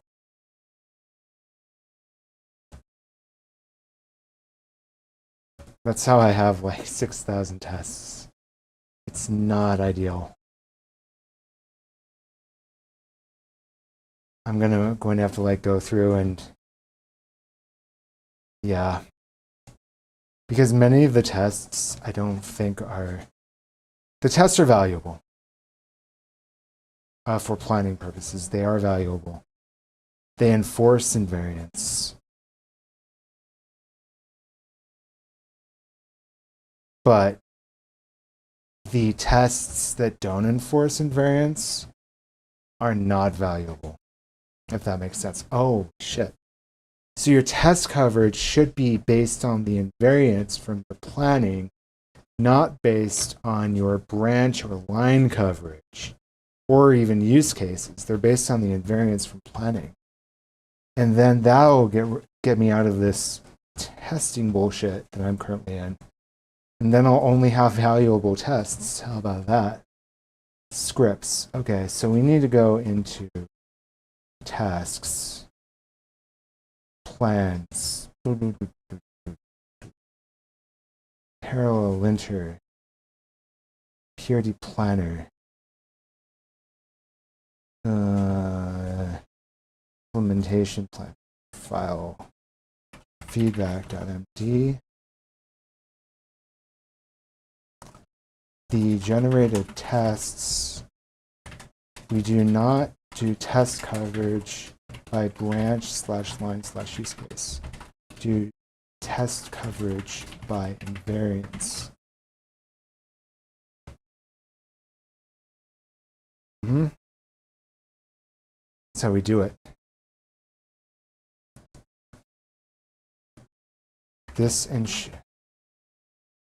We will not have tests for trivial things like specific exception handling for ecosystem libs. We will have high signal tests for the actual artifact.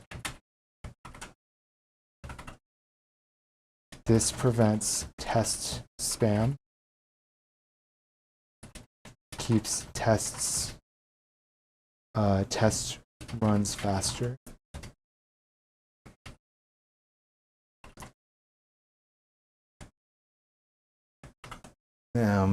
Yeah. I want that so badly. I want it, dude. I want the high signal tests. Get me out of this 6,000 test hell that I find myself in. I'm like, man, I'm gonna hit 100% test coverage.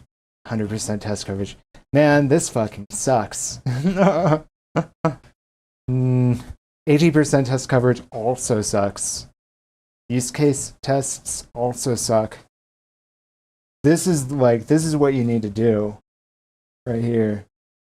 And I don't have stuff set up for it right now, so I'm stuck. I need water.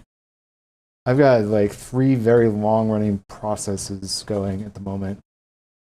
Whoa, it grows. The algorithm grows. Okay. I'm gonna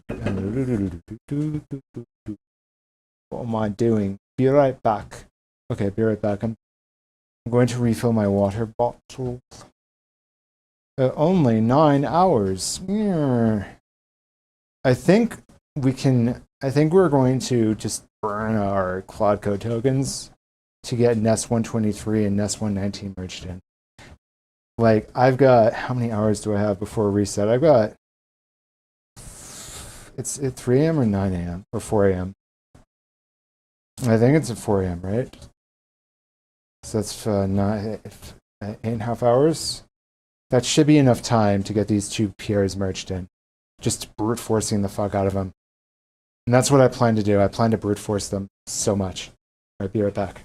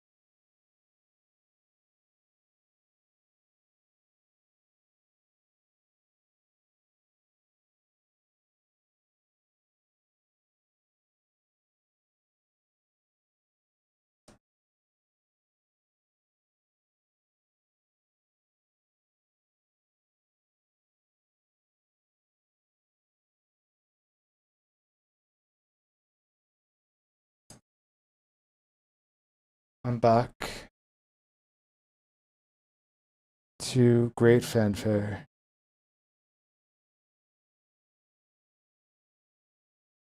This is gonna take oh man, that's gonna take a long while. Jesus.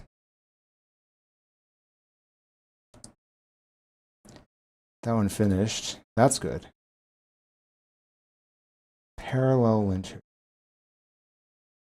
Load from disk. Okay. 204 lines. We went up by quite a bit here. Oh shit. Don't want that to happen. No.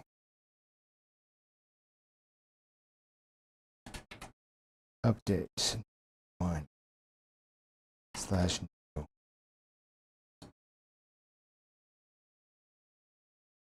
then I should get ready for 2. Oh, number 2 is just about done. Oh, I thought it was running linfixer. I was going to be really excited for just a second. But no, it's not. Never mind.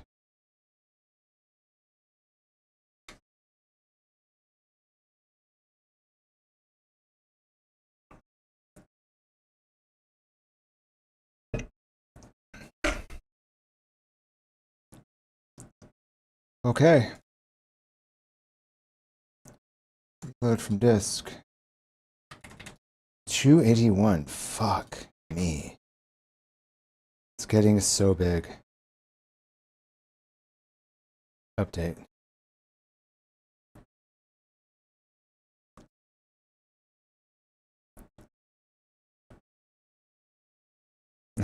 It's starting. I think it's starting to maybe get a little bit too big for Google, for Gemini.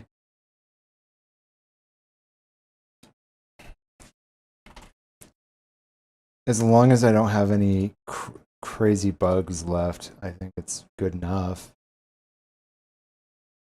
I don't think it's going to be perfect. And lincher modifies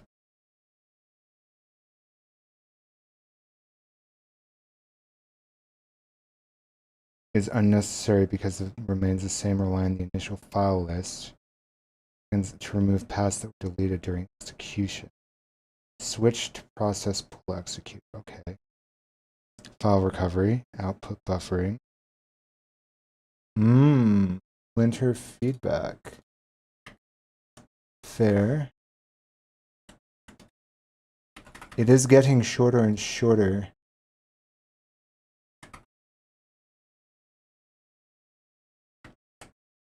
Linter algorithm. So that's X high. An investigator, logical gap, logical defect. This is getting very close.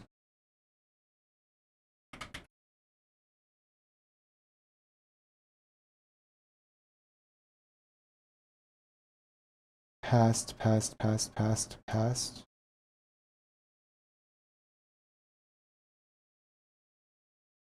Product feedback list.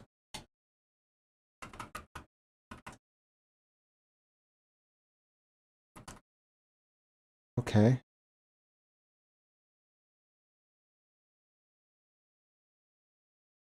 So we've got 3 things left. Logic gap, agent context for project errors.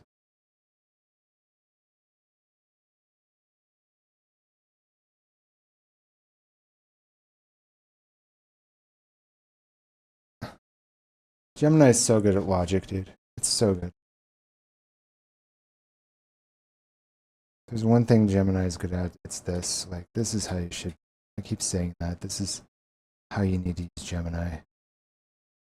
Don't use it for UI or any of that. Use it for math and algorithms, proofs. Proving something is true. Use it for that shit. Gemini is just, nothing compares to Gemini for that.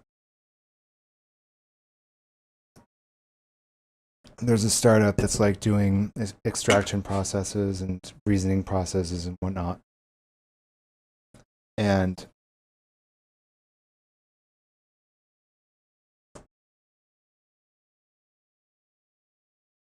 I think, and for their papers, I think GPT is quite good. For their reasoning, I think Gemini is quite good. And then for their extraction, and then Opus is very good at finding patterns. So Gemini can find chains of reasoning, validate chains of reasoning to prove certain things. And Opus is very good at finding patterns across lots of data.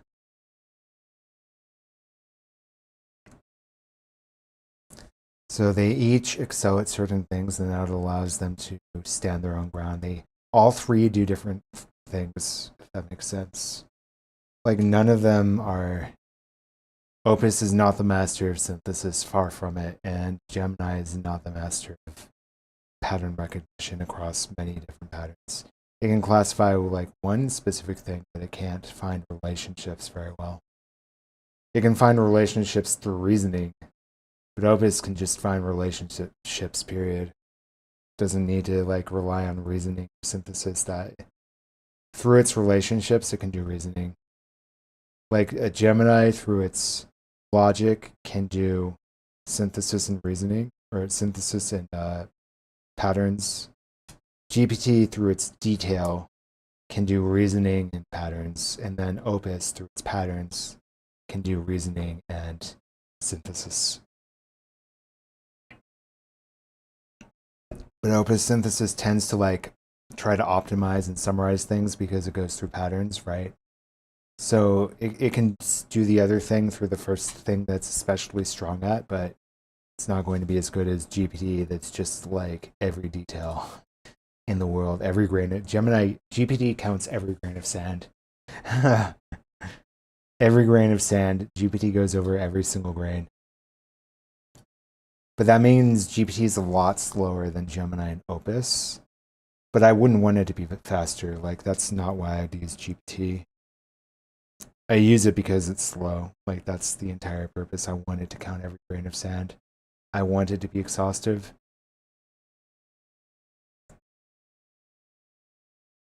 Obviously, a model that did all three perfectly would be like that. At that point, we might as well have artificial superintelligence, right? If they can do all three perfectly, like shit. Because then Gemini can like find every grain of sand and then find patterns in between them and then do logical reasoning. But right now we got to go between all three models. But if one model can just do everything and optimize every task, optimize the data going through every task and not miss anything, that'd be a freak of nature. Right now we need to do it through workflows across the different models. And then we have to activate different layers as well to optimize what they look at. So like we can reach mostly that state, I'd say. Not entirely that state, mostly that state. I probably need to get food soon. And if I get food soon, I'm probably going to just call it a day.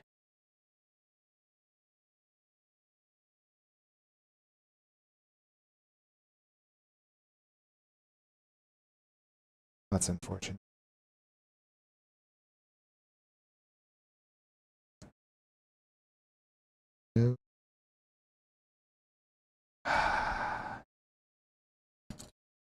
Gotta go to Amazon and get like the... Nope, not what I want. Not what I want. Let's try that again. Word.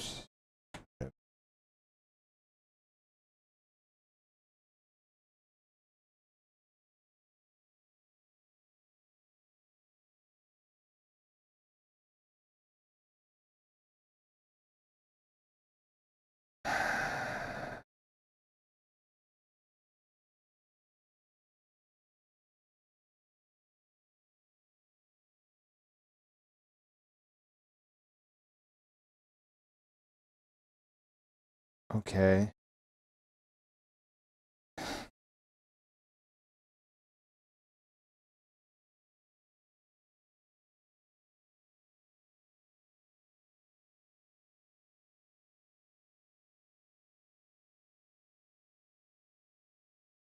Oh, this one looks solid.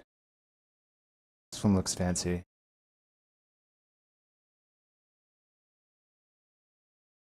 Oh, that's this. Oh.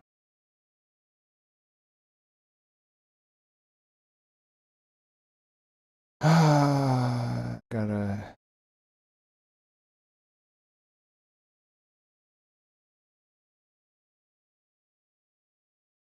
This one looks even fancier.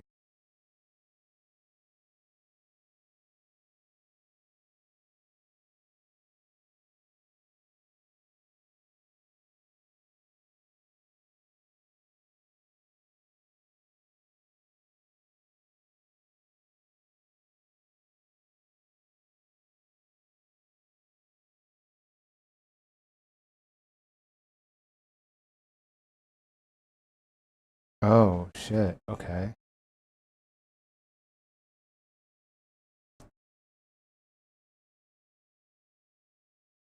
Really? So what is this?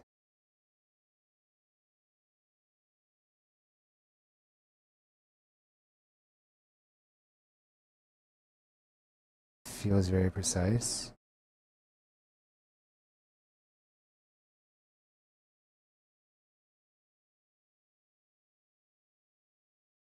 Or it raises. Well, where did it come from?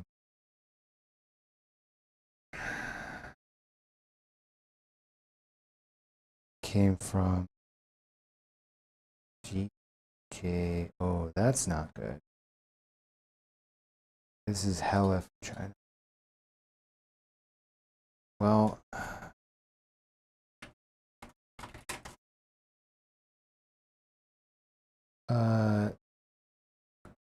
let's investigate this. Let's reload the algorithm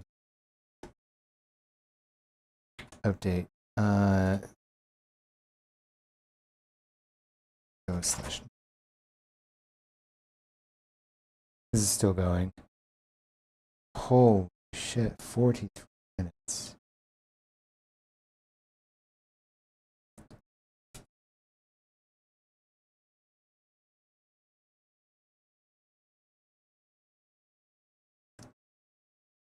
This is like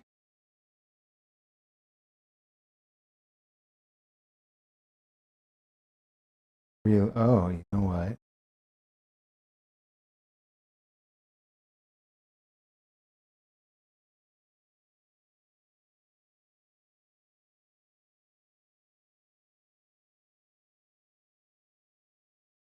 Why is it so cheap on Walmart?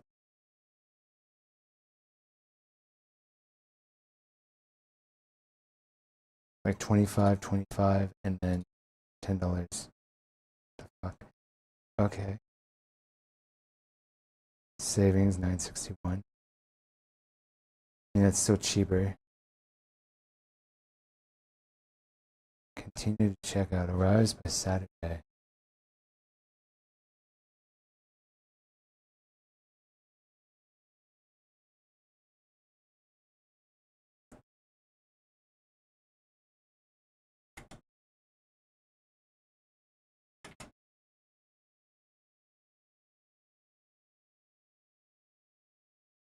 Oh, that's $9.61 on here too. Okay. Yeah, let's get it.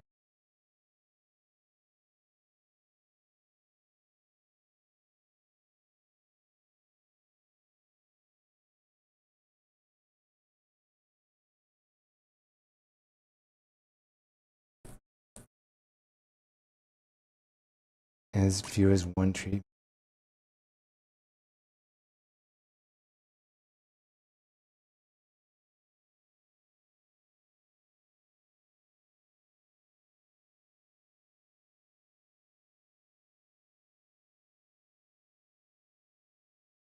Really?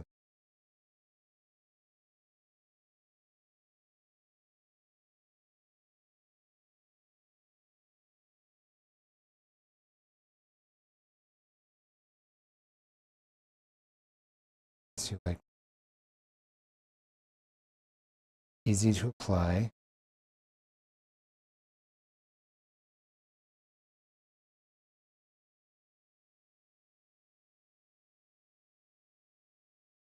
I guess. I get it.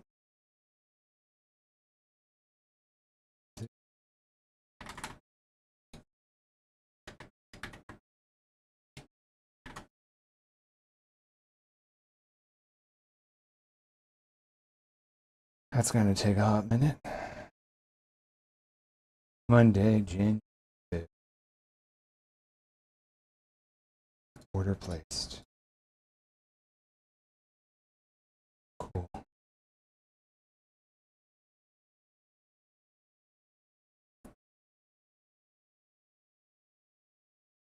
Five. Eight.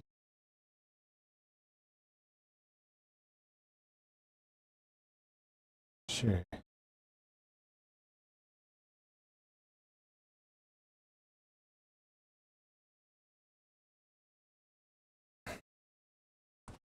Then we go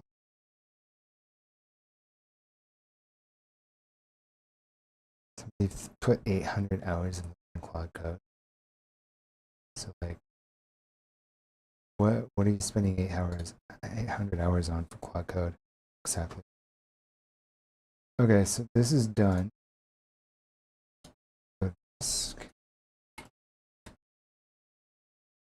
And no, enter algorithm. Oh my gosh, it's getting so big. Critical logic, the investigator submission infinite loop. Logic holds and failsafe, constraint violations, dynamic file tracking. Oh my gosh, there's so algorithm feedback.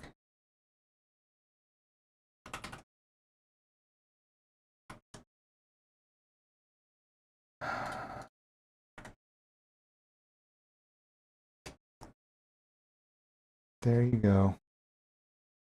Enjoy. Are we ever going to get through this? That's the question. Execution safety, data integrity. Linter instance hashing. This is, I think the linter algorithm feedback is like,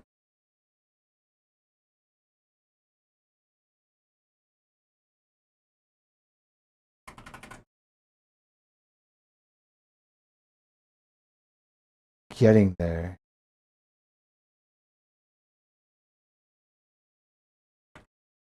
Linter algorithm. Like, I think we're getting there.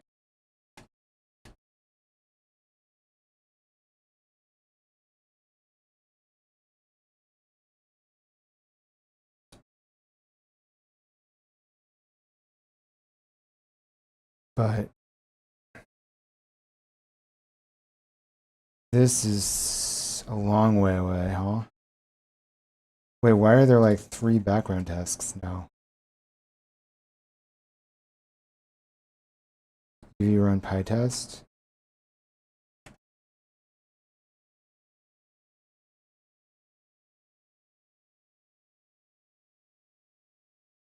Just,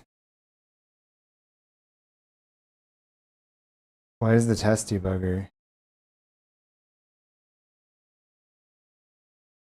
I'm gonna stop you there.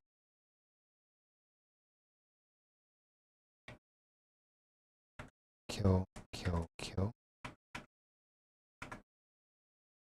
Just continue the workflow. Test debugger got stuck, so just keep going.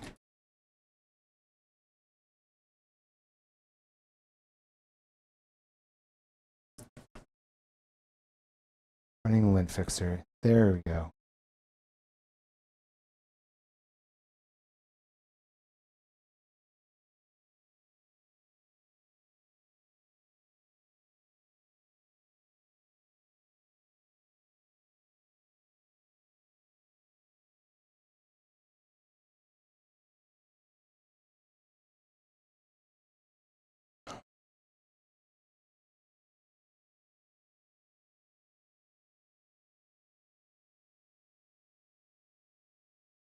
Okay.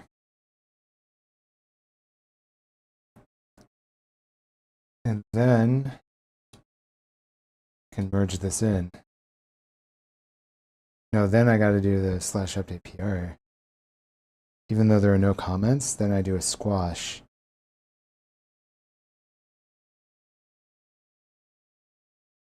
And then I do a /update PR.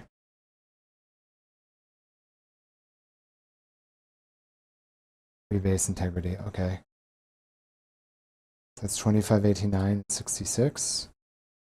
What are we looking at here?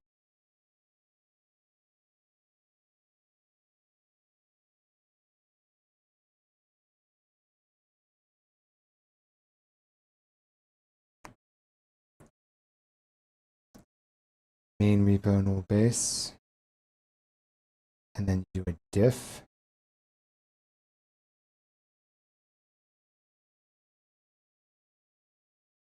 Correctly dropped. Target uses OOP pattern now.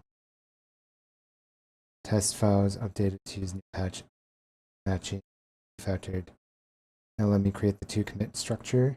Hey, that's what we like to see.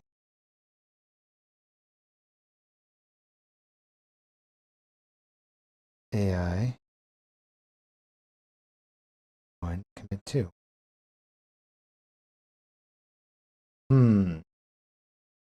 Pushing rebased branch 2589 and 66. I'm gonna be so happy if this is not fucked. 77, 78, 6. 2589 and 66.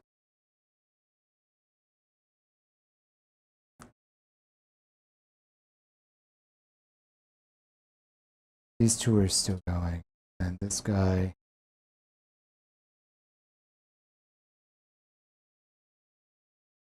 is going ham.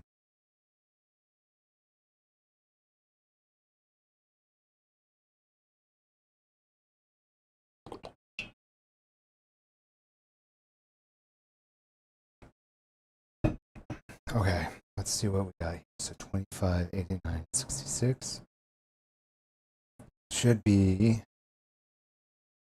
2516. Okay, perfect. And we got 2 commits as well. And what are the changes here?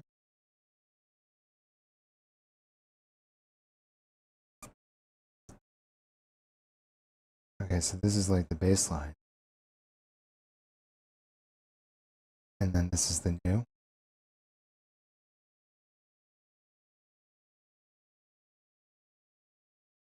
I can't actually tell what I'm looking at.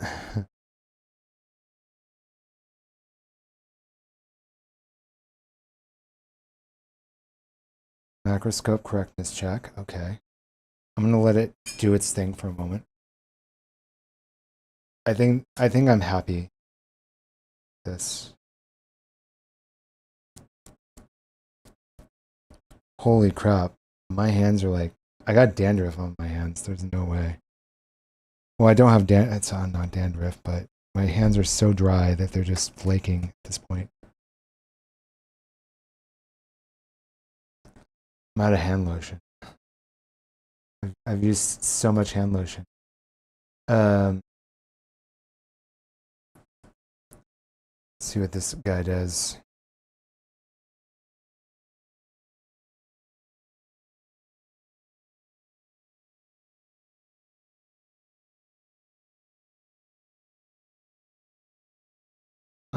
Slash clear. Oh my. Okay, so the next step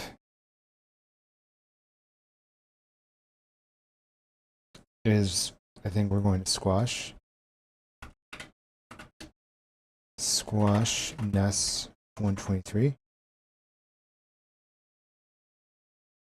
when neutral check.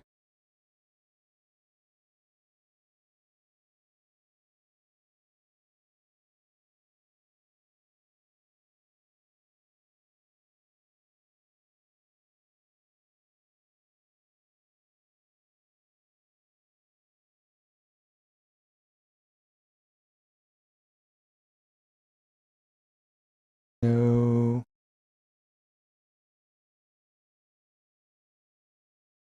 Okay. Wait. Hold on. Before we squash, is the work tree synced to origin?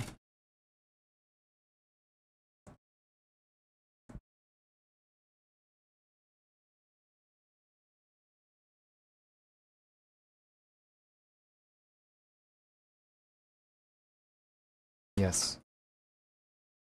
Squash. These 2 are ready to go. Okay. Load from disk. Algorithm. Update. Algorithm is approaching 3 lines.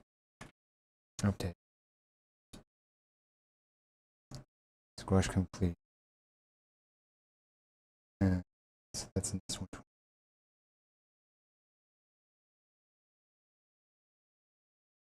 Now that should be one commit, right? Yeah. There you go.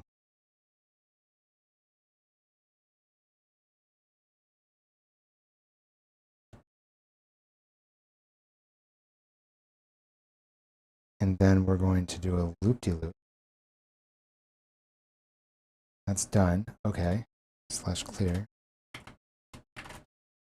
So now we're going to do /update PR s123 --.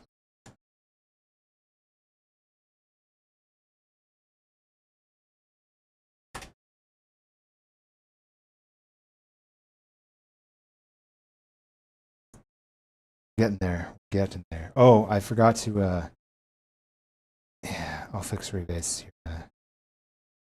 Because rebase like errored out. Elevate argmax chunking. Hard terminate on fail fast. Deduplicate output on overlapping. It just always has new ideas, doesn't it? Just always has new idea.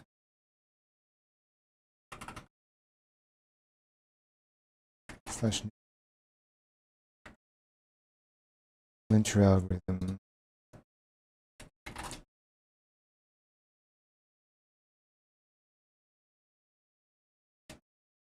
These are just algorithmic improvements. Like, there are no bugs left. They're just optimizations. So we can technically start to implement it, but I'm waiting to, I want to merge in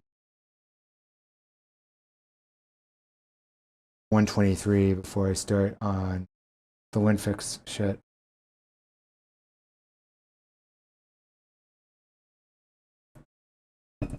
Here's a strict feedback list regarding logical stale data to agent, premature submission. So this one still has fucking bugs. Copy to clipboard.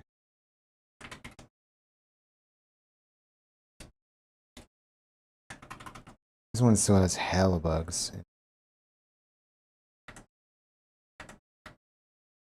Feedback. Okay. The other one is pretty solid, but this one is just buggy at this point. I think we're going to do another deep think run. I think is what's going to happen. Yeah, I think we're going to do yet another deep think run. Deep think.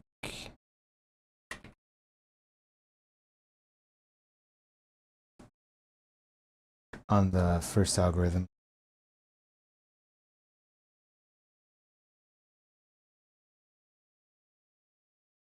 Yeah. And then I think we're going to do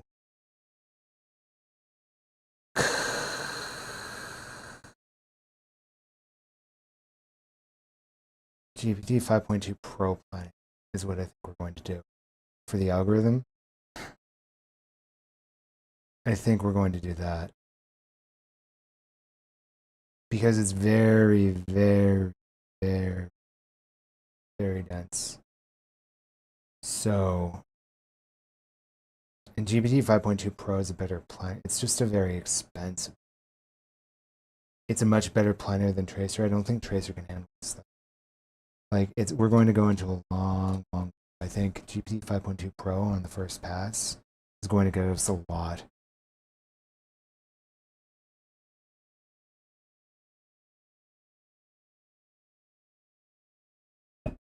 No, we can do Tracer on the first pass and then GPT 5.2 Pro on the audit.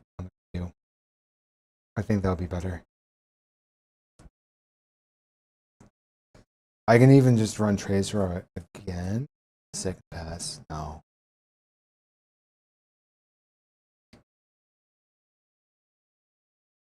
Here comments have been addressed. Let me update the to-do tests on the file.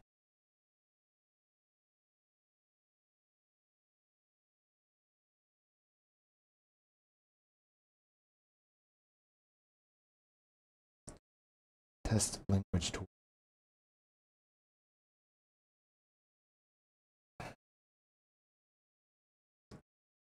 Yeah.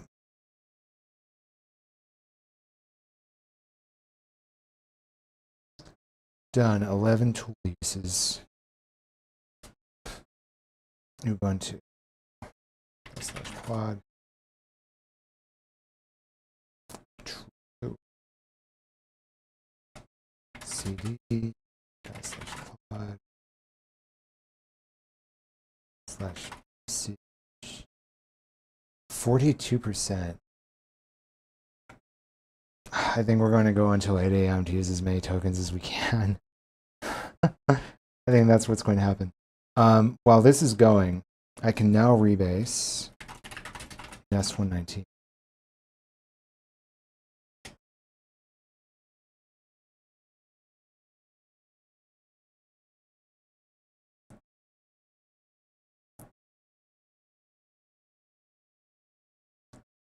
And then I can start looping on Nest 119 next.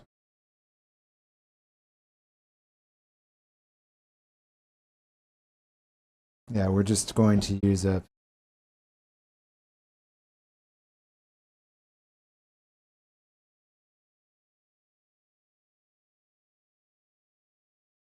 at the full path. Okay, that's fine.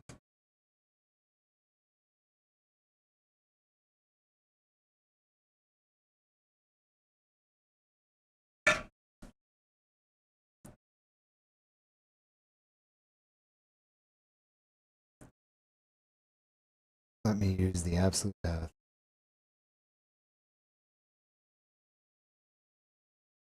Wait.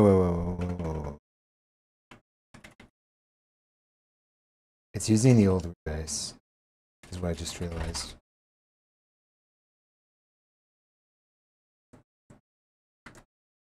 Base Nest 119.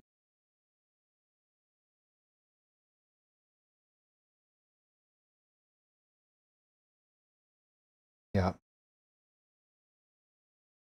I swear it was using the old base. Is why I was fucking up so much.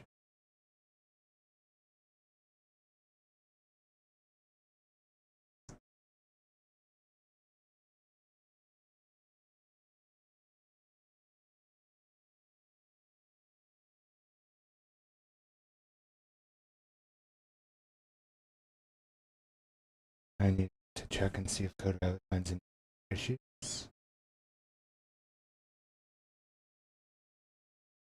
Code is clean. Now let me run lint on modified files.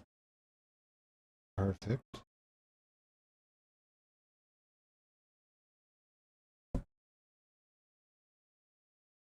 Good. Cannot access.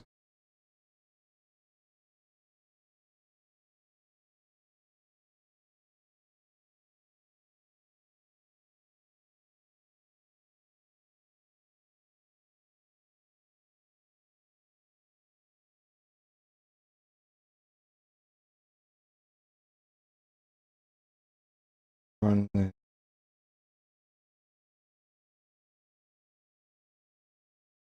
Here's the code 1. Okay, fail. Error edit file. I figured it out. Yeah, LintFixer has a bunch of errors in it.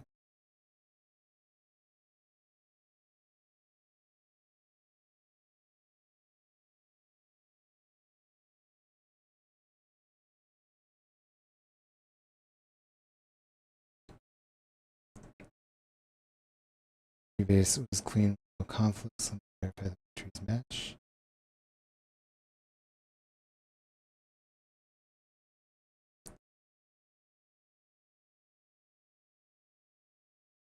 Sync the tree.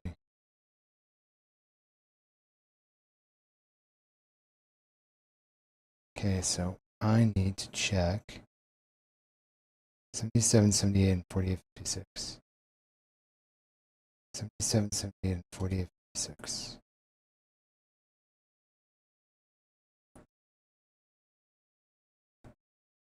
Perfect. Okay. So now we're going to, it's already like good to go. Slash clear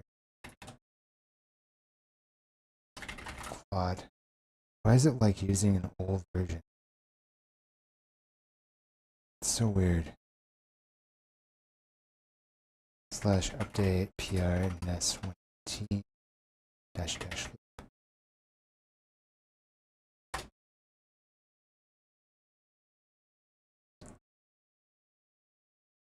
Okay, now we got two very long running processes going.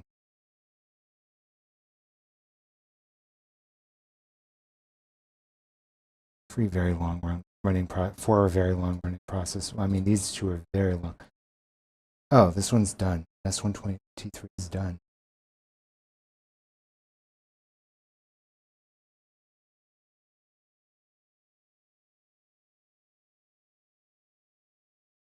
Commits 2.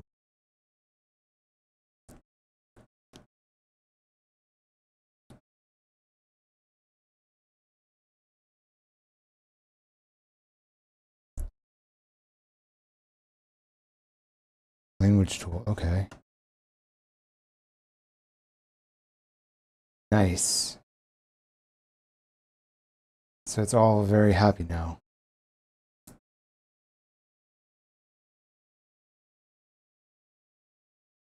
This is a very clean PR.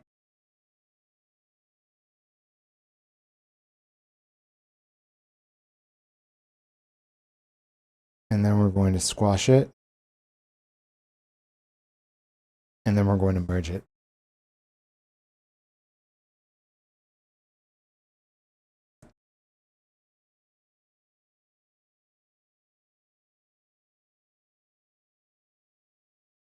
So macroscope is done. What about these two comments? Everything is cleared.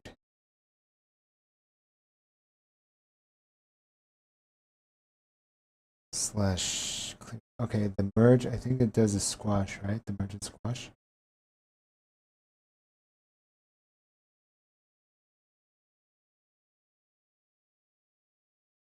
Squash and merge. Claude. And squash. Does not do a squash. Okay. Slash clear. Squash NES 1.3.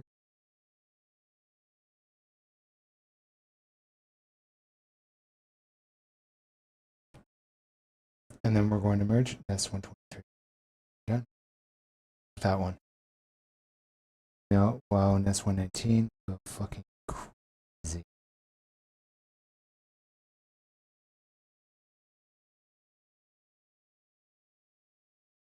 That's color migration.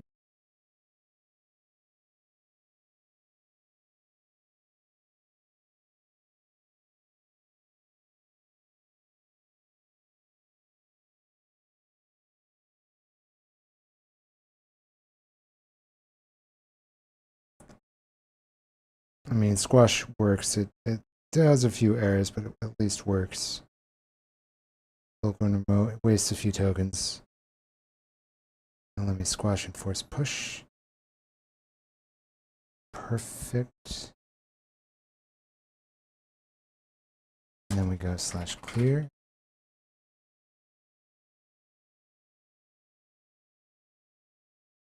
And now that it's squashed, we are going to wait on one final macroscope review, and then we're going to slash merge NES 123. Jesus. It's done. Okay. Holy shit, we got it merged.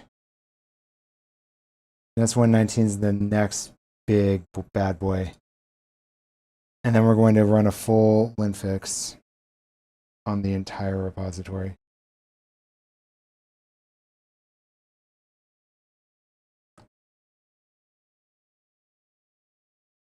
Like we're going to run it on everything. Okay.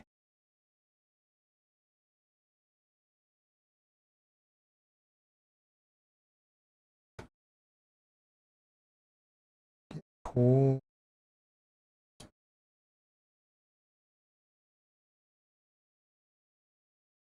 Ten files updated. One commit.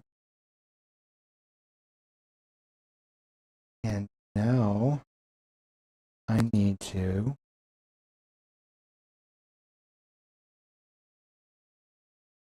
it's hella debugging. These two are done. Okay. So we're going back to Gemini. The latest algorithms,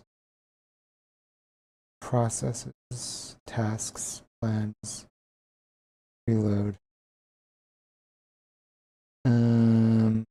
Algorithm. So we're going to go to deep think. There you go. Deep think. You have fun with that. And linear. We're going to go here. Update.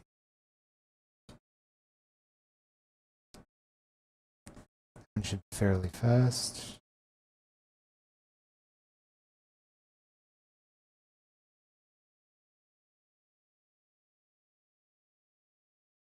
And then deep think is going to give me a pretty good response. I think a pretty good jump. And then we're done. 123 is merged. And now we need to do a lint fix on just everything.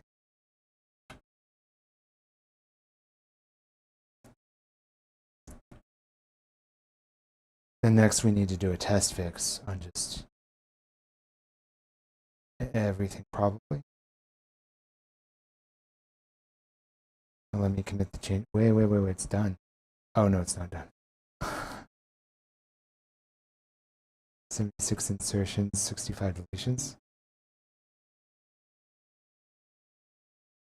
And on all modified files.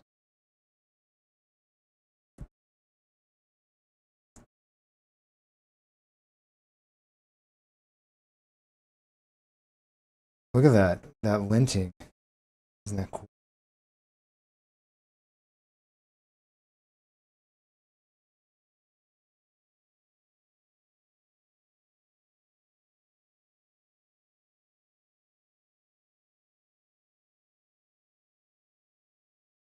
Like swaying to keep the weight off of my feet-ish. I just need to walk, dude. Instead of sway around. Next, squash and push. Performance implementing, sliding window output flushing. Execution logic and integrity. Path handling. So we can just keep improving it.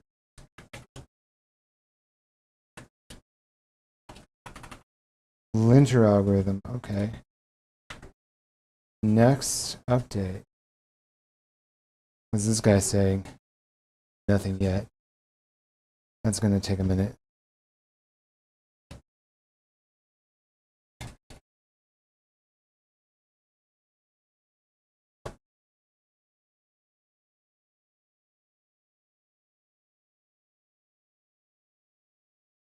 Running the lint fixer.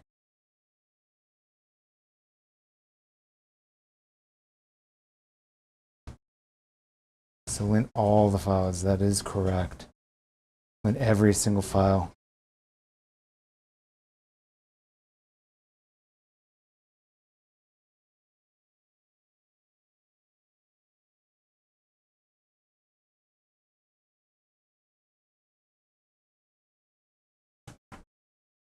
Hold on.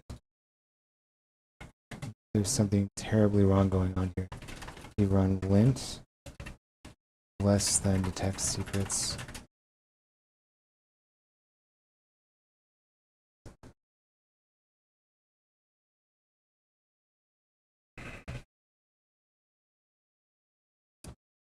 So if I go to the get log,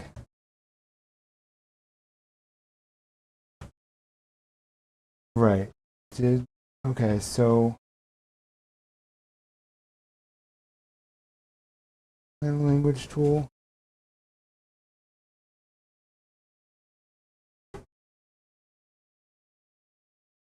linter failure. I need to just restart this.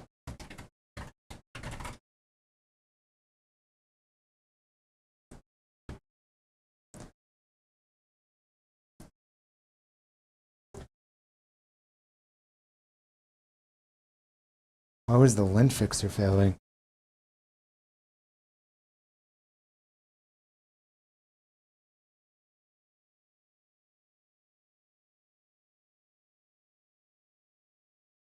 And then this guy's going. So we're just improving the linting algorithm even more, huh? Can always be improved. Hell over engineered. The most god-tier linting algorithm possible.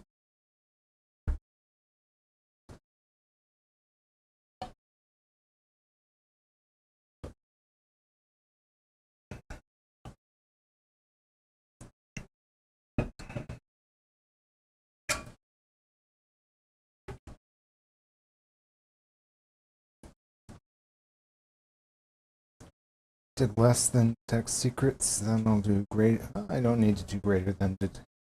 I can do what the fuck? Traceback.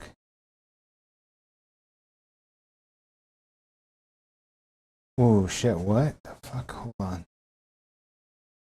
Exception ignored while calling deallocator. Ooh, that's not good. Okay, so we're going to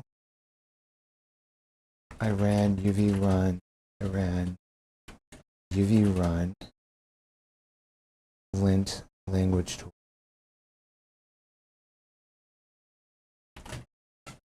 Language tool. Let's figure out what happened there.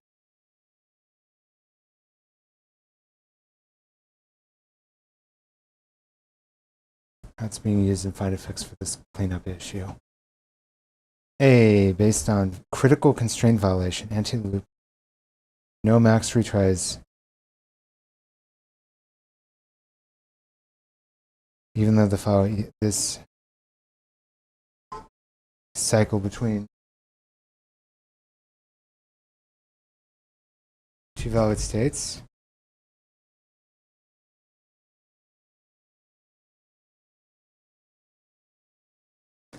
Investigator, I don't like that. Let's not do that one. Async state blocking. Main loop must handle waiting states without blocking the processing of other files.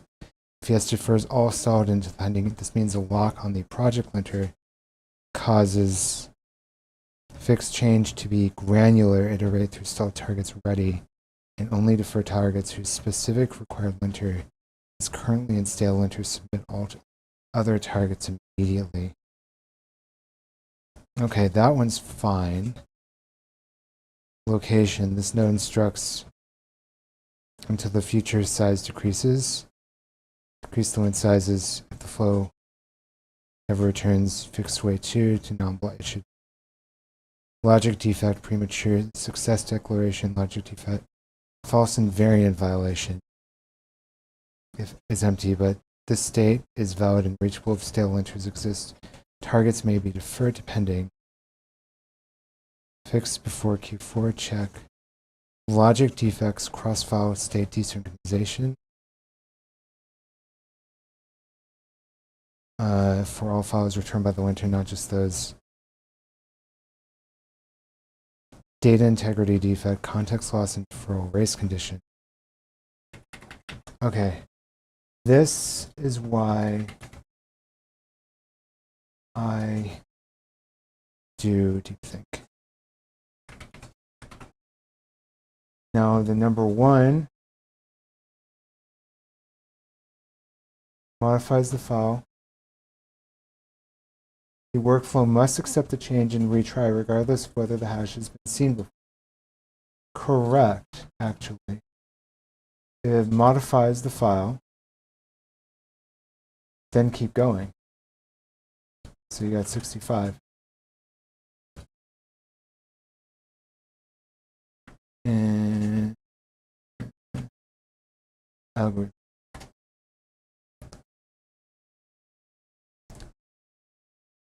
Winter ran without the key.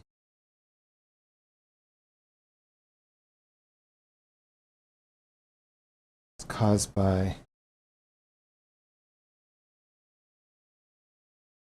Okay, so if we run UV run lint, I can just fucking go all wait deferred replies, UV run, or just lint fix.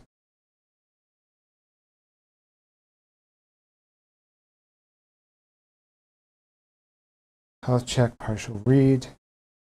Both Docker Compose files now properly loop reading from socket until new line terminator.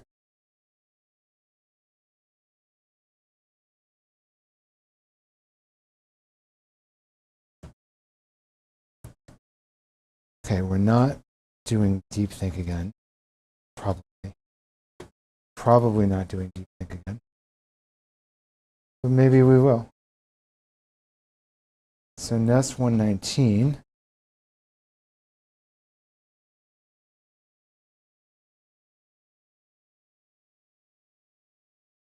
Oh wait, did I not type loop?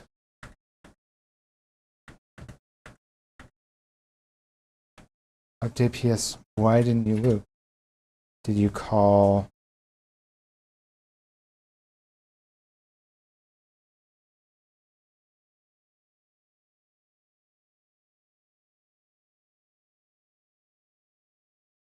to process the PR review?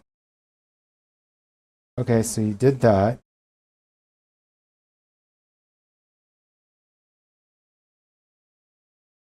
You aren't supposed to call CodeRabbit locally with loop.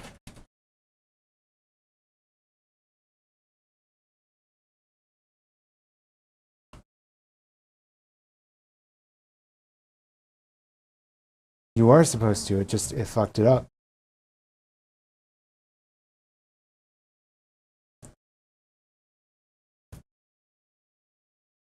Let me continue, yeah.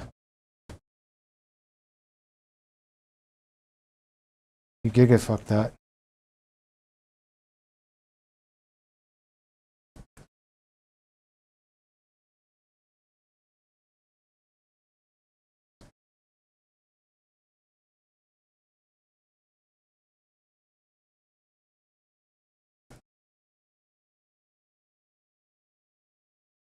Supplied.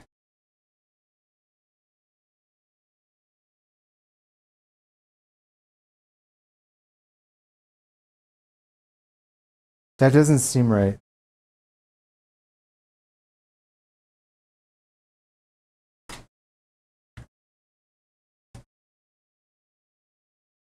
That doesn't seem right. I don't trust it. So I found one rough violation.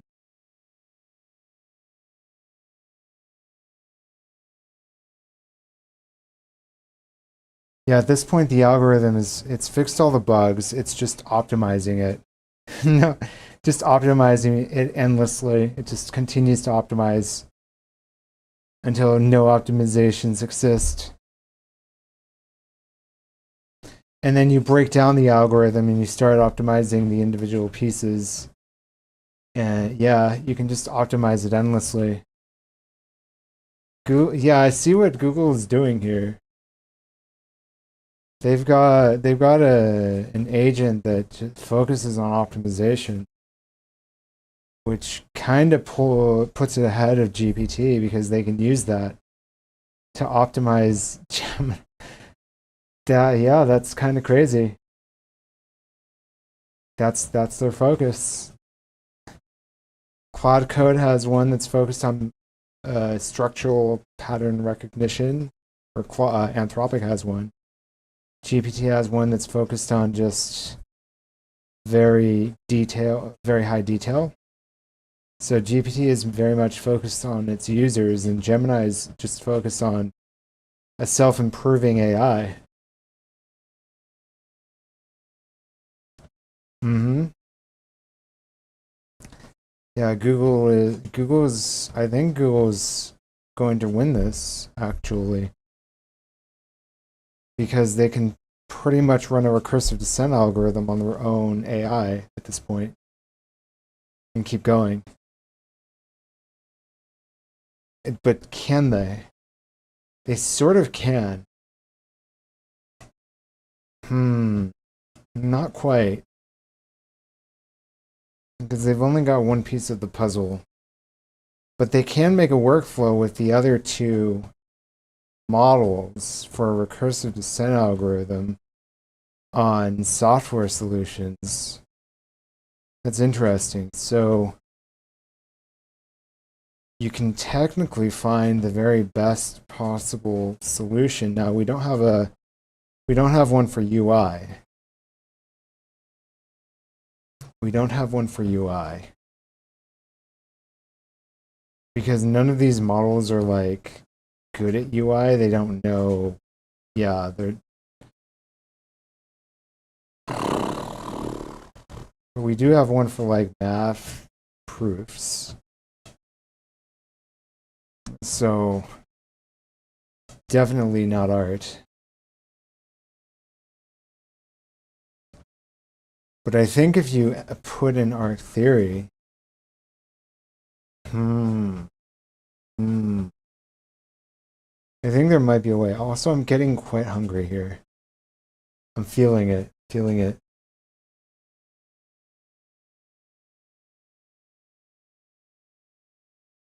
Linfixer hella didn't. /linfix ast grep. So linfixer's not working. ast grep. And language tool.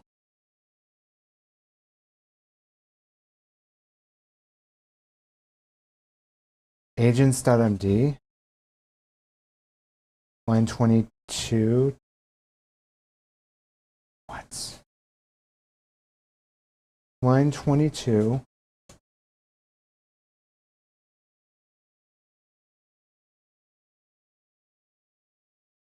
Possible character 57. Doc strings.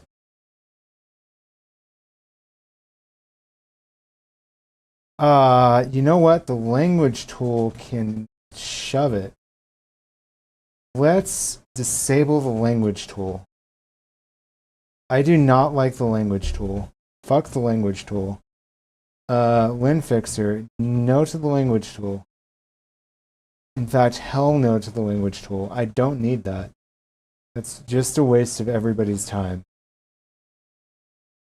So you go dev, linter, base,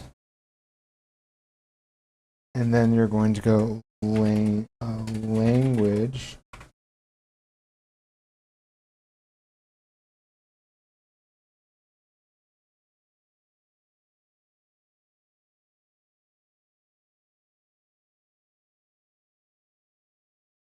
Let's disable the language tool.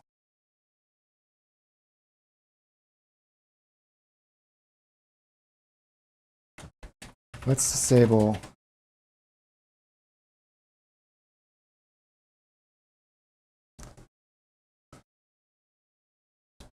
Yeah, hell no.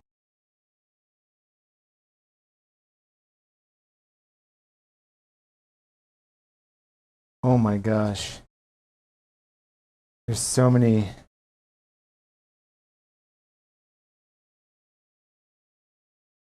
No to the language tool.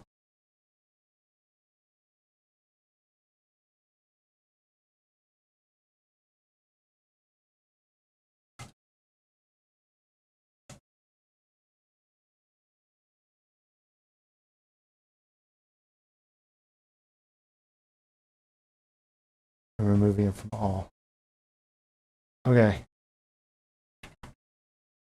Linfix st grep. I think that's the only one that's fuckaroonied, right? St no dash.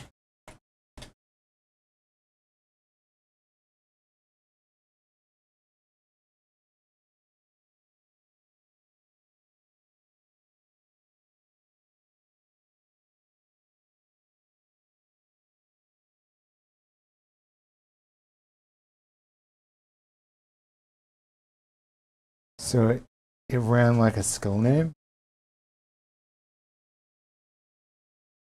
Okay.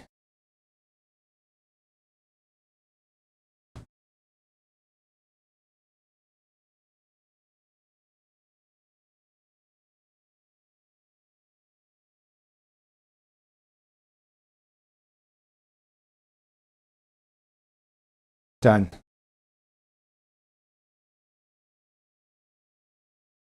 We're fixed. So now we're going to go uv run lint rough my pi st grep.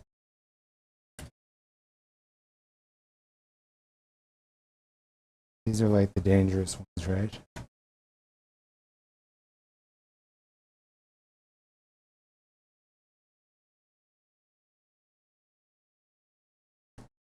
Writing agents, add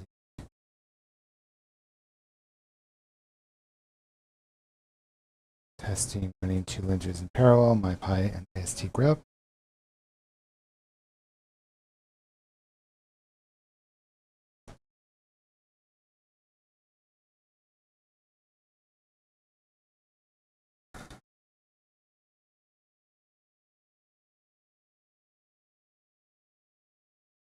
Just making sure.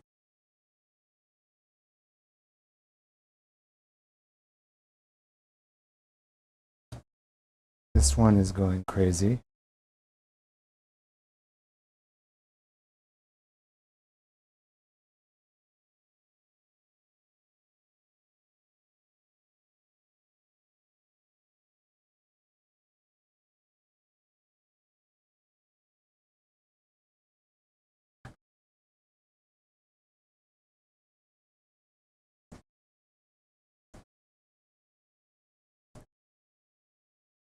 Okay.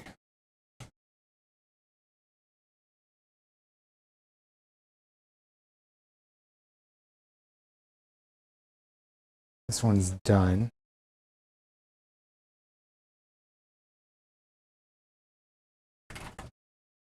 So we've got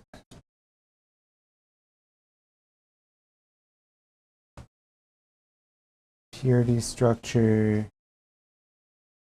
We've got a linter algorithm.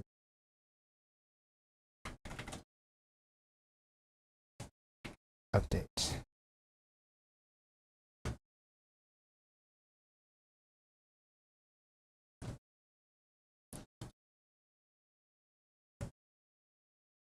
It's going to go for a while.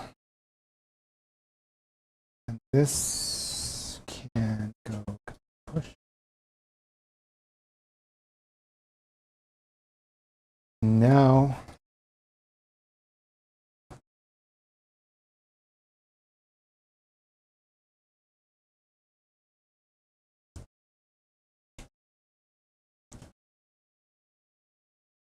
I think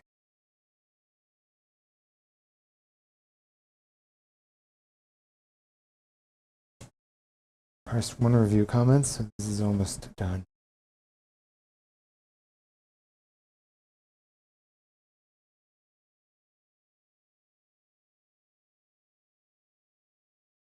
It's like if you didn't find anything else anywhere else, then CodeRabbit is it does do iterative, but it's going to miss a lot.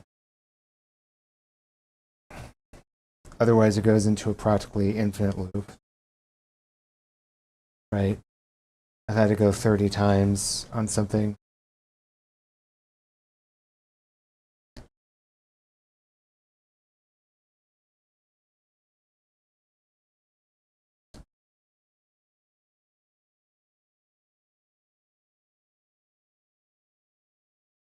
Then we're going to squash after this. We're going to rebase, then we're going to squash. /clear. This should be done.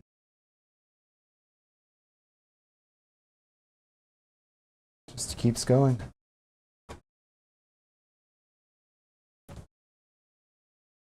Do a snapshot configuration main thread. And linter safe. And linter. It's up here.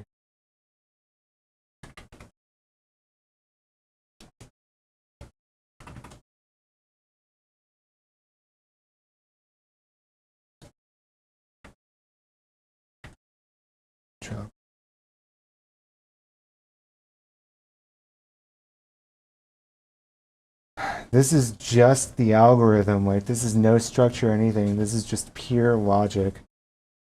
Oh my gosh.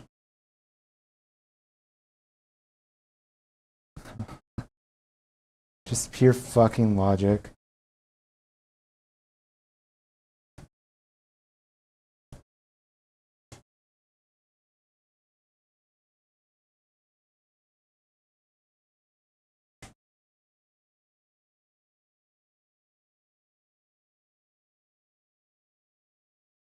Doing connections.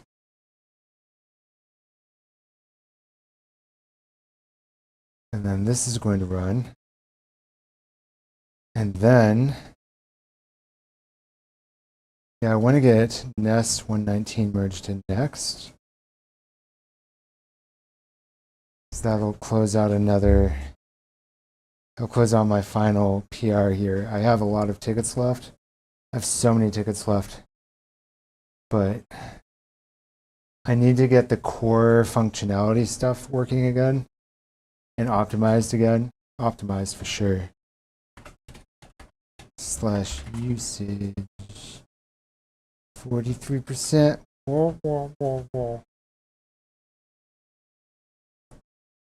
Code is clean. We proceed to the final steps.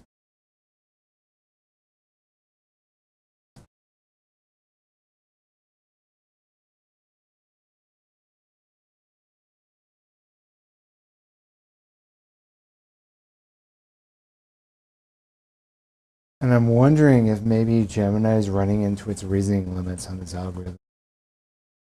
So I'm wondering if we can decompose the algorithm into various components.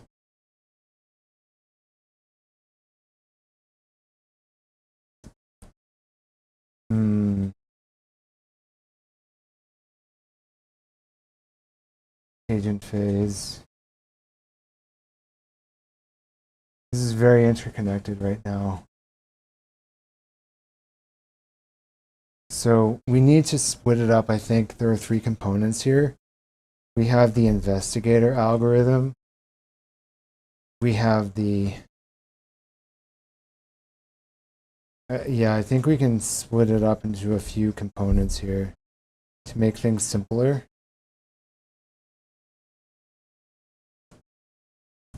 Let's analyze this with Opus. I think we analyze it with GPT 5.2 Pro, I'm not going to lie. Because I think there are a few components here that we can look at. I think Opus might be a good pick just for the heuristics. I have some ideas. And I want to see what Opus thinks about it. Because before I continue, I want to split this up into a few components The problem is the algorithm, I think, is very interconnected.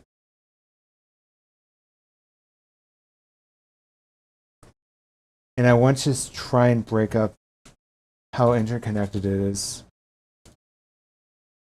Reload from disk. Okay. So we're going to start analyzing this with Opus. I have an algorithm. I would like to start splitting the algorithm up into pieces that are loosely coupled to further optimize the algorithm and find bugs. Right now, the algorithm is growing too complex, so I need to break it down. Let's identify some large pieces here. I have some ideas of the investigator component, a registry, a frontier registry per linter,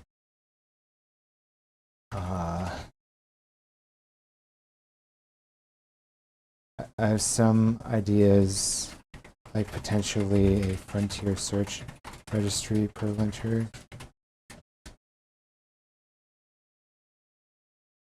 But let's just see what it says. Let's identify some large pieces here to try and isolate components of the algorithm so that they can be analyzed individually. So that isolate components of the algorithm without breaking anything.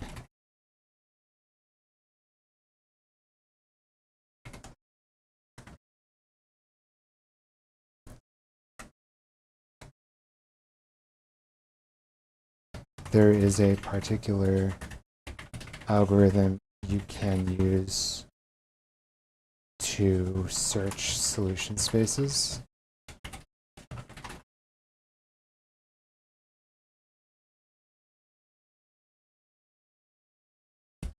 You'll be orchestrating this process and running subagents so that you can search the solution space to find components.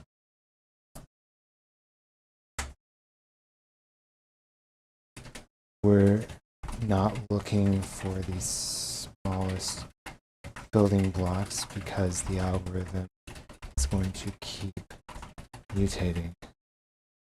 There is a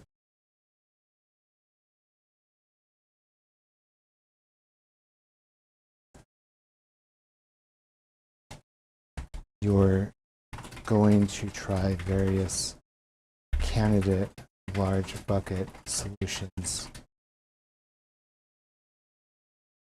to determine how the algorithm splits up. You can store candidates in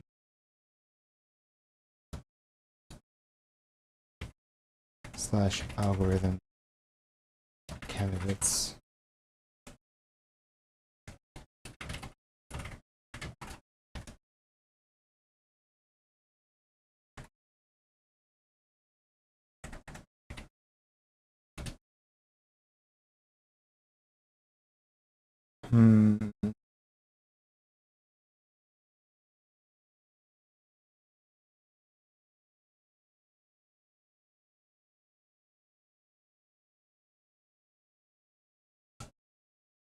Okay, let's see how it does. You can use sub-agents to try out ideas and explore potential patterns given existing ideas. Okay, this will be interesting. Going a little bit loosey-goosey here.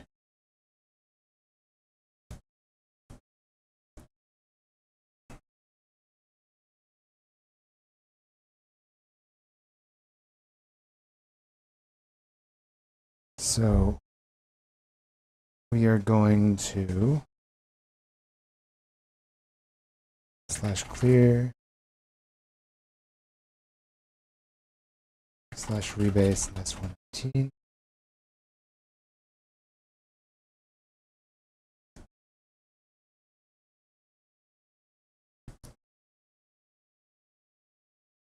I 100% restarted Claude Code, right?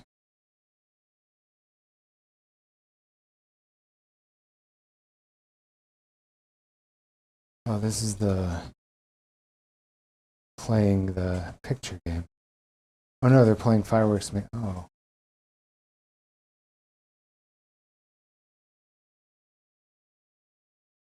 Okay.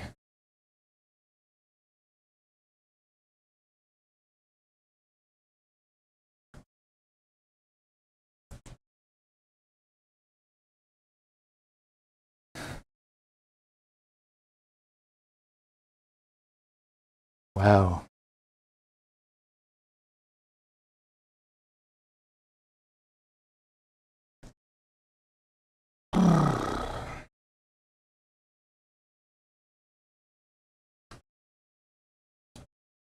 Algorithmic.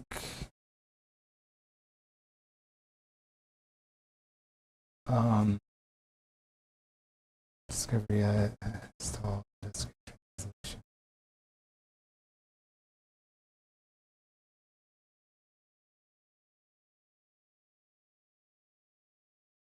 With 8 subgraphs and 25, let me analyze pre-candidate decompositions, all subagents to explore different splitting strategies. Okay. We're trying to use up our tokens, bro. So this is a very complex thingamabobber.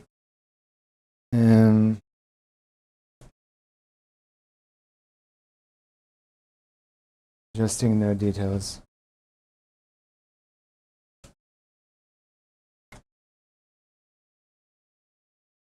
And then we can do the same thing over here with guess who?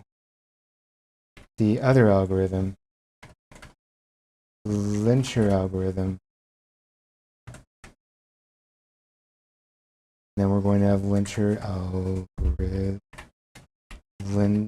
algorithm candidates.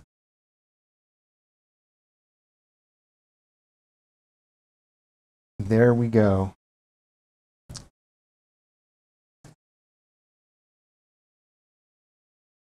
Ooh.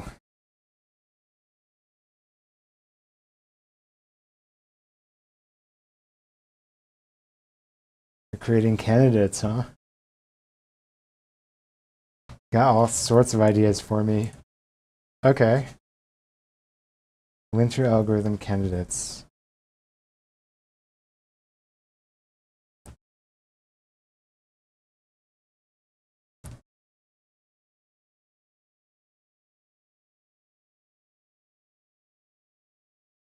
To try and break it down.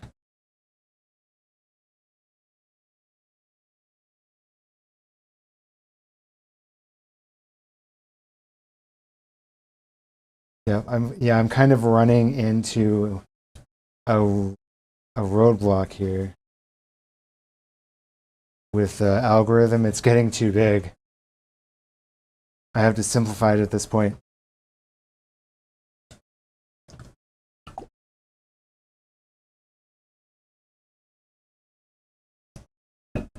So now I got to bring in Claude. Create a 5th candidate with a layered approach. Check on the subagent analyses.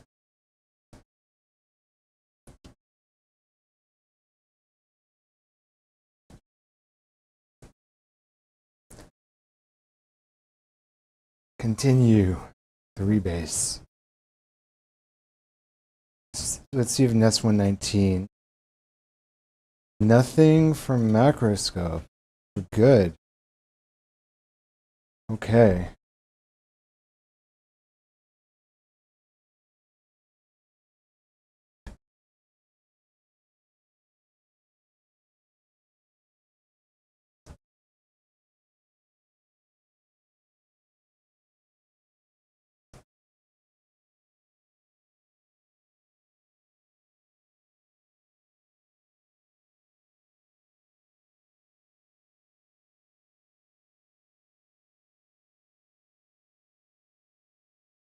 Cross-cutting concerns. Yep, this is going to be interesting.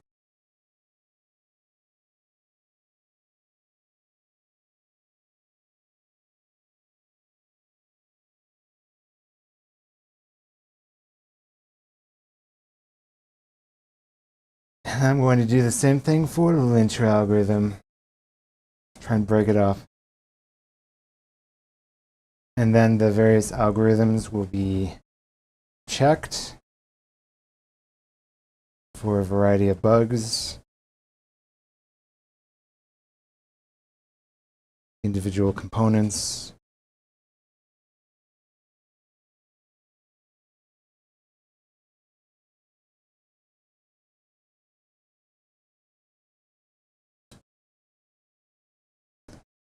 Yep, so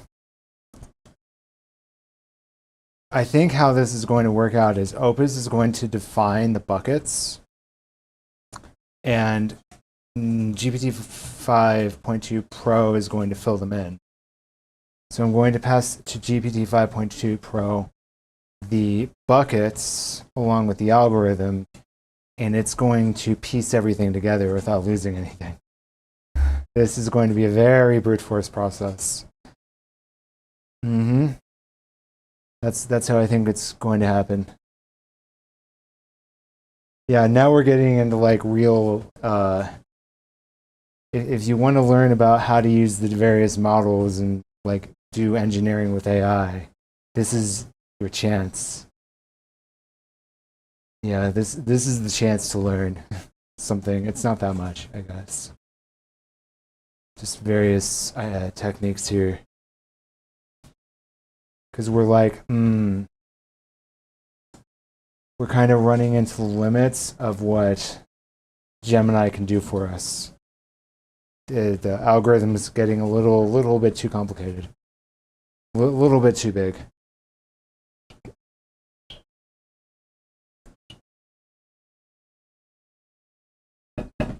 So it's pretty much pseudocode, right?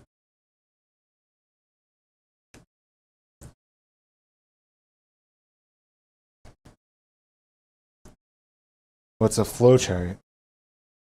And flowchart is essentially pseudocode, but we can view it visually. Oh man. Just logic. I do need to eat something at some point. It's 9 o'clock. Shit, bro. I think I should eat and then I should just keep going for another 4 hours. Well, I said I need to go until 4 in the morning at least. So that's 7 more hours at the very least to use up as many tokens as we can. So 17.5 hour stream is what I'm thinking. Yeah, let's see how much we can get done. Complexity, cross-cutting concerns completed. Yeah. Let's see. Ooh, they're both done. A new and new. And now we can run the linter algorithm breakdown. I think this one is simpler. It's longer but simpler. Is it going to say this is a very complicated algorithm again? I don't think it's that complicated. I think it's actually a bit simpler. This is a complex parallel linter algorithm with... No!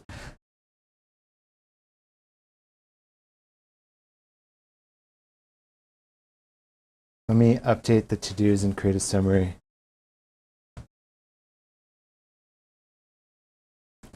How long are these algorithm candidates? Holy fuck, they're long.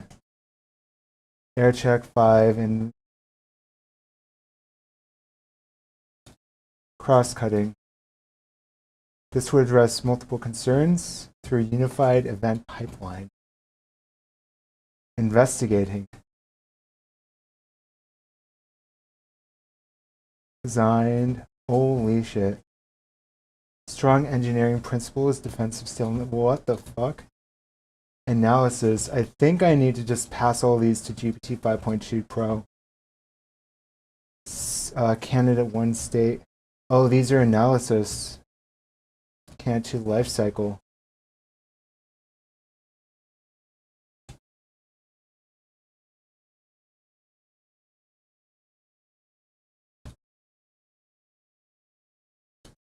Life cycle analysis. Okay, wait. So state-centric.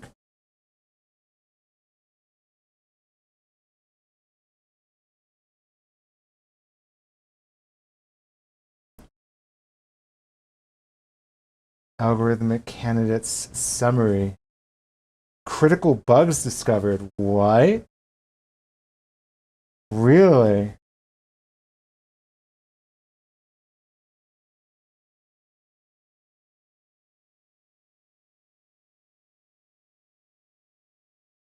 Key findings.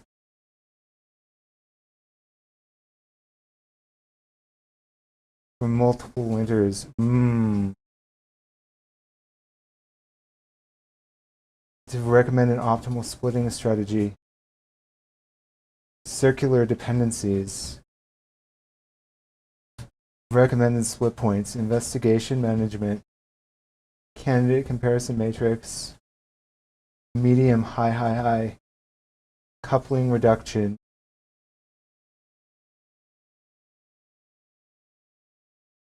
Bug isolation. Event-driven. A hybrid approach combining elements from multiple phase 1 extract. Apply layered architecture. Okay, so now we need to run analysis to produce its own report.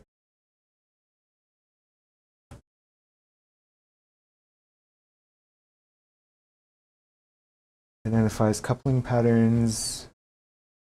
Okay, so this is where we go to GPT 5.2 Pro.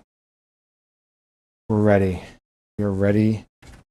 ChatGPT 5.2 Pro extended thinking. Are you ready? I'm ready. Analysis candidate. Oh boy. And then you've got the algorithm. Wait.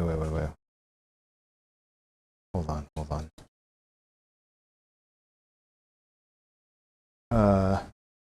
1, 2, 3, 4, 5, 6, 7, 8, 9, 10.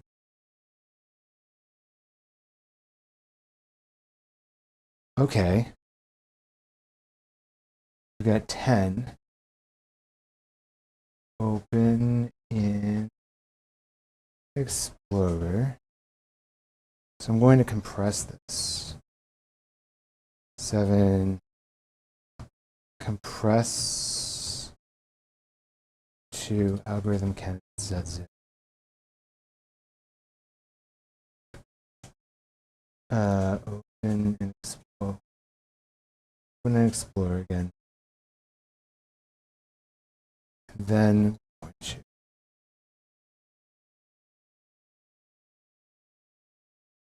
delete that.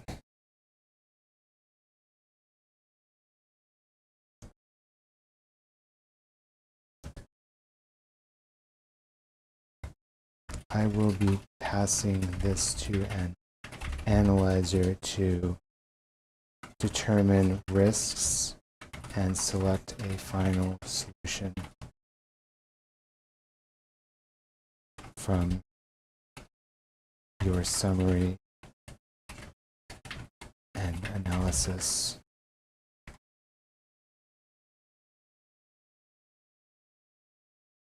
I need a prompt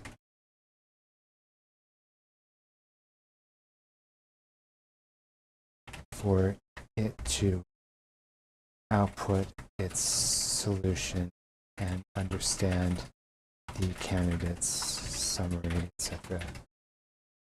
Okay, you just give me a prompt for like how you think it should go about looking through this shit.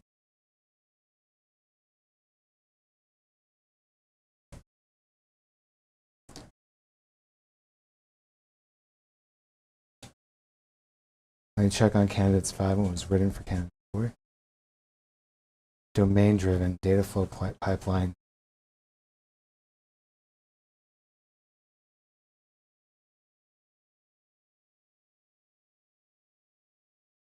Analyzer prompt. Oh, thank you. That's useful.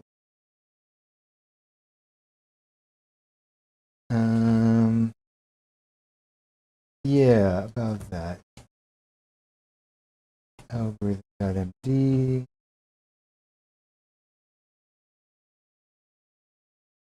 Hold on. So these candidates. So if I show I7-zip at cal algorithm candidates. Okay. So these will be in a folder.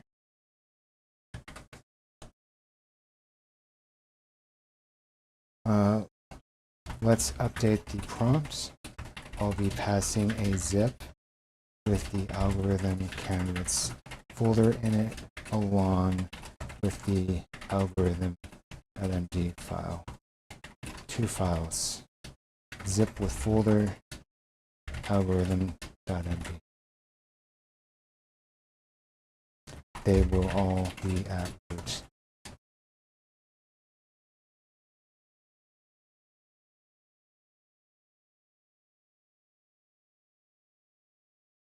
Like, why am I going through and editing shit?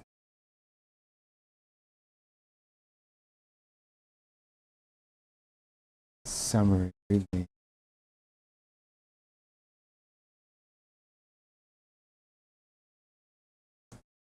I need a...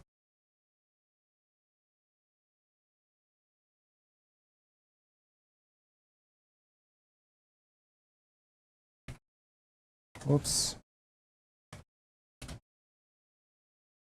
And then...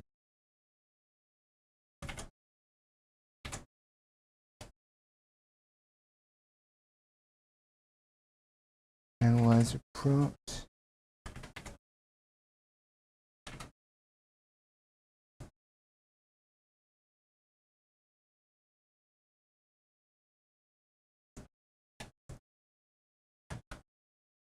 I don't need an output location.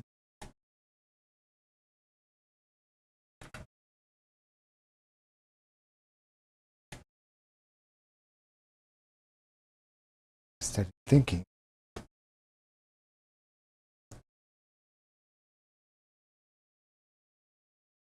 Here's the prompt. Let's go.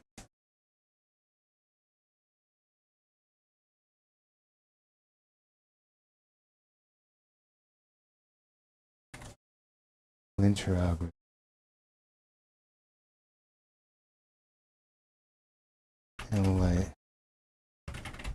Analyzer prompt.md.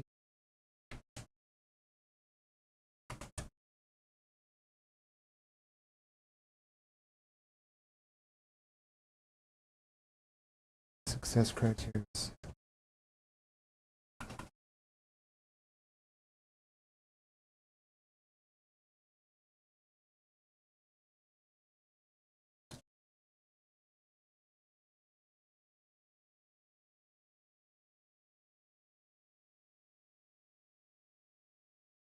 Okay.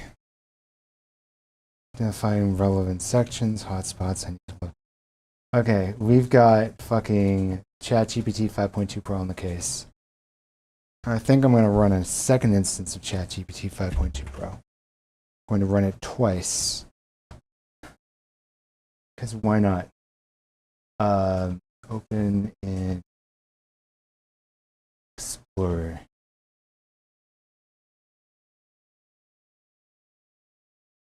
Compress to zip file.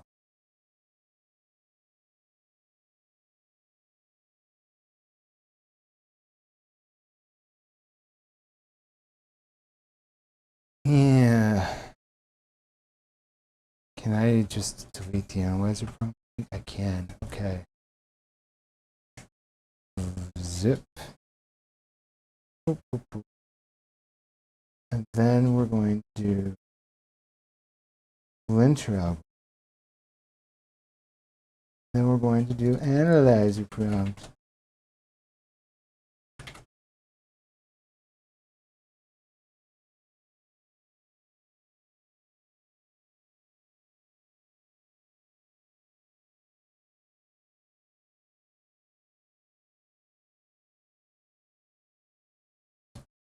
Okay.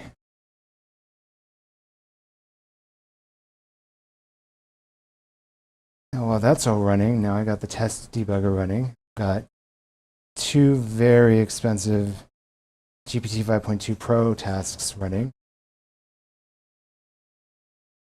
So I'm not just having it do random shit, I'm actually like having it do something useful. I think it's something useful. Updated the prompt now reflects algorithm. So now this one is really good at analysis and synthesis. So Opus identified the candidates. It came up with its own initial analysis. It's probably not super right. ChatGPT 5.2 Pro is now going to do analysis, and this is the deep researcher. So it's going to do its deep research and come up with some incredible analysis. Gemini's fucking useless here on this particular task. Absolutely useless, so we're not going to use Gemini here for anything. This is pure Opus and ChatGPT. Now you notice, in one case I was using ChatGPT and Gemini, and in the other case I was using ChatGPT and Opus. ChatGPT is kind of it's kind of there for everything. You kind of need it because it does the synthesis and analysis. So you need it to fill in all the gaps. You need it to do the patches. You need to edit the files, manage all of your information. That's what ChatGPT is good at, right? It's not, I don't know if it's so great at summaries, like selecting the best signals. That's something else that's very important. What is the most important information? And that's not necessarily something that Opus does, right? Well, maybe I think that is something that Opus does in particular. I think Opus is very good at what is the most important information. But I think GLM is also very good at what is the most important information from my understanding of GLM. ChatGPT, that's no. No. Same with Gemini. Fuck no to Gemini. No to Gemini. Okay. I am going to be right. I think I'm going to grab food while this all runs. That's what I'm going to do. Alrighty. I'll be right back. Again. Be right back. Watch the, I guess we're going to watch the, I'm going to watch the AI work. It's doing a lot here. I think the test debugger is fucking frozen. Okay, so we need to kill these two tasks. Kill. Wait, what's the other background task? Kill. Test debugger froze, continue workflow.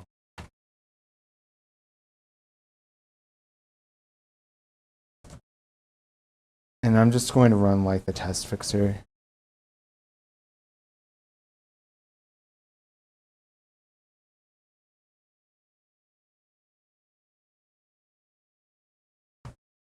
That's 119.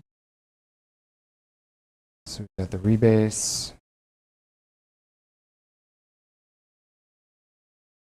Why are there only 2 checks on this one?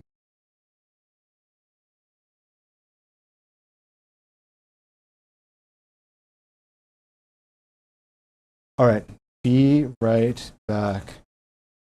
Yeah, we do long streams here in this joint. This is just what I normally do all day anyways, so just normally do it off stream. I'm AFK a fuck ton while AI works, so. But I'm happy to get 2 PRs merged in, I'm not gonna lie, like I'm happy to do that. the Lind fixing thing turned into its entire whole shit show. And then I got a few more shit shows to work through.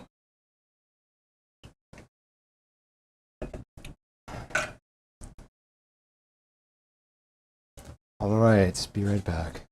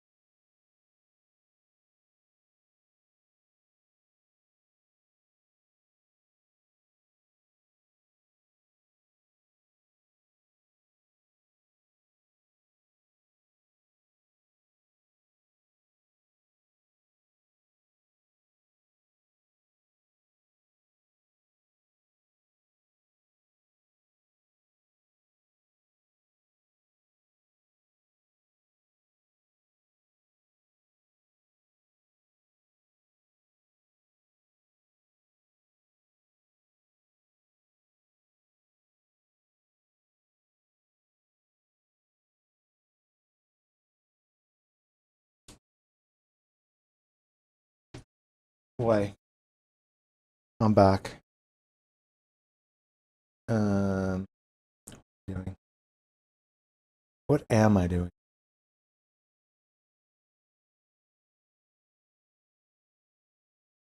Okay.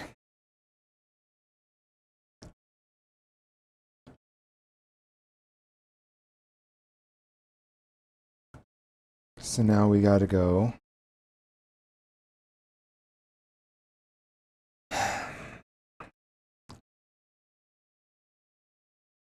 Believe that's right. Okay. We're going to squash. Squash this.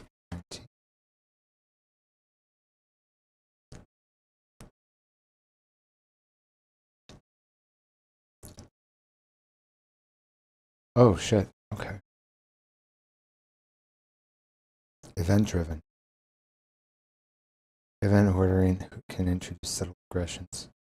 Candidate 3 is the best.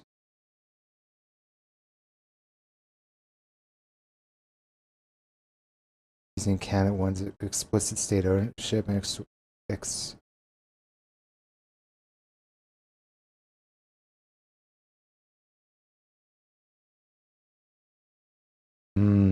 change tracker. Oh. This came up with a pretty good solution.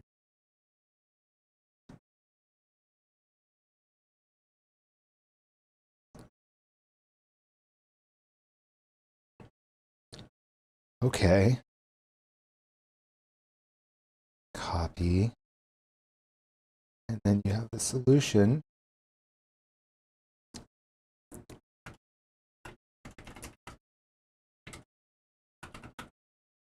And then we have this guy.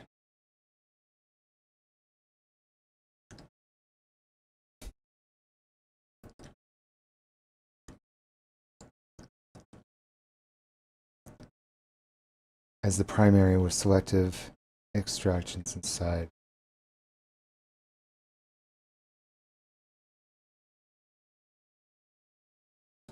New file. Solution. Okay. And then we're going to have our algorithm be decomposed.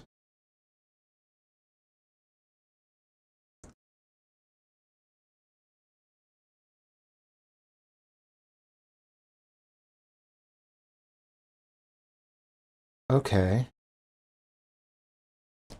So what I think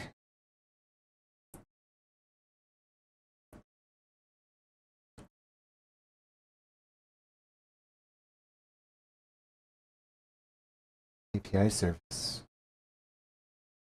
component to target status.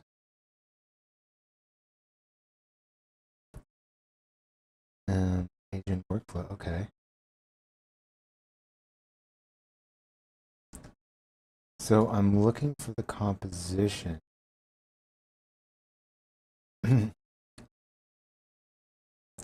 Okay, slash. I think I'll just keep the context here. Slash. Yeah, you know what? Clear. Squash complete. Yes, 19. Okay, and then we're going to do an update PR slash clear. Slash clear. This is going to do slash update PR. NS119 dash dash loop.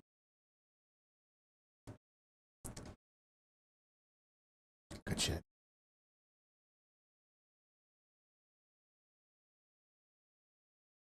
And then we do another squash and then to push.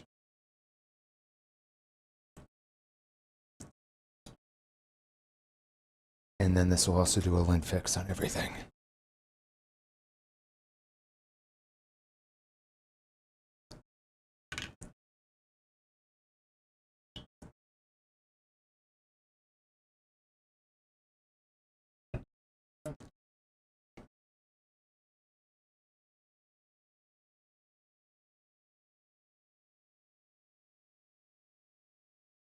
Okay.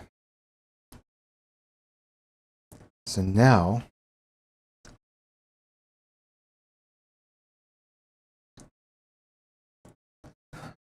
I don't think Tracer is going to be the right tool for this. I have a solution, composition solution, and an algorithm.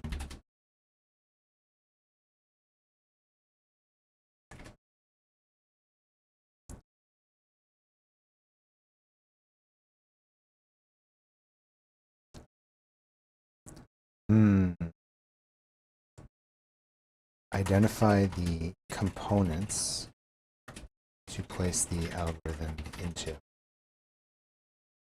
to split it up. These components will be building blocks.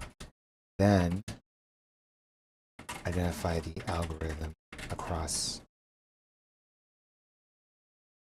Okay, this is going to be interesting.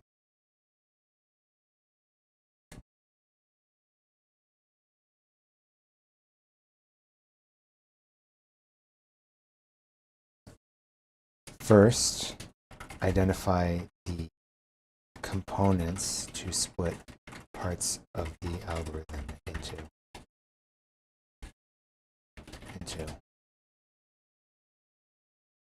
We're breaking the algorithm up into various layers. I think this is a job for, honestly, ChatGPT. Solution.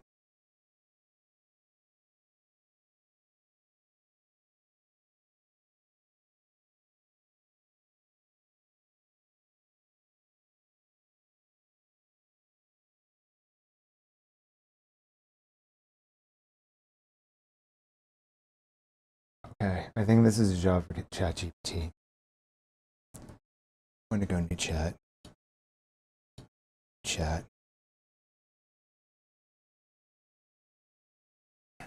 Because it's going to be filling in details. And that's very much a ChatGPT job. I'm just going to have Pro do it. Solution candidate 1.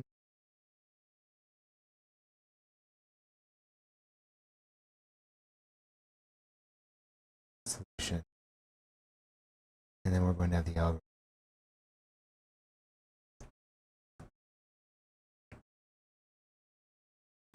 I need to break the algorithm up across components and across layers.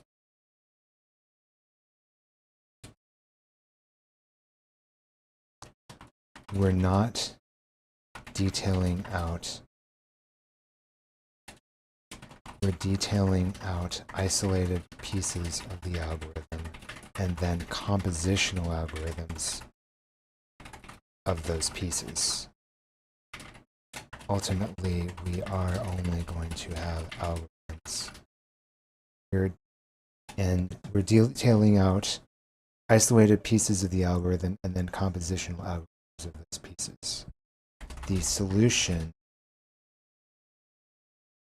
which has the components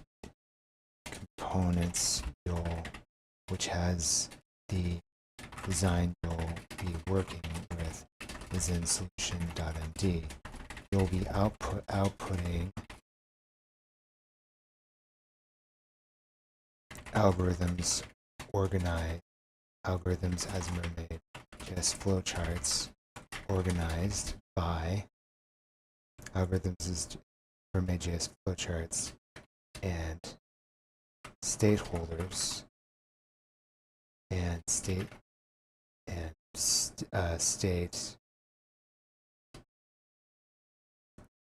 holders organized by component. Higher order components will reference lower order components. Integration between components will be represented by those higher order components. Okay. And so what this will allow me to do is I can look at the individual pieces. Like I can say, Gemini, review this piece. Gemini, review this piece. And I can look at all of the individual pieces, and it will be composed across layers. That's what I'm looking to do. And so we have guidance for ChatGPT.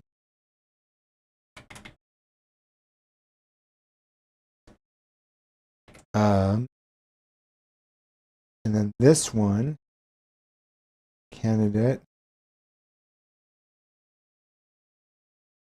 readme, and solution.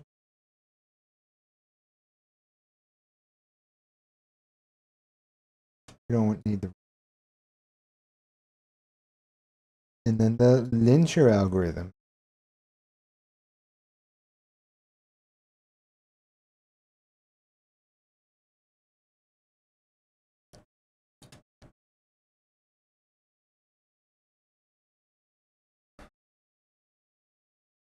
Down across the solution contains into state the higher order. Yep. That's what we're doing.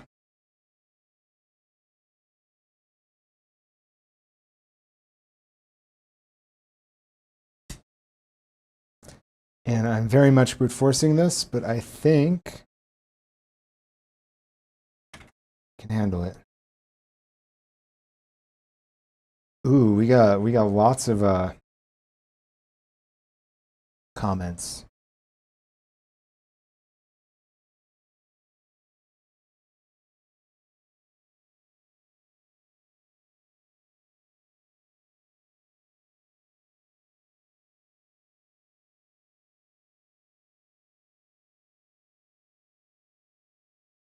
A6B, yeah, good.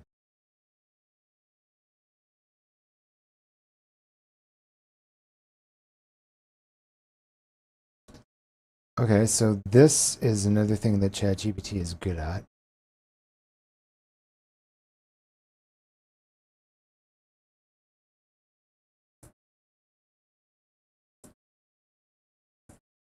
Ensure stakeholders are set up with the right connections. Yeah, this I think is turning out quite well. This is a pretty decent decent workflow. It's not like the best workflow, but it's decent. I think it turned out pretty well. And then what this is going to let me do, critically, what it's going to let me do is it's going to let me find more bugs. Yep, I keep finding bugs and I keep expanding the algorithm. The algorithm expands, it grows. And then I decompose it, and then I expand the algorithm, and then I decompose it. And I keep doing that. It grows. It grows strong. Mm-hmm. And then I have to apply it as a constraint. I have to refactor the existing linters, which will be interesting.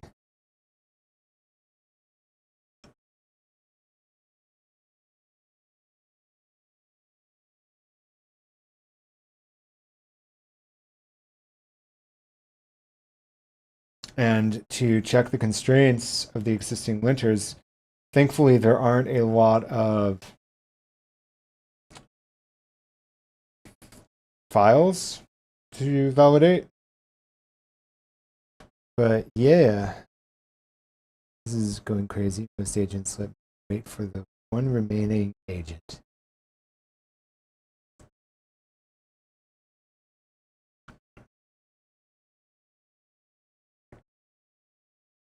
Good, there are changes. Let me commit one cycle. 39. Wow, it's getting big.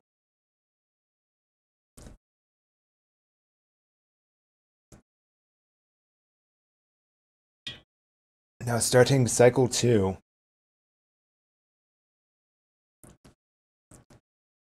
CodeRabbit continues.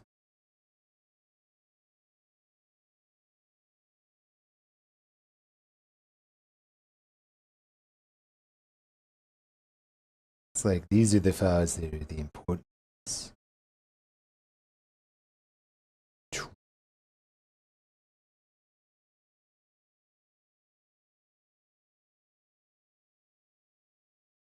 I could run a I could have it keep running on the base commit rather than constraining it each time to fewer and fewer files. But also constraining it each time, it finds like the most important files to edit, right? And so constraining it each time really focuses on those important files. Oh, you know what? Could be a good algorithm. I think I know a good algorithm here. So I constrain it, I constrain it, I constrain it. And then I reset it back so that it's looking around for the next highest signal. Because right now I'm locking it down into a local optima. And then if I reset it, it looks for the next highest signal. Right? The next obvious thing to look for. And I exclude the files that I already searched. What do we think about that idea? For update PR.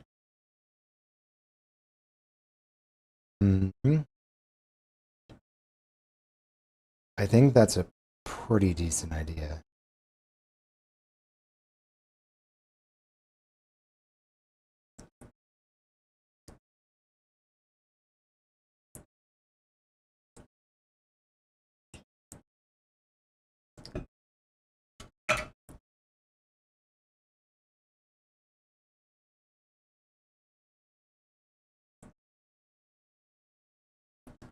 So let me write that down for update PR. So we got the PR, we got update PR. Well, that's directory. Update PR. File feedback.md. Review with CodeRabbit. Commit. Review last commit with CodeRabbit. Commit. And repeat until clean.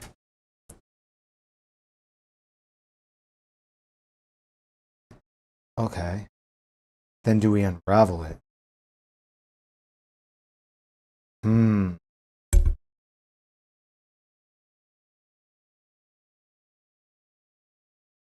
Hmm.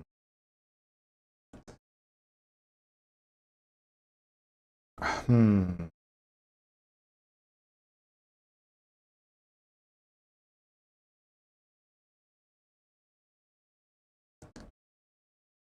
I'm wondering.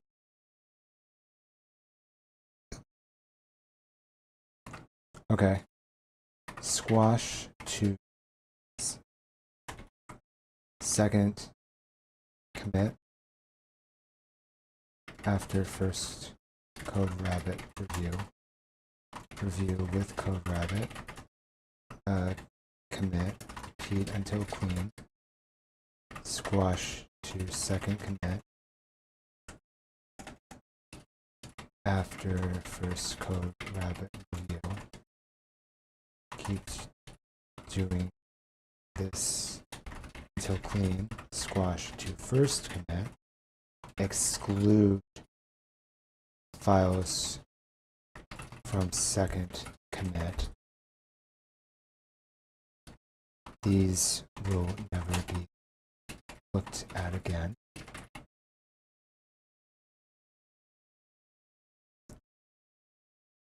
Restart algorithm with remaining file set. Remaining file set. Repeat until clean. What do we think about this algorithm? I think this is a very intense algorithm. but it enables CodeRabbit to really focus on the next high signal, really clean it out, and then I think you repeat until clean, squash to second commit, exclude file set from last commit.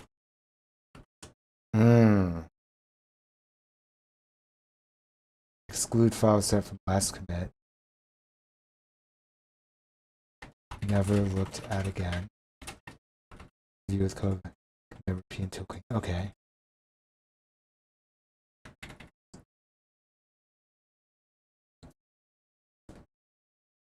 Search for errors. Search for errors. We need to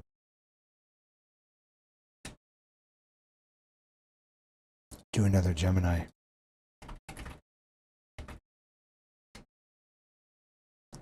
I have a code review algorithm.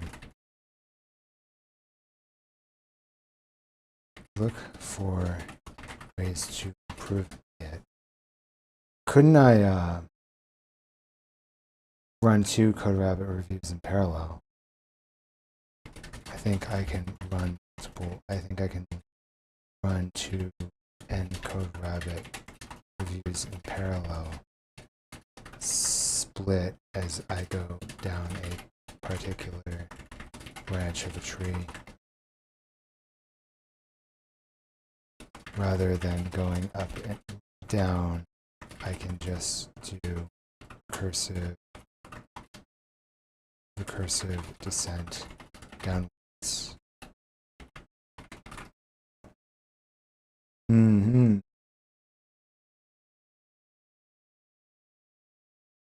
Okay. And then you review that file, and it doesn't find anything.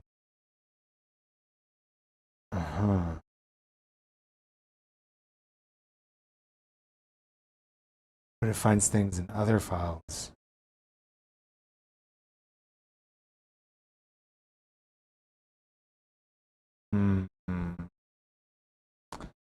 So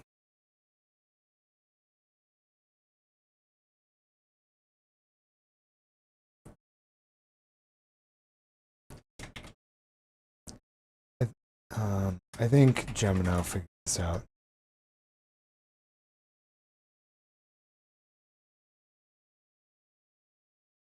I kind of threw my idea out there. Let Gemini polish it.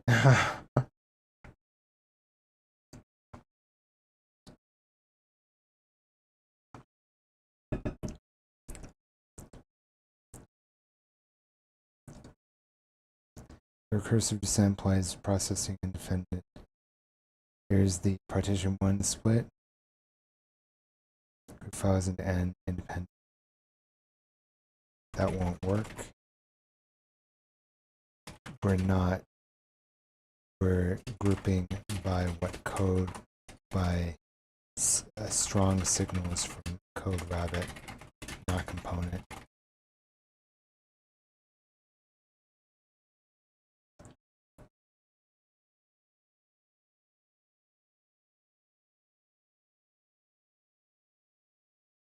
To better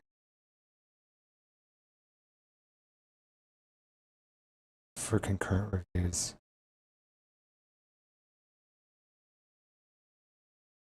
Process workload. Parse the review to identify signal groups. Files implicated in a specific high related. Execute. That's not how reviews work. CodeRabbit notices things from files. It's a review bot. With a wide corpus, it will not notice everything. It will notice the strongest signals. Split off the strong signals it noticed from the weak signals so that it can then find the weak signals in a separate branch, while continuing to search strong signals, even within a set of strong signals. There can be weak signals mixed in. Gemini is struggling with this. This is a very AI algorithm here. I don't know how good Gemini is. Like traditional computer science seems pretty good, but this sort of deal, I think Gemini might struggle. Personalizes strong signals, mask signals by splitting the files based on signal intensity to allow the rebot to keep quieter issuers rather than waiting for the loud ones to be fixed. On the full set, fork, parallel, branch 1, re-review, group A, stall logic, A, plus error sent to. What the fuck? Plus no file plus errors persist. There is no investigator. There are no errors. This is a review bot that searches for bugs and improvements. Subtle. There is no investigator. When nothing is found, the files are considered clean.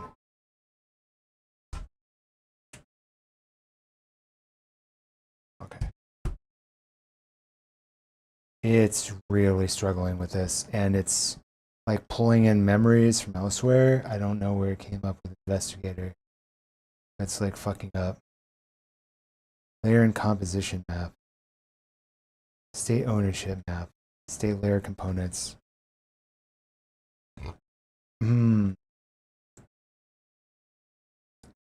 Investigation flow.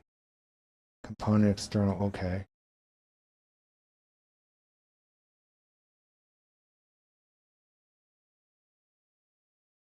And then we're going to need to figure out files in,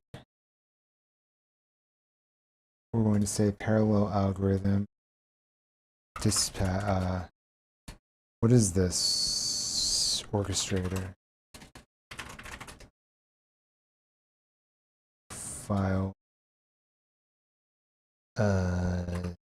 Everything.md. This one is going to be the linter, the dispatcher.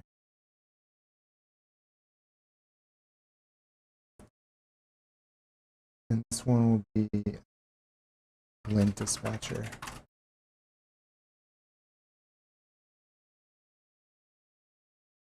New file, everything.md. Okay, so now that everything's filled in, what we're going to do is we're going to have Opus dice it up.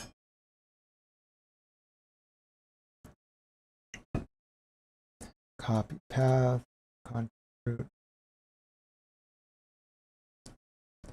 I have a file. I need this file to be diced up into component files.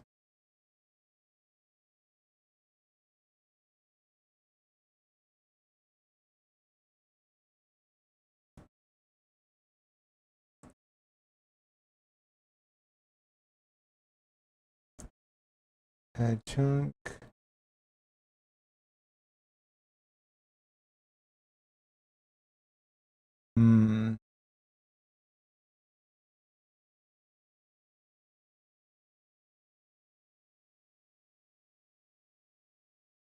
Layers.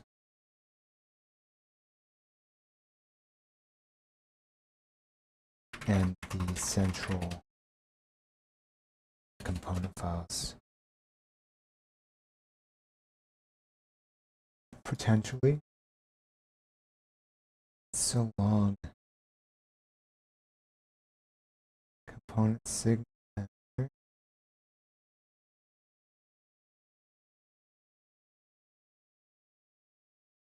These are like such simple things now.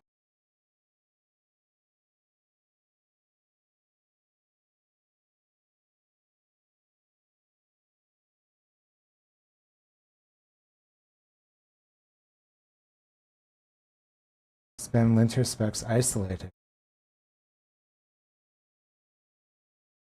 Everything done. This one I think might be a bit more.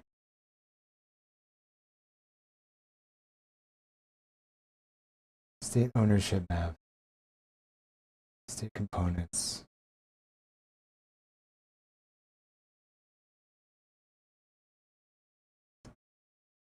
Scene hash. Component investigator. Linter stateless manager. Stall detector. Workflow layers. Agent workflow. Lint workflow. Investigation workflow. External change workflow. This is actually like really well done. Hold the fuck on. This is really well done. Dice step into component files.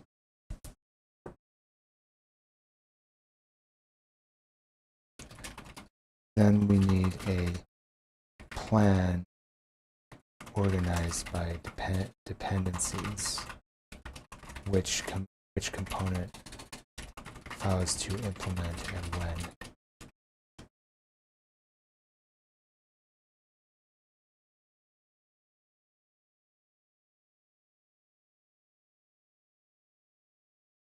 Component investigator coordinator.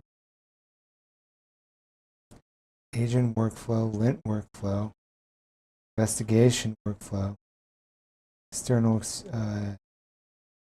change workflow, component orchestrator, component reporter.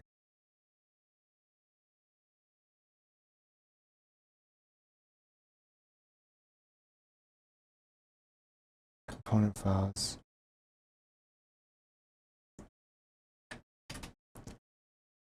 This is interesting. So this didn't really come from product requirements. This just sort of grew. Which is fascinating. Like it sort of just grew. And then we ended up with a solution, and I don't know where it came from, but it just kind of happened. No, it did come from requirements, and it just sort of grew from there. Fascinating. So we have the plan. This is the plan document template.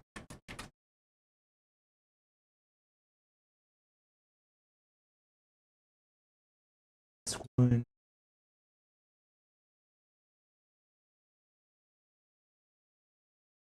Like shit, we practically have a plan here. Design map structure.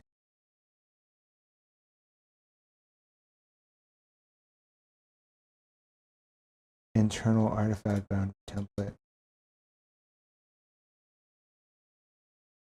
This is the design map structure template.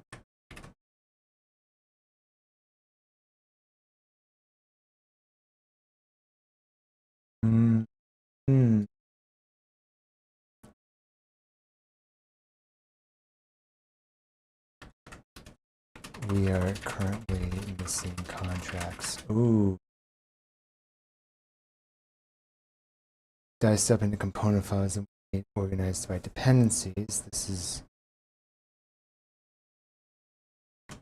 I think this is more of a job for Codex. Currently missing contracts.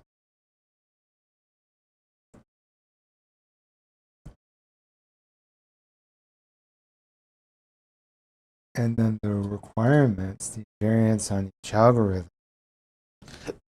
I don't even think we need requirements, right? This is another way to look at it. We just have a bunch of fucking algorithms. And then we can identify requirements for each algorithm.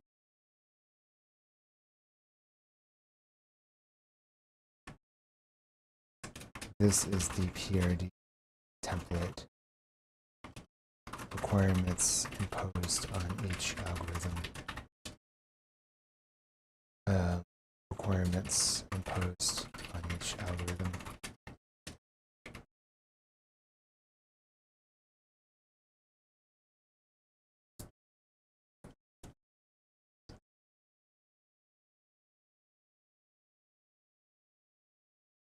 I don't think we even want requirements at this point.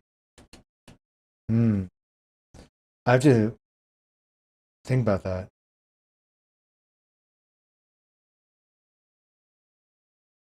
Because we have requirements like things that must happen. This is the design map structure template, so maybe we don't work from requirements. Requirements are like the basis of everything else, but requirements are difficult to compose. Well, requirements contain all the algorithms as well. Right. Diced up into component files, then we need a plan organized by dependencies, which component files to implement and when. This is the plan document, this is the design structure template, seeing contracts. Okay.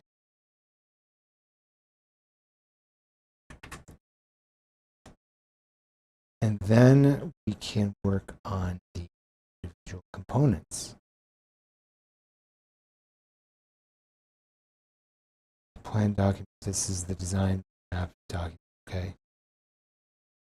I'm going to have you two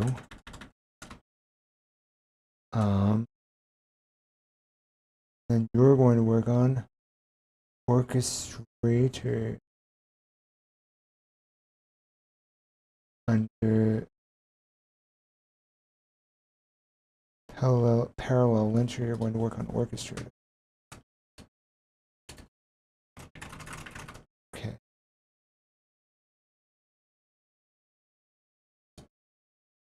And so these won't drop details then.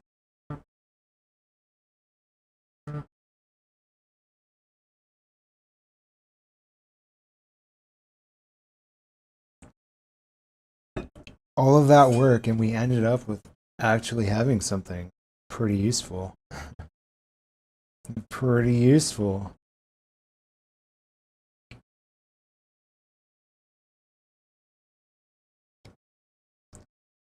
Instance identity, preserve instance ID, mutating phases, deterministic, shutdown. And then we can work off of debugging we can go back to Gemini.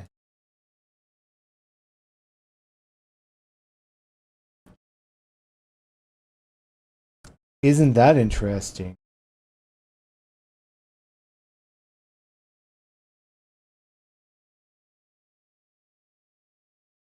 It just sort of worked out.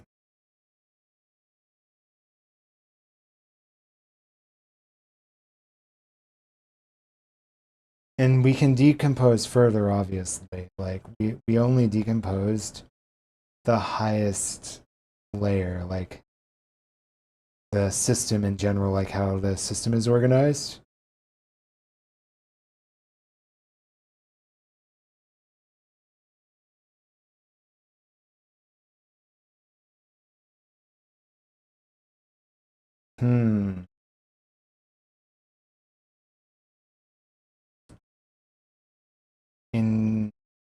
Interesting.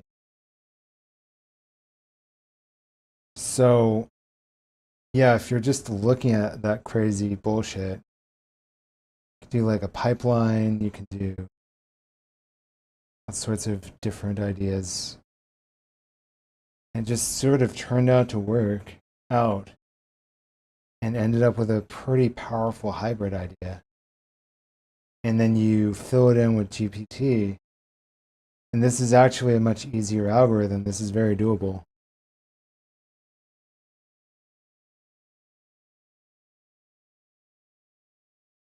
And didn't even start with requirements either. It just started with some ideas, algorithms. Yeah, no requirements, just algorithms, right? Of what it is you want to do. No organization, no requirements, just here's what you want to do.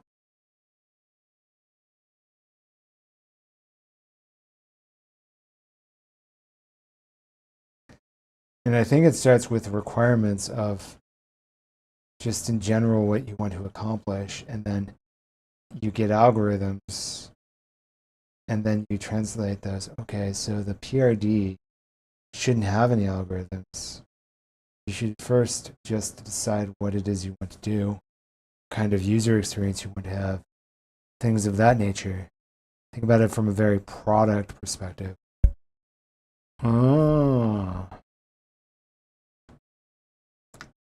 that's very interesting. So then the PRD planner,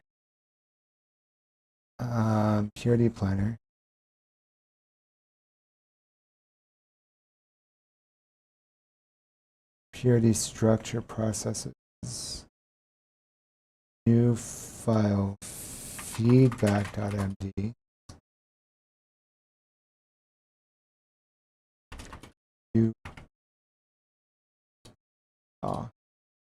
You first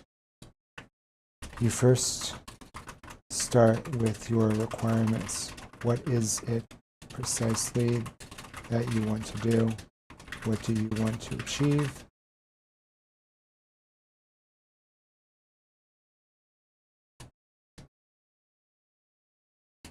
What do you want to achieve?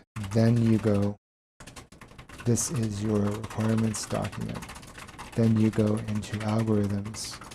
How do you achieve what you want to achieve?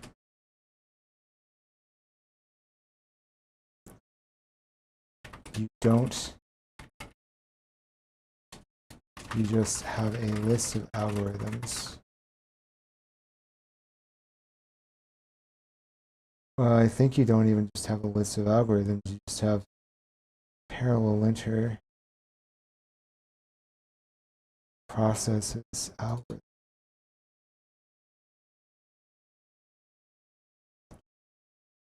Just have a list of algorithms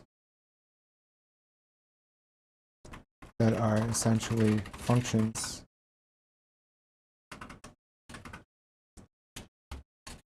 No minimal organization, just functions. The system continues to grow until it gets too large. At this point, you can begin to recognize structure and components.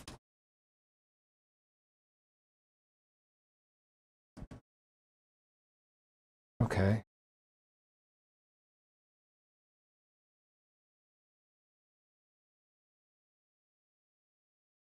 Bottom-up algorithms. Bottom-up of your process doesn't necessarily work because the entire structure algorithms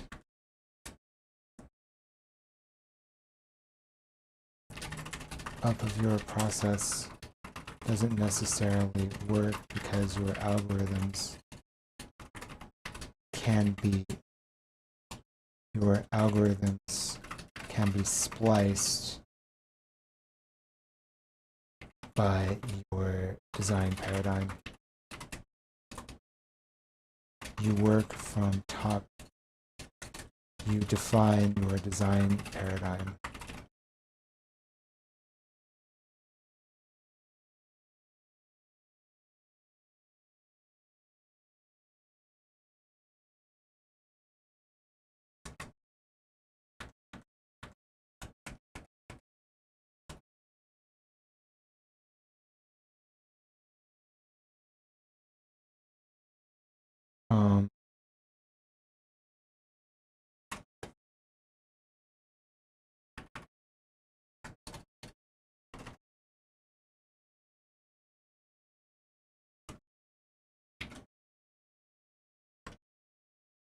Simple algorithm to search for design paradigms.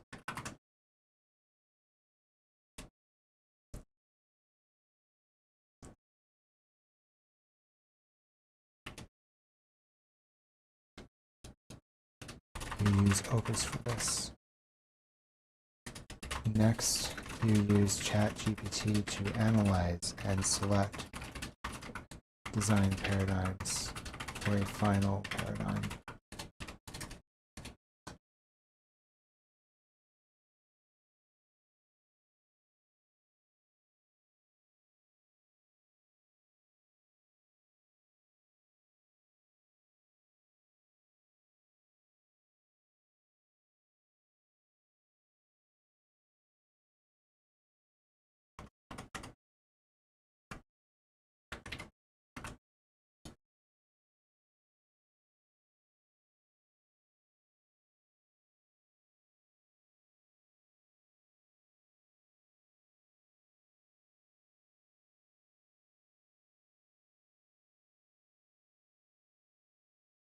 First, create a prompt with Opus.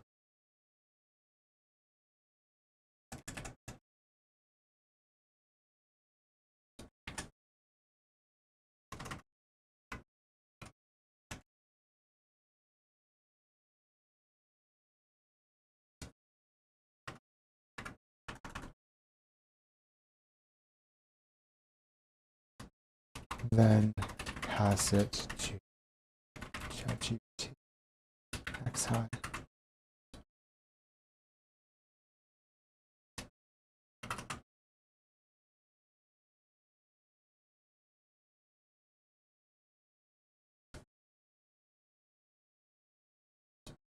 With candidates, summary, and algorithm file. At that point, you don't need your requirements anymore. Next,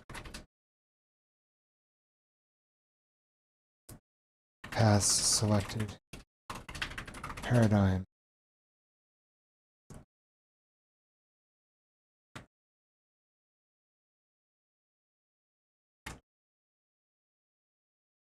to ChatGPT XI to fill out, to reorganize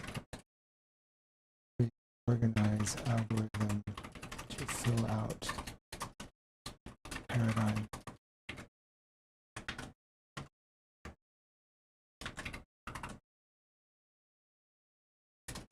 This will not decompose your problem into every required layer. This will simply reorganize your algorithm into the large